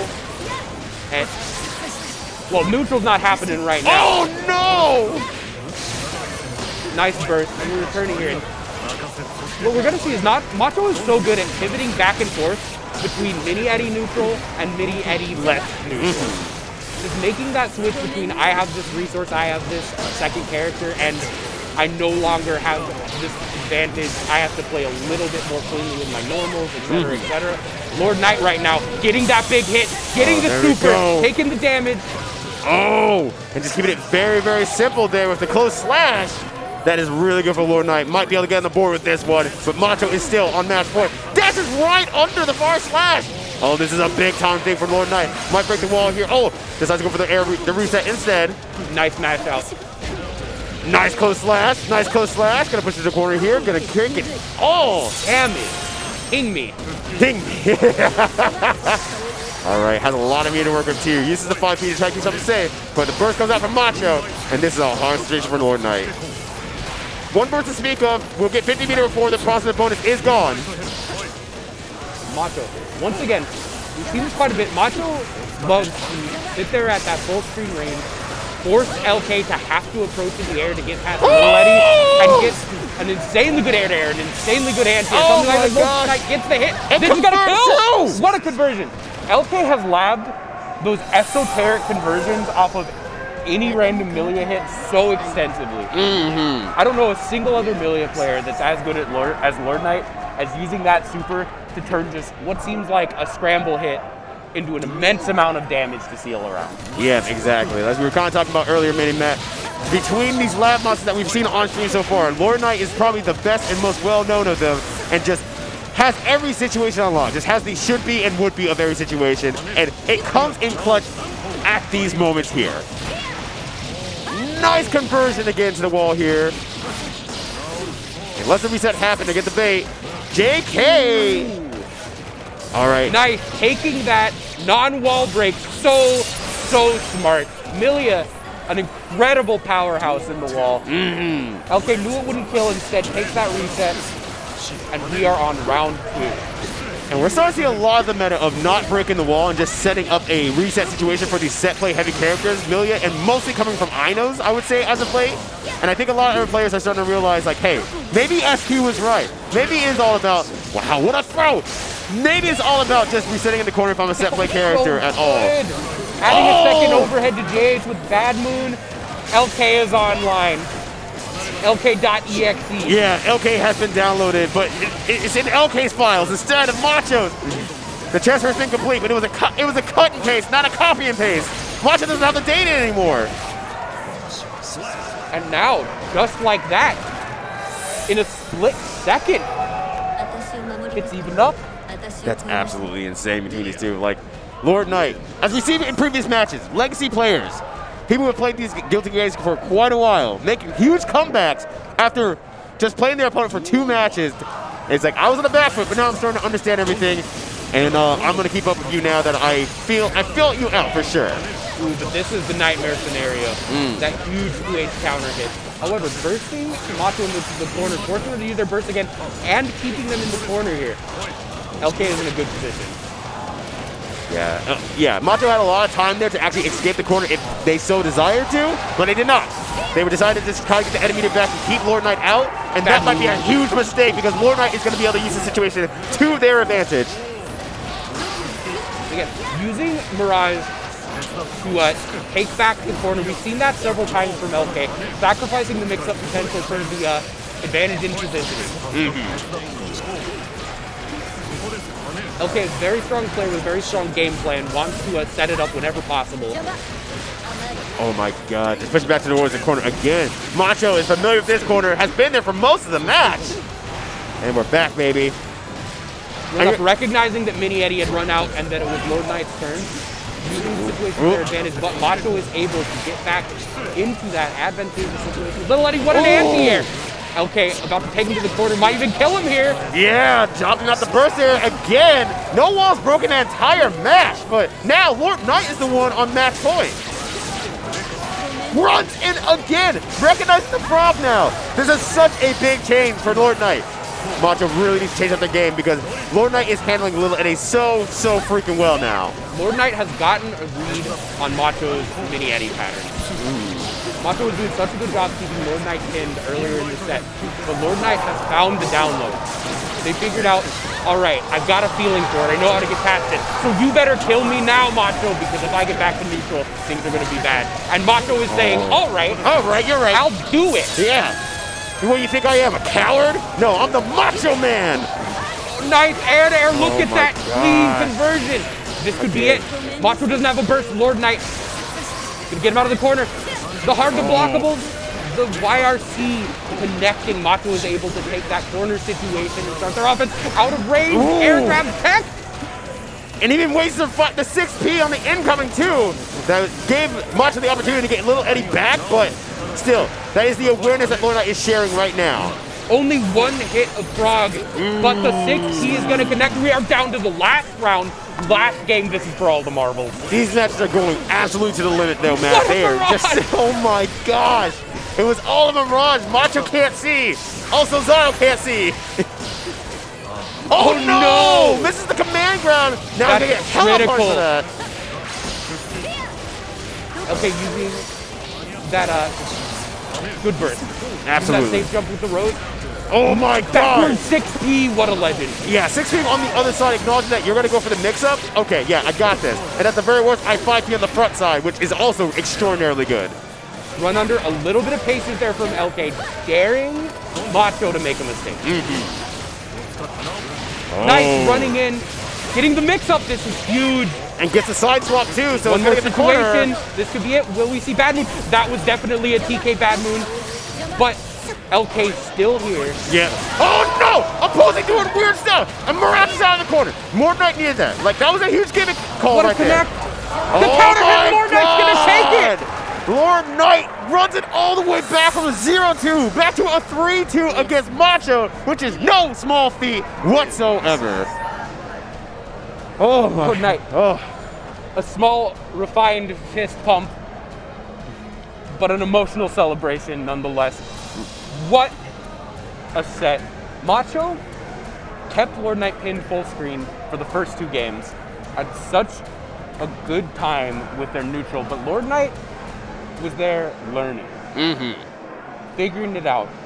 And you know, we're not in Lord Knight's head. No. We don't know if they were just actively watching for that situation, using that opportunity to learn, or if they had just got it beaten into their muscle memory and was ready to get back to their game plan now that they understood it. But that is the caliber of play we see from Lord Knight, able to take such a disadvantageous situation and turn it into their victory. Absolutely. Just, nonetheless, though, I still want to give it out to Macho.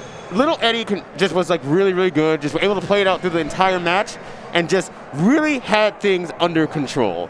And I mean, with things that are also under control, I know there's one thing that's really a nice control, Panda Global's controller that they are doing a Kickstarter for right now. So let's go ahead and check that out real quick. Hit some ads here. Make sure that we pay the bills in these parts.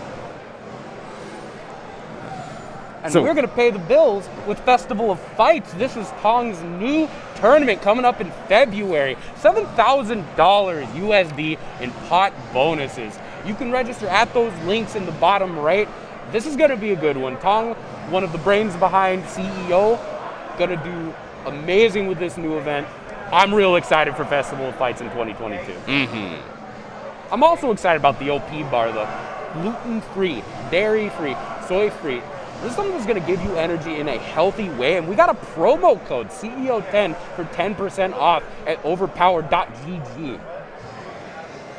And if you want to get really overpowered, we got some nice CEO merch shirts out here. You can see the Jeff Bailey's fried chicken shirts up at the top. Got the Guilty Gear Cross CEO shirt at the bottom, and just your general worldwide CEO shirts along the bottom right. So if you're at home, you're like, I'm unfortunately missing the event, and I want to support it in some way, and or have a piece of this first offline event after the pandemic, scan the QR code or visit ceo.gaminggen.gg.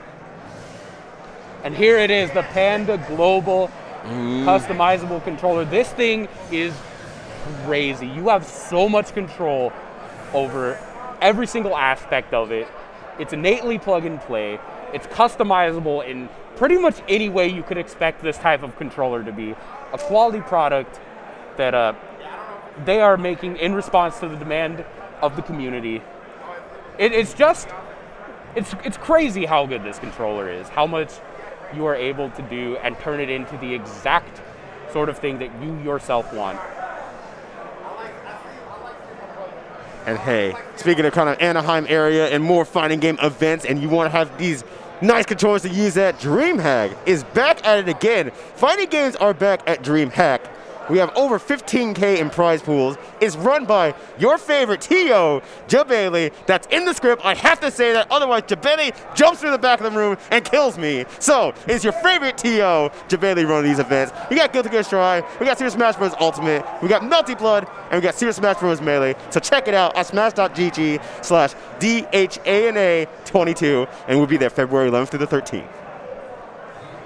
Some more sick tournaments coming up. Local hosts running these events in Austin, Bakersfield, Denver, Fullerton, North Brunswick, Oceanside, Philadelphia, and St. Louis. Fighting Game Wednesdays. Smash Tekken, Dragon Ball Fighters, Guilty Gear Strive, and of course Street Fighter V. You have these events in your backyard coming up on Wednesdays. You would be a fool not to take advantage of them. And hey, taking advantage of a lot of things, the hitbox is absolutely one thing you want to take advantage of. You've seen Super Akuma, you've seen Zombie, you've seen Cloud 805, all using these controllers, absolute masses of it. We've even had people in our own home city of Denver who's gotten the hitbox, said they have a lot of wrist issues using an arcade stick, and have used the hitbox to kind of take control of their hand movements, not having so much hand pressure and whatnot, and their hands feel a lot better. So, if you're kind of interested in that, if you're having sort of hand issues, or you just want to try something new, hitboxarcade.com/CEO. Yeah, check out the cross-up as well.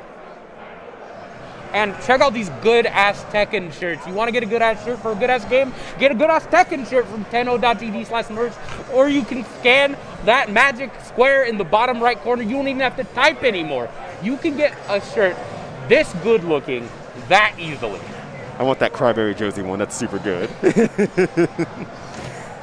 But nothing to cry about here now. We are going back to the games here. We have Tempest in. I see being woken up by Flash. Yeah, no. This, I believe. So this should still be the winner's side, I believe. No, it's top 24 losers. Sorry, excuse me. Last match was as well. We neglected to mention it. So. Oh yes. Part of the reason LK was celebrating there, LK was fighting for their tournament life, and both of these players are as well. Tempest and Flash, putting it all on the table here. There's nothing left to say when you're in loser's bracket. Right. You gotta use it all. Every trick you have, every ounce of brain energy you have left in the back of your skull must be pulled out now. Absolutely. And now, we've talked about Tempest NYC earlier. Definitely a great player in other games. But Flash, an old school player. People know Flash mainly for Street Fighter 4, I'd say. But Flash was also still a legacy Guilty Gear player. So this is not the first rodeo for Flash. Flash is coming back in a Flash of Light and is ready to take on Tempest NYC here in the top 24. We're right into it with a big counter. Yeah, I don't think there's anyone on the planet Earth who's not bursting there. But right now, I bet Flash wishes that they had something to burst off with because, full guard gauge counter hit over it. Look at this damage. This is death. Flash, where'd your life go? Risk gauge is called risk for a reason. Risk gauge engaged here. That is absolutely insane. And Tempest is rolling with that momentum. Look at the damage. Oh my God, again. May! Tempest, a dominating game 1. That was over in a flash. That was over for a flash. Flash is going to make sure their tournament run is not a flash in the pan here. They are taking the corner. They're saying, it's my turn. And Tempest is saying, no, my turn forever. Right. I still have my burst. Ooh, the bomber loop. Yeah, no, we're not taking the high damage combos here. I'm the one who gets to do the high damage combo, says May. Jumps right over the flash, the pullback on the chain. Actually gets over and punishes. Nice YRC. Going to send it back to neutral, Axel's domain. All right. 5P conversion. Oh, wow! Super empty jump low. That was so good. But Tempest NYC gets a throw after this one. Gonna get overhead command kiss. This You're in the corner. This hurts. Super's on deck. This is gonna hurt. hurt. That whistle. SeaWorld activated. Just like that whistle, that blows. How dare you? I don't dare. I do, Mini-Matt. And so is Tempest right now doing a ton of damage. No, counter it. 5H, 5H, 5H, 5H. It's the 5H throw. Don't do it. Don't do it. I beg you. One and done. 100% life combos. Welcome to Guilty Gear Strive. Enjoy your stay. We're moving on to Game 3. That is absolutely insane. What the hell? Tempest is just taking Flash for a ride. This is just something that Tempest is enjoying. This is just a nice Sunday stroll. Flash is fighting for the goddamn lives. Welcome to the Tempest NYC Combo Exhibition. Yeah, we're your host, Mini-Matt and Ryudo, and we're happy to bring the highest damage combos in CEO straight to your eyeballs. If Flash wants to progress in this bracket, they're going to have to make something happen right now, and this is the way to do it. Utilizing one vision, getting this corner scenario. Oh, nice tech on the throw. That was really good. Oh my God, that is such a terrifying move. Like, Flash got hit by that once, and you just have to be thinking, like, Flash is just so terrifying to move. It's like, I'm not going to press anything this time. Oh, like, nice whip pump. All right, running in here. Goal burst it. All right, gonna go for that. This is a mix-up for low. How do you block? Oh no, doesn't get the throw in time. Yo, that throw, I think that throw was Oh, you think it might have been 2D? No, the beauty of that throw is that even if it whiffs, May is plus enough to keep pressuring. Oh, yes, exactly. I see what you're saying, Mini-Matt. You're absolutely right about that.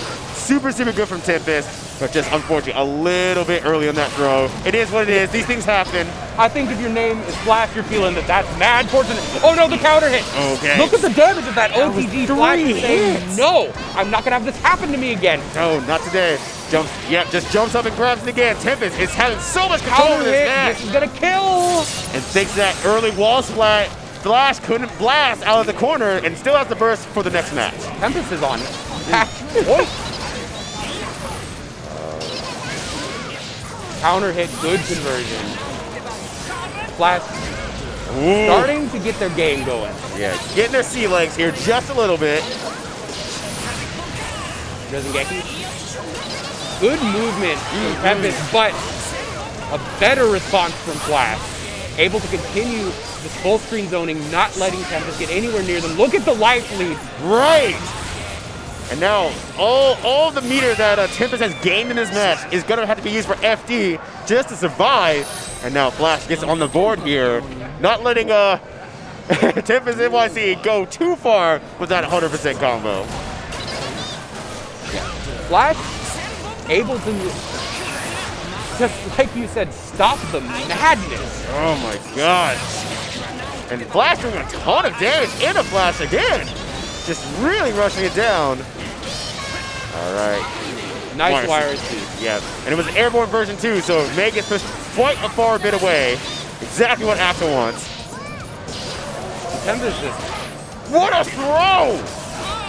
Whenever I see that throw and they don't bounce up for a combo like in old Guilty Gear games, I get so sad.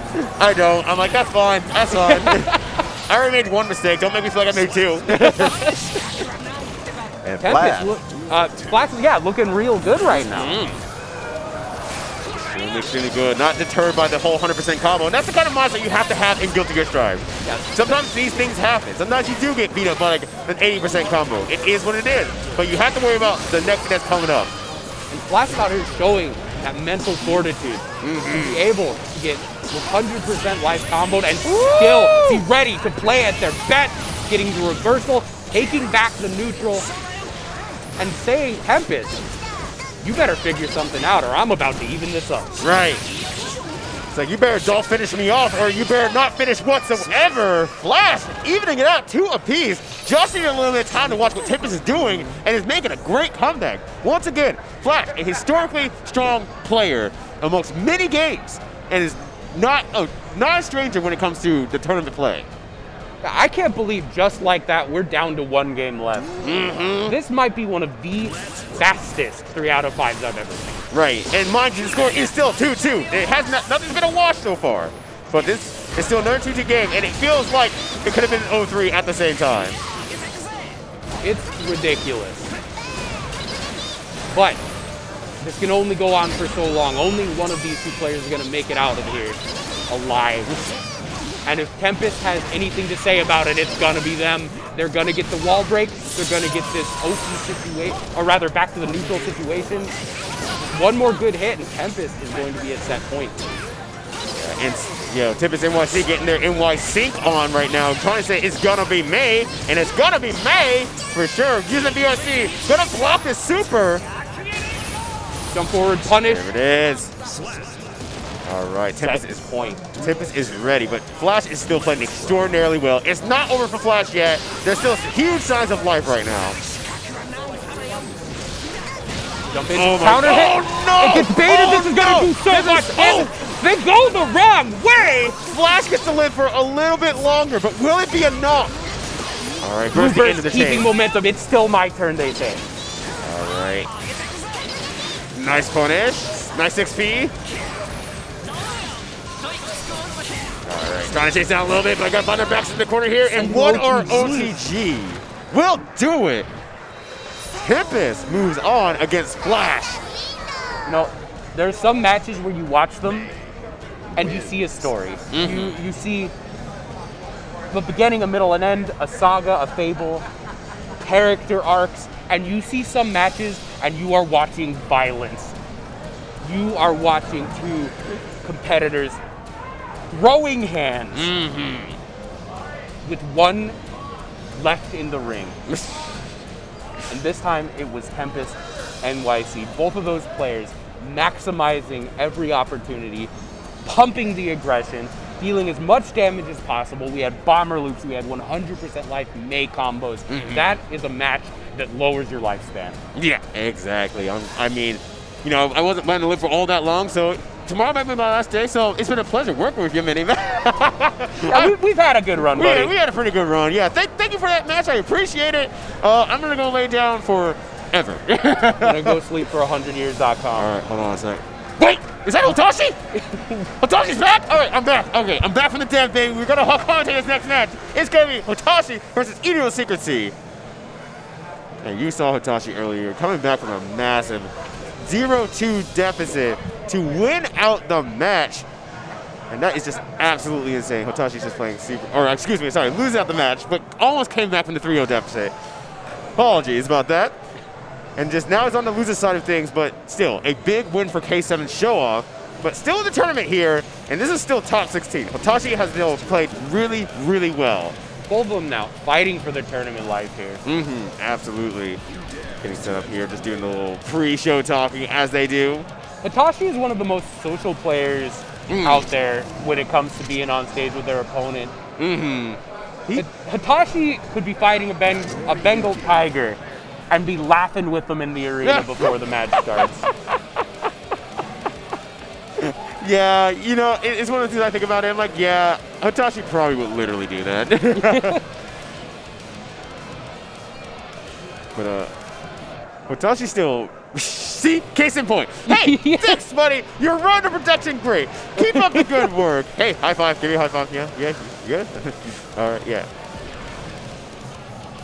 So, Hotashi getting the mask on, feeling really good about this. We're gonna see another we're going to see another one of these Nago to Yuki matchups here. Hitachi made it through one earlier in pools yesterday. Almost lost it again, 3-0, and made a huge comeback to win it out and stay winner's side. And if there's anything to say about that, I did not know who the other player was. So I got to learn a new player that day. Idiosyncrasy is not just, oh, I don't know who that is. It's idiosyncrasy, and I have seen damage done by them. The Nagori Yuki mirror, once again. Hitachi, this is not the first one we've seen for Hitachi this tournament run. No, absolutely not. And last time, it came incredibly close. Moist Hitachi versus Splash Idiosyncrasy. We have the Water World match. But who's going to come out on top and who's going to be all wet? Well, right now, Hitachi's looking a little bit landlocked here, looking a bit dry. Idiosyncrasy leading Hitachi out from the get-go, but Hitachi paid it back in spades here. And just like that, we're back to even. Idiosyncrasy does have burst and meter advantage, though, in a very strong position right now, using that BRC to take the aggressive opportunity. The shimming one. They're watching each other. They're swinging. But right now, Idiosyncrasy has the footsie advantage, being level 3 blood meter. Now, I've seen in the past that Idiosyncrasy has made a few mistakes when it comes to blood meter management. So let's see if it happens today or if they're really keeping it under control. Nice grab. Idiosyncrasy taking first blood. Oh my God, Hitachi! Immediate burst, not wanting to start the round like that, but Hitachi is saying, sorry, I'm still taking the advantage here. Two Nagos swinging their blades at each other in the night. Two Nagos sitting in the hot tub, 5 feet apart because they haplo-gauge. Counter hit, Hitachi waiting just a second before pressing that button. Oh my gosh, Hitachi paying it right back here. Idiosyncrasy versus Hitachi is going to be a real good match. Once again, the round starts so nice, it counter hits twice. Look at this damage. God damage. Here we are. Idiosyncrasy, back my to turn. neutral. My turn. All right, in the corner here, 2P. Very patient pressure. Yeah, absolutely. Not wanting to overextend, and it pays off. Getting that damage. Oh my God, what a reaction from Hitachi, and there's nothing that can be done here. Idiosyncrasy is going to have to eat this damage and then follow up mix-up. Yeah, Hitachi has meter. This mix-up is going to be something nice. Very simple, keeping it very simple. Not using the meter to cancel out just in case it hits. So this is a great opportunity for Idiosyncrasy. Has level 3 blood meter, going to be able to keep it safe because of the meter. First bait, this is going to kill. Idiosyncrasy taking the first game. Hitachi fanning himself off, feeling the heat. You're right. Oh my, Mr. Beauregard. Your mixes are just absolutely fire. Clutching the pearls and everything. Hitachi really feeling the heat right now. Big damage, OTG. Good grab. Christian one's corner here, just keeping it very stable. Backdash to the 6 feet, but can't do much after it. Bursting right away. Idiosyncrasy in a great position. Well, was in a great position. Full first spin. Yeah, the Nago mirror can change momentum so fast. And both of them having the same brain cell, just trying to bite one another, but I think what Idiosyncrasy did this just slightly later. So that throw invincibility paid off. Nice jab check. Idiosyncrasy once again going up around. Hitachi on the back foot here. The classic, welcome to the mirror! Welcome to the same brain! This is the same brain zone. you like scrap brain zone from Sonic? We got same brain zone in Sonic 2. Every Nagori Yuki player in the world pressed those buttons there. Oh, goes the whole way! And it's going to go even further beyond. Knocking through the wall here. Idiosyncrasy, going to get a little bit of a meter tie here. Such a big life lead. Has the corner. Idiosyncrasy in a great position right now. Idiosyncrasy trying to wait for that burst. Hitachi sniffing it out and just pressing the button return. And now, level 3 blood gauge was on Hitachi's side. Beyblade. Let it rip. Idiosyncrasy quickly up 2-0. And we saw this before. Yes. Hitachi going down 2-0, almost bringing it back with the reverse 3-0. Not quite getting it earlier. Will they be able to do it this time? Yeah, very short break in the character select, so going right back in here. Maybe just that half, like 10 seconds, 15 seconds is just enough. They are talking to each other, thumbs up. Yeah. Oh, you. Oh, you. All right. So now, Idiosyncrasy, 2 points up. I've had enough, man. I've had enough. They can't I love away this with game. this. All right, back us now. Oh, punishes the far slash, just barely. All right, trying to do some stabby stab work here. Idiosyncrasy at half full meter, but going to try to keep that level 3. It's actually going to happily run it out at the same time because it doesn't want to deal with any of the high-level pokes that Idiosyncrasy can share. Idiosyncrasy taking the aggressive. One thing Idiosyncrasy has done so well this set is to make sure they are the one who is becoming the aggressor out of these neutral situations. Hitachi, once again, very, very happy to just wait it out. Nice command grab. Hitachi is just extremely good about changing the flow of the match. And you're seeing it again here. Hitachi has slowed down. Hitachi is waiting more for Idiosyncrasy. Idiosyncrasy is starting the match that realizes that Hitachi realizes that I'm changing my stuff up. And that's what Hitachi wants. What a bait! Flow. But maybe it won't pan out here. No burst to speak of. Not going to get it back with the high damage of Nakoruyuki. Just patiently pressuring Hitachi. One thing that Hitachi is particularly good at as a player is punishing an opponent for overstepping. Yeah, and Idiosyncrasy has clearly shown they understand that, and they're forcing Hitachi to play out of their comfort zone. Wow! The Beyblades just passing each other through the night here. That's exactly what Hitachi needed. All right, Scruff and Gruffing it. Let's go. Pushing into the corner. Hitachi is getting aggressive. Has that meter drain on the blood. Big drop, that's critical.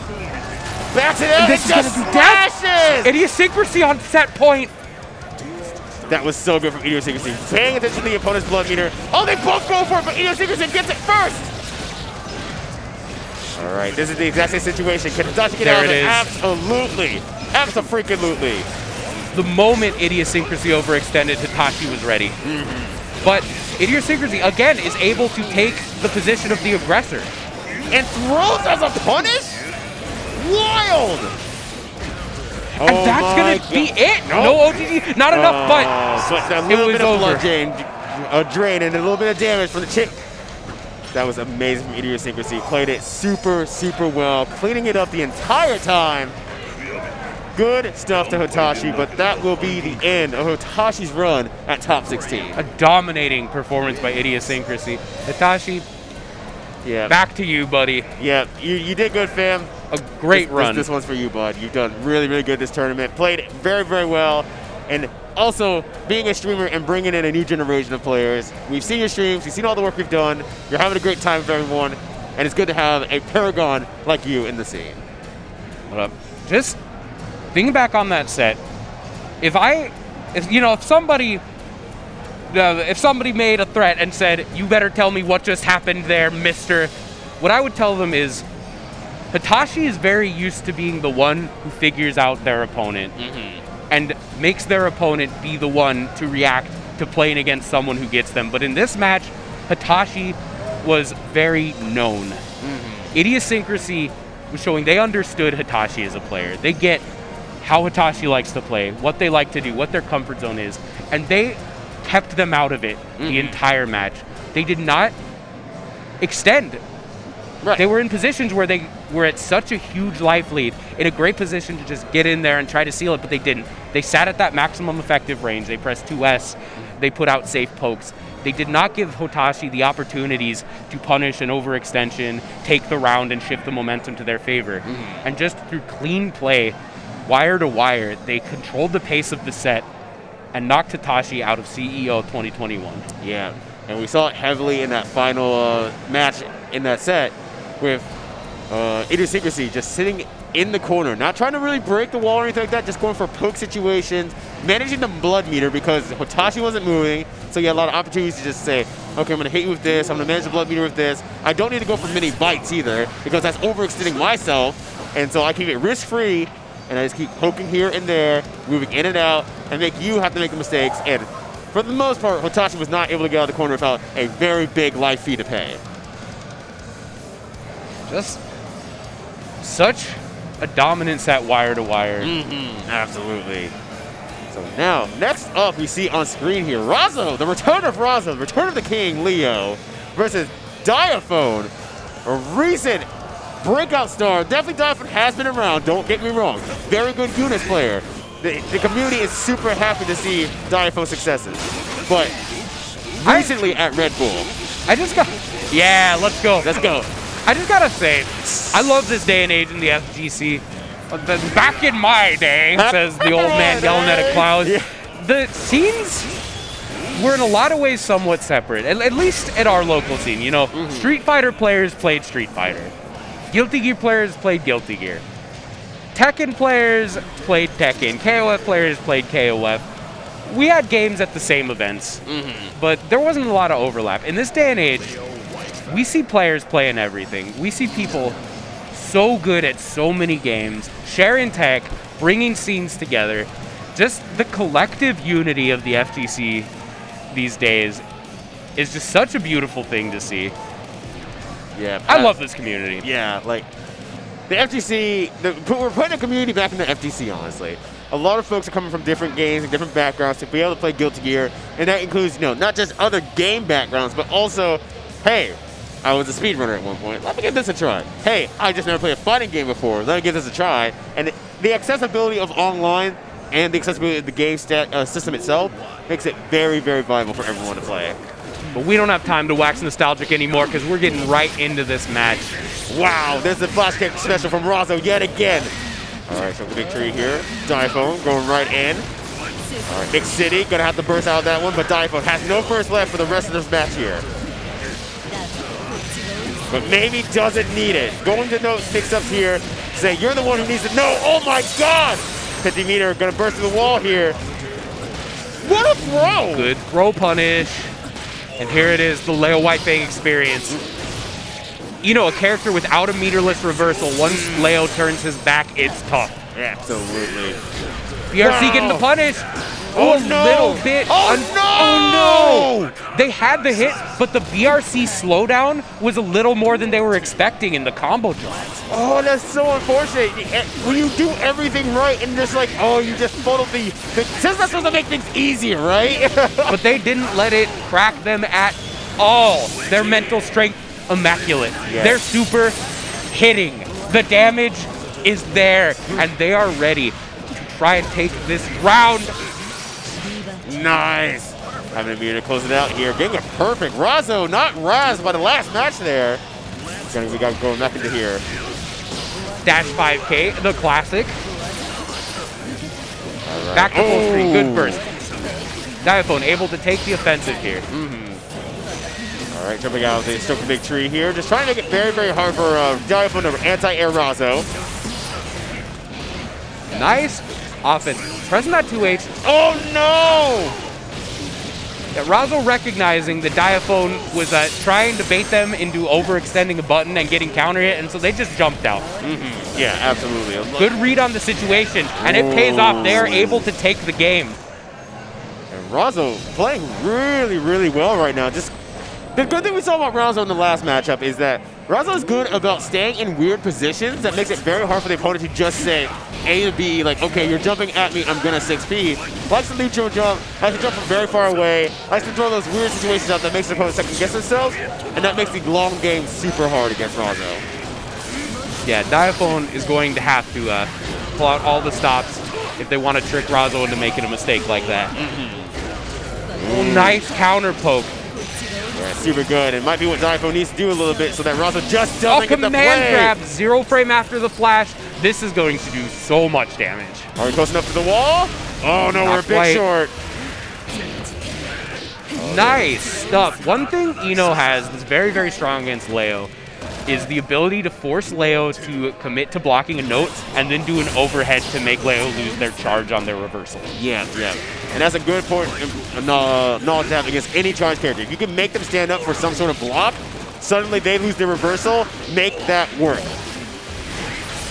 Oh, nice block from the iPhone here. Still finds their back into the corner here, but is now going to fight their way out. Again, doing such a good top. You're going to seal off my flash kick? Absolutely not, says Razo. I got 3 more in the tank. Oh my gosh, gonna break the wall off of this one. Razo getting even up the rounds here. It's incredible stuff. Diaphone's showing how easy it is for Eno to kind of seal off that flash kick, and Razo still saying, I'm gonna use it. You cannot make me stop. Right. And it's on Diaphone to make it stop working.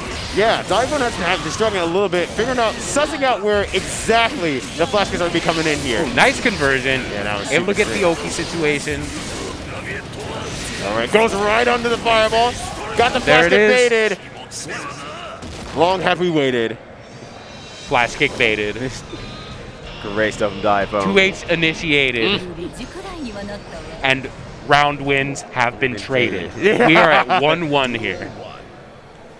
All right, so Razo with one piece here. Oh, going to early mix MC. Once again, like we talked about earlier, Razo is really good about doing those one single hit and getting into the prime situation here. And here we are again. Nice poke from Diaphone, but still finds their back towards the corner here. Great dive, great flash kick on the RC, and still gets their turn. Good poke out. Diaphone very, very ready. And once again, base the flash kick. The pivotal thing in this match so far has been that flash kick. Great block. How is Diaphone baiting it? How are they dealing with it? How can they stop it from coming out? And it feels like right now, Diaphone currently is the one in control of the flash kick. But Razo is not giving it up. I won't say like, Diaphone's in super control. It's just edging out on the edge of control. But is it making Diaphone slow down enough? I think that's a question that Razo has to ask themselves to say, is it absolutely worth it, these flash kicks I'm doing? Good 5P, recognizing the PRC put them at a slight advantage there. Yeah, and I think you're right, Mini-Matt. Just kind of moving out that flash kick situation. Like, even the RC versions are starting to get punished a little bit, too. But, hey, every now and then, you can't slow down. Sometimes you can't slow down the train. Sometimes there's no brakes on this train we're riding on. Nice 2P. Yeah, 2P and a 5P. Challenging that re-hover dash pressure. Yeah, that was really good from Razo. Razo's a very brave player, and I love seeing that from Razo so much. Because it's like, here's what a little braver can do. It can take a match that seems like, oh, it'd be overwhelmingly pressure from this character, and it makes them second guess themselves. It pushes them out. Look at this very careful offense. Goldberg's connecting. This is huge. Meter is king in this game. Absolutely, and so is Leo. Leo is king in every game. Again, not letting that run through happen, baiting the DP. Diaphone focusing all of their efforts into staying in control. Oh, jumps out of it this time. It's dead. Yes, it's over. Gonna be good punish off of this. It's gonna be great damage. Hit the wall too. Absolutely. That hurts so much. Steals the corner, but Diaphone was ready. Oh, and that BRC makes the very, very visual indicator of a stroke overhead. victory. It's not gonna kill. One more mix-up. Ah, and there it is again. Blocked on that witch's hat. Diaphone gonna have a headache after that one. And that's such a tricky situation because the triple dash through is oftentimes throwable, but sometimes not. And so I think that throw there was an attempted punish, but it was one of those times where the 5H was real. Exactly. Very, very difficult to deal with, and just in the visual sense. So it's very, very hard. Diaphone is trying the knowledge that they have, but now Razo is running a train through Diaphone right now. And Diaphone's gonna have to make a few calls before he dies a phone. Blocks the dust, takes the turn back. Oh my god, that's 6P. Blue burst to keep aggression. Razo, this might be the game for them to take it, and they know it. They do not want to be the defender ever. Yeah, that was so good. Oh, whoa, what a flash kick, what a conversion! With a 2P at the very end there. That was super Street Fighter style combos. Like, I hit you at the tip of this, I'll catch you at the bottom. They knew. They knew. Round start flash kick, getting a little saucy. Diaphone needs to bring everything out here, though. Razo is on match point. Ooh, the flash kicks are coming out, but so much damage is being taken from them. All right, it's going to do Diaphone special? Yes, it is. It's time for Diaphone special. Okay, Action breaks the wall this time. Not opting to do another one. The flash kick is very, very scary from Razo, and I understand Diaphone breaking the wall because of that. Nice conversion off of max distance 5K. Oh! Reversal super. The knee of justice coming out. I thought that was a Captain Falcon only thing. The great equalizer. The knee. The 2H counter hit. Look at this damage. Oh my god. Oh, Trey's out here. Still not far enough away to keep that note fully safe. Get a little bit feisty there. Nice! Chasing the air dash. Very nice! I'm gonna do stroke damage here. BRC or PRC, see if they can catch a burst. Not possible, but that is fine. A little bit of extra damage will do instead. Nice 2K. Oh, here Little back turn Leo. This is scary. Keeping that back turn state. Eno, will she blend? Absolutely not. Daifo's fighting their way out of here. Nice mix-up. Gonna be able to take up the stroke the big tree. It is now 2 apiece. These sets coming down to the wire. Yeah, like it's like they're top 16 and top 24 or something. What? That's crazy. What? No, that's about what? They're still talking to each other. Just Daifo's having a great time, really enjoying the game. I assume Ross having a good time too, but most of their faces covered. Okay, that looked like a laugh. That looked like a laugh. They're pantomiming a laugh. We're in there. We're in there.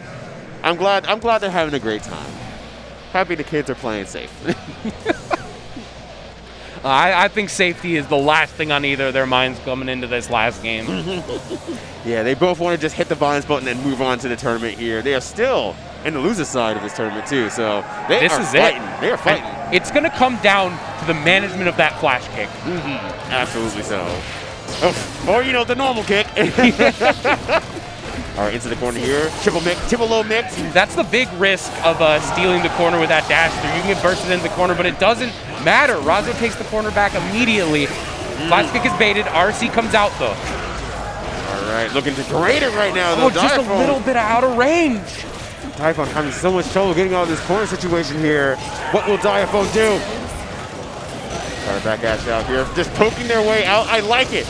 So that's what the Diaphone was doing earlier to get out of the corner, was trying to use like quick dives and double jumps and stuff, situations like that. Razo was following it up. So Diaphone is now poking out of the corner, using stroke the big tree under certain moves, and it is working out very, very well. But Razo catching at the very end there. Misses the last little hit there. Throws? Yes, absolutely. There it is, into the corner here. Look at this, a thread of life, and that's all they needed. No. Running it back at Magic Pixel. And now they are on set point. Will Razo be able to keep it up, or will Diaphone reverse it all the way here? Nice JH! That's a great start for Razo. And this is even a better start. And what's the mix-up? Meaty mid. Honest mids Leo. Honest mids Leo. Oh There's no. The flash kick. Again. The moment Diaphone starts to think it's all right to do meaties, it's all right to do my pressure, there it is. Oh, and confirms fully. Now both of them on match point. They are playing so insanely well against each other, and Razo has turned up the flash kicks to 11. All right, trying to dash around. Nice bar slash. Look at that little delay there. They knew the flash kick might come out. Right. Just making sure they're not getting clipped by it. Once again, pressure that's safe against it. Getting the PRC. Big conversions. Nice gold burst. It hits the Leo on the king. This is my visage. The shimmy. Oh, the shimmy Kimball. Back at it again. Careful pokes. Nice insta block that keeps the Eno so close after that. But you 2S. Will they convert? Will this be it? Not quite enough. Safe jump. It connects. Diaphone moving on. Oh, Diaphone looking up to the sky, looking up to the heavens. People cheering. That's just such a powerful fight to come out of top of. It's just, that is so hard. Razo, an extremely good player, as we've seen through the multiple matches here today. Diaphone, also obviously a very strong player, and we're seeing the Clash of Titans here at CEO. Yeah, at the end there, I made a big deal about the management of Flash Kick, but it was never truly managed. Even down to the second to last round, it was always a threat. It was never consistent. You could never quite know when it was going to come out. And what it came down to is individual decision making at every interaction, those careful pokes from both players, taking just a little bit of time to wait, to shimmy a little bit, to do their best to just stay out of those dangerous situations. And Diaphone managed to come out on top by the skin of their neck. Right, absolutely. And you said it was all about the management, but Matt, I just want to tell you, it's not about the management, Matt. It's about the money, baby. Hit me with those ads real quick here before we go into our next match, Shine versus Lord Knight. Let's go. Moga controller here. Mobile and cloud gaming, Bluetooth controller. You can even attach the cell phone onto your phone, the controller itself to kind of use it as a true mobile gaming device. Wherever you go, you can play nice, good cell phone games. Now that cell phones are getting this strong, they're actually a viable gaming system. So now you have the controller for it, you have the way to carry it, and you have the way to keep it close and keep it with you. So definitely check out the Moga Gaming Controller by PowerA. And we got Festival of Fights 2022, February 3rd through 6th. If you, for those of you in the know, Tong is in the background of CEO, helping make it an amazing event, and they are spreading their wings and flying. Festival of Fights, Festival of Flights, 7,000 USD in pot bonuses. You want to register? I know you do. Hit those links up in the bottom right corner of the screen and get ready for this amazing event coming next year in early February. And hey, when you're heading out there, definitely check out the OP bar. So I know there's a lot of the gaming stigma about, hey, we got to get our monsters in. We got to drink all these energy drinks. We got to stay overpowered and powered up. But the OP bar's got you covered. It doesn't use gluten, doesn't use dairy, it doesn't use soy. It's more for the basis of avoiding all those kind of heavy energy drinks that you don't know what's in it, and instead having this that's something that you can eat, take with you, and sits more well in your stomach as actual calories versus all the sugar-laden stuff that you might see on the market. So check out the promo code CEO10 for 10% off over at overpoweredgaming.gg. Look at these beautiful CEO shirts and hoodies. CEO is an expensive event to run, and it got canceled more than one time in the last 2 years. It was so nice it got canceled twice. And, you know, if you're at home enjoying this event, you didn't or couldn't want to come out, but you do want to support the event, you want to see more CEO stuff coming up in the future, best way you can help us out is to snag some of this official CEO merch. Hit up ceo.gaminggen.gg or scan that QR code, pick up a piece of merch, help support the event, and these are some nice clothes, so you are going to enjoy it. And things that you can also enjoy too is the Panda Gaming controller that they're making right now, running a Kickstarter right now that is over $900,000 and might be even more at this point. Mind you, we only got these a few days ago, and they were up for like less than 24 hours before they hit that amount. So people are definitely excited about this. You can definitely see all the variable pieces on this and all the focus they put on to make it the perfect customizable controller for any player out there. Yeah. You have the expansion pack bay, you have the Panda stick box, you have the drivers, the firmware. They're going to be supporting it to make sure that it works with whatever system that you have. And you have the USB and GC modes.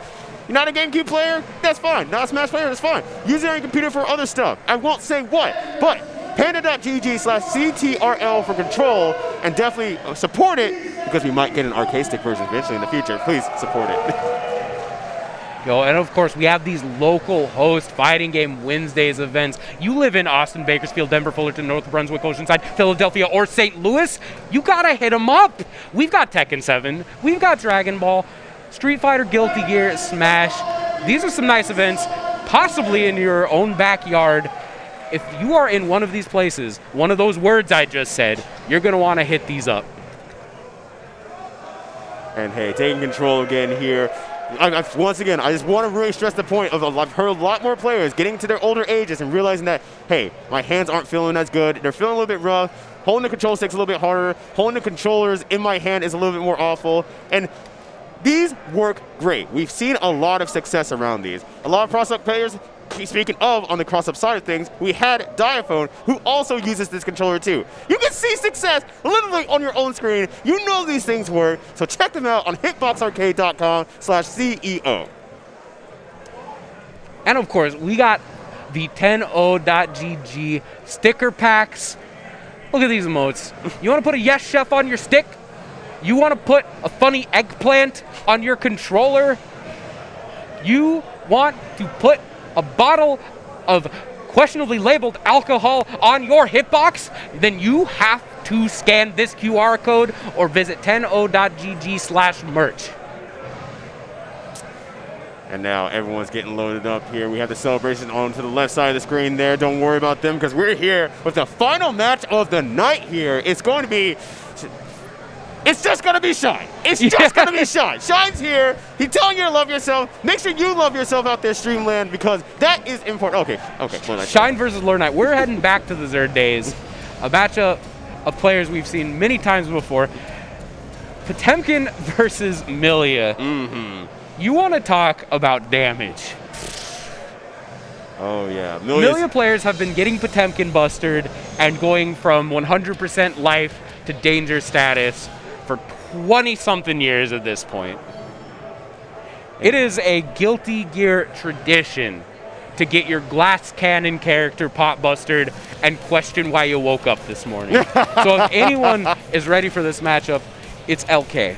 Absolutely. You know, both are legacy players in their various games. Like you said, they've played each other a lot throughout the years and everything like that. So they even have each other's tendencies kind of mentally unlocked. It was a small community before around Xrd. We crossed paths a lot. And so nothing is exactly going to be new here in terms of playstyles, expectations. You know, Lord Knight knows that Shine is a very patient player who's able to capitalize on any mistakes. Shine knows that Lord Knight is a very lab-heavy player who's trying to see every situation, trying to plunder his own before entering into the match. So now they know how each other plays. Now, how do they use the tools inside Strive versus Xrd or even Plus R for that matter? Exactly. This is a matchup steeped in history, but at the end of the day, this is Strive. This is the new world. And we're about to see which one of them is going to be able to move on in this bracket. Absolutely here. So they're getting their buttons ready. They're getting warmed up, making sure that they have the okays from our end, and it looks like they do. We got gold, Lewis? No, don't be fooled. Don't be fooled, Mini-Man. I've fallen for this way too many times on this stream today. You should have learned. Learn from my mistakes, buddy. Listen, maybe I just wanted to see a pocket gold Lewis. I mean, you always want to see a gold Lewis. I do always want to see a gold Lewis. Like this dude, look, we had the Red Bull Finals recently, as you all know.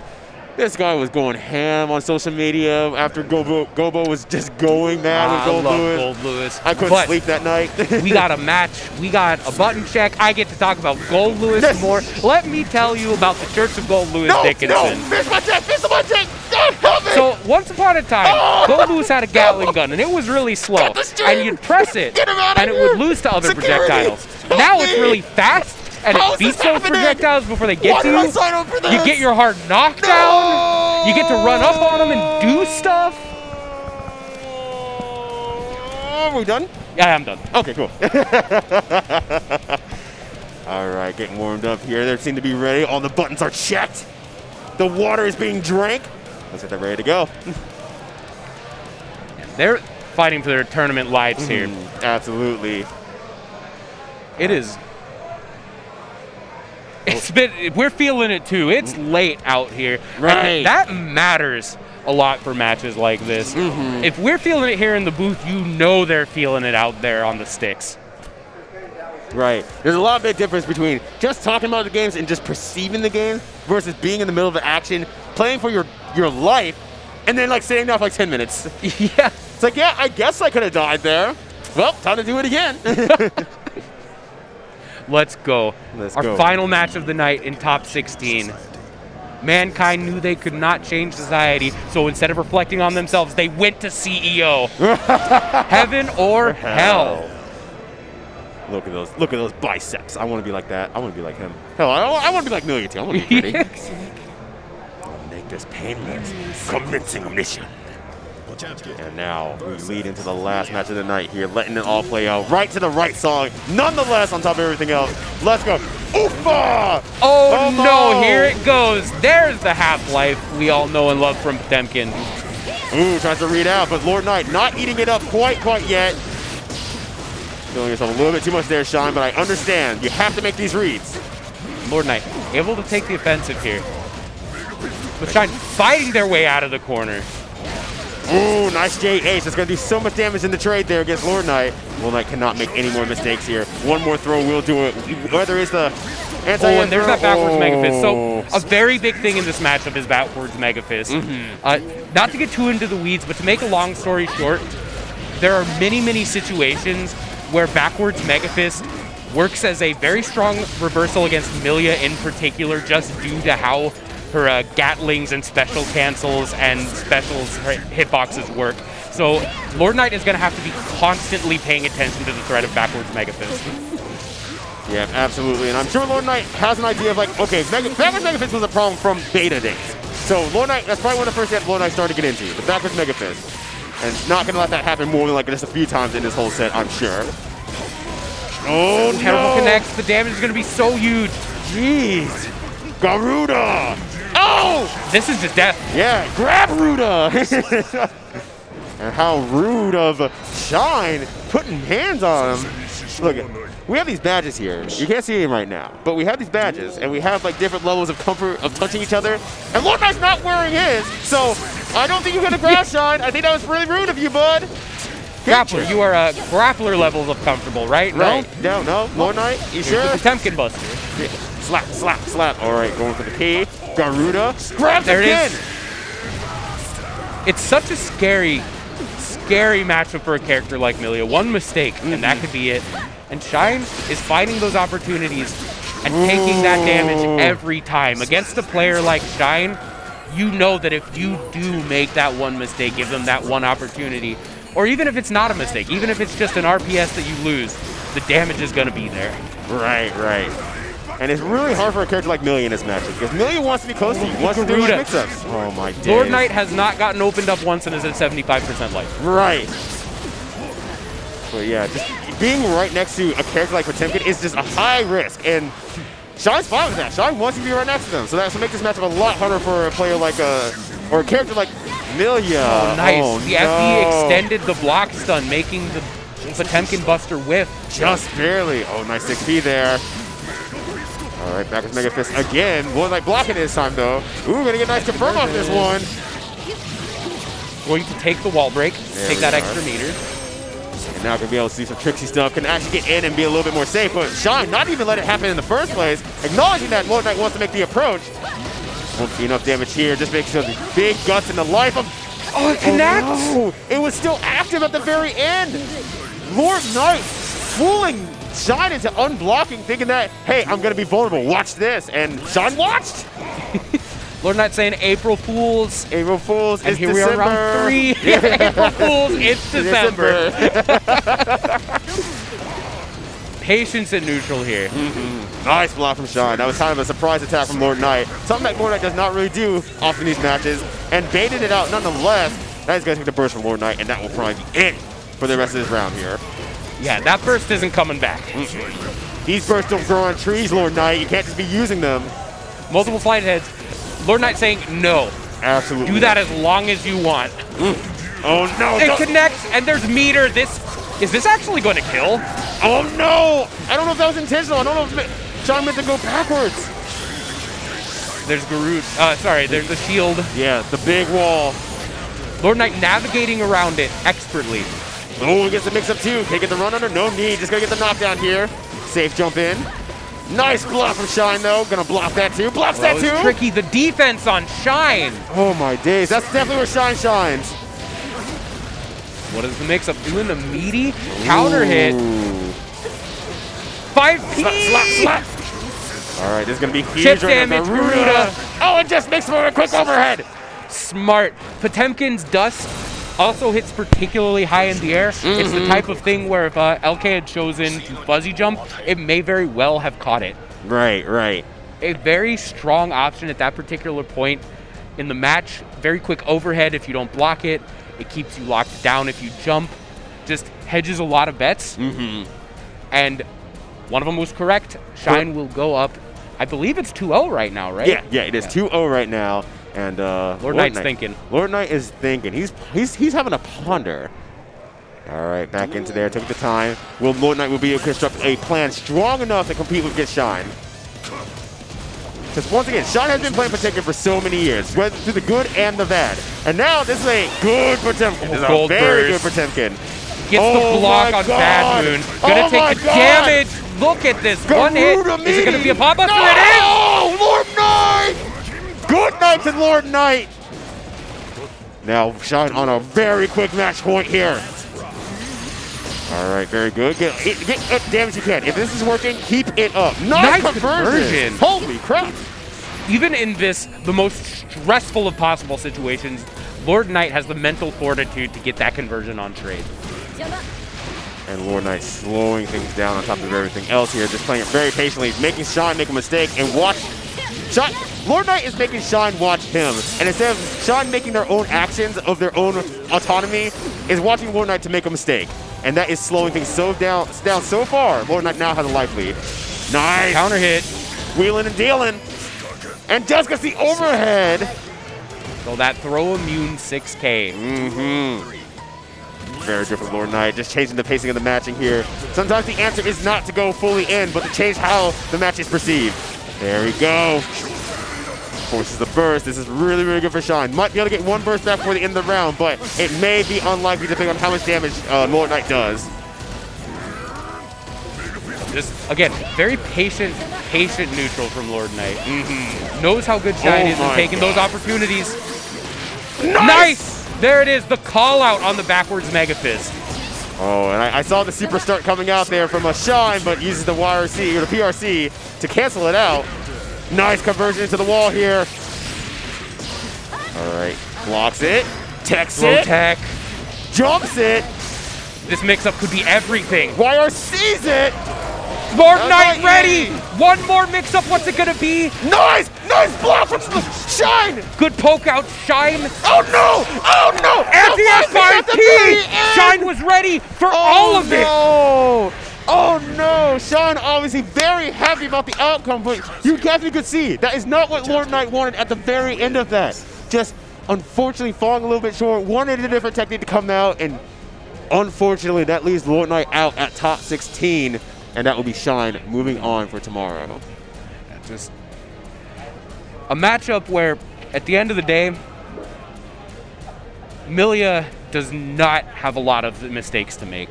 The damage is so high, and Shine is the type of player who's just ready at all times to capitalize. Absolutely, absolutely. Just cashed out in every single situation, and now that makes Shine a millionaire. Oh my God. See, I'm smiling, but the camera can't see. I just said it really seriously now. Why are you reacting to, man? But yes, quite a good match, I must say. And with that, we will be done with Guilty Gear top 16 tonight. But we're going to be back tomorrow. So put it in your alarms right now. Put it in your calendars right now. Look, I'm talking to you. Yes, you. Not the whole stream chat. Stream chat doesn't know we're talking. Talking to you. Put it in your calendars right now. Put it in your alarms right now. We will be back with top 8 tomorrow. So, but until then, there will be Tekken, top 7, top 24. That'll be happening tomorrow. And I'll be at Data FGC. So pull for that too. Tekken's pretty good. I like the game, but I might be biased. Good ass Tekken, good ass game. Good ass game. Hell yeah. But I think that's going to be it from us. Yeah. And to everyone back at home, thanks for watching. Thanks for enjoying CEO. And I hope you were ready for some more incredible fighting games coming up over the next day. Absolutely. Well, once again, I'm Ryudo. I'm Mini-Matt. And thank you for joining us all. We'll see you all in the future. Take care.